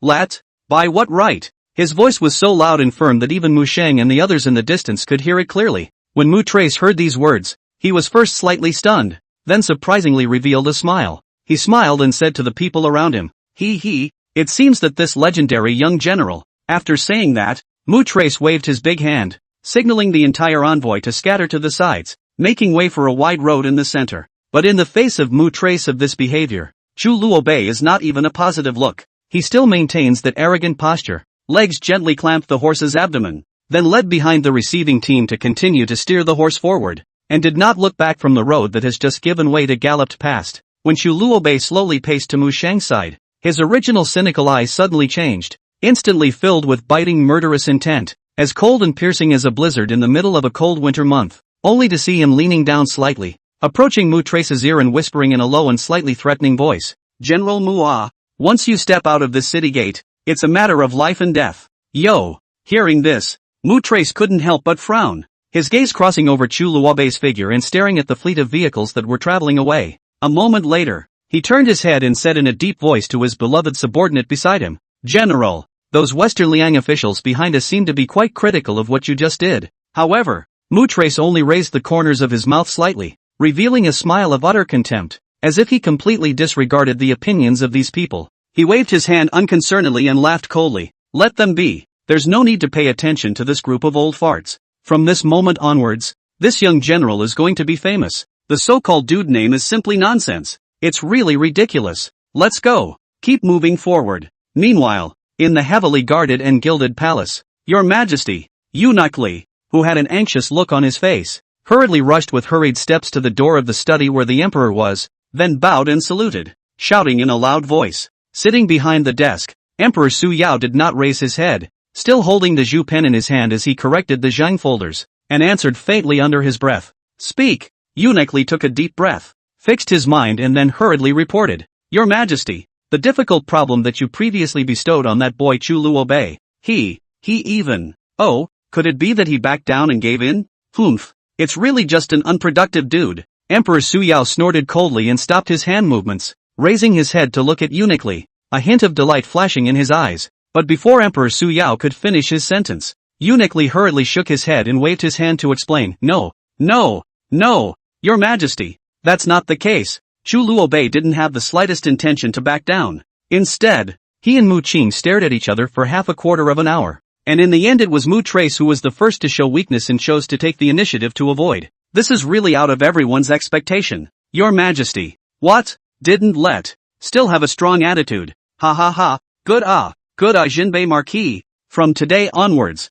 Chu Luobei the son will not be a playboy. He Chu family, another person who knows how to hold back. Really good." Emperor Su Yao was furious. Eunuch Li at the bottom hurriedly prostrated himself on the ground, not daring to anger the dragon's might. On the other hand, Chu Luobei had already rushed back to the Marquis of Jinbei without stopping. The lively and extraordinary marriage ceremony had already come to an end, but the mansion was still filled with a festive and joyful atmosphere. At this moment, Chu Luobei was standing outside the gate of the Marquis residence with a smile on his face and a straight posture, warmly and courteously receiving all the guests that came. Beside him stood the imposing Chu Badian. While smilingly exchanging pleasantries and greetings with the guests, Chu Badian introduced to Chu Luobei one by one the identity and background of these people as well as their relationship with each other, which people were worthy of deep friendship and which people only needed to be treated politely, all of which were explained clearly and plainly. "And this is the subordinate who had followed your grandfather in the south and north in the past, General Ziqing. Come quickly and pay your respects," Chu Biotian said while pointing to a stout old man with a full beard. When that old man heard this, he immediately laughed out loud, his voice resounding throughout the front yard of the mansion like a bell. Chu Luobei hurriedly took a step forward, respectfully saluted, and said aloud, "Kid Luobei, meet Lord General." However, that General Ziqing waved his hand and laughed boldly. "Ha ha ha, little Luobei. Isn't it too rusty to be like this? If you don't mind, why don't you call me Grandpa?" Chu Luobei couldn't help but freeze at his words, momentarily speechless, not knowing how to respond. Seeing this, Chu Buitian, on the side, laughed cheerfully and said, your old man is intentionally trying to take advantage of our junior. Chapter 61 A moment of chat with Lin Ju. General Ziqing again a burst of cheerful laughter, patting his chest and said, ha ha ha, I am just kidding. Small Luo Bei do not want to take it to heart yo. The old man I dare not really let you so-called. In case one day the Marquis came back. No this matter must be to me to give a hard beating not nah. After saying that, he also winked at Chu Luo Bei, looking very witty and funny. There, Grandpa won't. You go in and sit down. Aha. After the old man left, there came another person. The Crown Prince Lin Ziyuan, and Yan Wanqing. Greetings, Your Highness the Crown Prince. Ha ha ha. Please get up said and helped Chu Luo Bei father and son up this palace to drink a cup of wedding wine. No problem, right? Ha ha ha. There, how is this injury of yours? Chu Baotian said with concern. It's okay. It's just that I have a hand that needs a few days to heal. That's fine. Your Highness, please. Aha. Saying so, he led Yan Wanqing inside, and Yan Wanqing even glared at him as he passed by. Subsequently, many more people came. What with Duke Zheng, Duke Su, the royal historian, second Prince Lin Qiu, eldest Princess Lin Zihan, Zhou Shangquan, Wang Chang, Chen Sun, Chu Luobei's best friend. The most noticeable thing was that third Prince Lin Ju actually came. This prince who doesn't come out of the palace at all.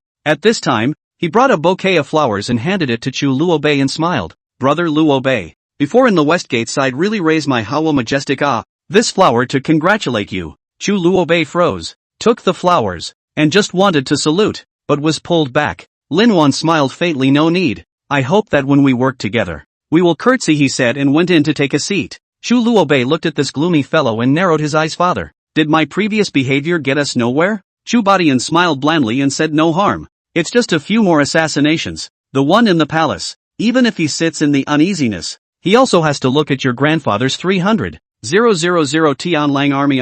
Our family is not the left general's family. Chu Luo Bei nodded and said father, that third prince, how much do you understand? You kid be careful. He can be said to be the most difficult one among all the emperors. The means are afraid to be more than enough. Stay away from it Chu Baotian said. Chu Luo Bei looked at him happily in the surrounding toast. A slight smile said I see otherwise. Perhaps he and I can work together. The other to it, sharp, under the fight. Who knows? No brains. Brat, you're the one who has it. Hey, laugh, just laugh. I'm going to help your mother. Stand here by yourself and receive well. Do you hear? Oh, the night came on in a hurry. After sending off the last guest, Chu Luo Bei slowly stretched out his hand and was about to close the gate. Right at this moment, he suddenly glimpsed a figure standing quietly not far away. It was a woman with a clear face. She was holding a matching sword tightly in her hand, and her stance was as elegant as an ethereal lotus blooming in the darkness of the night. Chu Luo Bei couldn't help but furrow his brows and asked in a puzzled voice,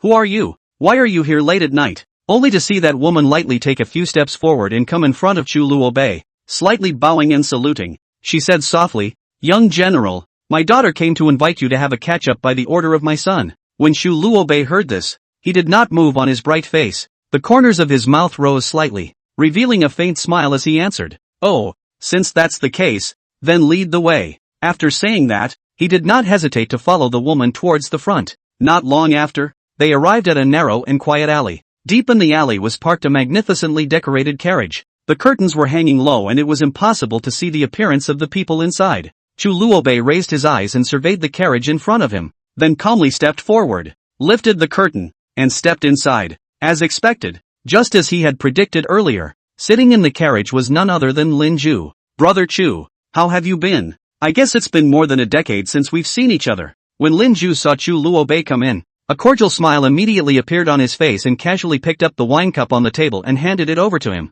Chu Luo Bei took the cup of wine and smoothly sat down opposite Lin Ju, flirting with him with a smile. You guy, you called me here in the middle of the night. You wouldn't have poisoned this cup of wine, right? When Lin Ju heard this, he first froze, then let out a loud laugh, shaking his head and saying, ha ha, brother Chu is really joking. This kind of clumsy tactic is only made possible by my several royal brothers. Saying that, he picked up the wine cup in front of himself and tilted his head back to drink it all in one go. Seeing this, Chu Luo Bei did not say anything more, and with a slight smile, he lightly sipped the wine in the cup. In an instant, a mellow and rich wine aroma spread out in his mouth, causing him to secretly marvel, this is a royal wine? The taste is actually this unique. Lin Ju smiled and nodded. and said rather proudly, "That's right, this is a fine wine that has been treasured in the palace for many years, and today I purposely took it out to drink it with Brother Chu, so it's considered to be letting you dabble in the light." Chu Luobei put down the wine cup, his eyes looked straight at Lin Ju, and asked bluntly, "Well, since the people have arrived and the wine has been drunk, you might as well say straight out that this time you were looking for me to come here. It's not as simple as simply just drinking and chatting, is it?" Lin Ju's cheerful laughter rang out again. "Ha ha ha, naturally not. But well, it wouldn't hurt to talk about those interesting things from our childhood first." Chu Luobei nodded slightly and waved his hand, allowing him to continue. "In the past, I, on my part, always looked at you from afar. Gifted, really envious. But then, you actually had a sudden change of character. Became a bit interesting, beating up the royal son, the royal daughter, pickpocketing other people's officials' daughters' clothes, dare to do anything. At that time, I was thinking, you are so smart, how can you be so stupid? So, I didn't go out of the palace for more than 10 years. Apart from the layout, I was observing you." "Me? Ha, is the third prince confessing to me?" "Oh, yes and no. After all, none of us have revealed our cards, have we? Ha, smart people like to be shady. Otherwise you wouldn't be the only prince I haven't bullied. Ha ha ha. I'd like to ask what happened to you when you were a child. Such a drastic change in temperament? The third prince is so intelligent, and has also observed me for more than 10 years, so he must still be clear in his mind. Ha, I'm not as smart as you, so I need you. Recruit me? Not also. They promise you all the things, in you are dispensable, and I promise you half of the sky down." Lin Wan smiled blandly and said, "Your Highness, this is not practical. Ha ha ha, impractical, ridiculous, keeping you safe and sound for 3 lifetimes. Is that practical?" Chu Luobei smiled. "You know me well, I think. Besides your parents, I should be the outsider who knows you best." "Yeah, how do you plan to work together?" Lin Ju suddenly said. Revolt. Looking at Chu Luobei's quiet demeanor, he immediately smiled. "Sure enough, chatting with smart people is a pleasure. Normal. After all, you are only the son of a noble consort. If Lin Ziyuan has not committed irreparable faults, then the position of the crown prince is bound to be his, and as it happens, Lin Ziyuan is doing all right. You, this kind of commoner imperial son, want that position, or a way to live. There is only one way." Chu Luobei smiled blandly and said, "So you help me? Depends on what to do? Luanjia King's side of the army has been I got through. Of course, Luanjia King did not find out. Just tricky is Luanjia King, but the king of martial arts if your accession, Jinbei Marquis Qi Ping, the father's side, I have masters to help, unhindered. How do you see it? When? Naturally, it's the day Marquis Jinbei returns. Are you sure? What if my grandfather doesn't come back? Impossible. Even if the barbarians invade, it's impossible that they won't come back for 5 years. After all, there's you, and there's also this prince who knows some secret stories, isn't it? Now you're really on the knife's edge." "Ha, that's true. Okay, I promise on behalf of the family." "Ha ha ha, aren't you going to show some of your cards?" "No, my bottom card is going to be used to save my life." "Ha ha ha, that's just it. Then, that's the end of it. Happy New Year." Luobei takes his leave, said Chu Luobei. Finished his drink and left. The woman outside walked in and said, "Your Highness, the young general is different from usual." "Oh, what's the difference?" "Your Highness, my subordinate feels that the current him, in terms of temperament, is like 2 people. Ha ha ha, yeah, this is the Marquis of Jinbei. Your Highness, trusting him like that? Believe? Ha, too much luxury. And why is that? We all have cards, but they should all know that father does not allow the Jinbei Marquis to exist anymore. This is a great opportunity. Unfortunately, those 2 idiots' news came too slowly. Chu Luobei also knows it. Cooperation. I have the highest probability of winning. He, I see. Then your Highness, should we find someone to protect Chu Luobei now? No need. The Marquis of Jinbei is not simple. If we do this, it's very much like we're spying on him. He doesn't like this feeling. But your Highness, you were earlier. So, just don't. Understood. Go back. Be stealthy. No. Chapter 62. I look forward to it. The sky is filled with fireworks and the stars at night have color. Earthly color. Chu Luobei stood outside the door of the Marquis of Jinbei's residence, a bright and colorful red robe fluttering lightly with the wind. Yet at this moment he was as frozen as a statue, his heart tangled in knots, not knowing how to get to where Lin Kor was. Suddenly, a light flashed in his mind and he seemed to have come up with a brilliant idea, only to see him agilely roll over the fence and lightly fall into the Marquis Jinbei's mansion. As soon as he landed on the ground, Chu Luobei saw Nan Bo leading a few guards with weapons and serious looks who were waiting. They obviously did not expect the visitor to be their own young master, and for a moment they all froze, their faces full of shock. One of the guards couldn't help but open his mouth and say, "Young master, how are you?" Before he finished speaking, he was stopped by Chu Luobei's stern voice, "Shut up." Then, he changed to a kind and amiable appearance, lowered his voice and said, "You guys just pretend that you didn't see me. No one is allowed to say anything about this today, so seal your mouths to death for me." In the face of Chu Luobei's order, although Nan Bo and the guards were full of doubts, they still nodded helplessly. The crowd couldn't help but secretly sigh. It's already the big wedding. How can the young master still act so absurdly, like a sneaky little thief? I really don't know when the young master can really mature. After sending away Nan Bo and the others, Chu Luobei ran towards his study as silently as a ghost. After entering the study, he fumbled around to find his night clothes and put them on, and quickly put on the mysterious fox mask. With everything ready, he took a deep breath and tiptoed towards Lin Kor's room. Coming to the door of the room, Chu Luobei carefully and gently peeled the window open from the outside, and then leaped into the house. At this time, sitting on the bed, Lin Kor was wearing a red cover quietly waiting for the arrival of the groom. Suddenly, she felt something strange, so she reached out and slowly lifted a corner of the red cover and looked at it. "North!" Lin Kor cried out in surprise. Seeing this, the corner of Chu Luobei's mouth rose slightly, revealing a smug smile as he said softly, "I have not broken my word." Only to see Lin Kor nervously said, "Why did you come? This is the Marquis Jinbei's residence. How did you get in? It's so dangerous." "I have my ways. That guy from the Chu family went out for a drink. Want to go out with me for New Year's?" Chu Luobei laughed. Lin Kor froze, somewhat moved, but still hesitated. "If Chu Luobei comes back and doesn't see me, I'm afraid it will cause a big commotion." "I'm afraid." "Don't worry, he won't be back. At least not tonight." "Why?" "He should have gotten drunk and collapsed in the Thousand Fragrant House at this moment," Chu Luobei said without any redness in his eyes or jumping in his heart. "Really?" Lin Kor said somewhat happily. "So, go?" Chu Luobei turned around handsomely and said, "Yes." After saying that, Chu Luobei took off her red head and a black jacket was draped over her body. Lin Kor was puzzled. "How did you know there were clothes here?" Chu Luobei mouth corner of a draw. "Finished. This is their own room. How will not know well." Rash, embarrassed, flipped too. "Did not think there are clothes here for you to wear. Not conspicuous point." Wrinkle laughed. "That's fine." Chu Luobei took Lin Kor's small hand and led her to jump out of the window, thinking he was careful to fly out of the Marquis of Jinbei's mansion with his lightweight skills. Ugh, where is this coming from? Young master? Alas, no. Young master knows light kung fu? One of the guards suddenly froze. And who's that next to him? You're blind. The red dress is showing. It must be the young lady. That's not right. Brothers, the young master knows martial arts? Nan Bo smiled slightly and said none of it can be told. Or else, you know? Oh, on the roof of the house. The three brothers Chu Baodian watched this scene. The corner of Chu Bushan's mouth twitched. This kid, Chu Yunxian, is very playful. Your family, the small Luobei, but is interesting. Taida, also dressed as a thief. Cough cough cough. Chu Baodian coughed twice breathlessly. Chu Yunxiao,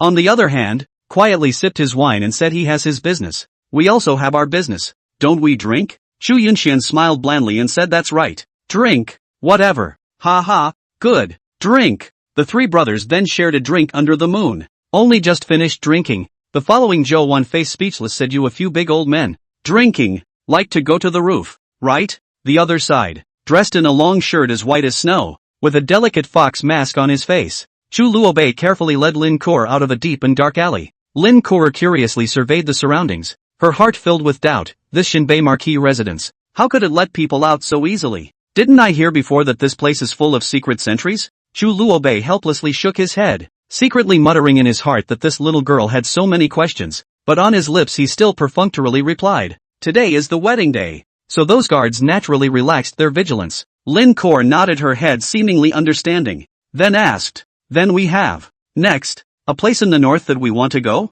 Chu Luobei asked back, "Where do you want to go?" Lin Kor's eyes lit up and she said excitedly, "I want to go to Nanzhou Mountain. I heard that the scenery there is breathtaking." It turned out that this Nanzhou Mountain was located next to the southern military camp, a mountainous and forested resort with pleasant scenery. Chu Luobei smiled and answered, "Good." After saying that, he took Lin Kor's hand and together they traveled through the bustling and lively streets. Along the way, Lin Kor looked around like a cheerful bird, attracted from time to time by the wide array of items on the street. Whenever he saw Lin Kor's favorite gadgets, Chu Luobei would not hesitate to shell out money to buy them for her, causing Lin Kor's heart to blossom and smile. As she walked, Lin Kor suddenly stopped in front of a small stall selling jewelry, her gaze firmly locked by a fine wooden hairpin. She picked up the wooden hairpin with joy, turned her head to Chu Luobei and asked, "Boss, how much is this wooden hairpin?" The stall owner looked at the couple in front of him with a smile on his face, and enthusiastically replied, "It's not expensive, just 5 cents will do."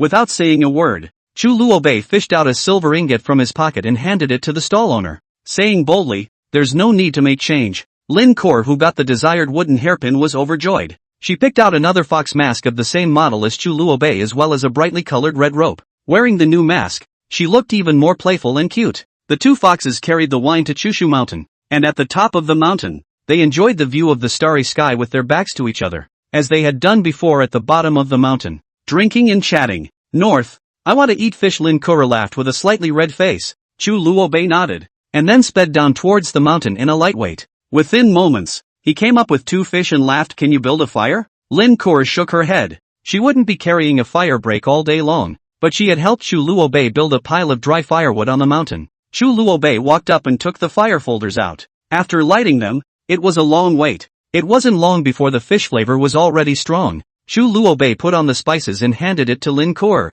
This time Wrinkle got defensive. "You eat first." Chu Luobei, on the other hand, ate a bite without any hesitation, and then it was snatched by Lin Kor, who didn't even mind that Chu Luobei had eaten the general, and bit into it. Chu Luobei was helpless, but also quite happy, picking up another fish and eating it while drinking. "Maybe this is the earth." After eating the fish, they lay under a big tree on top of the mountain and looked up at the stars north. "What I told you before, that." Chu Luobei scratched her nose and laughed. "I don't know, but I'm quite happy with you." Lin Kor froze, because this technique, it felt a bit like Chu Luobei scraping her nose. It felt like, "What's wrong with you?" Chu Luobei wondered. "No, it's nothing, just thought of something," laughed Wrinkle. "Will we see you again?" "I don't know, but I came back for you." "Well then, may I make one small request?" "No." Chu Luobei knew as soon as he heard it. This girl wanted to take off her mask. "How can this be possible? If you take it off, you will be exposed." "Oh," said Wrinkle with some frustration. Not long after, Chu Luobei stood up and smiled. "I should go. When can you visit me again?" Lin Kor also stood up and looked at the moonlight and said, "Outside Kyoto." "Outside Kyoto? You are leaving Kyoto?" "Yes, the next time we meet us, we won't have to have a big night," Chu Luobei said with a bland smile. "I'm looking forward to it." "Let's go," said Chu Luobei, jumping directly off the mountaintop. Lin Kor laughed. "This means we are already considered good friends." Chapter 63, Target, Luobei Chang. 3 days later, the lively atmosphere of Kyoto has gone out of sight. Families are back to their normal lives. On this day, Chu Luobei, dressed in military uniform and carrying a sword, like a general on the march, sat on the pavilion outside the lobby. In Chu Luobei's courtyard, Lin Kor was directing the maids to move things, and Ziqing was watching from the side. "Sister, are you going too?" Lin Kor laughed. Ziqing nodded and said, "Wherever Gongzi goes, I'll go." Lin Kor sighed and said, "Alas, this ancestor's sacrifice. You need to bring a lot of things. Your son is really idle." Afterwards, Lin Kor went to a locked room next to her. Through the window paper seemed to be very old. "What kind of room is this?" "This is the prince's study. Only he doesn't allow anyone to come near it," Ziqing said as he stepped forward. Lin Kor became interested and said, "Where's the key?" Ziqing shook her head and said, "Only the Duke has the key." Lin Kor frowned. "This mysterious?" Lin Kor said that she wanted to roll over the window to go in and take a look, but was called by Chu Luobei. "What are you doing?" Lin Kor awkwardly said with her hands behind her back. "This room of yours." Chu Luobei laughed, walked up and said, "Inside here are my childhood things and a bunch of books. You want to go in and tell me, why do you have to climb the window?" "Oh." Wrinkle nodded meekly. Chu Luobei shook his head and took out the key and opened it. What came into his eyes was a spider-strewn dusty utility room-like room. "Are you sure you want to go in and take a look?" Chu Luobei played with the flavor. Lin Kor grunted softly and walked inside. There was nothing striking inside. It was all childhood toys. There were several bookshelves, and there was a very large box on the floor. Lin Kor curiously walked up. There was very little dust on the box, indicating that it had been opened often, and was instantly intrigued. Crouching down, he slowly opened it, but unfortunately there was nothing new. Just some books, clothes. Chu Luobei mouth corners rose slightly.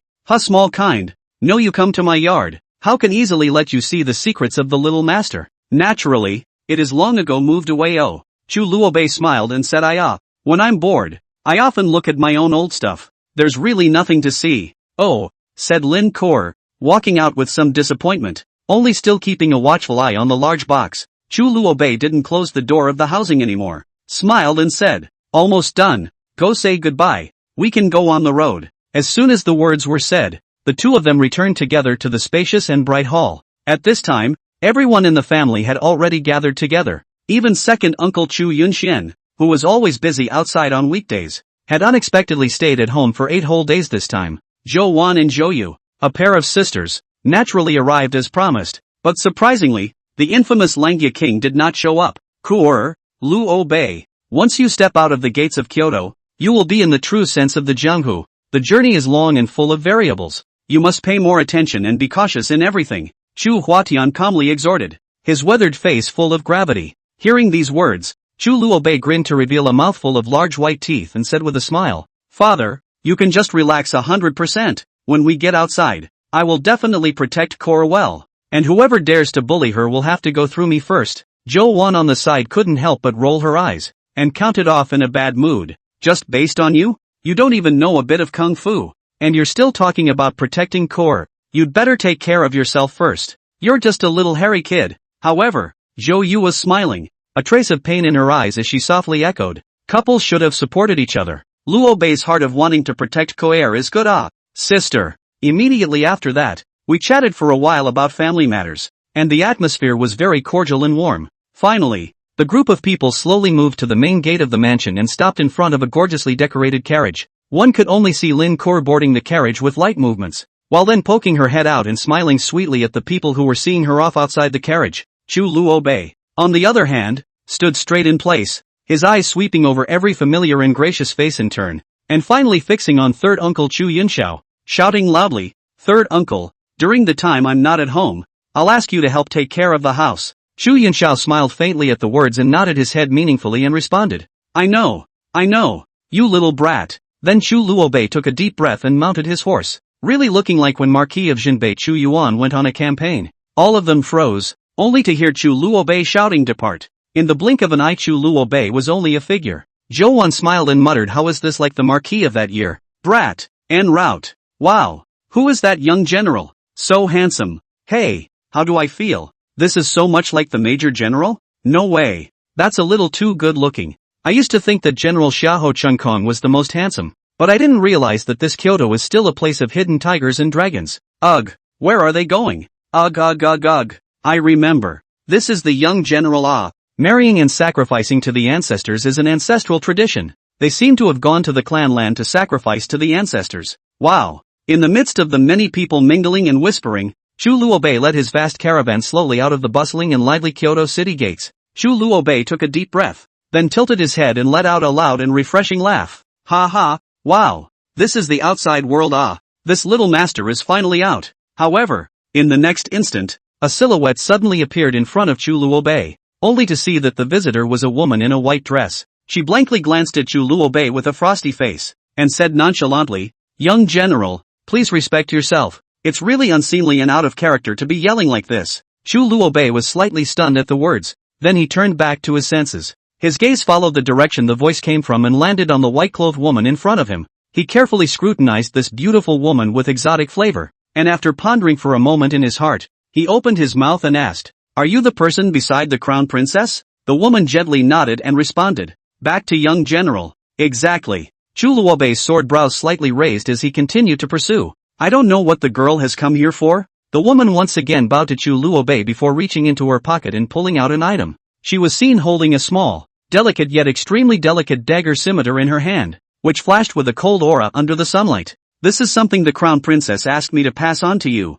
She said that when it comes to the critical moment, having this object in hand will help young general get twice the result with half the effort. The woman said as she presented the dagger scimitar to Chu Luobei. Seeing this, Chu Luobei signaled the attendant beside him to take the dagger scimitar. He himself looked the exquisite weapon up and down, the corner of his mouth raised in a contemptuous smile, and casually said, Well, it's not bad. Since it's the crown princess' good intentions, then this general will accept it for now. After Chu Luobei collected the dagger scimitar that he was quite satisfied with, the woman also completed her mission and turned to leave. At this time, Lin Kor, who had been sitting in the carriage, couldn't hold back her curiosity, quietly opened the window and poked her head out, looking at Chu Luobei with a face full of suspicion, and pouted. "I say, you guy, when did you hook up with the crown princess?" Chu Luobei was a bit embarrassed by Lin Kor's question. He quickly lowered his voice and responded.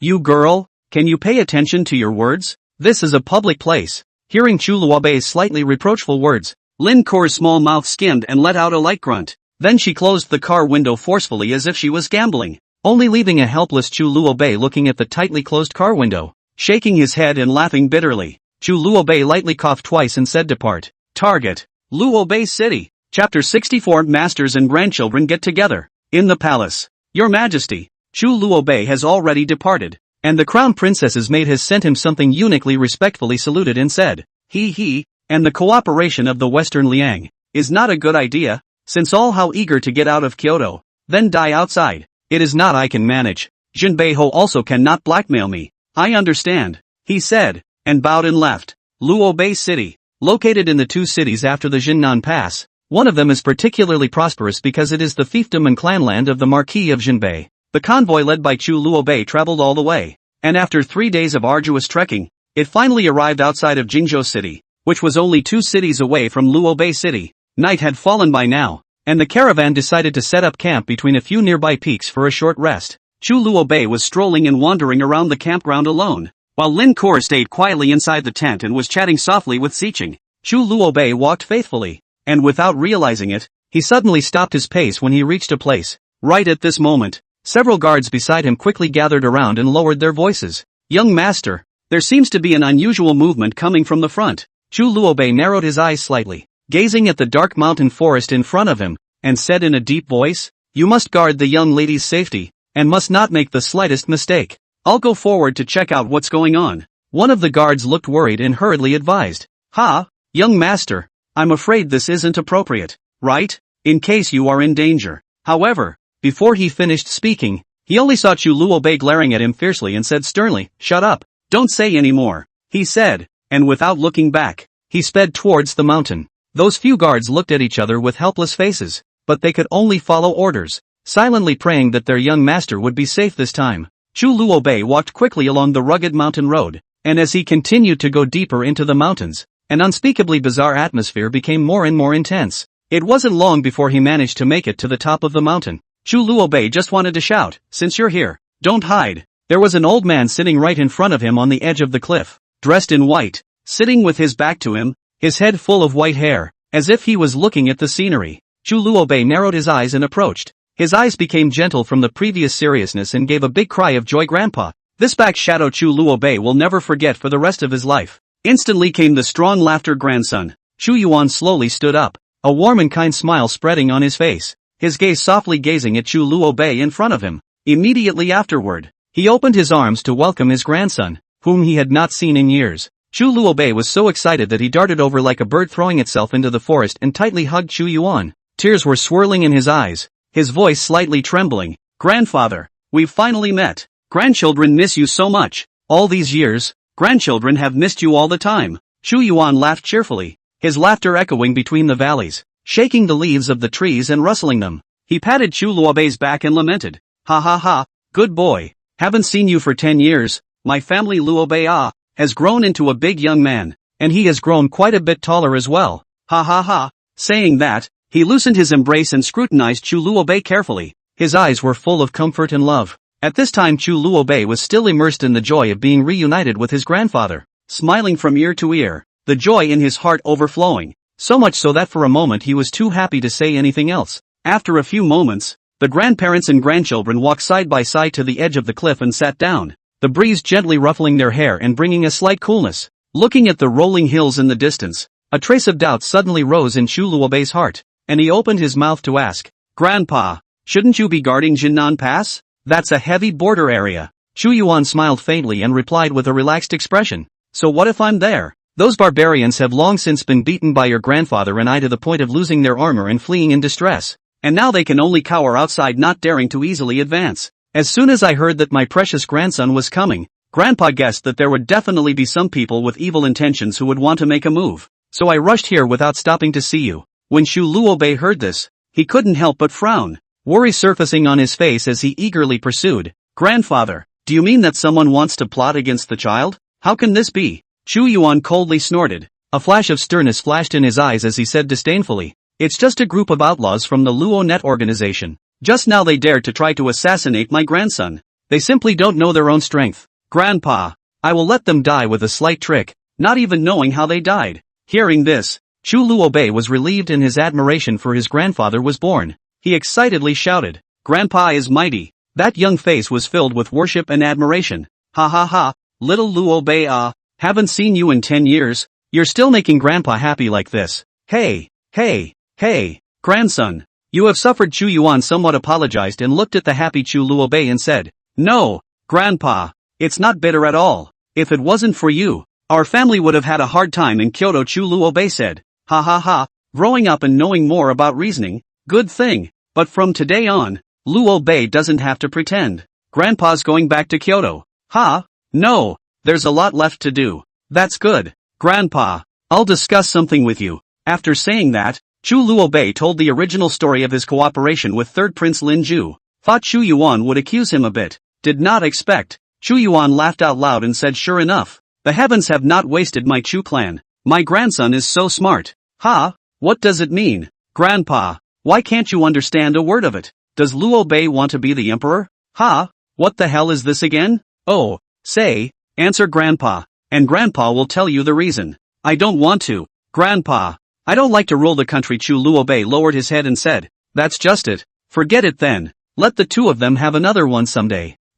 Grandpa, we're going to rebel? Chu Luobei heard. It seems to be that my Chu family must be the emperor. Then we can only revolt. Ha ha ha. To be exact, it's helping someone to rebel, and then holding the emperor hostage to his vassal. I didn't realize that my grandson was actually thinking exactly what Grandpa was thinking. You mean, the third prince? Well, help him so Grandpa can send his troops into Kyoto. Grandpa, why are we rebelling? Luobei, Grandpa told you that if you don't rebel, the Lin clan will kill all of our clan. When Grandpa dies. Well, I see. Grandpa, that third prince has the Windbreaker army, and the king of Langya. This, ha ha ha, there is no need to worry about these. Your oldest sent me a message saying that you already know about Dark Shadow and that you have become the young master? Grandpa, good thing. Know my 4 guardians of the shadow? I know. Royal Bear, Flying Bird, Banshee, and the other one is, Hiss. Uncle San said he's the most mysterious, codenamed Night Lord. Yes, Night Lord, veteran martial artist, Grandpa's secret move. You'll know who he is when the time comes. Ha ha ha. Grandpa, it's not nice to whet people's appetites. It's not good to tell you too much. You know. Well, Grandpa has one more thing of the utmost importance to me. You want to say that you have a bloodline problem, right? Chapter 65, Martial King's Strength. Chu Luobei nodded frantically. Finally he was going to know right. Ha ha ha. Luobei, you're the second bloodline awakening of my Chu family. Grandpa knew that my grandson's talent is as high as it gets. Grandpa, why does our family have bloodlines? This strange thing? Because we were once a large clan that also came from the upper realm. And we are a branch of the upper realm. The upper world? Yeah, the upper world. That's where the real immortal cultivation takes place. This is called Earth. Then why don't we know this? Grandpa doesn't know either. It seems like there are problems with the family in the upper world, causing my clan to have fewer and fewer clansmen on this earth. Chu Yuan shook his head and said, Well, let's, no more, wait for you. One day to Grandpa's realm. Go to the clan land and look for yourself. Okay? The clan lands have secrets too? Chu Luobei scratched the back of his head awkwardly, and was stared at seriously by Chu Yuan. Well, it's all said and done. Find out for yourself. It won't do you any good if Grandpa tells you. Oh, and which is the other one that awakened the bloodline? Alas, no more. Already dead. Died on the way to conquer the upper realm. Chu Yuan sighed and said. The other side. Lin Kor and Ziqing slowly walked out of the tent. The smell of blood is getting heavier and heavier. Lin Kor couldn't help but frown as she sniffed the smell that filled the air. She had been in the military for many years and was naturally more than familiar with the pungent smell of blood. When Ziqing, who was on the side, heard Lin Kor's words, she followed suit and inhaled, then frowned and said, Yeah, I can smell it now too. What the hell is going on here? And where's Gongzi? With their hearts full of doubts, the two walked quickly towards the edge of the camp. From afar, they saw several guards who were patrolling around. Ziqing quickly walked a few steps forward and opened her mouth to ask, Where is the Duke? As soon as those guards saw Ziqing and Lin Kur, they hurriedly bowed and saluted, shouting in unison, "Young lady, Miss Ziqing, quickly say, where is the mail?" Seeing them stammering, Ziqing couldn't help but frown again and urged. One of the guards showed a difficult face and stammered for half a day without uttering a complete sentence. "Miss Ziqing, young master he. Right at this moment, a light whistling sound came from not far away. The crowd followed the sound and saw that Chu Luobei was slowly pacing down from the mountain. "Young master." Seeing this, those guards breathed a sigh of relief as if they were relieved and saluted Chu Luobei in greeting. Lin Kur looked at the unharmed little cutie in front of her. In her heart, she was so angry and amused that she couldn't help but open her mouth and rant. "Where have you been? Making everyone so worried." "Oh, the mountains are nice. Go have fun." "What's up?" Lin Kur frowned, a bit unconvinced. "Report." Not far away came the voice of one's own guards, and in a short while, a panting guard came and saluted young master. Chu Luobei gave him a blank look and said, "Speak properly." "Oh, we saw it on the left side of the camp. A body. A corpse?" Lin Kur instantly realized. "Yes, alas. Young master, you'd better come with me to take a look," the guard stammered. Chu Luobei nodded slightly. Then together with the others, they followed that guard and took steps in the direction he was guiding. It wasn't long before they arrived at their destination. When they looked up, the first thing that caught their eyes was a man dressed in black nightclothes lying quietly on the ground. This person was holding a long, sharp knife, and a trace of blood that had not yet dried up remained at the corner of his mouth. When the crowd saw Chu Luobei's arrival, they respectfully saluted him and shouted in unison, "Young master." At this moment, Lin Kur lightly walked forward and carefully examined the man on the ground. She gently flipped open the man's eyelids, then checked the rest of his body, performing a series of skillful and professional maneuvers before slowly standing up. However, at this moment, her eyebrows were tightly furrowed together, as if she had encountered an extremely difficult problem. Seeing this, Chu Luobei, who had been paying close attention to all of this, couldn't help but narrow his eyes and asked in a deep voice, "How is the situation? Can anything be discovered?" Lin Kur replied with a grave expression, "This person has been dead for a long time, and the cause of death was due to a broken heart." Hearing this conclusion, Chu Luobei's gaze instantly became sharp as he pursued, "Just a broken heart? The rest of his body surprisingly didn't show even the slightest wound?" Lin Kur shook her head once again and analyzed in a serious tone, "As far as I can tell, this man's strength has already reached the realm of martial zone, and judging from his attire and the weapons he carried, it was highly likely that he was a member affiliated with the Luo Network organization. To be able to kill such an expert in such a bizarre manner, it was assumed that the person who struck must possess unfathomable power. As far as I can see, the killer should have shattered his heart by applying an extremely strong and ferocious pressure, so much so that this dead man didn't even have time to make a reaction before he was already dead. From this, it can be seen that the person who made the shot's control of his own power is considered to be the ultimate, out of this world, and I'm afraid that his strength must be at least at the level of Martial King." Chu Luobei nodded, pondering, and muttered, "Is this the strength of Grandpa? One thought can kill." "Chu Luobei, you go back to bed first. I'll stand guard today," Lin Kur said seriously. Chu Luobei nodded with a slight smile and said, "No, you are the young lady. You must also be protected. Follow me. I don't have to sleep. I haven't slept much in my years in the army for a long time, and besides, it's safer if I'm on guard duty. I don't care. You're my young lady. You have to listen to me or I'll run around." Chu Luobei raised his head and arrogantly said. Lin Kur sighed seriously. "It's out of my hands. I'm sorry," Chu Luobei said with a bland smile. Ziqing stepped forward and said, "My lord, I'm in a similar realm as the young lady. It's more appropriate for me to stand guard." Lin Kur frowned and was just about to refuse when she saw Chu Luobei nodding and saying yes. "My family Ziqing is very powerful." Lin Kur was speechless on the spot. She intended to let Chu Luobei and Ziqing together, so that Ziqing would feel better. She didn't expect that Chu Luobei, this stupid bastard, and Ziqing, before Lin Kur had time to make any reaction, Chu Luobei had already tightly held her small, soft, boneless hand and took big steps in the direction of the camp. And at that moment, Ziqing and a few other guards happened to witness this scene. Ziqing quietly gazed at their distant backs, and a faint trace of loss couldn't help but show above her originally calm face. She was seen shaking her head gently, as if she was sighing something in her mind. Afterward, he slowly crouched down and carefully collected the long sword next to the corpse on the ground, then led the guards to turn around and leave to continue their patrol duties. Time passed quietly, and it was already past midnight. In the middle of the silence, Chu Luobei silently tiptoed out of his tent. At this moment, he was filled with a sense of alertness, a pair of deep eyes vigilantly scanning the surroundings. Just then, a clear and pleasant voice suddenly sounded in his ears. Sir, what are you doing? It turned out that at some point, Ziqing had already appeared on the side with his little head tilted, blinking those big soulful eyes, staring with curiosity at Chu Luobei's series of puzzling actions. Chapter 66, The Apocalypse. When Chu Luobei heard this, the corners of his mouth twitched slightly. He cleared his throat and pretended to calmly dry cough twice in an attempt to hide his feelings of embarrassment. Then he said somewhat stiffly, That, Ziqing, why are you puzzling here? Ziqing blinked, her eyes still full of doubt, and asked in a puzzled manner, Of course I'm standing guard. Sir, you, on the other hand, are not resting properly in the middle of the night? Why are you sneaking out in the middle of the night? Chu Luobei was momentarily speechless, hesitating for a moment before stuttering and replying, Well, I just feel that the wind at night is very cool and pleasant, so I want to come out to blow off some steam. You can just pretend that you didn't see me after saying that. He hurriedly waved his hand to Ziqing, then turned around and prepared to quickly leave this place that made him feel embarrassed. However, just a few steps away, Chu Luobei stopped very helplessly and slowly turned around, because he realized that Ziqing was actually following closely behind him with an innocent face like a little tail that he couldn't get rid of. He frowned slightly and questioned with slight displeasure. Hey, what the hell do you want? Gongzi, the night is dangerous. I have to follow you. Otherwise, it's not danger, it's opportunity. Don't follow me or I'll bully you.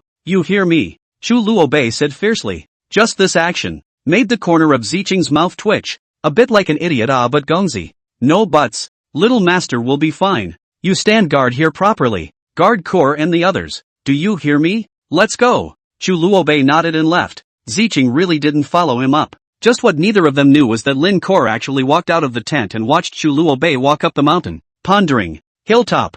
Chu Luobei came to the edge of the familiar cliff. Grandpa, that body, you did it? Chu Yuan looked at the night sky with bravado and said, Well, pinching a martial zone to death is still too simple. Chu Luobei shook his head and sat next to him saying, Master, you let the child come up once again. What exactly do you want the child to do? Chu Yuan faintly smiled and said, Luobei, nowadays you are also a half-step martial zoner. Let Grandpa take a look at your strength, okay? How do I look? Chu Yuan then stood up and looked at Chu Luobei on the ground. Attack Grandpa with your full strength. Chu Luobei nodded and said good. Then, he picked up the branches that were lying all over the place beside him. He held it tightly in his hand, treating it like an incomparably sharp sword. Immediately afterward, he stomped his legs with great force, and his entire body stood up like an arrow out of the string. At the same time, his body leaned forward slightly, his hands gripping the branches and stretching them forward in a formidable battle stance. Whoosh! Chu Luobei's figure flashed like lightning across the sky as he sped toward the front at an astonishing speed. And Chu Yuan, who was standing on the opposite side, smiled blandly, as if it was all under control. Time passed by minute, and in the blink of an eye, half a quarter of an hour had already passed. At this moment, Chu Luobei was already sweating profusely and panting. He slowly walked to the edge of the cliff and sat down on his butt, an extremely distressed look on his face as he muttered, Grandpa, I can't even touch you for a second. Hearing these words, Chu Yuan couldn't help but laugh out loud, his voice resounding throughout the entire valley. Ha ha ha ha ha, little Luobei.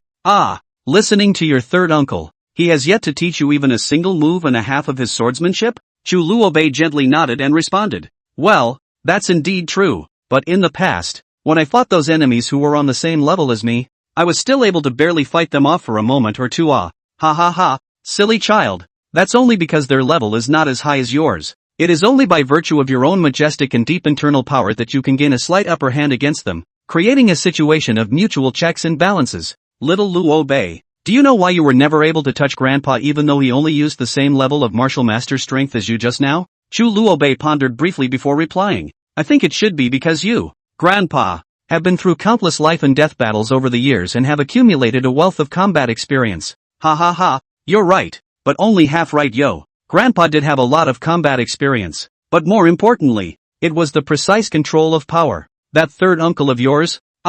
He neither teaches you sword strokes nor passes on the skill of controlling power. You should really give him a good beating, Chu Yuan said with a smile. Power control? Chu Luobei looked at his grandfather with a puzzled face, obviously feeling very unfamiliar with this word. Well, does little Luobei know that a stone and a big tree collide with the same force? Why the stone will knock the tree through? Chu Yuan laughed. Because the power contained in the stone itself is relatively small. The range of effects it can produce is naturally very limited. So, I see, the key lies in focusing. Chu Luobei said as if he suddenly realized. That's right, exactly. Gathering one's own power into one place, and then at the critical moment, violently releasing it in the form of a point. This is a masterstroke that can kill in one blow. Just like. Chu Yuan explained with a smile while bending down to pick up the branch that Chu Luobei had dropped on the ground, only to see his right hand holding the branch in a single grip. His arm slowly lifted up, and then threw himself hard towards a huge rock not far away. However,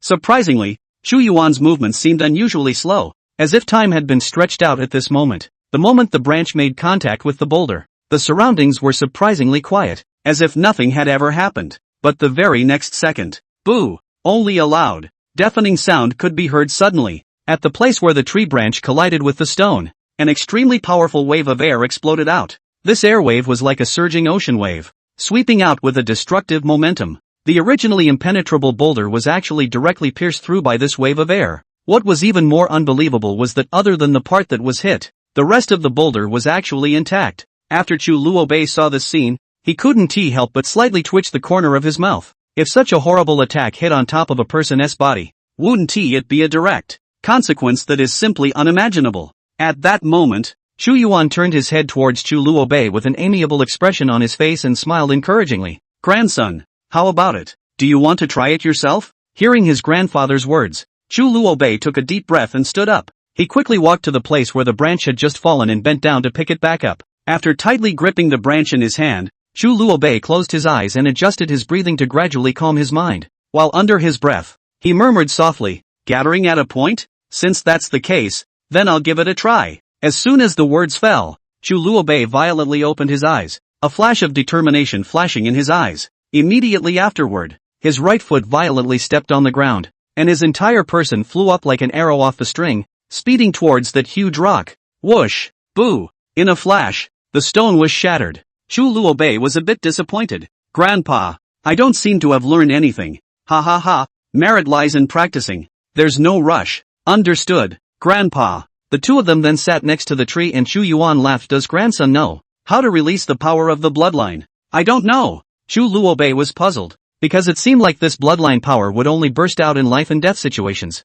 Alas, forget it, he also does not control that bloodline power. Chu Yuan said with a long sigh. Grandpa, who exactly is that senior? Grandpa is so sorry? He is Grandpa's younger brother, called Chu Xingzhou. When the road of the apocalypse opened, he died in the hands of those people from the upper world. Alas, the upper world? What is the path of the apocalypse? What my grandson saw in the book was that the path to redeem the earth. It seems a bit different from what Grandpa said. Chu Luobei said doubtfully. Redemption? Ha ha ha. No, it's an invasion. It's just a racial invasion. The so-called apocalypse road is because, every 50 years, the upper world will use a teleportation array as a way to open the passage between the two worlds, and dozens of strong lights shone on the earth that day. The proud sons of heaven in the upper world and so on will bring some of their clansmen here, take root, and return to the upper world after 3 years, just enough to give those sons of heaven a chance to hone their skills. After all, under the suppression of the heavenly Tao, all of them can only be martial kings at the top of their deaths.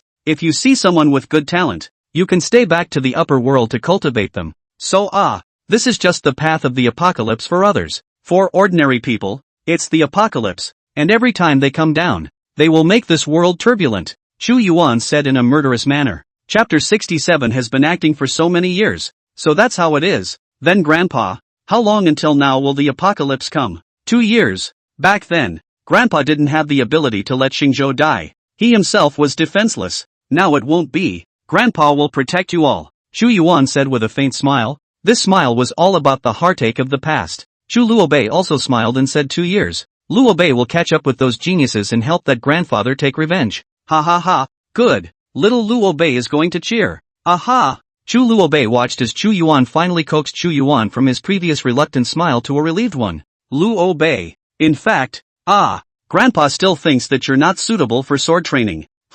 Why Grandpa? Your bloodline power gives you high talent, and that is only a part of the bloodline power. The main bloodline power effect is increase, an enhancement to strength, speed, and comprehension. It's too wasteful to use a sword. If you use a fist, you will be able to utilize this power in its entirety. Chu Yuan laughed. With a punch? Yes, fist. Grandpa doesn't have the power of the bloodline. This is actually what Xingzhou told Grandpa before he died. Grandpa won't forget it for the rest of his life. Grandson, if he still wants to practice the sword. Naturally, it's also with you. Chu Yuan's eyes were full of anticipation. So much so he wanted to let Chu Luobei practice boxing. Chu Luobei didn't know there and said, "Grandpa, then I'll practice boxing. After all, third uncle didn't even teach me sword strokes, only the internal heart technique, so I'm sure it'll be easy for my grandson to practice boxing." Chu Yuan instantly laughed, smiling happily. Good, Luobei. It's the family's fortune to have you in the family. Chu Luobei did not say anything, just a little regret. In fact, he preferred practicing sword, but looking at this old man this happy, then what is the relationship between practicing the sword and practicing fist? Luobei, fist, is the root of strength. Now Grandpa will teach you a set of fist technique. Its name is Song Wolf Strength, which was captured by Grandpa at the hands of the barbarians. It's very domineering and suitable for you. Good. Chu Luobei nodded his head. Finally he can cultivate martial arts. Yes. More than 10 years. Chu Yunxiao, little master is going to succeed. Ha ha ha. Chu Yuan said, "Grandson, next, you have to memorize what I said. Is that okay?" Chu Luobei nodded. After all, he used to be a genius. Memorizing something was still very simple. Good. Listen up. Grandpa will only talk about one side, the Kang Wolf power. Observe the wolf line, cultivate the wolf nature, practice the wolf form, swallow the moon, grind the claws and teeth, merge the wolf soul, actual combat sharpening, perseverance, and then show the divine power. Now is a good time period, when the moon is full. Chu Yuan laughed. Humph. Chu Luobei immediately settled down and began to cultivate. This was cultivation in the true sense of the word. The eastern sky gradually turned fish-belly white, and a round of red sun was about to erupt. Right at this moment, Chu Luobei leisurely opened his eyes. His gaze fell on Chu Yuan, who was guarding his path beside him, and he softly said, "Grandpa, it's dawn." Chu Yuan nodded slightly in agreement, then said in a slow voice, "Yes, the sky is already bright, and it's time for Grandpa to leave." When Chu Luobei heard this, his heart tightened and he hurriedly asked, "Grandpa, where are you going?" Chu Yuan looked into the distance, a hint of determination flashing in his eyes as he replied, "Grandpa is going to make a trip to Jinnan Pass. Next, after little Luobei's ancestor sacrifice is over, there will be no need to return to Kyoto."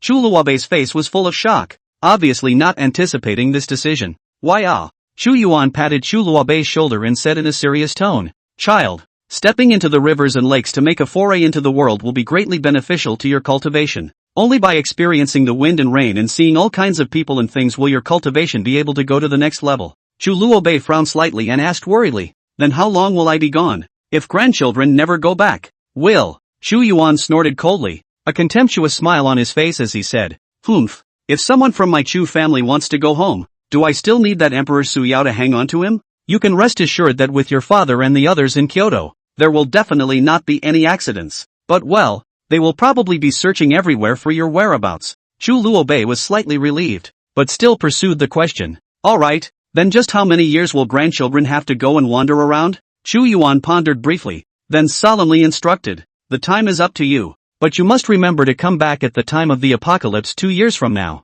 But don't forget, okay?" Chu Luobei nodded vigorously and responded, "Understood, Grandpa." Chu Yuan laughed with satisfaction and then joked, "Ha ha, well, the two of us have been chatting for a whole night. I guess your little daughter-in-law at home is almost anxious. Hurry back." After saying that, Chu Yuan waved his hand, signaling Chu Luobei to leave. "Oh, Grandpa, I'll see you in Luobei City? Ha ha ha, good, Grandpa will wait for you." "Yes," Chu Luobei excitedly responded, his voice clear and loud. After saying that, he quickly straightened up his attire and went down the mountain at a brisk pace, a happy smile on his face, as if the entire world had become beautiful. Chu Yuan quietly stood in place, his eyes following Chu Luobei's gradually fading figure until he slowly disappeared from view. Only then did Chu Yuan slowly retract his line of sight, muttering under his breath, 2 years of Howwu world must be taken down in a hurry, or else, what will we take to defend against those enemies who are eyeing us intently? What do you say,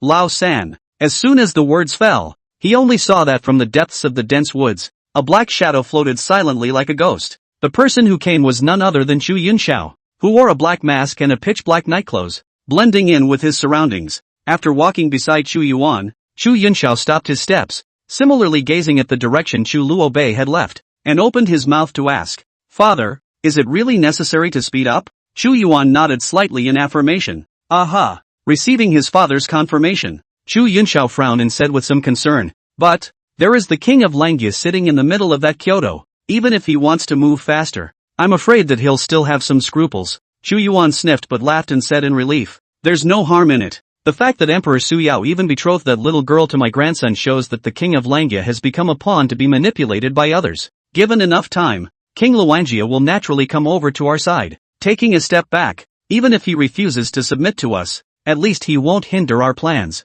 After all, in the future, his daughter will become a princess, so this deal is not a loss for him. After saying that, Chu Yuan burst into laughter again. Emperor Su Yao played a good game. But I never thought that little Luo Bei had been acting hard for more than 10 years just for this moment. Chu Yunxiao smiled contemptuously and said, now that my grandson will be traveling the world, you must take all measures on your side. Understood, father. I've already sent a letter to the oldest two, the oldest one and the others. Just take it as, wanting to spend the new year in the clan. As for Lin Kor, just, go to Luo Bei City and stay well. Aha. Chu Yunxiao finished speaking and was about to leave, only to be pulled by Chu Yuan Yunxiao.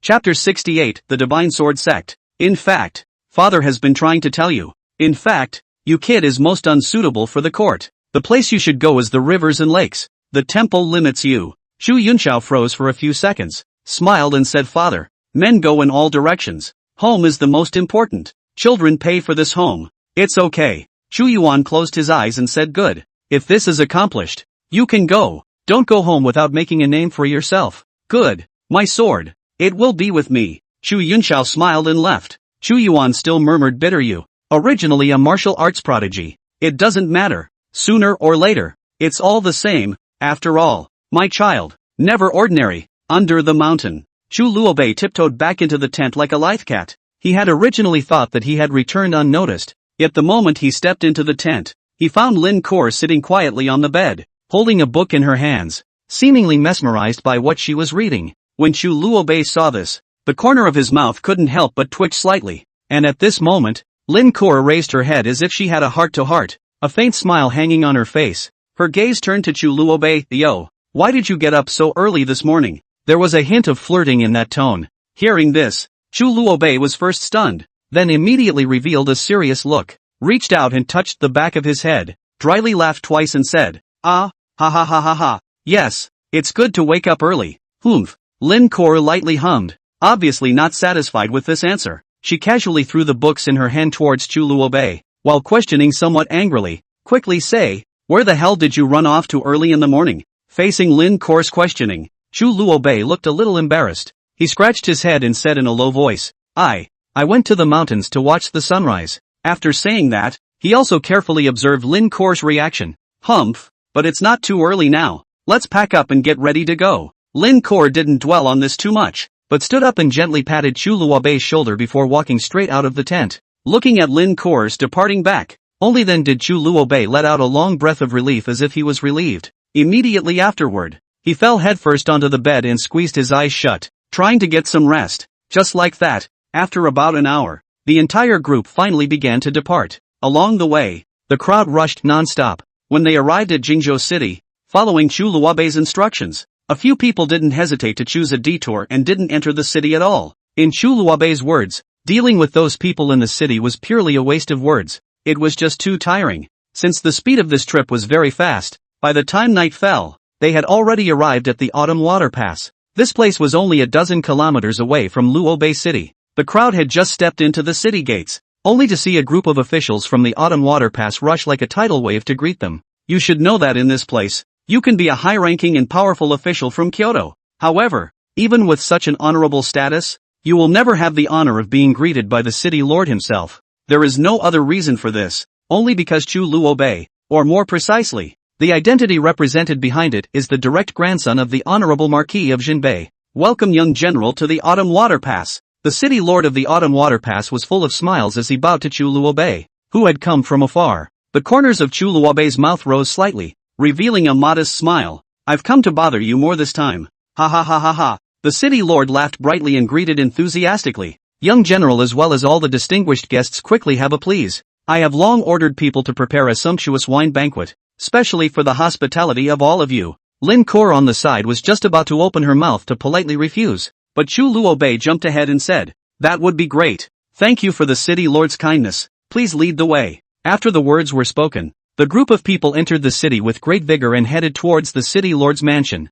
Not long after, they arrived inside the city lord's mansion. Immediately afterward, a course of delicious delicacies was presented to the table one after another. Looking at the wide array of delicacies on the table, Lin Kor couldn't help but gently furrow her brows. For military generals like them who have been fighting for many years, they really can't be interested in this kind of seemingly lively but uninteresting party, and they are even more resistant to it deep down. At this moment, Chu Luobei quietly approached Lin Kir's ear and whispered, "After all, this is the Autumn Water Pass, and this place is my grandfather's sphere of influence. Everyone has traveled all the way here, and must have been famished. If we flatly refuse it this time, won't we be brushing off some good intentions?" Lin Kor thought about it or nodded. After all, Chu Luobei was right. If she didn't eat, I'm afraid that it would damage the face of the Marquis of Jinbei. It's very late into the night. Chu Luobei was drunk and staggering and was helped to his room to rest by Xiang Zizai, while Lin Kir went to sleep with Ziqing. "Young general, this wine is a specialty of my autumn water pass.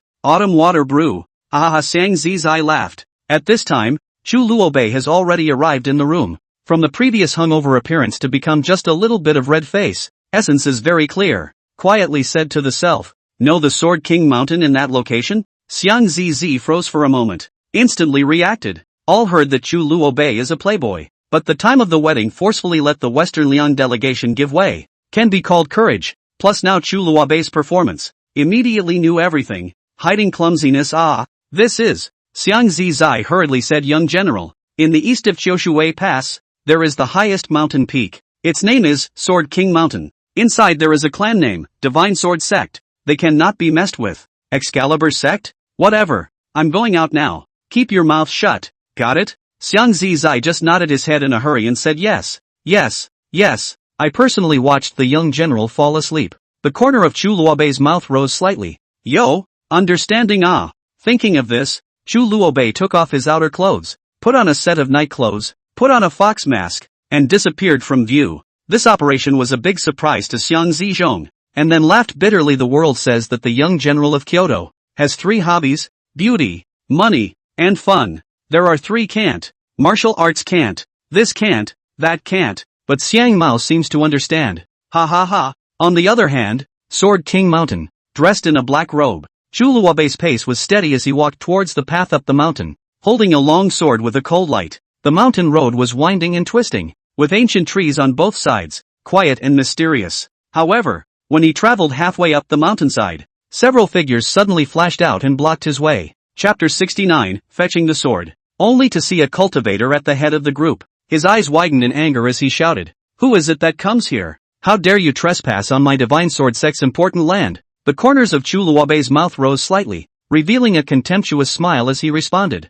"Humph, Sword King Mountain, Divine Sword Sect. I've come here today because I've been entrusted to fetch a sword for someone else. Quickly call your patriarch to come out and meet me." After saying that, he waved his arm and threw the small and delicate curved sword in his hand like a meteor toward the opposite cultivator and said in a loud voice, "This is a token. Take it and show it to your family's patriarch." The few cultivators who stood with their swords at their backs were first stunned, and after looking at each other for a few seconds, 2 of them hesitated briefly before finally deciding to climb up to the top of the mountain to report the matter to the patriarch. The rest of the few remained in place, their gazes tightly locked onto Chu Luobei, not daring to be the slightest bit lax. Simply because the Chu Luobei in front of him was not only secretive in his movements, but also wore a mask that made it difficult to see his true face and intentions. In this situation, they naturally could not take it lightly, in case this person was a strong enemy who had come to provoke trouble, and if they were not careful, they feared that the entire Divine Sword Sect would be plunged into a crisis. Meanwhile, in a magnificent palace within the Divine Sword Sect,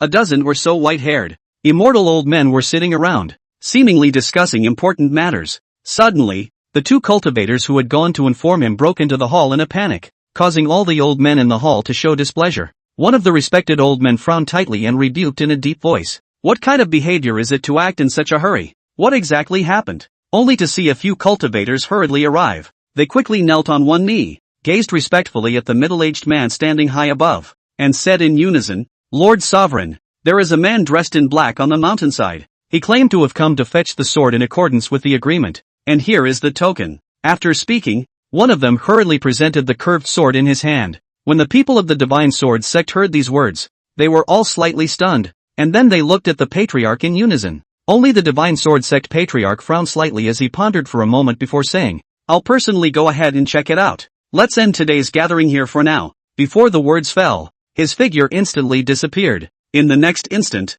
this patriarch had already appeared right in front of Chu Luobei. And when the few people who were originally standing on the mountainside staring intently at Chu Luobei saw this, they hurriedly bowed and saluted, shouting under their breath, "Lord Patriarch!" Chu Luobei's heart was jolted, instantly raising his alertness. The person in front of him gave him a feeling of emptiness and elusiveness. What was even more surprising was that the slightest fluctuation of internal force could not be felt in his body at all. Judging from Chu Luobei's experience, this person was most likely a strong person who had reached the Martial King realm. "Well, you guys go up the mountain first. I want to have a good talk with this little brother." The Divine Sword Sect patriarch smiled faintly and commanded softly, "Yes." Those few disciples answered in unison, and then turned around and left in quick steps. Only after they had walked away did the Divine Sword Sect patriarch open his mouth again and smiled. "Did little brother come here to fetch a sword for someone else?" Chu Luobei frowned tightly, gazed at the other party, and replied in a firm tone, "Naturally. Ha ha ha, no need to be nervous.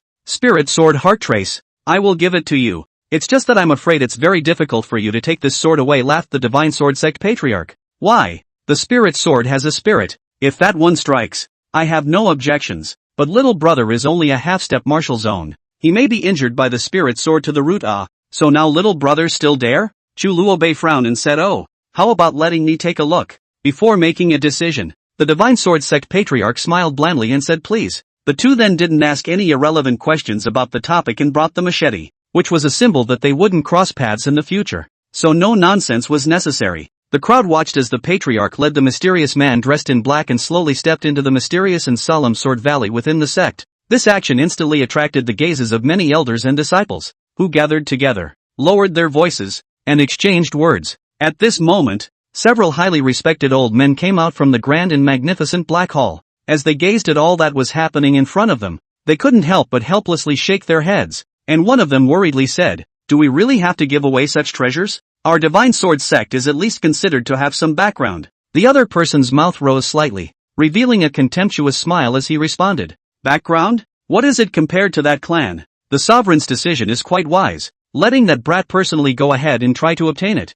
If he fails, we don't have to bear any responsibility." Ha ha ha ha. Right at this moment, someone suddenly mentioned the road to the apocalypse that was about to open, and his tone was filled with emotion. "I heard that the road to the apocalypse will descend into the world soon, and at this critical moment, it is indeed inappropriate to make grudges with other forces. It's just a pity that this will most likely be the premier spirit sword of the entire continent." The line of sight turned to the middle of the Sword Valley, only to see that Chu Luobei was silent, but his heart had long been deeply shocked beyond words. His eyes widened as he looked around, secretly marveling in his heart. This Divine Sword Sect's heritage was so deep, it was beyond imagination. When they finally traveled to their legendary destination, the Divine Sword Sect patriarch slowly stopped his steady pace before turning his head and gazing gently at Chu Luobei, who had an expectant face beside him. He slightly lowered his voice and whispered, "Little brother, this is the place. Look, it's just ahead." Chu Luobei raised his head in the direction the patriarch was pointing, and was instantly shocked speechless by the strange sight before him, only to see a sword suspended silently in the air that was firmly locked by several thick and mysteriously glowing chains. The sword exuded a colorful, dreamlike glow around it, as if it was not an earthly object, but a divine weapon from the immortal realm. Upon closer inspection, the body of the sword looked as if it had been carefully carved from countless rare gems. Its craftsmanship was breathtakingly exquisite and so beautiful that it almost took one's breath away. "Little brother, this world-unrivaled sword is the Heart Trace. Although I will allow you to try to control it, you must remember that this sword is a psychic treasure that possesses magical powers beyond imagination. Therefore, you must be doubly careful," the Divine Sword Sect patriarch solemnly urged. Chu Luobei nodded vigorously, indicating that he understood what was at stake. Afterwards, he took a deep breath and mobilized his entire body's spiritual energy. His figure soared up as lightly as a flying bird and landed steadily on top of those sturdy chains. However, as soon as he stood still, he immediately felt a strong pressure coming over him. Those colorful rays of light actually seemed to have substance, tightly pressing on his body,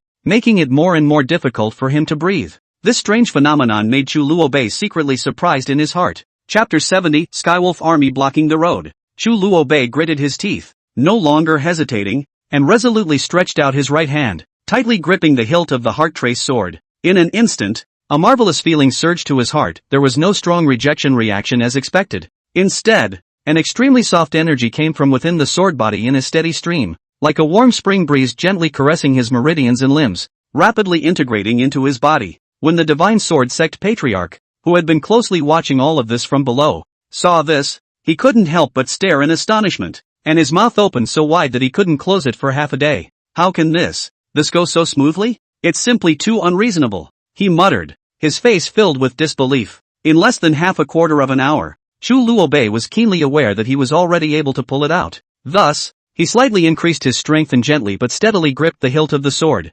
Miso, spirit sword out of body. Chu Luobei gazed at this spirit sword in his hand, only to see that the sword body was crystal clear, and there were strange patterns flowing faintly on it, as if it contained endless mysterious power. He was so ecstatic in his heart that he couldn't help but cry out in a loud voice, "What a spirit sword, heart trace!" Before the words left his mouth, his figure spread out and fell down. Originally, Chu Luobei was worried that the divine sword sect's patriarch would go back on his word and refuse to recognize his debt. However, when he fixed his eyes, he was surprised to find that the other party was currently walking quickly towards him with a smile on his face and a fawning and pleasing appearance, and opened his mouth to say, "Little friend is really gifted. To be able to make this spirit sword actively recognize its owner is really a joy to congratulate. I don't know from whom did little friend learn from?" When Chu Luobei saw this, the corner of his mouth twitched slightly. Just now, this patriarch still had a serious and solemn look on his face. How could he become so flattering in the blink of an eye? However, things have come to this point.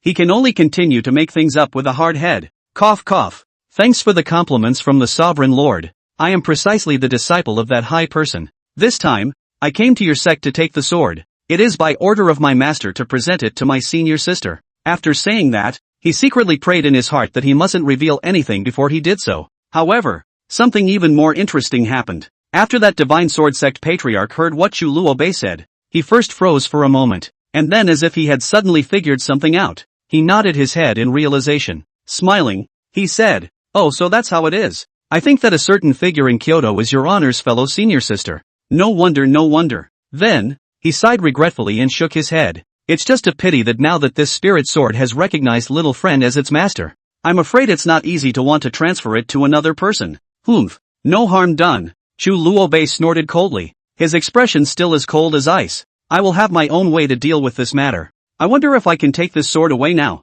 "Naturally, little friend, please. I also ask you to tell that person that I, Divine Sword Mountain, have no regrets." Chu Luobei was first stunned, then nodded and said, "Good," and then left. At the bottom of the mountain, Chu Luobei took off his fox mask and frowned. Divine Sword Mountain? Isn't it the Divine Sword sect? That's a patriarch, it can't be a mispronunciation. Could it be? Chu Luobei looked back at this pair of large peaks, frowned and said the relationship is complicated. That Shilong Master of State seems to be the upper world of people. This Divine Sword clan is afraid that is also the upper world of. And Shilong Master of State of that clan in the upper world seems to be very high appearance. Actually let this Divine Sword clan boast too. Thinking of this Chu Luobei, this just remembered here most familiar with this place is not that the autumn water off the city master to the self and well. Suddenly have an idea. With the sword flew away. At this time to the self in the study is writing. As if writing a letter to the Marquis Lord of a letter. Hiss not good. Change a. Then a letter to the Marquis of Jinbei. Smack. To General. Not at all cordial. Change. To. Dang. Dang. The door of the room was knocked. To the self hurriedly put away the things. Go to open the door. Open a look. Chu Luobei a black dress there is a fox mask. But also with a sword. Was shocked. Just wanted to shout out. Assassin. Chu Luobei covered his mouth and retreated. Looking at the open mask with a speechless face. You are sick, right? This is to the self-awareness. Hey laughs so is the little Marquis Oh no. Young General you come back quite early Ha ha. Chu Luobei said with a speechless face if you don't know how to speak, don't speak. Air. Then Chu Luobei sat on the upper seat and placed his sword on the seat and said how much do you know about that divine sword sect? Xiang Zizai froze for a second and said that. Did the young general mess with them? Hey, there's no harm in it. They won't dare to come. Don't worry young general. Not alas. Not right. This sword has something. Xiang Zizhong only noticed the sword on the table, because before Chu Luobei had taken an iron sword. Obviously not this one. He was shocked and said no way. Young general, you can't be the great treasure of the divine sword sect. The spirit sword. What's that? The heart scar? Aha. Cow pies. It's still the young general. Inheriting Lord Jinbei Marquis luck and bravado. Don't blow it off. I took this sword for someone else. Quickly answer my question. Chu Luobei was speechless. How did this guy become the city lord? He has a face that is given to him for nothing. Oh, that divine sword sect I don't know much about it either. I only know that they seem to be from the upper realm. Does young general know about the upper realm? Got it. Go on. Okay, in the upper world. This group of guys carrying swords seems to be called what? The power of the divine sword mountain. Quite strong looking. Any more? And then there's the fact that divine sword sect patriarch is just a martial king. They wouldn't dare come to trouble young general. He. Chu Luobei really have a kind of wanna fan the death of this guy's mind. All day long just notice show themselves. Said. Chu Luobei stood up and held the heart trace. Said I went to sleep. You, seal your mouth. Yes, Major General. Boo. After closing the door, to the self and the suddenly happy fly up to say ha ha ha, I know how to write. Great. This is not the proper military service. Young General, really thank you. Cluck cluck cluck cluck cluck cluck cluck cluck cluck cluck cluck cluck cluck cluck cluck cluck cluck cluck said and began to take the letter paper to pen and write. Respectfully, Lord Marquis. Young General, bravely taking Excalibur. Chu Luobei slowly returned to his room and gently placed the heart trace in his hand on the table. He quietly gazed at the mysterious heart scar, as if he wanted to see the power and secrets it contained through its exterior. After a long time, Chu Luobei sighed deeply and muttered, what a pity. If I chose to practice the sword, perhaps this heart scar would have suited me perfectly. The words revealed a hint of regret and helplessness. Right at this moment, the originally quietly placed heart mark seemed to sense Chu Luobei's thoughts and suddenly became restless, only to see it flying rapidly in the air, floating around Chu Luobei without stopping, as if it was an anxious child, afraid of being abandoned by its master. Seeing this, Chu Luobei slightly frowned and waved his hand somewhat impatiently. Then, he turned around and walked to the side of the bed, slowly sat down, his legs were coiled up, closed his eyes, and began to enter a state of cultivation. Today's encounter with the heart-marked sword has given rise to some marvelous feelings in his heart, and he is secretly pondering whether these feelings can help him break through the bottleneck and step into the realm of the martial arts sect. The next morning, the sunlight sprinkled on Chu Luobei's face through the window. Chu Luobei quietly led his team out of the city. He quickly packed his traveling clothes and led the group to tiptoe out of the camp without alerting anyone. It was only when they were about to walk out of the city gates that Xiang Zizai's shout came from behind them. Young General, wait for me. However, Chu Luobei didn't even look back and accelerated his pace away, not giving Xiang Zizai the slightest chance to react. Xiang Zizai panted as he chased after him to the city wall,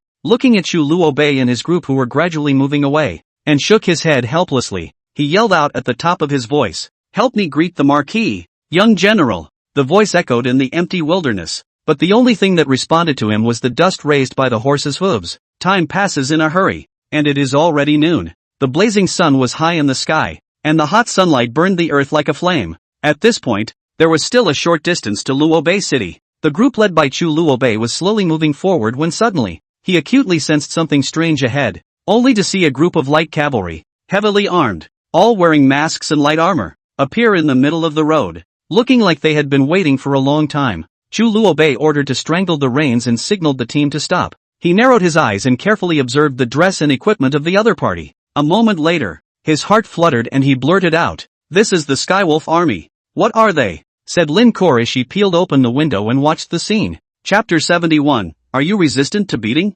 Ziqing whispered, this is Jinbei's Skywolf army. It's even better than King Langya's Windbreaker army, right? Well, Lin Kor frowned slightly, lightly biting her lower lip, secretly pondering in her heart. Indeed, this army in front of her was equipped with excellent equipment as well as the biting aura that came from bloodshed on the sands. Compared to the Windbreaker army, it was really more appalling, only to see that the general at the head had a torch-like gaze, staring tightly at Chu Luobei as if he wanted to see through him. It was only after a while like this that the general gave a wave of his hand, signaling all the men to dismount. Immediately afterward, he led all the generals behind him to kneel on one knee together, cupped their fists and saluted, saying aloud, Tian Lang Army, the 400th Cavalry Regiment, Primus General Liu Yi, with all the people of the Cavalry Regiment, see Little Marquis. Seeing this, Chu Luobei didn't dare to be slow, and hurriedly rolled over and dismounted, quickly stepped forward, and with both hands, forcefully helped Liu Yi up, and said with a smile,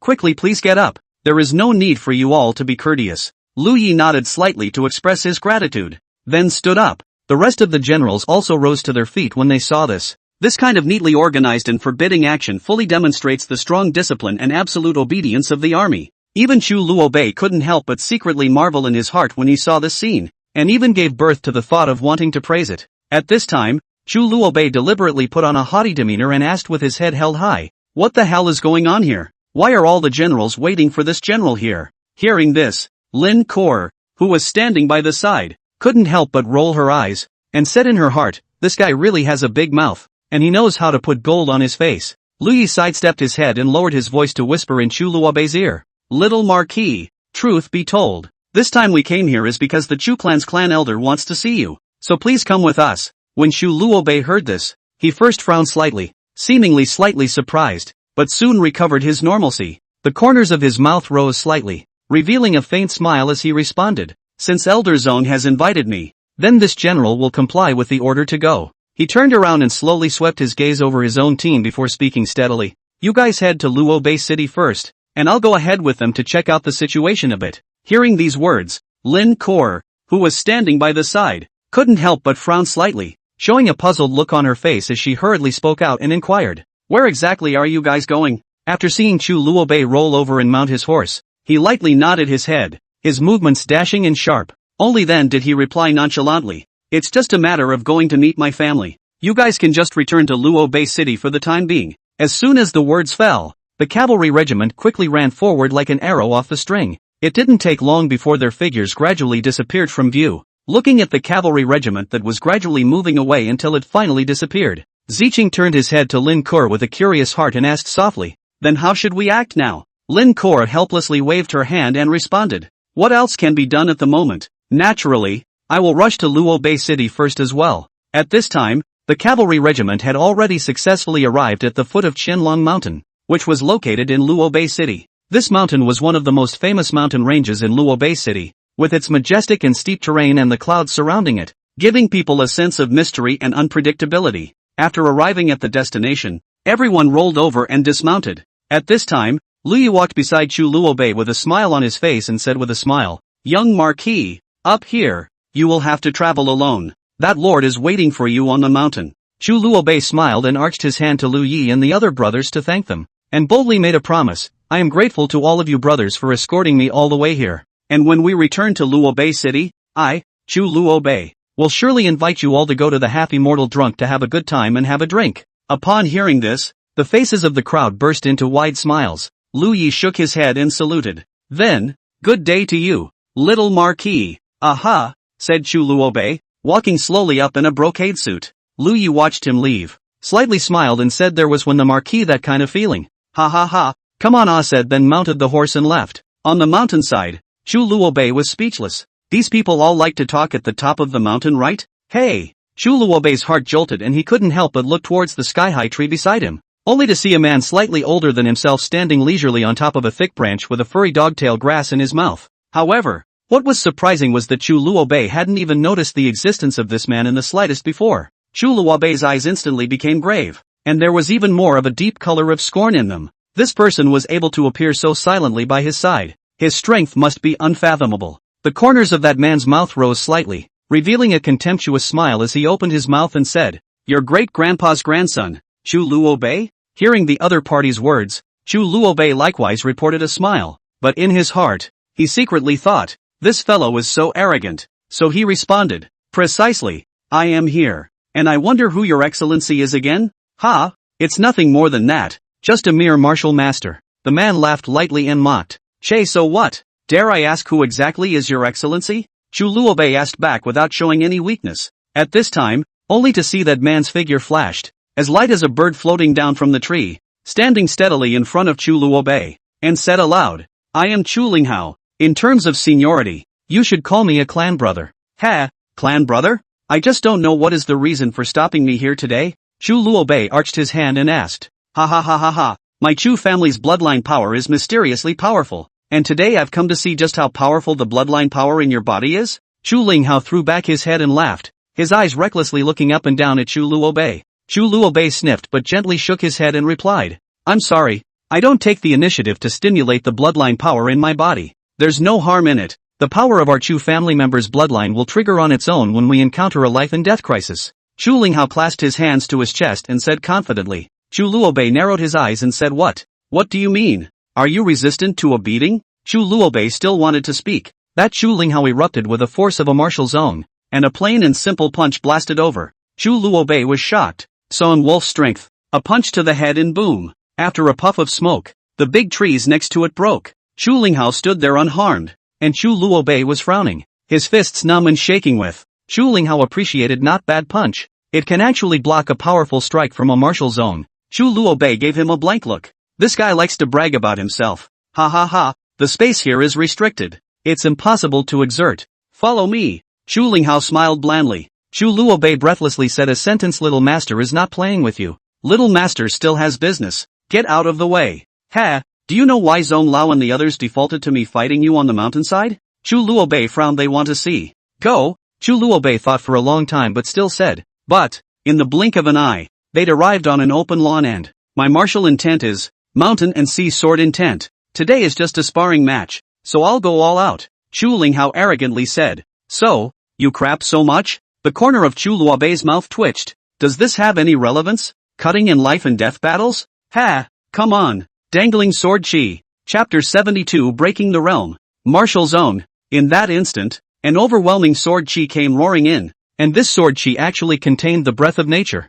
as if it was one with heaven and earth, only to see Chu Luobei's figure flickering, exercising his exquisite and unparalleled lightweight skills to dodge sideways. He was originally confident that he had successfully dodged the blow, but he didn't expect that in the next instant, the seemingly dissipated sword chi suddenly changed direction and attacked towards him again like a ghost. Chu Luobei was shocked in his heart, and in his haste, he utilized his entire body's power and swung out a fist in an attempt to smash this bizarre sword chi. However, despite his best efforts, he was still unable to resist this powerful attack. Only a muffled sound was heard, and Chu Luobei's entire body was like a kite with broken strings, being sent flying out a long way. Eventually, he dropped to one knee, one hand tightly covering his chest, his face as pale as paper. But the battle didn't end there. Chu Linghao held a wooden stick and sped like lightning. Seeing this, Chu Luobei also hurriedly picked up a wooden stick from the ground and instilled his own internal energy into it in a continuous stream as a way to defend against the other party's attack. At the same time, the sword chi bombarded the earth from time to time, splattering countless dust and dirt. The scene was exceptionally spectacular. In this duel, Chu Luobei was always at a disadvantage, being suppressed to death by Chu Linghao. Obviously, Chu Linghao had not yet used his full strength, and just by dealing with it easily, he had already made it difficult for Chu Luobei to fight. This was the huge gap between those who possessed the realm of intent and ordinary martial artists. Chu Luobei couldn't dodge in time and was once again struck in the chest by the sword chi. A mouthful of blood gushed out, staining the grass under his feet red. His eyes widened in anger as he roared at Chu Linghao.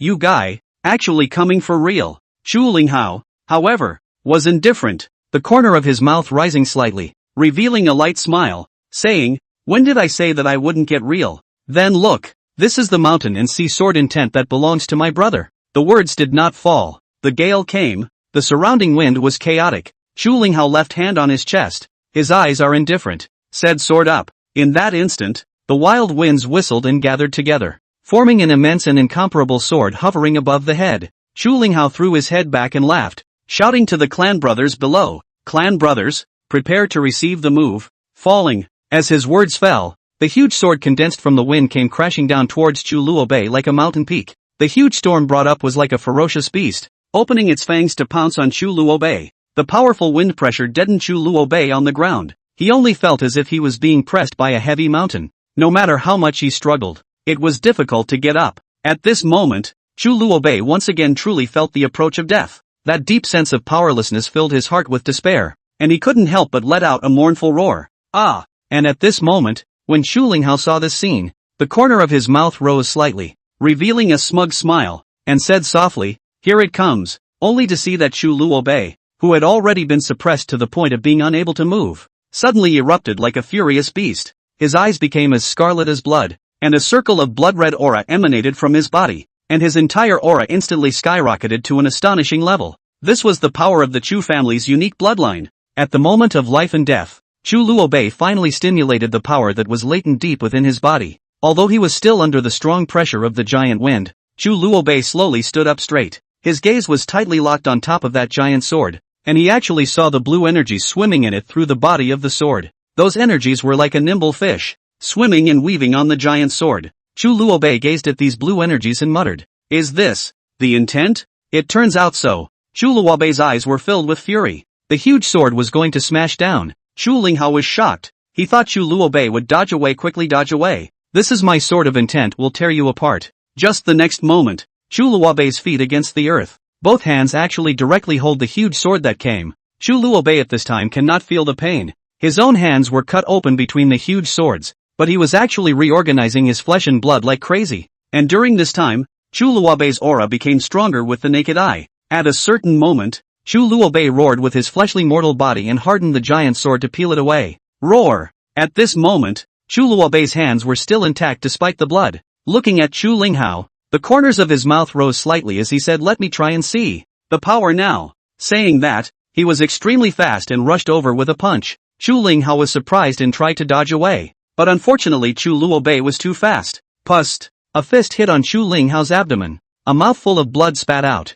Was knocked back dozens of steps. His eyes became sharp. Threw away the wooden stick. The sword chi transformed into form. A sword chi longsword appeared. Rushing forward with his sword in hand, Chu Luobei smiled blandly, clenched his fists with both hands. His power gathered in his fists, and muttered, "Power control? I seem to be able to do it." He shouted, "Crow wolf strength." In an instant, it was not known exactly what had happened, but there was a creepy sound of wolf whistling, and this was the time when the sword and fist clashed intensely. Just half a quarter of an hour passed, only to hear a crunching sound, that the powerful incomparable sword gas-transformed longsword actually broke open. Chu Linghao's face was filled with astonishment, completely unable to comprehend the situation in front of him, and immediately afterward, he was sent flying straight out by a wave of air that was so powerful that it was hard to resist. He fell heavily to the ground, spraying out a large amount of blood from his mouth. Seeing this, the corner of Chu Luobei's mouth rose slightly, revealing an imperceptible smile, only to see his palm violently pinched with force. An even more terrifying air wave once again swept over like a surging tide. Chu Linghao was shocked and wanted to make a move to block it, but in the end, he was still unable to do so. Just when he was all disheartened and ready to close his eyes to meet his death, the imposing air wave suddenly disappeared into thin air. Chu Luobei's originally blood-red eyes were currently staring at him, a weird smile hanging on his face as he said softly, "Clan brother, thanks a lot." Before the words fell, Chu Luobei's body seemed to break through some kind of invisible shackles binding him, and the power in his body instantly surged madly like a volcano erupting. He excitedly laughed out loud. "Martial intent, I finally managed to comprehend it. Ha ha, this is uniquely belonging to me, Chu Luobei, the hegemony intent." However, in just the next instant, Chu Luobei's eyes returned to their normal color, and the blood-red aura that was permeating the surroundings also dissipated like a smoke cloud. At the same time, his entire body collapsed limply to the ground as if he had lost all his strength. In a trance, Chu Luobei felt as if he was steadily caught by a pair of strong arms. It was an old man with a kind face. Before he could see the other party's appearance, a strong sense of vertigo hit him, and Chu Luobei's two eyes went black, completely fainting. On the other side, the team led by Lin Kor finally arrived at Luobei City after a long journey. Looking at the simple, old, decorated Luobei City, he murmured, "Is this Luobei City? It's a bit refreshing." Ziqing smiled faintly and said, "This is the place where Gengzi was born. Every time I didn't have the chance. Now I finally saw the place that Gengzi said was mysterious. Luobei Chang, Chu Luobei. Does it mean anything?" Lin Kor froze and said, "The Duke said that the Jinnan Pass looking north is the hometown, looking south is ambition. In this position is to guard the hometown, the Luoyang city in our hearts. Luoyang is the full name of Kyoto." Lin Kor thought about it and smiled slightly. "Watching over your hometown?" Ziqing said, "Someone's coming." Then the next second, a team of troops appeared outside the city, also wearing masks. The leader was the same Lu Yi just now. "Greetings, young general. Home." The next moment the generals formed two lines to open a passage in front of the city gate. Lin Kor came out of the carriage. Looking at this momentum, the people next to her were all smiling. "This is Luobei City. Is this Chu Luobei's home?" Lu Yi nodded and said, "Lord City Lord has prepared everything for young general. Young lady, please also enter the city." Lin Kor nodded then returned to her carriage. Chapter 73 Worship. When Chu Luobei slowly opened his eyes again, the first thing that came into his eyes was actually the endless, desolate yellow earth. This land seemed to have been forgotten by time, exuding an ancient and mysterious atmosphere. Not far away, a steep and treacherous cliff stood abruptly, like a huge rift between heaven and earth. and below the cliff was a large and imposing pool of a huge city. This city was not unfamiliar to Chu Luobei, as he had seen it many times in his dreams. At this moment, when he truly witnessed everything in front of him, his heart couldn't help but surge with an unspeakably complex emotion. Does it mean that I am once again back in this place? That legendary king's hometown?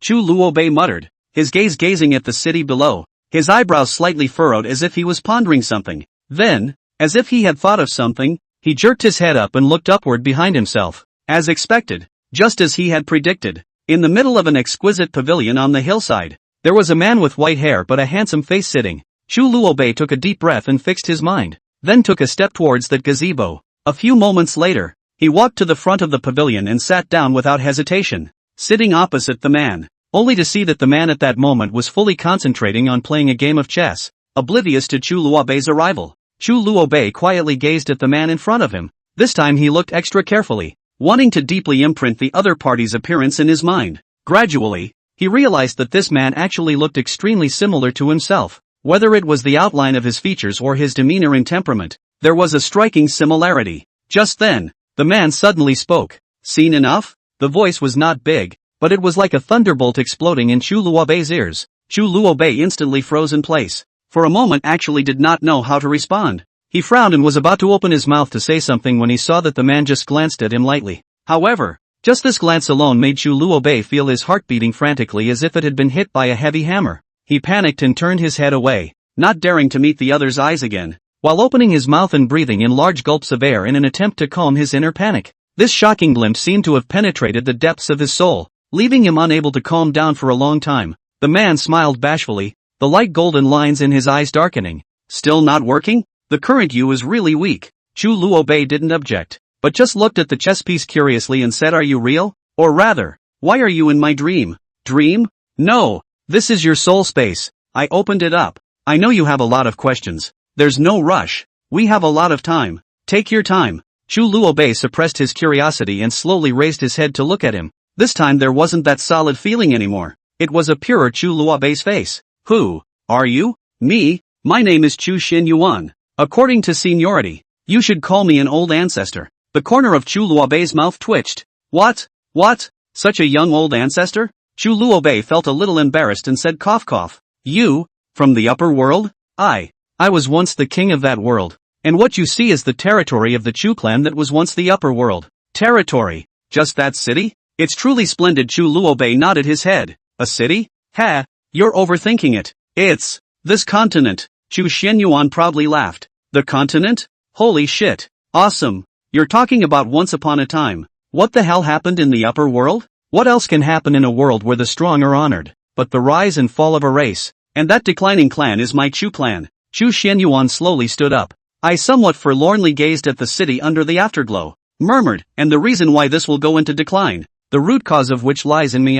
Chu Luobei on the side quietly watched him, secretly thinking in his heart, it seems that this must be hiding an unknown past event. Thus, unable to hold down his inner curiosity, he opened his mouth and asked, I wonder if you can tell me this story. Of course, if it is inconvenient, forget it. Hearing these words, Chu Xinyuan was first slightly stunned, then he laughed, and then said with a bit of flirtation, ha, little Luobei, since you want to hear it, it's not impossible. As long as you're willing to worship me as a teacher, I'll naturally inform you of it. What? Chu Luobei couldn't help but freeze when he heard this, and asked back with a face full of skepticism.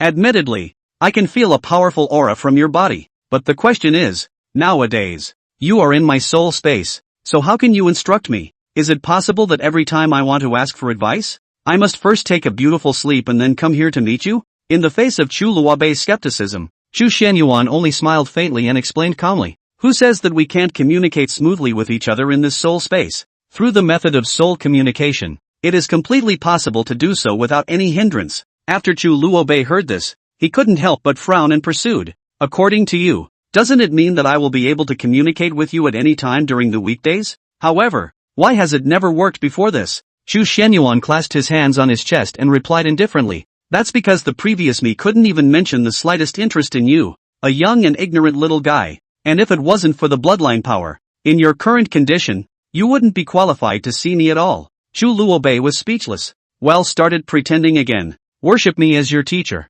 You won't suffer. The power of your bloodline. I was once the king of this bloodline, only I understand this bloodline the most. Besides, you are still my descendant. Just based on this, you won't even worship me as your teacher? Chu Luobei frowned slightly, gazing thoughtfully at the man in front of him. Somehow, when the gaze touched the other party, an inexplicable feeling of longing surged in his heart. And think carefully, this man said is not false. About this mysterious and powerful bloodline power, I'm afraid that in the lower realm no one can be more than he knows the mystery of it. After some deep thought, Chu Luobei finally made a decision, only to see him kneeling on both knees, respectfully performing a great salute to the person in front of him and saying in a loud voice, "Master is above, please accept my disciple's obeisance." His voice was clear and loud, echoing in the air. Standing not far away, Chu Xuanyuan's face revealed a gratifying smile as he raised his head to look up at the four suns in the sky that were as dazzling as brilliant jewels, and laughed out loud in a magnificent manner. "Good. From today onwards, you are the first disciple that I, Chu Xianyuan, have accepted. However, the master has only one request for you: you must revive our family's former glory. As for the master himself, he will unreservedly teach you everything he has learned in his life." Chapter 74, Former Glory. Like a dream bubble. Hearing this, Chu Luobei nodded without hesitation. "All right, quickly get up." Chu Xuanyuan's eyes that were originally as stern as a sword were now filled with tenderness. He reached out and gently helped Chu Luobei, who was kneeling on the ground. Subsequently, Chu Xianyuan smiled and turned his head to look at Chu Luobei, who had a face of curiosity and anticipation beside him, and opened his mouth to ask, "How about it, little fellow? Is there any interest in going to see what the interior of this city actually looks like?" When Chu Luobei heard this, his eyes instantly lit up, and he busily nodded his head and responded, "Good." Seeing this situation, Chu Xianyuan didn't say anything more and just waved his hand casually. In an instant, a gust of wind whistled by, and when the wind stopped, they were already standing firmly at the gate of the city. Looking up, one could only see a huge plaque hanging high above the city gates, on which three large, powerful characters were written in a dragon's flight: Sacred Young City. This city, called Sacred Sun City, the continent it is located in is called Red Sun Continent. It is the head of the 9 heavens and 10 earths. "Let's go. Go in and take a look," said Chu Xianyuan, gently pushing the door of the city. What came into view was an incredibly wide street with no end in sight. The ground was surprisingly paved with all kinds of rare gemstones, emitting colorful light that dazzled the eyes. The surrounding buildings were also beautiful, with carved beams and golden splendor, as if they were in a fairyland. This city was simply a dazzling pearl, shining with endless light. "This is just the outer city. I will now take you to see the most glorious and magnificent part of Sacred Young City," Chu Xianyuan said as he spoke, a trace of nostalgia showing in his eyes. Afterwards, the two of them slowly walked forward in this empty city. Along the way, it was so quiet that only their own footsteps could be heard echoing through the empty streets. After walking for a while, Chu Xianyuan suddenly stopped his steps, turned his head to look at the person beside him, smiled faintly, and said softly, "If there are any questions you want to ask, feel free to open your mouth." Chu Luobei hesitated for a moment before finally summoning up the courage to ask, "Teacher, I heard that you were once the strongest person here, wasn't it?" Chu Xianyuan nodded slightly and responded, "Aha." After receiving an affirmative answer, the question was followed up with, "And, have you passed away?" Chu Xianyuan was silent for a moment, then calmly replied, "That's right. I went through 100 reincarnations before I rolled over to this world where you are. If it weren't for the fact that I was feeling exhausted, perhaps the one standing here at this moment wouldn't be you, the so-called foppish young general, but would have long since succeeded in being taken over by me." Hearing this, Chu Luobei stopped his steps violently as if he was struck by lightning, and his entire body froze. His eyes widened in disbelief as he looked at Chu Xianyuan, and after a long time he came back to his senses and stammered, What? 100 lifetimes of reincarnation? You are actually a soul body, and you want to take over me? Does reincarnation really exist? The book says that entering reincarnation will forget the memories of previous lives. Why do you? You guessed it. There. That world is strange. It's the world of death, called hell. Originally, I was going to walk over the bridge of Naiho and drink Mengpa soup, but, strangely, I still retained my memories, reincarnating for 100 lifetimes, retaining them in each one, taking the souls of my clan's children. You know, it was painful. It was all I could do to repeat my clan's glory, to train again, but alas, every time, I was found out in the upper realms, and every time, I was killed, and they knew that I had reincarnated. Until, Chu Xianyuan looked at Chu Luobei and laughed. I couldn't take it anymore, and desperately tried to get out of the upper realm, and came to the lower realm to reincarnate. You know, the moment you were born. Smiling happily. Your parents were really good. I hesitated. Little Luo Bei. I'm tired. So I gave up. Let you grow up peacefully. So, without fail, you awakened the power of your bloodline. And I thought of another way to repeat the glory of my clan. To aid you, as well. Chu Luo Bei looked at the man in front of him. Miserable experience. Curious, no wonder. We look the same. So what if I didn't awaken my bloodline? No, then no. Finish my life peacefully. I'll go back to hell. I don't want to continue this life. I'll ask them to help me to forget the memories of my past life and live again. The corners of Chu Luobei's mouth rose slightly as he said, teacher, you should be a very responsible king. I am also a part of the Chu clan. One day I will go up to the realm and help you and also my clan to rekindle hope. Ha ha ha ha ha. Don't you hate or fear me? Me? Will. But haven't you already made your choice? I have no need to fear you. Ha ha. Chu Shenyuan seemed like he hadn't laughed in a long time. His laugh was crazy and pleasant. Master will help you become the strongest. Yes, let's go. Go to the Holy Palace. It's the place where all the Chu clansmen in the upper realm once aspired to go. Saying that, he brought Chu Luobei in a soaring to outside a palace. It says, fighting forever. Chu Luobei looked at these words and was curious. Chu Shenyuan said, my Chu clan is known as the Battle Emperor clan in the upper world. And this is a reflection of that. The Fighting Emperor clan? Teacher, what forces are in the upper realm? The Imperial clan feels so awesome. The upper realm? Ah, there are 4 great Imperial clans, 3 great royal dynasties, 3 palaces and 5 halls, 4 mountains, 18 royal clans. The Divine Sword Mountain that you know is one of the 4 mountains. The strength of the power is not known. And I, the Fighting Imperial clan, am the strongest clan. Teacher, what are the 4 great emperor clans you mentioned? Chu Luobei only wanted to know about the emperor clans. The Fighting Emperor clan, the Wind God Emperor clan, the Immortal Emperor clan, and the Barbarian Emperor clan. The Barbarian clan that your grandfather spoke of is a branch of their Barbarian Emperor clan,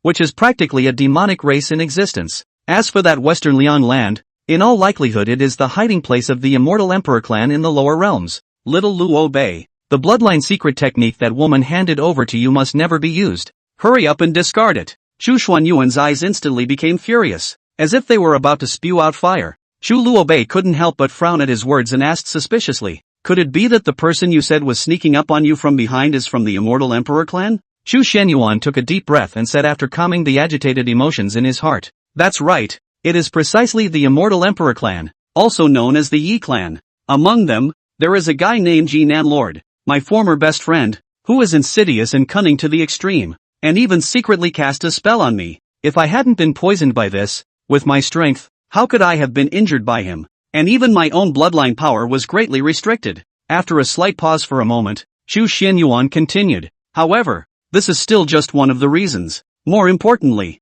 the Immortal Emperor clan's bloodline secret technique is simply too dirty and nasty. Although their bloodline abilities have some similarities with our clan, there is actually an essential difference. Take our family for example. The power of the bloodline contains an incomparably powerful self-healing ability, which I'm sure you yourself know well. Chu Luobei nodded and responded. Well, that's indeed true. After every injury, the wounds are always able to heal quickly and recover as before. The Immortal Emperor clan bloodline power is also the same. Unfortunately, they can't help but be like us in general. After opening their bloodline power, they have a high trigger for comprehension. They on the other hand are purely like a mess. Their self-healing ability is far superior to that of our clan, only that they rarely enhance their battle power. Their bloodline secret technique is only suitable for them, or those who don't have the power of their bloodline. If not, those dogs, they wouldn't like to target our clan, and use it to hostile our clan, always saying that the power of my clan's bloodline comes from them. Humph, his sensei, I have a small question.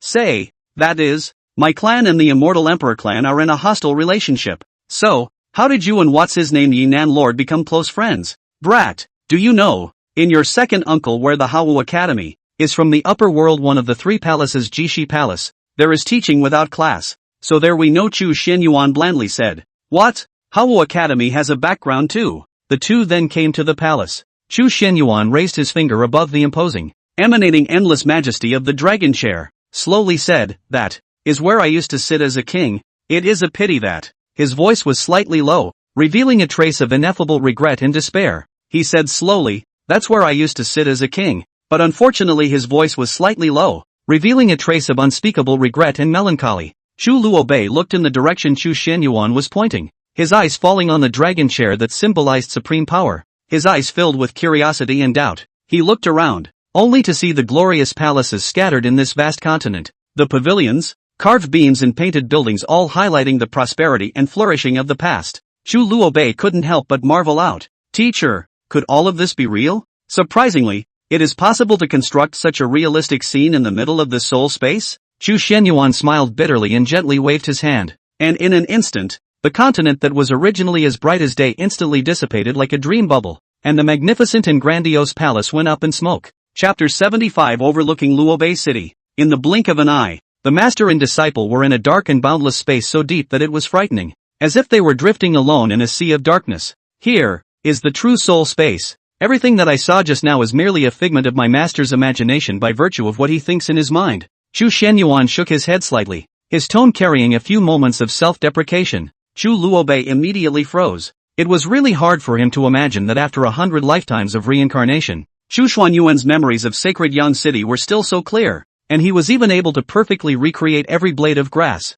every tree, every brick and tile in the city in his soul space. This deep attachment and love for his hometown. Just how profound is it? Chu Luobei came back to his senses, a bright smile blossoming on his face as he proposed. Teacher, since you have such a marvelous ability to conceptualize, why don't we rely on your conception to rebuild sacred Yang City in the future? It might even be possible to revitalize this ancient city. Ha ha ha, good. Chu Shenyuan also laughed happily at his words and readily responded. Immediately afterward, the two of them sat on the ground. Chu Shenyuan gazed at the intelligent and resourceful disciple in front of him with a smile on his face, and said in a heartfelt manner, Luobei, just as your grandfather said, only with the fist technique will you be able to give full play to the maximum potential of the power of your bloodline. Do not slack off and be lazy. Practicing Kung Fu? Sensei used to practice Kung Fu too? No, for the teacher is a sword cultivator. The world is to reverence the sword as the first choice. For the teacher is the same, to be the sword road to achieve greatness. Only to realize, but it is already too late. Well, then, I'll practice. Now you are still a martial zone. Stimulate the power of the bloodline. When you can compete with the martial king, just missing some feats. Chu Shenyuan thought about it and drew a line of words out of thin air swaying in the air. The font then transformed into a variety of little gold men demonstrating punching techniques. Chu Luobei suddenly startled. Just busy up to comprehend just to. Chu Shenyuan bashfully smiled and said no hurry. I've always been. Now I want to teach you the secret art of our bloodline. Chu Luobei said with great joy. Is it true that once you learn it, you can easily stimulate the power of your bloodline? But it's easy. Chu Luobei crouched on the ground and listened intently. The bloodline power excites because the organism is forced to turn on by a deadly threat. Then, if you press your heart with your inner strength and put yourself on the brink of death, it can be energized. See, isn't it being simple? The corner of Chu Luobei's mouth twitched. What kind of detrimental trick is this? Teacher, so what's the way to kill us? Chu Shenyuan smiled contemptuously and said battle power is completely crushed before we can be killed.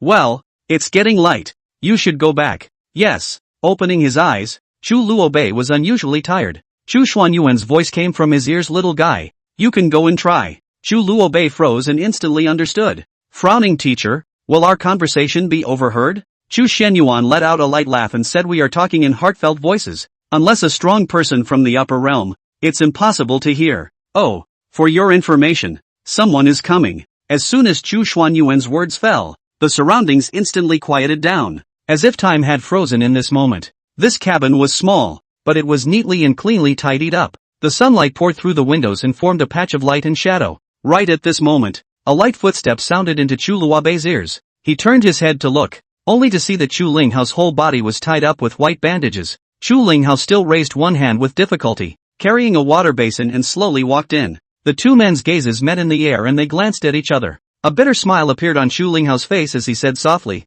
Luobei, you've finally woken up. Chu Luobei looked at the bandaged Chu Linghao in front of him, his face full of doubts and consternation, and stammered, well, what's going on with you? Hearing this, Chu Linghao couldn't help but rolled his eyes and complained, still mentioning it, it's not all because of you, but you've caused me a lot of pain, and now my body hurts like hell. Saying that, his eyes filled with resentment glared fiercely at Chu Luobei. Chu Luobei was glared at by Chu Linghao so much, and immediately felt a little embarrassed, scratched his head, and muttered in a small voice, but at that time, it was clearly you who had to do it yourself. Chu Linghao sighed helplessly, a look of envy appeared in his eyes, and muttered, alas, It's really powerful. Is this the unique bloodline power of our family? Your guy's recovery ability is simply like eating some magical elixir. You can come alive in the blink of an eye. How good would it be if I could also possess such a powerful bloodline power? When Chu Luobei heard Chu Linghao's words, he smiled faintly and comforted. In fact, the power of the bloodline is ultimately just an external power.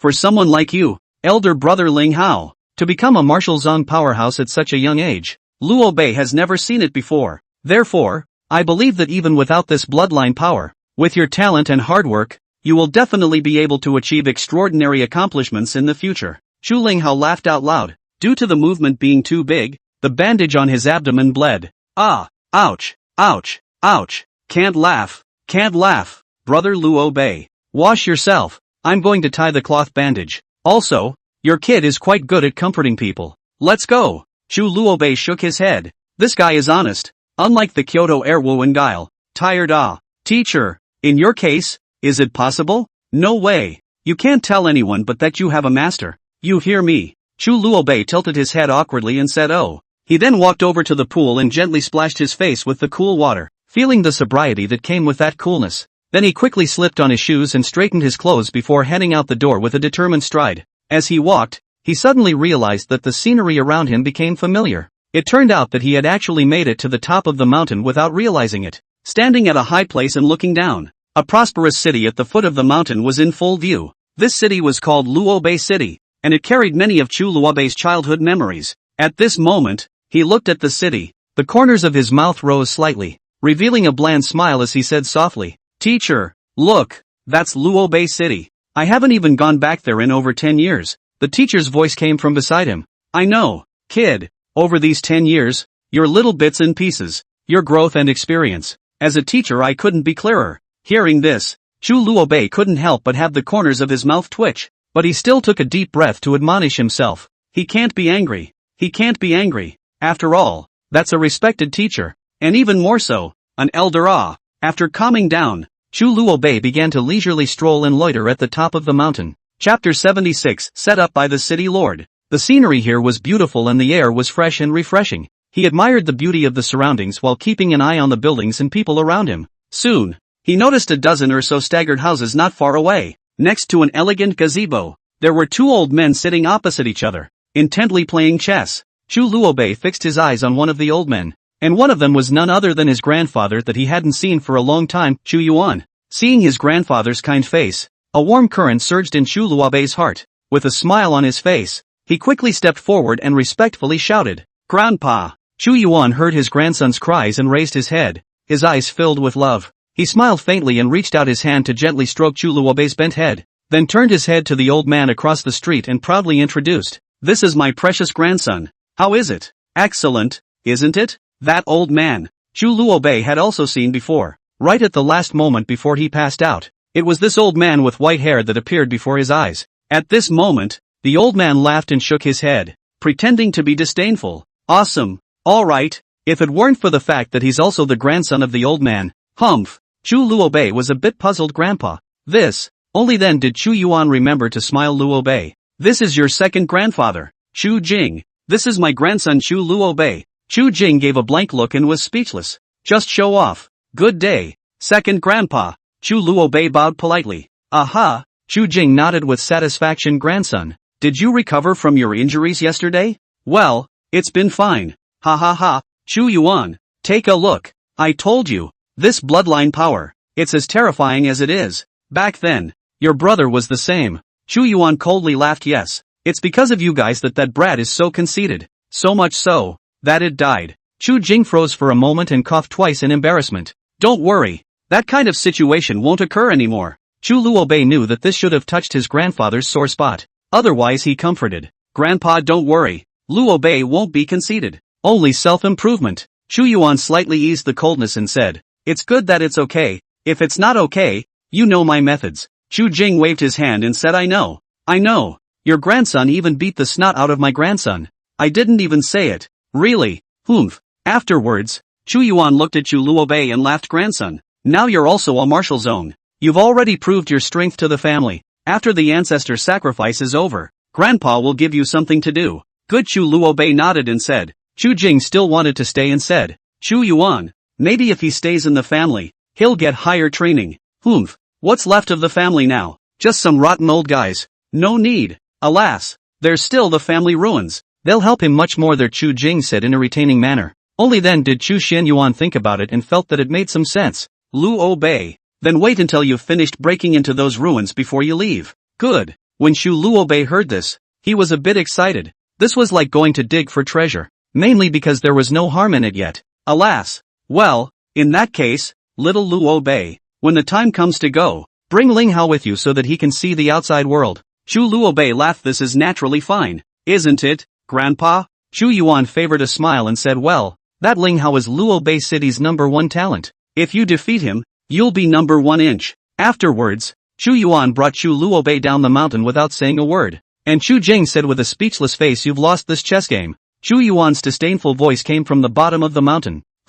We haven't finished playing chess yet. It's too early to say. Chu Ge has already gotten used to. This guy noticed that he is going to lose. Will find a reason to run away? Looking at this must-win chess game, bitterly laughed this. Still too early. Are an old man. Still this kind of rogue. They're gone? Chu Linghao came with a bandage wrapped around him. Well, you also go down the mountain. There are still 2 years. The people on the sky will come down. Time is running out. Cultivation should not be slack. Oh, so I'm leaving? Get out. Ha. Under the mountain. Luo Bei City. The city lord's mansion. In a remote courtyard. Rubbing.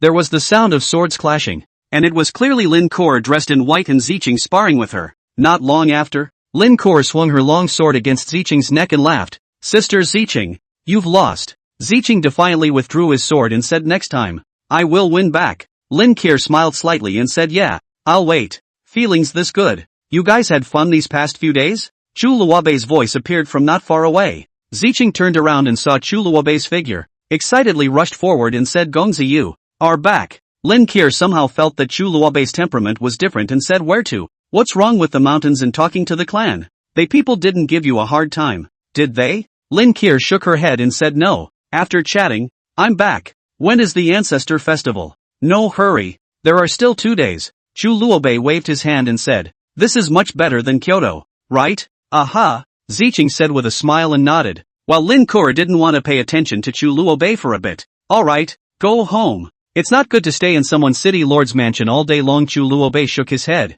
Ziqing both froze. Lin Kor frowned. Isn't this your home? Chu Luobei was shocked and said, do you want to see what you're talking about? This is the city lord's mansion. My home is the Jinbei Marquis mansion.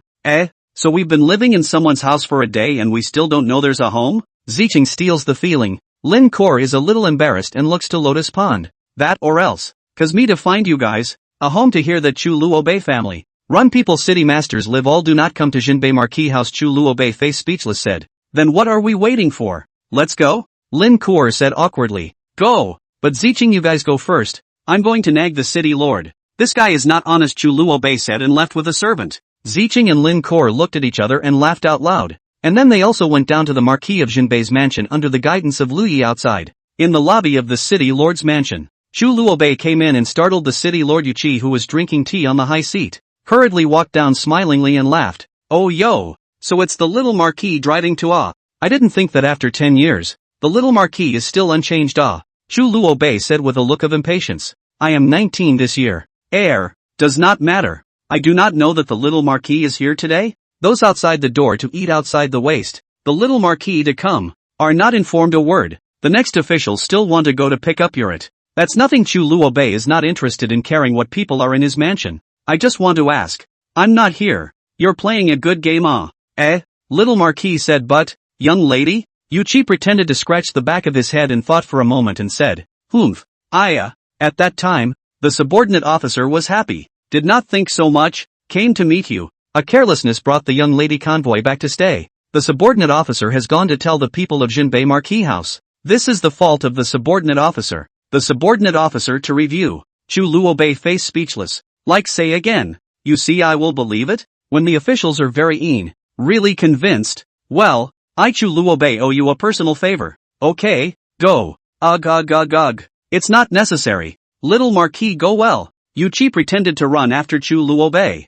But in fact, he just took a few quick steps. Looked at Chu Luobei disappeared in the field of vision. Suddenly a face of conspiracy to succeed Jie. A favor master me is smart, ha ha ha, etc. Not Jinbei Marquis House of Favors, is a small Marquis of Favors? Alas, not right the plot is not right said then chased out. Yuqi naturally no. This is Chu Luobei to dig himself empty hasty. In his eyes Chu Luobei is still an ordinary person without force. Favor is useless Years later, Yuqi would know that Chu Luobei's favors were much greater than those of the Jinbei Marquis. Chapter 77, Mummies? The Marquis of Jinbei's mansion. Chu Yuan personally came out to pick up his granddaughter-in-law, and the servant next to him was excited to see the caravan coming, saying, Marquis, young lady, they're here. Chu Yuan calmly said, all right, you little girl, this is so loud, it affects the image. Oh, in fact, if the servants look carefully at Chu Yuan,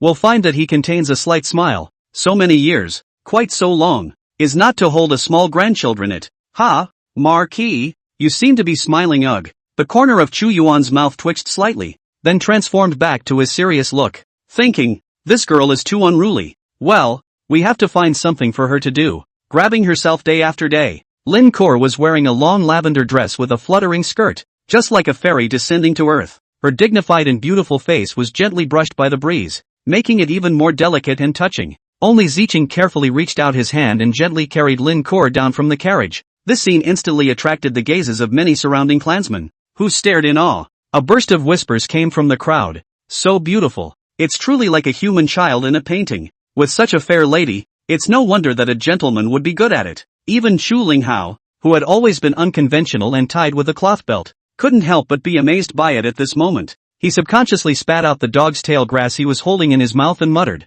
this Luobei's younger brother is really blessed with a lot of color. Lin Kor smiled as she walked towards Chu Yuan, slightly curtsied, and softly said, grandson daughter-in-law Lin Kor, I have met grandfather. The voice was clear and pleasant, like a yellow warbler coming out of the valley. Chu Yuan looked at the beautiful and generous granddaughter-in-law in front of him. A satisfied smile couldn't help but appear on his face, and said amiably, it's windy outside. Come in quickly. Yes, Lin Kor answered, and was then led into the Marquis Jinbei's residence by Ziqing in a generous manner. Along the way, Lin Kor wore a smile as she walked side by side with Ziqing. After entering the mansion, Lin Kor continued to smile and said to Chu Yuan, Grandpa, I really didn't expect to be able to see you at home. Chu Yuan smiled and laughed, his voice like a bell. Jinnan Pass side of the recent things are not too much. Coincidentally, you want to come back to pay homage to the ancestors. The old man also stopped by to see. Now I see. My grandson's daughter-in-law is really gentle and lovely nah. How is it?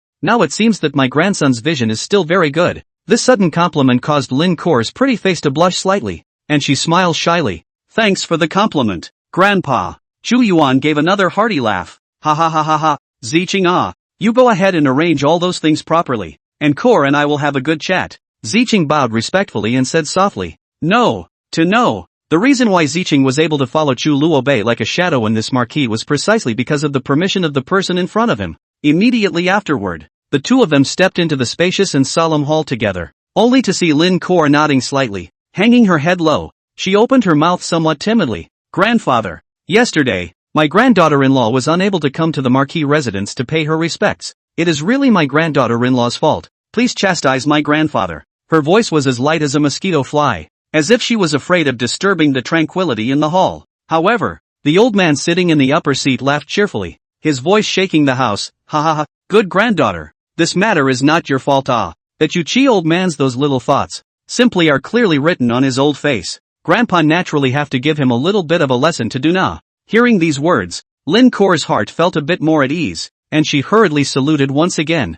Many thanks for grandfather's understanding. At this time, the old man known as Grandpa wore a smile and looked at Lin Kor with a kind gaze, slowly saying, Kor now that you've come to Luobei City, you should feel free to act as if you were in your own home, without the slightest bit of formality. You should know that in the future, you will be the mistress of this marquee, not you. When Lin Kor heard this, she couldn't help but tremble. Her cheeks instantly flushed a scarlet red, and she murmured in a low voice, oh, granddaughter-in-law knows. Although her mouth responded, but her heart was apprehensive. Becoming the mistress of this marquee house, would it really go that far? Right at this moment, only a burst of laughter could be heard, and it turned out to be Chu Yuan who slowly stood up from his seat, laughing as he said, ha ha ha ha ha, well, since those who should have met have also met. The rest is between you young people. You can stay here without fear. In 2 days there will be our family's annual ancestor ceremony, so we must make good preparations. Grandpa, I still have some business to take care of,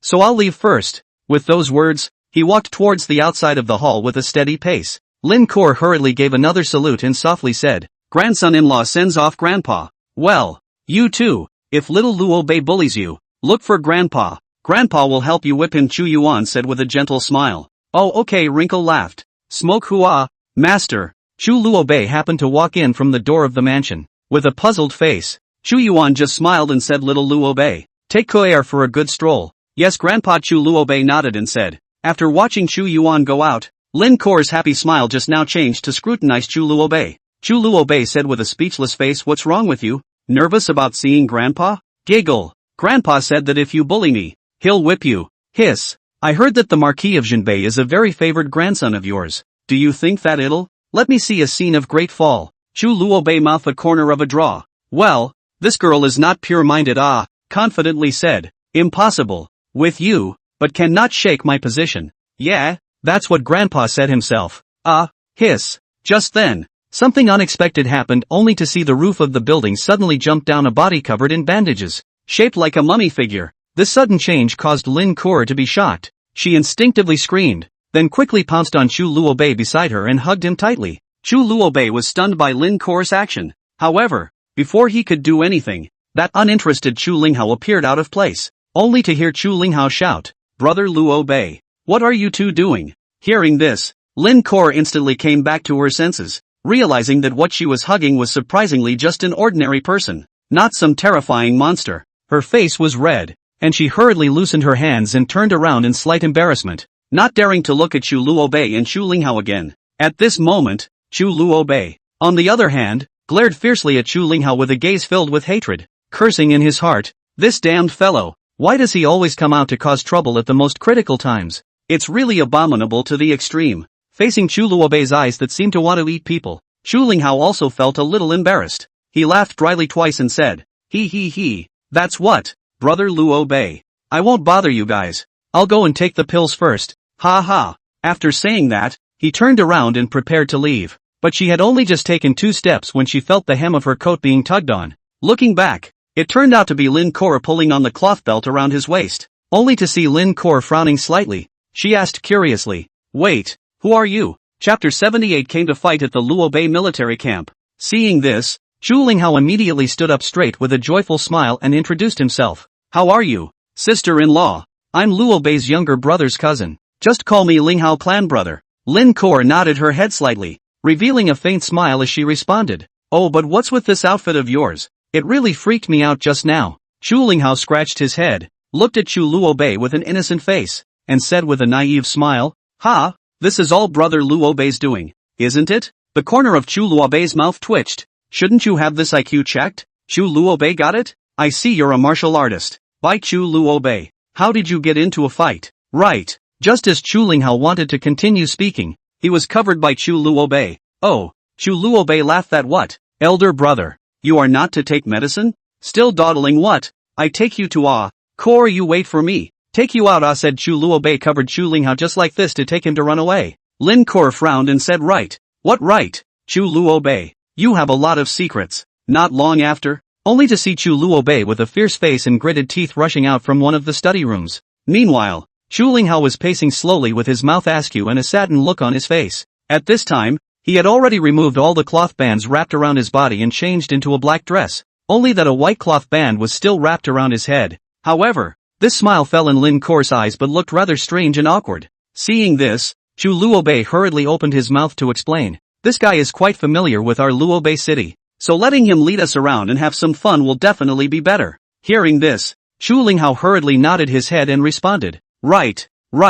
Brother Luo Bei is too right. I, Chu Linghao, am not bragging. There is no place in the entire Luo Bei city that I haven't visited. As long as you follow my brother, I'll make sure that you guys have a great time." Ha ha ha. Who would have thought that Lin Kor would have gently waved her hand and said in a firm tone, "I don't want to hang around and roam around. I just want to find someone to fight." As soon as these words came out, Chu Linghao immediately froze, the corners of his mouth twitching slightly. He turned his head to look at Chu Luobei beside him and said with a difficult expression on his face, "Ah, brother Luobei. How should this be?" Seeing this, Chu Luobei didn't hesitate to reach out and pinch Chu Linghao's arm, which hurt so much that Chu Linghao couldn't help but scream out, "Ah!" Immediately after that, Chu Luobei made a series of glances to Chu Linghao, imploring him to hurry up and think of a way to deal with it. Chu Linghao understood, hastily changed his words and said, "Oh. Original younger sister is want to fight no problem. Luobei military camp inside there can be a lot of powerful generals want to go with them to compete with them?" Chu Luobei mouth corner, mad. This brain I want you to say, there is no such place. Your mom. Oh, go, Chu Luobei are you going? Alas. Go on, that Linghao elder brother you can read more when you have time alas he said and went towards the front. Lin Kor waved her hand and followed him up. Chu Linghao rubbed his head and frowned. I've read a lot of books. What does Luobei mean by this? What does Luobei mean by this? I've read a lot of books. What does Luobei mean by this? I've read a lot of books, said Chu Linghao, rubbing his head and frowning. I've read a lot of books, said Chu Linghao. What does Luobei mean? Luobei military camp was an important place used by Luobei city for military preparation and training. This military camp covers a vast area, surrounded by a high fence, on which also stands a watchtower to ensure the safety of the camp. At this moment, the sunlight poured over the camp, reflecting a golden color. Chu Linghao wore a smile on his face as he gazed at the fluttering military flag in the distance and opened his mouth. This is where the famous Skywolf Army Corps is stationed. Usually, the only time this army is ordered to move out is when the situation at Jinan Pass is critical. As such, most of the time this place is rather quiet and boring on weekdays. However, I'm sure they will be very pleased that you have come this time. Chu Luobei, who was standing on the side, smiled faintly with a bland expression and said softly, "It's just her. Don't count me in." And when Lin Kor heard this, she didn't say much, but just raised her hand proudly, as if she had a good idea about everything. Seeing this, Chu Linghao couldn't help but ask curiously, Luobei's younger brother. However, just as the words left his mouth, he noticed that Chu Luobei slightly frowned, while his palms were unconsciously tightly squeezed. Instantly, Chu Linghao recalled the previous beating experience, and immediately felt as if his cheeks were vaguely aching again. So he hastily reached up and scratched the back of his head, and wisely kept his mouth shut. Just then, a heavy, powerful drumbeat suddenly sounded dong, dang, dang. One could only see the originally closed gate of the barracks slowly opening amidst the sound of the drums. A tall, thin, masked man walked out from within the door. He swept his gaze over and landed on Chu Linghao and the others, showing a puzzled look on his face as he opened his mouth and asked, "Chu Linghao?" When Chu Linghao saw this person, he immediately laughed out loud and responded in a loud voice, "Ha ha ha ha ha. I didn't expect you guys to remember this little master." Who knew that the tall and thin man was snorting coldly and returned nonchalantly, "Humph, hurry up and get the hell out of my way." The words were filled with impatience. In the face of such a cold reception, Chu Linghao was momentarily speechless. A trace of embarrassment appeared on his face, and he could only say naively, It was Chu Luobei who watched the scene with interest, the corner of his mouth slightly raised, seemingly smiling as he joked, "Why, it looks like something is going on Alas, it's just that a few months ago, stole one of their masks to play around. As a result, they chased after it, so they had to report that I'm from the Zhenbei Marquis, and if it wasn't for the old man stepping in, I would have to squat in jail." Chu Linghao waved his hand and said, "Interesting, you're bold. Even from Kyoto I've heard of you. Men of the Sky Wolf, masks attached to their faces. If they dare to uncover them without authorization, they will be beheaded without pardon. Hey, I just wanted to see it, to satisfy my curiosity. Young Marquis of the Marquis of Zhenbei, I wonder if I can come in with my status." Chu Luobei smiled at the tall thin man and said, "Little Marquis? It seems like the rumor mill has indeed been buzzing these past few days. Are you really?" Chu Linghao exclaimed, "Little master, fight to ensure that this is my clan brother." "The little Marquis didn't ask you," the tall skinny guy said irritably. Don't worry, you can just have your captain come out and see if I am, or not. Ha ha ha, that won't be necessary. Please, young Marquis. How are you sure I'm the little Marquis?" Chu Luobei had a question mark on his face. "Ha ha ha, just because you look like the Marquis." Chu Luobei shook his head and led the two inside. 3 days later, under the blazing sun, Chu Luobei slowly paced out from the military camp with a sweaty face. His originally handsome face was currently in a slight mess due to the heat. His hair was wet and plastered to his forehead, and the clothes on his body had also been soaked with sweat. Meanwhile, Chu Linghao, however, had long since recovered as before and stood by the side in high spirits, while Lin Kuo even appeared to be relaxed and at ease, as if she was completely unaffected by the hot weather, her face always brimming with a cheerful smile. Wow, it's the first time I've felt such a hearty pain in Luobei City. Lin Kuo crossed her arms and looked up at the sky, smilingly. Her clear and pleasant laughter echoed in the air like a silver bell. Chu Luobei wiped the beads of sweat that kept rolling down his forehead with his hand while muttering breathlessly, "I say, what exactly are you doing here? You actually stayed for 3 whole days. Since I was a child.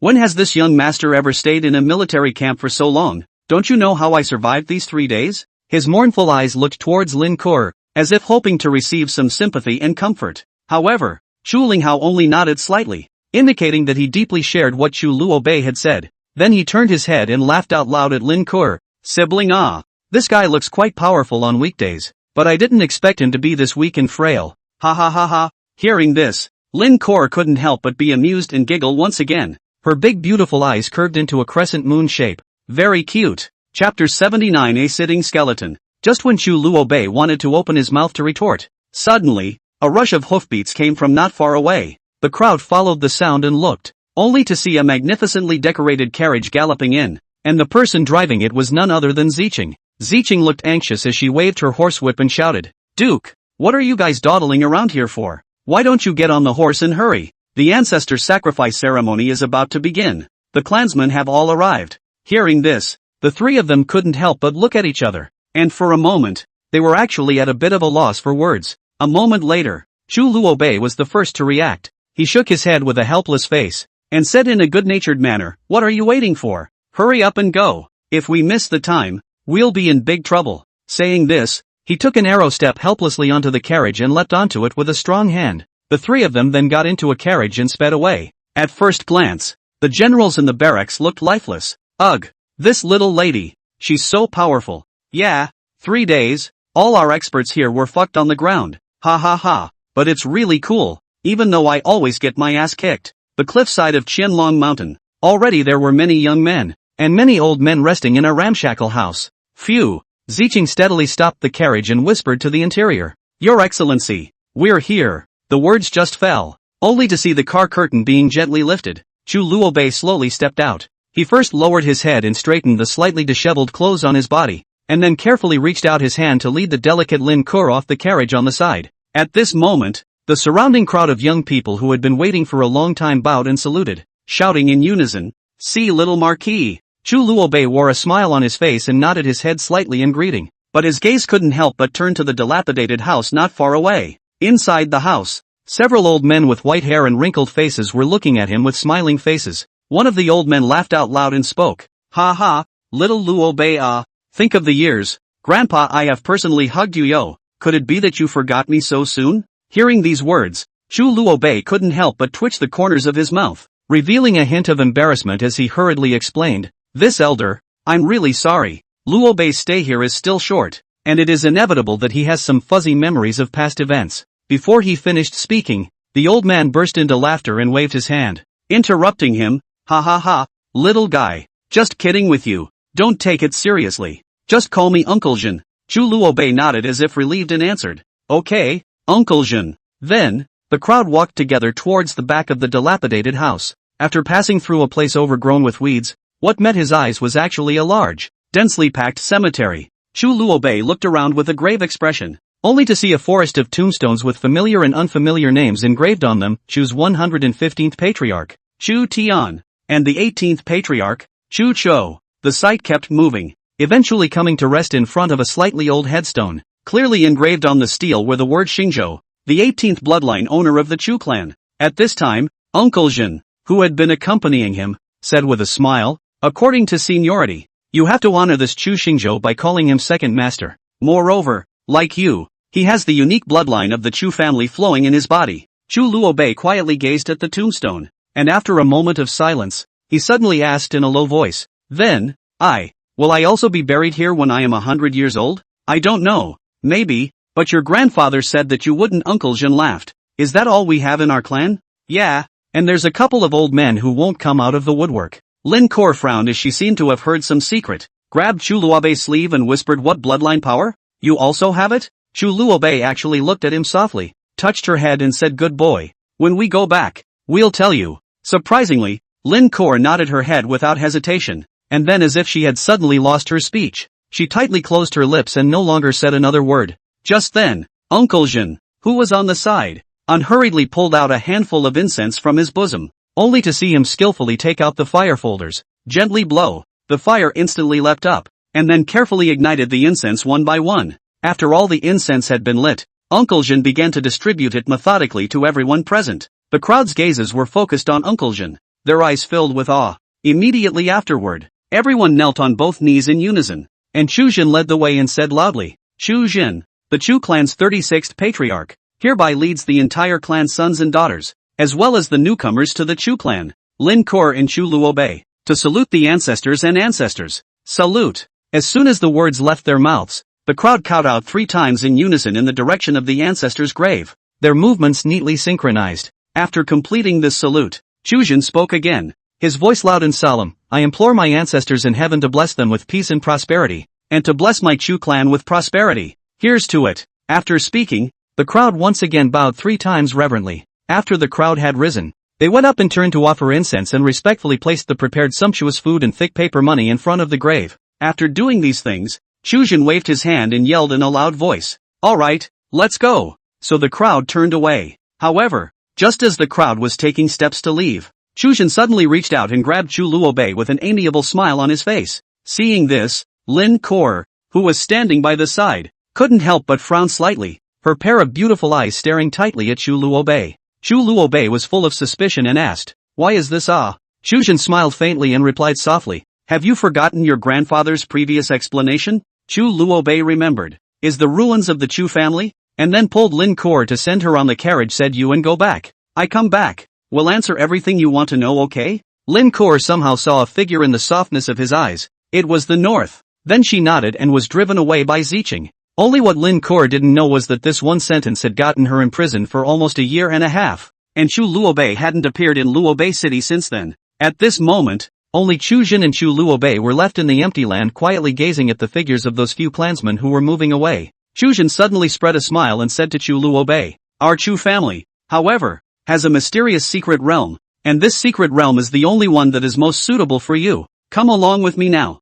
As soon as the words fell, the two of them turned around and walked towards a seemingly dilapidated house not far away. Entering the house, Chu Jin lightly walked to a piece of flooring, squatted down and lifted with force, revealing a blackened entrance to a dark tunnel. Chu Luobei can't help but look surprised when he saw this, but in the end, he didn't say a word. After stepping into the dark passage, the scene in front of him greatly exceeded Chu Luobei's expectations. I thought this would be a dark and creepy place, but it was bright and unusual, with no darkness at all. Only the surrounding area was covered with dense cobwebs, and there were a large number of unknown plants growing unchecked. Obviously no one had set foot here for a long time. The two of them traveled along the passageway, and after about half an hour's time, they finally came to a skeleton. Looking closely, one could see that this person was sitting here. Chapter 80, Do you like people? Chu Jin did not hesitate to pull up Chu Luobei to kneel on both knees, and respectfully bowed and saluted. Ungrateful children and grandchildren have come to fulfill the promise of the past. Old ancestor above, please accept the late generation's bow. Only after performing the great salute did Chu Jin and Chu Luobei get up. At this moment, Chu Jin looked at Chu Luobei with a solemn face and solemnly introduced, Luobei this is the first ancestor in the history of our family to awaken the power of the bloodline old ancestor Chu Nantian. On the eve of his death, the ancestor told his descendants that he had left behind a total of 19 drops of blood that contained the power of his own origin for all those with the power of the bloodline to examine and comprehend. To this day, after countless generations of passing down the fetch, there happens to be only one last drop left today. What won't the blood do? Chu Luobei looked at a drop of blood-red blood held by this skeleton. I don't know. All you need to know is that with this drop of blood, you will have a deeper feeling for the bloodline. Chu Jin laughed. By the way, after this, you cultivate here. I'll be leaving. Before I leave, your grandpa said that he would let you go to Monk Sinan of the mountain temple of the fallen mountain of the western Liang containing Light Valley to get a copy of the scriptures. Then Chu Luobei was puzzled. I'll go directly when I come out? Yes, by the way, that Chu Ling Hao, you don't need to pay attention to it. That kid is talented but has a stupid brain. He went to the front line with your grandfather and left. Greetings to the patriarch. Chu Luobei saluted. After watching Chu Jin walk away, he curiously looked at the drop of blood and said, Teacher, what is this principle? Chu Xuanyuan's voice came out. This scion, My clan's bloodline. As long as the activation there is a trace of chaos blood in the body, chaos does not die. Naturally, can survive for a long time. Chaos blood? What's that? Alas. Never mind. You only need to know now that there is an eternal substance in the bloodline that allows his blood to survive for a long time. There is only a trace of it, but it can be forced out of his body. It's also a ruthless person Chu Xianyuan praised. So what do I do? Drink up. Ha? Are you sure? Otherwise? Drink it, then go into meditation. Mobilize your entire body's internal energy, refine it, and you'll get this trace of chaos blood. Oh, Chu took a deep breath, picked up the wand that contained the black, no longer black, drop of blood and took a sip, frowning. How can I say it? It's a bit sweet. Chu Xianyuan immediately shouted, brat, don't reminisce. Start. Oh. With a soft whisper, Chu Luobei took a deep breath, his eyes slightly closed, his hands formed seals, and formally began the journey of refining. In an instant, one could only see countless densely packed blood-colored runes suddenly emerge around Chu Luobei's body, and these runes were like agile fish swimming rapidly around him, flashing with a bizarre and dazzling light. At the same time, a scorching hot aura emanated from within his body in a steady stream, making his entire body look like it was wrapped in a layer of blazing flames, hot and smoky. However, at this moment, Chu Luobei was oblivious to this, as he was fully focused on refining that mysterious blood. A figure unexpectedly surfaced quietly at this moment, Chu Xianyuan. At this moment, it appeared alive in the real world in a soul state. Chu Xianyuan first lazily stretched a big waist, as if he had just woken up from a nap, and then deeply inhaled a mouthful of the fresh air around him. With a hint of a cozy look on his face, this kid, it's a bit of an interesting thing to have a drop of such a magical blood. It looks like I'm picking up a treasure this time. Let's see just how much benefit you can gain from this. After saying that, he watched Chu Luobei, who was refining the blood, with interest. Time flies, and 3 months pass in a flash. During this period of time, Chu Luobei had been sitting in place like a statue, not moving a muscle, just in the eyes of outsiders. The only difference was his slightly tired face and the small amount of sweat running down his forehead and cheeks. Nonetheless, he remained as steady as Mount Taishan, firmly holding on to his refining position. Looking at its body, the blood that was originally black as ink has now undergone a shocking change, completely transforming into a bright and colorful blood red. This drop of blood seemed to have a life in general. In Chu Luobei's meridians rampage, wantonly chaotic, and wherever it went, it set off a shocking wave. At the same time, a large amount of raging and surging power kept coming out along with its rampage, like a group of hungry beasts, ferociously pouncing on Chu Luobei's body, bit by bit, eating and swallowing him up. Faced with this sudden change, Chu Luobei was obviously somewhat caught off guard. Even though he tried his best to control the situation, the drop of blood was as difficult to tame as a wild horse, causing his body to gradually fall into a predicament that was difficult to fight. Right at this moment, the corner of Chu Xuanyuan's mouth, who had been observing from the sidelines, rose slightly, revealing a faint smile. Immediately after, his figure flashed, instantly arriving beside Chu Luobei, leaning down to whisper softly in his ear, refining qi and transforming God, condensing essence and gathering qi. 5 elements turnover. Then Chu Luobei closed his eyes. His hands formed seals, unblocking the blood veins, letting in the drop of blood running in the body, not binding it, but being constantly eaten away by the internal force around it. Another month later, Chu Luobei put down his hands. His internal energy felt drained, fatigued. He opened his eyes and saw Chu Xianyuan sitting across from him.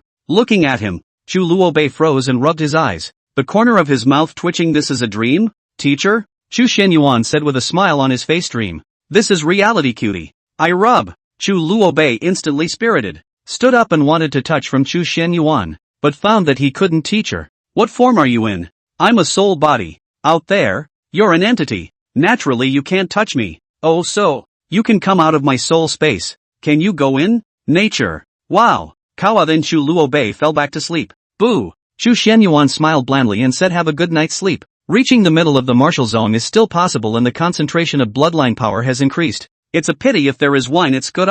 3 days later, Chu Luobei leisurely opened his eyes, his vision gradually clearing up, and what came into his eyes was Chu Xuanyuan's unblinking gaze on himself. This made Chu Luobei feel a little uncomfortable all over. He quickly sat up, then stood up and moved his muscles, stretching his body while opening his mouth to ask, Teacher, how long have I slept? Chu Xianyuan replied expressionlessly, 3 days. Hearing this answer, Chu Luobei couldn't help but be slightly stunned, and then looked at Chu Xianyuan suspiciously, asking after a moment of hesitation, Teacher, could it be that you've been staring at me like this here? Chu Xianyuan gently nodded and answered. Aha! Chu Luobei couldn't help but smack his lips and exclaim. You are really full of energy. In the face of his disciple's flirtation, Chu Xianyuan only smiled faintly and said softly, Get used to it. Chu Luobei froze again at his words, and a trace of an unnatural look surfaced on his face. Teacher. Me. However, before he could finish his sentence, Chu Xianyuan interrupted him ahead of him, waving his hand with a big smile and said,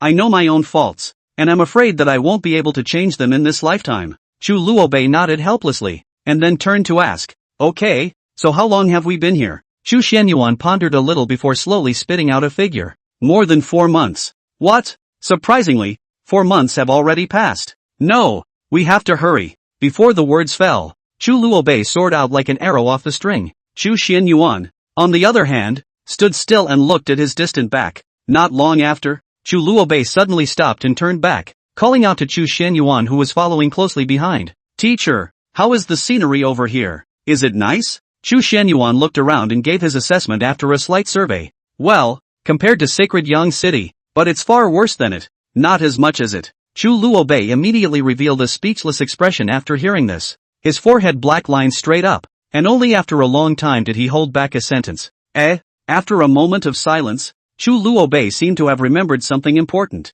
only to see him say to Chu Xianyuan with a serious face, Teacher, I want to go say goodbye to that little girl. Is that okay? Chu Xianyuan raised an eyebrow and asked back with a smile. What? Do you like other little girls a lot? Chu Luobei was asked and turned red, stuttering and explaining. Well then, I do like her quite a bit. I don't know why. I just feel especially happy with her. Teacher, have you ever liked anyone? Chapter 81, Meeting Mu Sheng again. Chu Xuanyuan's eyes instantly dimmed, as if he had fallen into deep memories. It was a long time before he spoke slowly. Yes, but that person, too, had personally injured me severely to the depths. Okay, right, then we go down? Chu Luobei's voice slightly carried a hint of hesitation.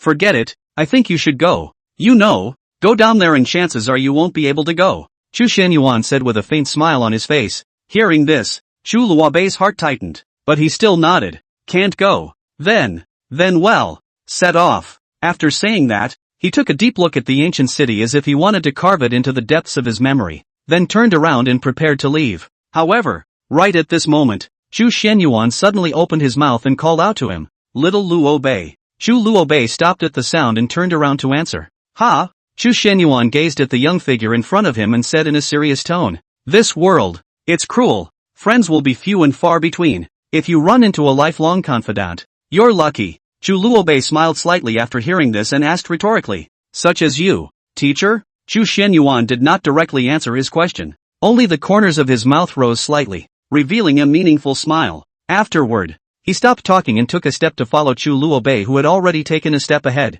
Meanwhile, in the middle of the bustling and lively Luobei city, Lin Kor stood in front of the window, her gaze involuntarily cast to the lush mountain forest in the back of the mountain. She didn't know why, but today her heart could never calm down. An inexplicable feeling of anxiety made her fidgety. Finally, unable to resist the urge inside her any longer, she turned and walked quickly toward the door, mumbling, No, I have to go to him. I just can't wait any longer. However, when she had just reached the door, a silhouette appeared in front of her like a ghost, blocking her way. This person was none other than Ziqing, only to see him holding a long sword and saying with a grave expression on his face, Young lady, you can't go. Seeing this, Lin Kor frowned slightly and said unhappily, I want to go back to Kyoto. Ziqing seemed to be listening to whoever arranged this and remained unmoved. I'm sorry young lady. You can't leave. At least you can only stay in Luobei City until the Duke arrives. You're putting me under house arrest? Ziqing was silent and lowered his head, still holding up the sword.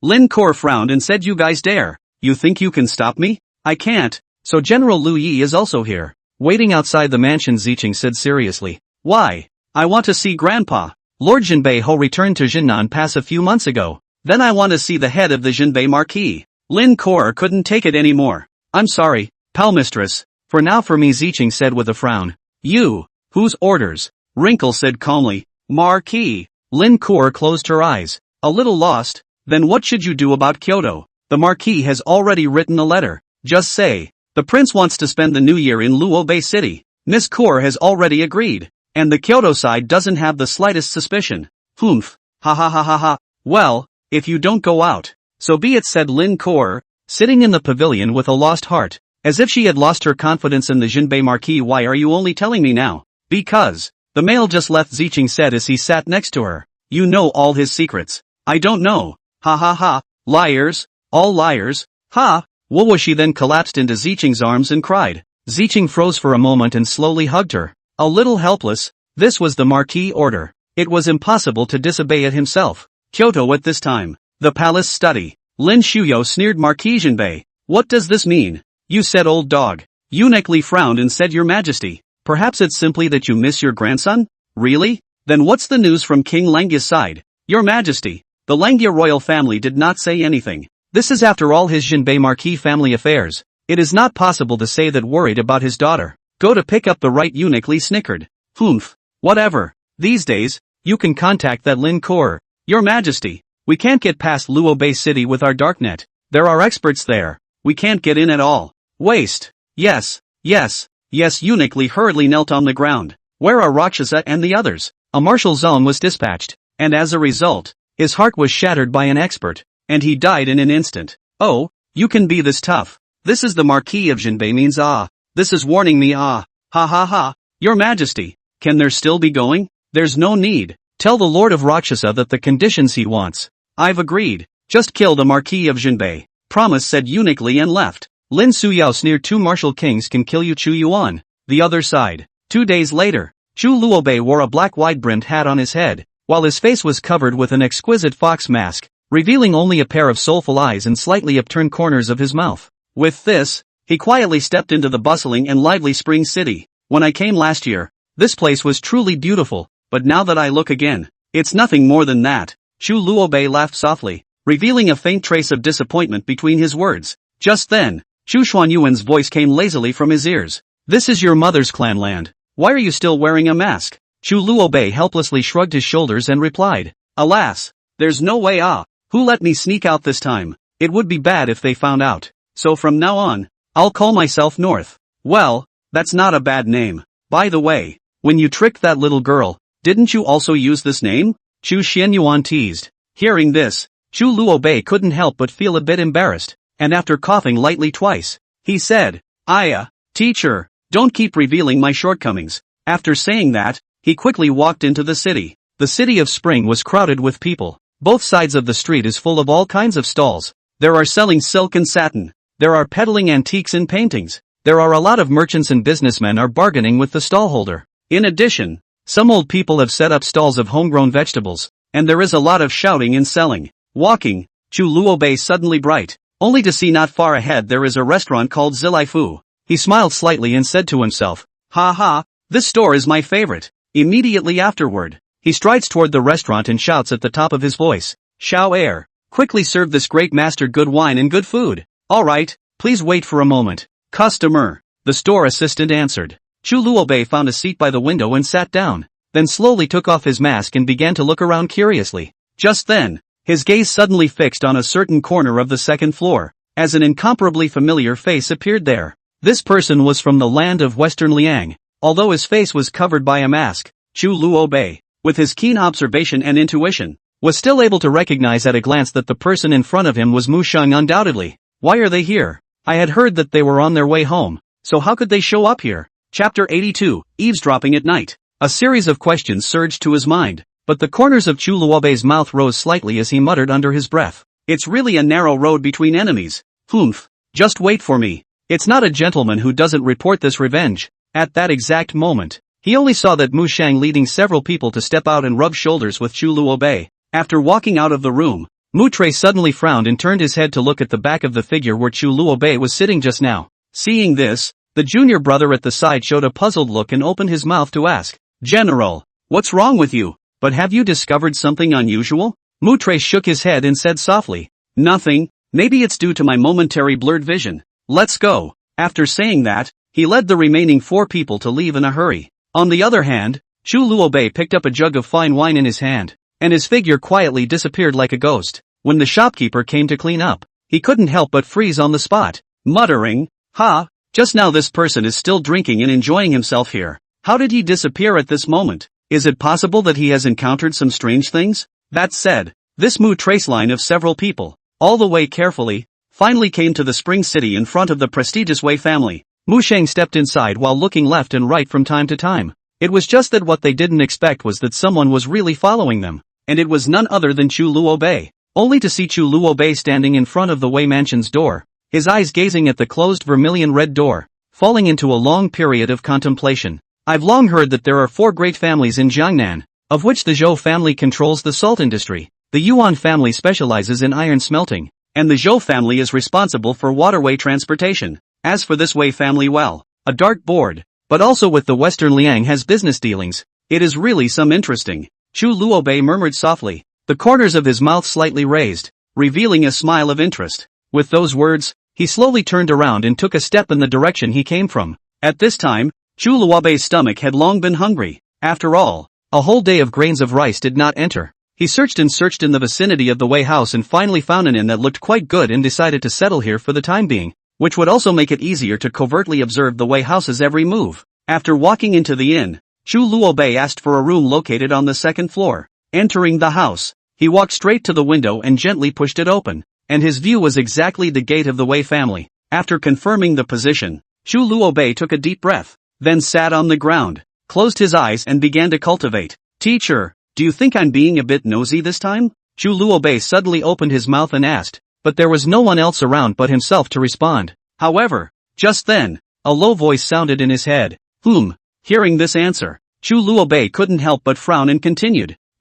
Actually, teacher, the real thought in my heart is that I want to kill that person. The voice came again. I have felt it. Chu Luobei's spirit perked up when he heard this, and he hurriedly asked after him. Then, teacher thinks that with my current strength to deal with him, how many % of certainty is there that I will be able to succeed? After a slight pause, Chu Xianyuan gave his answer. 90%. Surprisingly this high. Chu Luobei's eyes widened in surprise, his face full of incredulity. I only heard the voice snort coldly and said, this is a full affirmation of the power of the bloodline in your body. Receiving such a high evaluation, Chu Luobei's heart immediately doubled in confidence. He nodded excitedly and said, alright, then wait until tonight when the night is deep and quiet, and look for a suitable opportunity to make a move. Before the words fell, Chu Luobei adjusted his breathing, allowing himself to be completely immersed in the cultivation state. Night fell and all was silent. Chu Luobei's eyes that had been tightly closed for a long time suddenly opened slightly,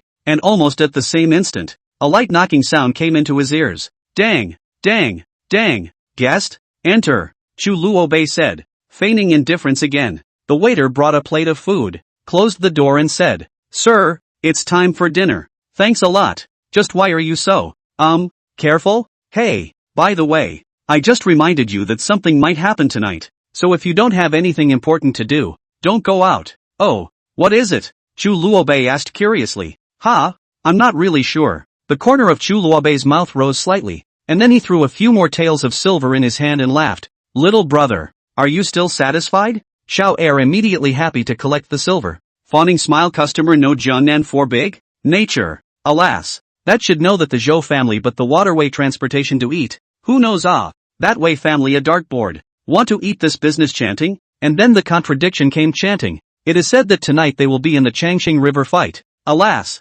all are rumors The guest do not listen to in. Small will not disturb the guest with the meal. He closed the door and left. Nagisa River? A fight? Or with my mother's clan? Teacher, now I'm not meddling, am I? I just wonder, in which name you're going to help? Chu Luobei slightly smiled without saying anything. Looking out the window towards the Wei family is now brightly illuminated. Putting on a mask and smiling evilly, he jumped down from the window, went straight over the fence and sneaked inside. Just went in and saw the Wei family lobby from the eaves. That Mu traced that several stood next to a veiled woman. Chu Luobei frowned and said, this is the woman who came out from there? Then Chu Luobei felt it was too far away to hear what they were saying, so he quietly climbed up to the top floor. Wei family master, these are the only conditions I have. If you can't agree to my demands, then I can only turn around and leave with them. So think about how to choose, right? Only to see that this person was an old man, whose face was vicissitude but with a few shrewd colors. Behind him stood several rather imposing,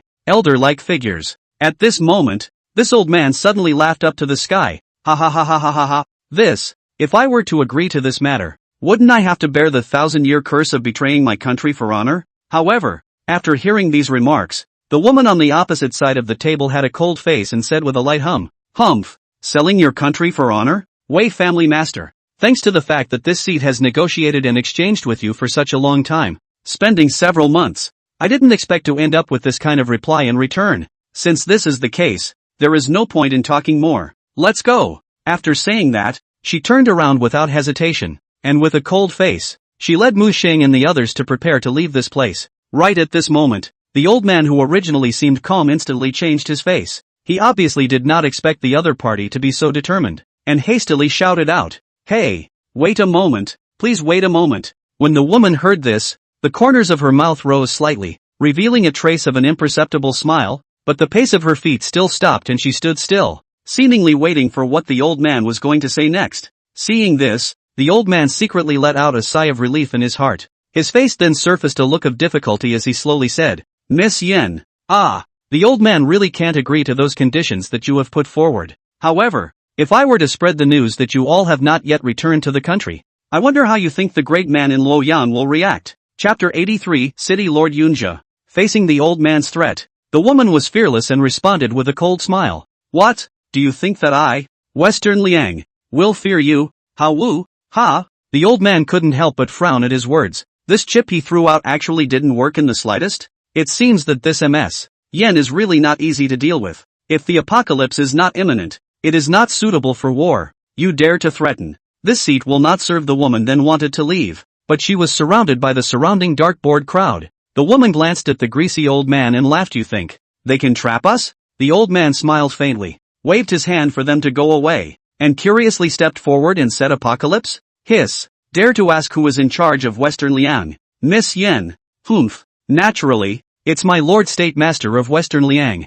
Oh, ha ha ha. In that case, if the apocalypse comes, old me will add another one to give my Wei family a chance to enter the upper realm? This matter will be at your disposal. How is it? The woman smiled blandly and said, "I thought that your Wei family is a community that doesn't know the heights of heaven." Naturally, but when the time comes, it's the adults in the upper realm that count, and I can only say a few words in my ear. The rest depends on the will of heaven. Ha ha ha. Naturally.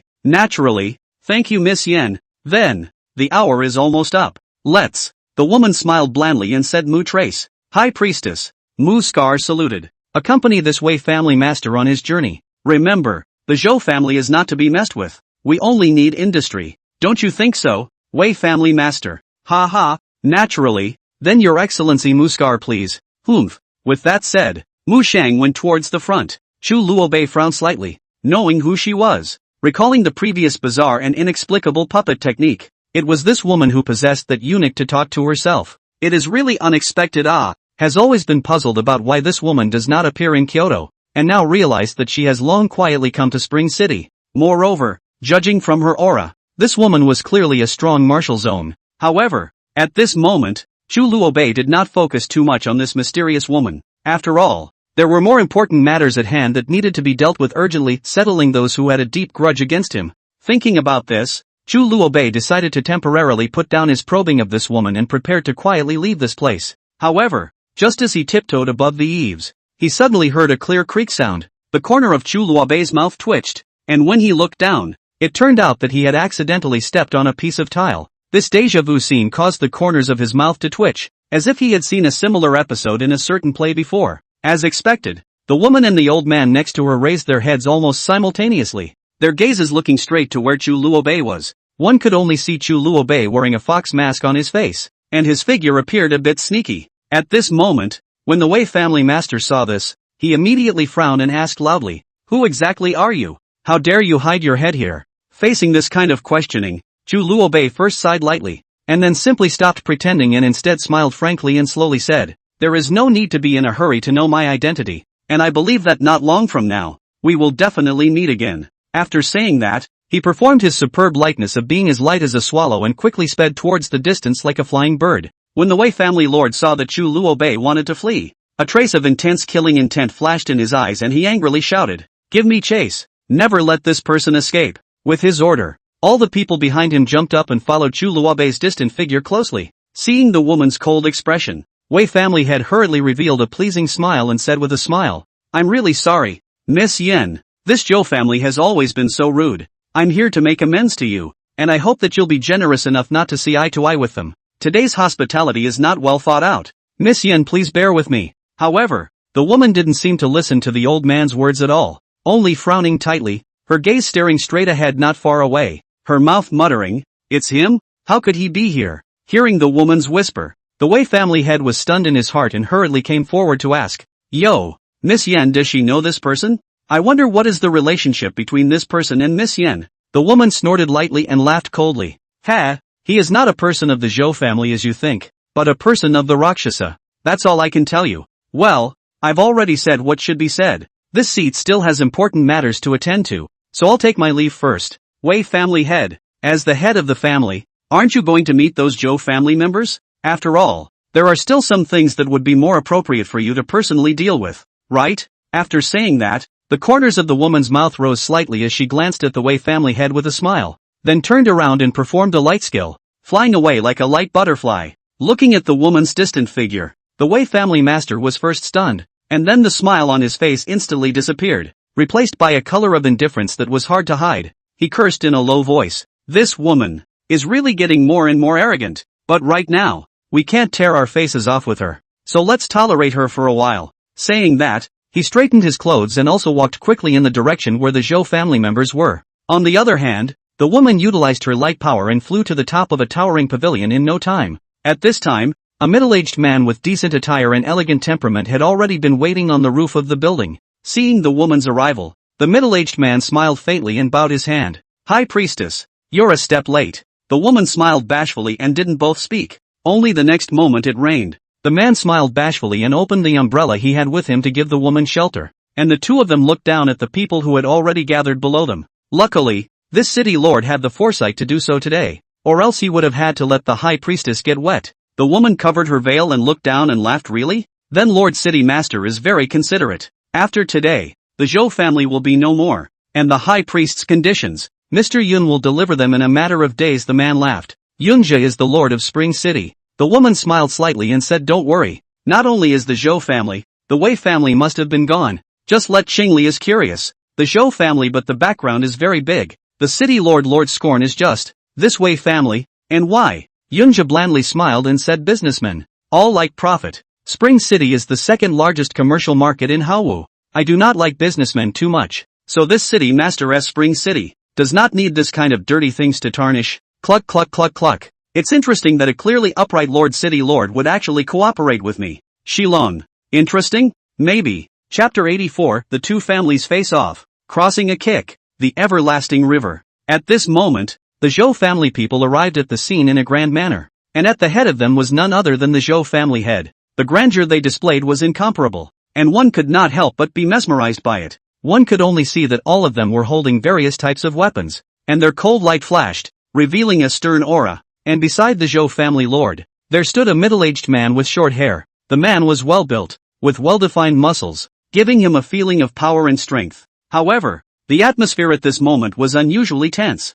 as if a taut string could snap at any moment. The sky was dark with clouds, and pea-sized raindrops began to sprinkle down, hitting the ground with a splash. Turning his gaze in the direction of the Wei family, he could see that there were also many people gathered there, and among them, there were actually a few Shilong people dressed in strange costumes. Seeing this situation, the Zhou family master could not help but frown and turned his head to the man by his side named Mr. Quan. "Mr. Quan, with your ability, can you cope with this situation in front of you?" When Mr. Quan heard this, he also frowned and said in a deep voice, "Family master, truth be told, the realm of those several Western Liang people is so profound that I really can't see it, so I am not completely sure in my heart." Hearing this, a trace of worry flashed across the face of the Zhou family master, and he said with a long sigh, "Alas, this matter is a commercial dispute. If it were not for the significant interests involved, one should really ask Lord City Lord to intervene to mediate." Family head and relax. Mr. Quan smiled faintly and comforted. "His Highness, the King of Langia, has already learned of this matter, and will send strong men to support him in the coming days. Therefore, as long as that Wei family doesn't act excessively arrogantly and dares to act rashly, they will definitely be severely punished and may even be completely annihilated." Despite Mr. Quan's confident words, the Zhou family lord was still worried and slowly sighed. "Alas, that's said, but these properties of my Zhou clan, I'm only afraid that it will be difficult to preserve them this time." Saying that, he raised his head to look into the distance. his eyes full of anxiety and uneasiness. It didn't take long, only to see the Wei family head walking over with big steps, his face full of smiles as if a spring breeze was blowing on his face. After exchanging pleasantries with Mu Trace and the others for a few moments, he proudly walked to stand between the two parties, and then let out a loud laugh. Master Zhou, as long as you are willing to hand over half of your family's business, I will immediately turn around and leave, and will never get entangled. So what do you think about it? Hearing this, the Zhou family lord couldn't help but let out a cold snort, glaring angrily at the Wei family lord as he gritted his teeth. Old thief Wei, don't you dare to daydream. Even if I let my entire family estate be destroyed, I will definitely not share a single cent with you. Ha ha ha ha ha. Wei family master burst into a wild laugh. His laughter seemed particularly piercing in the pouring rain. In that case, then we have no choice but to negotiate? Well, old man Zhou, you must not regret today's decision later. Before the words fell, the Wei family master unexpectedly turned his head and left without hesitation, not forgetting to turn back to Mu Trace with a fawning smile on his way out, saying respectfully, "Senior, please do it." Mu Trace's face was as calm as water as he nodded slightly and spoke faintly, "I'll deal with that big guy, and I'll leave the rest of the minions to you." The several people from Xiliang nodded their heads in response to his words, and immediately afterward they rushed forward as aggressively as a tiger descending from a mountain. Mu Shang, on the other hand, still looked calm and relaxed, and lightly spat out a word, "Kill." Seeing this, a hint of sternness flashed in the eyes of the Zhou family master, and with a wave of his hand, he shouted in a loud voice, "Give it to me." In an instant, the torrential rain that had already been pouring down like a torrent seemed to have become even more violent, and the two sides instantly fought short-handedly and killed each other. Mu Scar, as a hallowed fist sect expert, his strength was naturally extraordinary, and although the stout and burly man on the opposite side was also a martial master extreme peak powerhouse, he was obviously still slightly inferior compared to Mu Trace. As soon as the two of them met, the man couldn't wait to draw the long spear behind his back, dancing with a tiger-like wind, and stabbing towards Mu Shang, only to see Mu Trace slightly sideways, his body slightly tilted, his feet firmly rooted into the ground, as solid as an old tree with roots. His left hand was clenched tightly into a fist, his muscles tensed as a steady stream of power gathered in it. Just then, the other party's lance sprinted and stabbed like lightning, carrying a harsh wind sound and icy killing intent. However, in the face of this sudden attack, Mu Trace appeared unusually calm as he swung out his right fist unhurriedly and accurately met the long spear that sped towards him. In an instant, the two powerful forces collided with each other with a shocking roar. It was as if the air around them was ignited, forming a furious wave of air that spewed outward. The rainwater that was originally falling intensively was impacted by this air wave and instantly exploded, transforming into countless tiny water droplets that splashed around. The man standing on the sidelines watching the battle couldn't help but be shocked and exclaimed in disbelief. Martial zone. The corners of Mu Trace's mouth lifted slightly, revealing a contemptuous smile as he said in a cold voice, "Only now do you know? It's too late." Before the words left his mouth, he fiercely exerted his strength again, and a powerful and unrivaled fist intent surged out from his fist. Only a crunching sound was heard, and the hardened lance unexpectedly snapped in response. Not only that, the residual airwave was like a wild horse that had taken off its reins and ran wildly towards the man's chest. Seeing that he was about to be sent flying by this terrifying force, the man closed his eyes in despair and secretly screamed in his heart. But just in the nick of time, a black shadow suddenly flashed in front of him. Immediately afterward, an iron fist struck out blatantly, hard enough to stop that imposing wave of air. Seeing that the crisis was lifted, the two of them quickly leaped backward and away, keeping a safe distance from Mu Shang. Mu Trace looked at Chu Luobei in front of him, his brows furrowed as he said with a cold snort, "So it's you. I really didn't expect that after letting you get away with it last time. Instead of dying, you even broke through to become a martial zone. However, with this amount of ability you dare to come to my trouble. It's really too much to ask for." Chu Luobei smiled faintly with a calm demeanor and responded, "I said a long time ago that the next time I see you again, it will be the day I take your life. Now, I'm true to my word." Humph, what a big talker. I can't imagine that after only a year of not seeing you, you would be able to reach the martial zone realm. I have to admit that your talent is truly demonic, but it's a pity. A character like yours, who likes to come out strong and doesn't know the sky is the limit, will eventually become your Achilles heel. Today, I'll let you properly see that even for the same martial sect, there is a huge gap between each other. A cold light flashed in Mu Trace's eyes, and a chilling aura emanated from his body. Chu Luobei smiled blandly and said, "Can't wait." Humph, heavenly Jedi fist kill. Only a roar could be heard as Mu Trace exuded an overbearing and incomparable killing intent all over his body, lunging towards the front like a surging torrent. Its speed was as staggering as lightning across the night sky. Seeing this, the rescued man's face instantly turned pale. His heart trembled violently, and he exclaimed, "Young warrior, be careful." However, facing the raging Mutrace, Chu Luobei appeared calm and composed, only to see the corner of his mouth rise slightly. Immediately after, he quickly adjusted his body posture, both feet firmly rooted on the ground, both fists clenched, began to secretly store power. Just at the moment Mutrace's fist was about to hit Chu Luobei shouted, "Song Wolf strength." With this bellowing voice, his long-stored power suddenly erupted out like a volcanic eruption. Boom! The two fists clashed with a deafening roar. The powerful impact made the surrounding air seem to freeze, and the splashing water droplets were shooting in all directions at an amazing speed. Seeing such a fierce exchange, the people on both sides who were originally in the middle of a fierce battle stopped their hands and hurriedly dodged to the side for fear of being affected by the battle. At this moment, the people of the Zhou and Wei families all froze, their eyes wide and full of astonishment as they looked at the scene in the field, their hearts secretly pondering what kind of god this black-clothed teenager who had suddenly appeared was. Chu Luobei and Mutrace were still continuously sparring. The two of them were at odds with each other, and it was hard to distinguish between a winner and a loser for a while. Chapter 85, The King's Contempt. Mutrace stared closely at the opponent in front of him. When he realized that Chu Luobei was actually a fist sect member as well, he couldn't help but freeze for a moment, but then a trace of excitement flashed in his eyes as he laughed maniacally. "Ha ha ha ha, good overbearing fist intent. Kid, I hope you won't let me down." Right at this moment, Chu Xuanyuan's voice suddenly rang in Chu Luobei's ears. "Attack his abdomen. That's the key to his qi gathering." Hearing his teacher's reminder, Chu Luobei's heart rejoiced and immediately changed his tactics from defense to offense. He dodged, avoiding Mutrace's heavy punch, and then followed the trend and bullied his way up, swinging his right fist with a harsh wind to fiercely slam into Mutrace's abdomen. Mutrace was caught off guard and hastily reached out to fend it off. However, Chu Luobei's attack was exceptionally ferocious. A continuous stream of punches fell on Mutrace like rain, causing him to retreat back and forth, almost unsteady on his feet. After several punches of fierce attacks, Mutrace finally couldn't support himself and stumbled, nearly falling to the ground. Hastily adjusting the distance, he frowned and muttered, "This kid, he knows to attack my lower plate. A bit clever, but, humph." Immediately after that, he only saw Mutrace move quickly to undo the buttons of his blouse,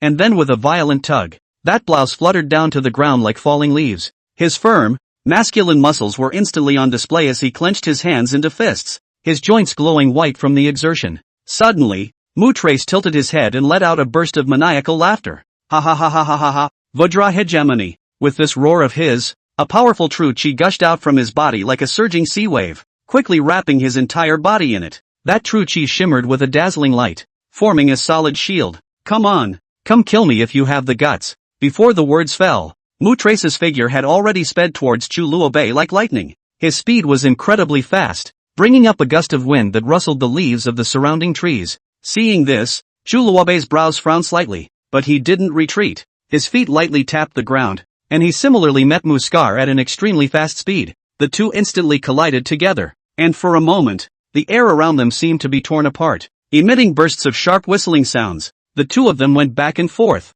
punching and kicking each other, and the real qi released splashed everywhere, nearly reaching the crowd watching the battle nearby. On the other side of the battlefield, Yunjia looked at the intense battle scene in front of him. The corner of his mouth gently raised a faint smile as he said softly, "Is this the bottom card of the Zhou family?" Yan Qingli replied, "No, this is not the Zhou family's bottom card. This person is a Rakshasa killer. However, today, he will not be able to escape. He." She revealed an imperceptible cold smile, then lightly shouted, "Soul spell art, strike!" Then she slowly closed her eyes. At this moment, Chu Luobei on the battlefield was once again fighting with the red-eyed Mu Shang in his heart. However, just as he was about to strike, he realized that Muskar's fists had already come like a blistering wind and rain. Chu Luobei subconsciously raised his arm in an attempt to resist, but the moment he touched Muskar's fist, a strange feeling surged through his heart. He only felt that his vision had suddenly become blurred, and the scene in front of him seemed to be covered in a thick fog. At the same time,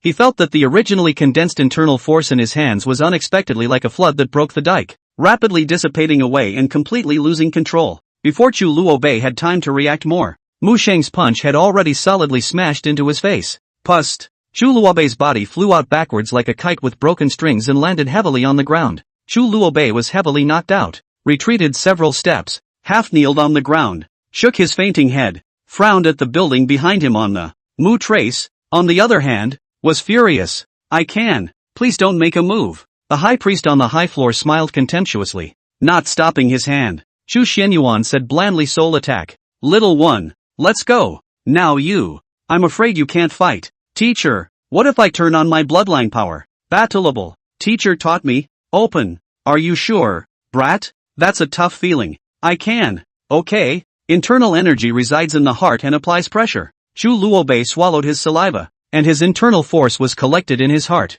Then, Chu Luobei felt an unprecedented sense of suffocation, but that bloodline seemed to be disobedient. Chu Luobei couldn't stand it, letting go and inhaling heavily. Teacher, this feeling, too uptight. Forget it, we don't need to, but I have to kill him. Chu Luobei looked at him indifferently and said, alas. Well, this seat gives you soul protection. You let go and fight. Chu Xianyuan sighed. Right now his soul power wasn't strong, but against that martial zone it was still a casual fight. Thank you, teacher, said Chu Luobei, wiped the blood from the corner of his mouth and said with murderous vigor again. Mu Shang was just wondering what this guy was doing. The two once again engaged in a fierce sparring match, and Yan Qingli, the high priestess, on the roof of the building frowned slightly, secretly pondering in his heart, to think that they can still continue to fight? This soul power is so powerful? Yun Zhe, who was beside him, asked with a puzzled face. High priestess, this guy is not simple. Yan Qingli snorted coldly and said disdainfully, so what if it's not simple? Anyone who stands in my way will only die.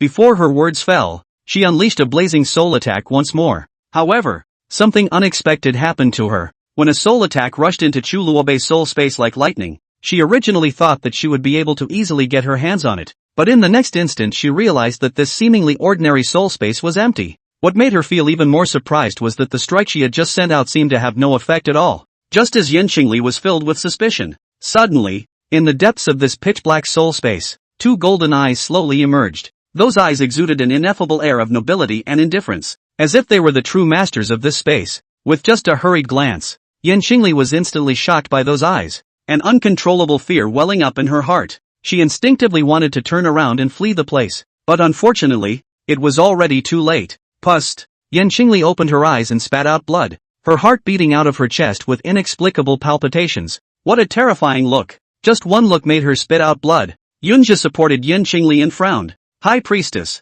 is everything alright? No harm done. What in the world is it? It's so horrible. In Chu Luobei's soul space, Chu Xianyuan arrogantly walked out, his eyes sharp. Looking at the outside, Chu Luobei is still fighting with Mu Trace of the Hottite. Smiling faintly, he said, little fellow, still not making a decisive move? When Chu Luobei heard this, he was a bit embarrassed and said to Chu Xianyuan, teacher, this is one of the few boxing masters. I have to learn from him. Humph. It's just a small martial zone. Kill it. In the future, master will practice with you. Okay. Chu Luobei's eyes were a little lost. In the next moment, Mu Trace was a little palpitating and wanted to pull away, but Chu Luobei's eyes were sharp and his punches were faster and faster, and his force was even more terrifying. Just a little inattention, Mu Shang's abdomen was smacked by a punch, immediately spitting out blood and flying out. Chu Luobei quickly flew over and pulled his hand. Mu Trace was shocked and tried to counterattack. However, Chu Luobei looked like a different person and threw another punch.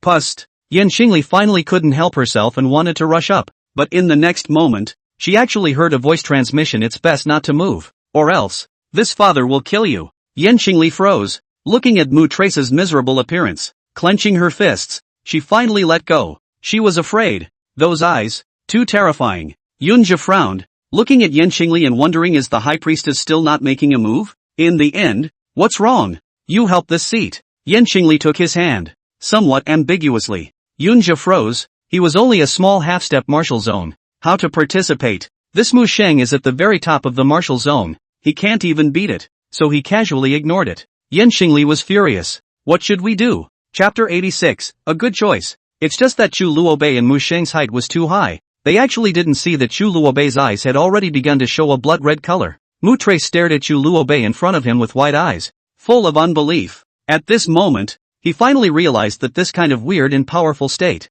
he had once seen it at the State Master. In an instant, countless thoughts flooded his mind, but before he could think about it in detail, he only heard Chu Luobei shout, Kang Wolf strength. Along with this roar, a deafening wolf whistle resounded through the sky. Immediately afterward, Mu Trace only felt a sharp pain coming from his abdomen. as if a ferocious beast was tearing his body apart with its sharp claws. Looking down, he only saw a shocking bloody hole appearing in his abdomen, with blood spraying out like a spring. Muskar tried to cover his wounds in horror. However, it was too late. His life force rapidly drained away, and eventually his body softly collapsed, completely dying. Yan Qingli, who was on the side, coldly watched this bloody scene with an expressionless face, but his heart set off shocking waves. She stared at Chu Luobei dead on, her icy voice squeezing out from between her teeth. You? Who the hell are you? These words were both a question to Chu Luobei and at the same time a question to that person who was secretly transmitting the voice. In the face of Yan Qingli's questioning, Chu Luobei merely smiled faintly,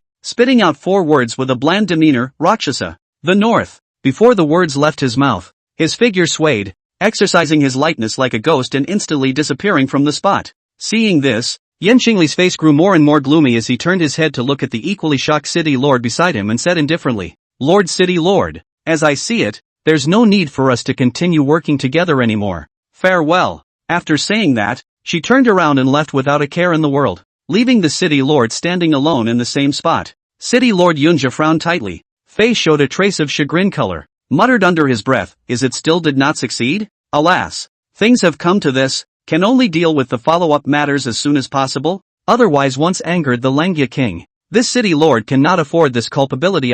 Wei family master. It seems that this time have to let you to do the scapegoat. Humph. After saying that, he also whisked his sleeve and left, leaving only bloodstains on the ground and a dead silence. Mu Sheng's body collapsed with a loud bang, blood staining the ground as his life came to an end. Witnessing this scene, the faces of those few people from Western Liang suddenly changed. They didn't dare to have the slightest delay and hurriedly turned around to leave. Right at this moment, a tall and imposing man slowly walked out of the crowd. A powerful aura emanated from him, a half-step martial zone powerhouse, only to see him looking expressionlessly at the Wei family master. He spoke indifferently, Wei family master, now it seems that you have completely lost the battle. When the Wei family master heard this, the corners of his mouth couldn't help but twitch slightly. His heart was filled with unwillingness and anger as he secretly cursed. Damn it! How could this happen? I can't believe I lost just like this. And that damnable northern. I will definitely not let him go. However, the situation at this moment was extremely unfavorable for the Wei family master, and he knew very well in his heart that continuing to stay here would only make the situation worse. Thus, he made a snap decision and decided to return to the Wei clan first, packing up everything and fleeing this place as soon as possible. The Wei family head was anxious to bring the Wei family crowd back to the Wei mansion in a hurry, and was about to lead everyone out when he suddenly realized that the outside of the mansion gate had long been surrounded by a dense army. These soldiers were heavily armed and on standby, precisely the city's government soldiers. When the Wei family lord saw this, he was instantly enraged. There was no need to think about it to know that this must be the work of those guys from Western Liang. He was just about to explain to the house soldiers when he suddenly saw City Lord Yunja riding a steed, leisurely walking this way. Yunja wore a smile, but his eyes revealed a hint of coldness. He came closer and looked at the Wei family master condescendingly, saying indifferently, Wei family master, you are fornicating with someone from an enemy country. Such behavior is no different from treason. Even though the city lord has the intention to protect you, there is nothing he can do about it. Someone come na, take him away from me, Lord City Lord. No, no, no, Lord City Lord, I really didn't. You must believe me. The Wei family lord was terrified, desperately trying to defend himself, but no matter how much he begged, the government soldiers still mercilessly came forward to capture him and escorted him to the dungeon. The corner of Yunja's mouth rose slightly, revealing a faint smile. In reality, such an ending is not completely unacceptable. Only, for the Zhou family, there is still a need to plan carefully from a long-term perspective. After all, in this part of Kyoto, the Zhou family is inextricably linked to the two giants. Meanwhile, on the other side of town, in a dilapidated,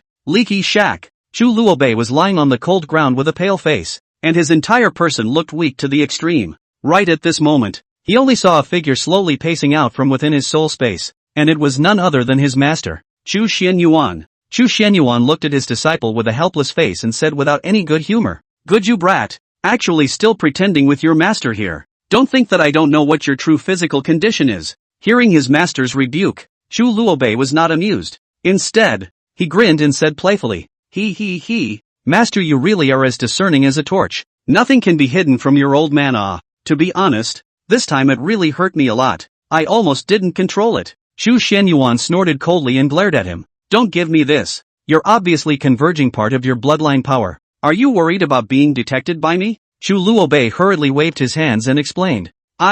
Master, you've misunderstood my disciple. How would I dare to have such thoughts? The truth is that the situation was critical at that time. If I didn't retain some strength, in case that woman suddenly attacked, I'm afraid that I wouldn't even be able to fight back. As the saying goes, boil the frog in warm water. Chu Shenyuan skimmed his mouth, disdainfully said, Cut. Area a boxing clan let you so nostalgic. As to it, when Chu Luobei heard this, he immediately became agitated and said through gritted teeth, Master, you don't know. Back then, I almost died in the Yellow Springs. All because of that guy. This kind of blood feud is not enough to quell the hatred in my heart. No matter how much I have to pay, I must kill him myself. Chu Shenyuan had a helpless face, as if he was a little worried about this character of Chu Luobei. Having fought with a veteran martial arts sect, I'm sure the harvest is not small. Aha! Grab your comprehension. The master will protect you. Teacher, what would happen if I were to dual cultivate sword and fist? Chu Luobei instantly asked curiously. Sword fist? Too greedy for you. However, it's not impossible. It's just that the master who practiced the fists, I don't have. Che, master, you before I learned boxing, you didn't teach me either. Chu Luobei snickered. Roll. Hurry up. Yes, master, then it's a deal, said Chu Luobei, meditating and settling down. Chu Shenyuan, then the corner of his mouth rose slightly, looked at the moonlit sky outside and laughed. Perhaps this is a good choice. Chapter 87, White Emperor City. Early the next morning, unsurprisingly, the king of Langia sent a military general to Spring City. A sound is a deterrent to the city's best to converge a little bit, and the second is to bring the cultivation resources to the Zhou family. Later, because the Wei family was all exterminated, to make up the basket, only to let that general to give up the accountability of the city lord. Just Mu trace of the body. Was that General Saw? Eyes sharp. This man he had seen before. The great General Mu Sheng of Western Liang. If so, it would not be a small matter. And then rode back to Kyoto to report the matter. It's just that somehow he died on the edge of a cliff on his way to Kyoto, and the story didn't get out. The other side. Luobei City. Ziqing carefully held an immense and incomparable box and slowly walked into the sullen Marquesian Bey's mansion with a brisk and slightly strenuous pace. As she walked, her eyes searched around and soon found Lin Kur, who was setting up an easel next to a secluded pavilion and concentrating on her painting. Ziqing couldn't help but feel a trace of worry welling up in his heart after seeing this scene, but he quickly adjusted his emotions and put on that trademark smirking expression on his face as he quickly walked towards Lin Kur. Sister Kur, what are you working on? Ziqing asked curiously as she walked closer. Lin Kur didn't raise her head. The paintbrush in her hand still kept wandering around the drawing board, while the corners of her mouth rose slightly as she replied lightly. Drawing. Ziqing sniffed and moved closer to find out what was going on. One could only see that a lifelike picture was presented on top of that drawing board. A chivalrous man dressed in black was standing there silently. This chivalrous man wore a bucket hat on his head and a mysterious fox mask on his face, making it difficult to see his true face. Ziqing stared at the painting for a moment, then asked in puzzlement, Who is this, Kagome-san? When Lin Kur heard this question, the movements of her hands paused slightly, then she raised her head to look at Ziqing, happiness and sweetness shining in her eyes as she smiled and said, This is the person of my choice. After saying that, she continued to lower her head and started painting seriously, as if the whole world was left with only her and the painting in front of her. When Ziqing heard this, he felt a moment of consternation. He secretly muttered in his heart, Alas, even though Gongzi and her are considered to be a good match, they don't actually have much affection for each other. Nowadays, it seems that she already has her heart in the right place. Thinking of this, Ziqing shook his head helplessly, but he soon regained his composure and turned to say, Hey, Kur-san, don't get busy with the painting for now. Come and see what goodies I brought you. Saying that, Ziqing gently placed the large box in his arms on a stone table to the side and carefully uncovered the lid. In an instant, an extremely rich and mouth-watering aroma came to his nose. It turned out that what was contained inside the box was actually a roasted fish that was golden in color and crispy on the outside. This grilled fish was grilled just right, emitting a tantalizing aroma, and just looking at it made people feel delicious. This is our Luobei city's unique specialty, known as Luobei baked fish. In the past, my son always said that only this kind of roasted fish can bring out the flavor of his hometown. How about it? Sister Kur, would you like to try a bite? Ziqing looked at Lin Kur with anticipation and enthusiastically introduced. Lin Kur quietly gazed at the grilled fish in front of her, her thoughts drifting back to the old days, thinking of the fish that the North had once baked for her, with its far more crispy outer skin. Thoughts of it instantly surged to her heart and unconsciously flowed over her delicate face. Lin Kor responded softly before slowly reaching out her hand to pick up her chopsticks, carefully picking up a piece of fish and bringing it into her mouth. She chewed gently, not feeling anything special at first, but she couldn't help but be slightly startled as her taste buds were gradually aroused. The flavor is slightly less than what is baked up north, but it does seem quite similar overall. Ziqing on the side took it all in, seeing Lin Kor eating with such devotion. She secretly rejoiced in her heart. How is it? Isn't it delicious? He, said she. She also couldn't wait to clip a piece and put it into her mouth to feast on it, eating a mouthful of oil stains. When Lin Kor heard Ziqing's words, a trace of loss flashed in her eyes. Then she smiled helplessly and murmured softly, I told you, how could it be baked by his own hands? However, this loss was quickly hidden by her. Kor-san, do you like this grilled fish? Ziqing asked with anticipation as she swallowed a mouthful of fish. Aha! Lin Kor nodded softly. Then let me take you to see how this grilled fish is actually grilled later, Ziqing enthusiastically suggested. Yeah, Lin Kor responded with a smile. When Ziqing saw that Lin Kor agreed so readily, she was even happier in her heart. With a twinkle in her eye, as if she suddenly thought of something interesting, she said excitedly, Sister Kor, you must have been bored out of your mind at home the whole day. Why don't I tell you some of the strange anecdotes that have been circulating in the Jianghu lately? Oh yes, one of them is, I heard that a city called White Emperor City within the territory of Hawu, the lord of the city is going to hold a heroes convention in a few days. I heard that the masters are going to be there. That battle, it's a pity that we can't go there, or else we would have been able to see it. Ha! Yeah, will your son be there? Don't know hey. Where Gongzi goes is confidential. I don't even know, Ziqing said with a bit of embarrassment. Really? It's getting more and more mysterious, Lin Kor said with the corners of her mouth rising slightly. By the way, there is another one. That is, about His Highness, the King of Langya. Oh, say, a few days ago is not the Jiangnanzhou family and what Wei family it? There is a dispute. I do not know what the reason. Dry up. Originally they were about to have their way. The sky descended a person. As if there is a dispute with the Wei family, the situation was reversed in an instant. Beating that Wei family retreating, a punch killed that Wei family master. Really relieved, and then dashing away. What is called? Hiss, Rakshasa. The North? Strange name. Later, it was the King of Langya. Lin Kor told Ziqing to shut up and looked at Ziqing with sharp eyes. What's his name? North. Why? Kagome-san knows? North. With a punch? Aha. What does it look like? There's not much of a look. I heard he's wearing a fox mask and a bucket hat. It seems to be somewhat similar to the way Kor-san drew it. No way. Ziqing's eyes widened. Lin Kor immediately happy. Although I do not know why he will use his fists. Involved in a fight should be as indeed have a grudge. This is her eyes of the chivalrous. Have a grudge will be avenged it. Then he gathered his smile and looked at Ziqing seriously. This matter, you can't talk to other people. You hear me? Only then did Ziqing cautiously say really? Aha. Wrinkle blushed slightly. Ugh. Well, let's just hope he won't disappoint Kagome-san. Poor my male son. Sighed Ziqing. Giggle. Ziqing, isn't that good?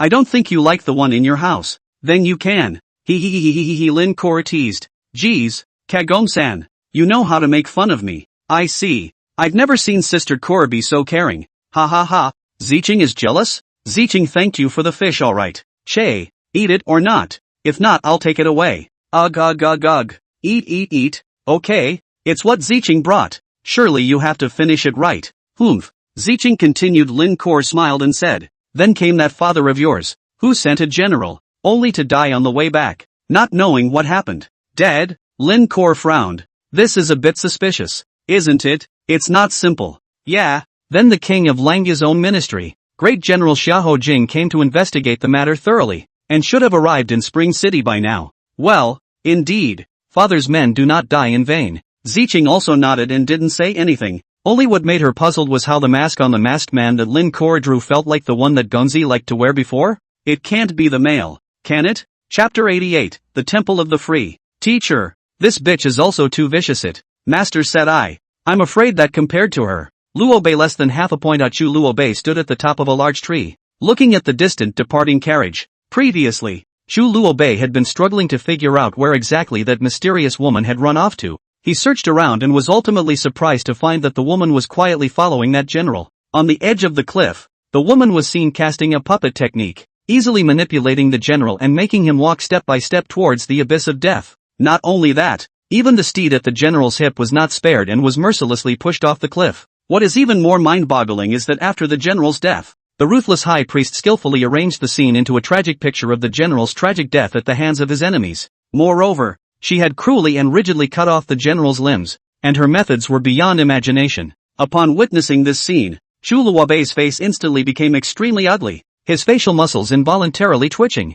However, Chu Luobei didn't particularly care about that woman's rash behavior. After all, this dead general didn't have any blood relationship with him. Since then, Chu Luobei had begun a days-long tracking operation against this mysterious woman. Fortunately, he had obtained the magical turtle breath secret method taught by Chu Xianyuan, and with such stunts, it wasn't difficult to not be detected by that powerful high priestess and succeed in trailing after him. Oh, in the upper world, things like this are commonplace. There is no need to take it to heart at all. Teacher, when you say it like this, I really don't have any interest in the upper world, Chu Luobei muttered and complained. Do you really think so? When Chu Xianyuan heard that, a hint of biting killing intent suddenly flashed through his originally ice-cold eyes. Seeing this, Chu Luobei couldn't help but tremble in his heart, and the corner of his mouth twitched violently. He was keenly aware that if he dared to speak his true inner thoughts at this time, he was afraid that this seemingly stern teacher would strike without mercy. So, he quickly changed his words and laughed. Hey, teacher, I'm just joking with you. Don't take it seriously. See how you scared me. Cut the crap and hurry up to catch up with me. Chu Xianyuan chided without any good humor. Oh, the White Emperor's city is ahead. What is this bitch doing there? Without thinking too much, Chu Luobei quietly followed him. White Emperor's city. In this world of people, there was an ancient city that towered majestically and had survived thousands of years of vicissitudes. This city was controlled by a family, and it was like a bright pearl set on top of the earth. Surprisingly, despite the frequent changes of state power and even numerous dynastic changes, the city has always maintained its original appearance and order and has never changed. Every newly established dynasty seemed to silently recognize and respect this special existence. Even today's Hawu period is no exception. The city has an army of its own, which shoulders the important responsibility of defending the lives and properties of the city's residents. This army is well-trained and disciplined, and has become an impregnable shield for the city. When Chu Luobei stepped into this land for the first time, he couldn't help but be deeply shocked by the scene before him. He only saw that the city walls towered into the clouds, the city gates were majestic, and the streets were lined with ancient buildings arranged in a staggered manner. He couldn't help but exclaim, "What an ancient city!" Right at this moment, Chu Xuanyuan's voice slowly came from the back. "Little fellow, don't underestimate this city. It is actually one of the 3 palaces and 5 halls in the upper realm, the Free and Easy Holy Hall. This hall majors in the Easy Sword Dao, and is one of the few neutral forces in the upper realm." Hearing those words, Chu Luobei's eyes widened and asked with a face full of astonishment, "Prosperous holy temple? Teacher, you can't be telling me that all the forces in this lower realm are inextricably linked to that mysterious and unpredictable upper realm?" Chu Xianyuan smiled faintly and calmly nodded his head as he replied, "That's right, exactly. The upper realm often manipulates the situation in the lower realm in various ways to maintain its dominance. However, as time passes, after you've seen more, you naturally won't be fussed about it anymore." Chu Luobei helplessly sighed with emotion. Alas, it really is an era where the strong are honored. After saying that,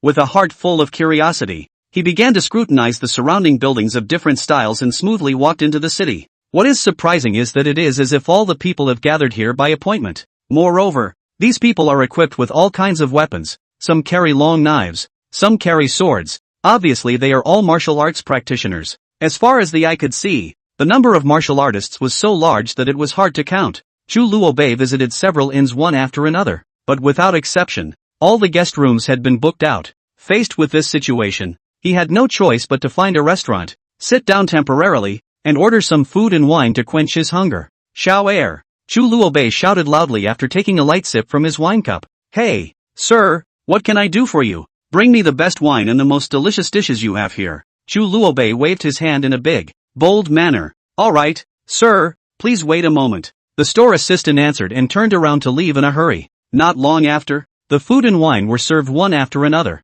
Just when Chu Luobei was ready to feast, he suddenly remembered the question in his heart. So he once again opened his mouth and called out to the store assistant who was about to leave, Wait, I want to ask you about something. On weekdays, is this White Emperor city as lively as it is today?" That store assistant was first slightly stunned, then smiled and replied, "Of course not, sir. Tomorrow is the Heroes Conference organized by the Lord of White Emperor City himself. That's why there are so many great heroes of the rivers and lakes gathered here today. Do you know nothing about this? Chu Luobei gently shook his head. Seeing this, the store assistant couldn't help but laugh softly. Explaining, customer, this Heroes Conference has already been announced to the public a few months ago. It must be because you don't go out much, so it's not surprising that you weren't able to learn the news in time. Well, thanks a lot, said Chu Luobei, handing him a few pieces of silver. A heroes convention? Just right. Let's see what famous powers there are in this world. Little fellow, don't you want to learn the sword? Chu Xianyuan laughed as he said,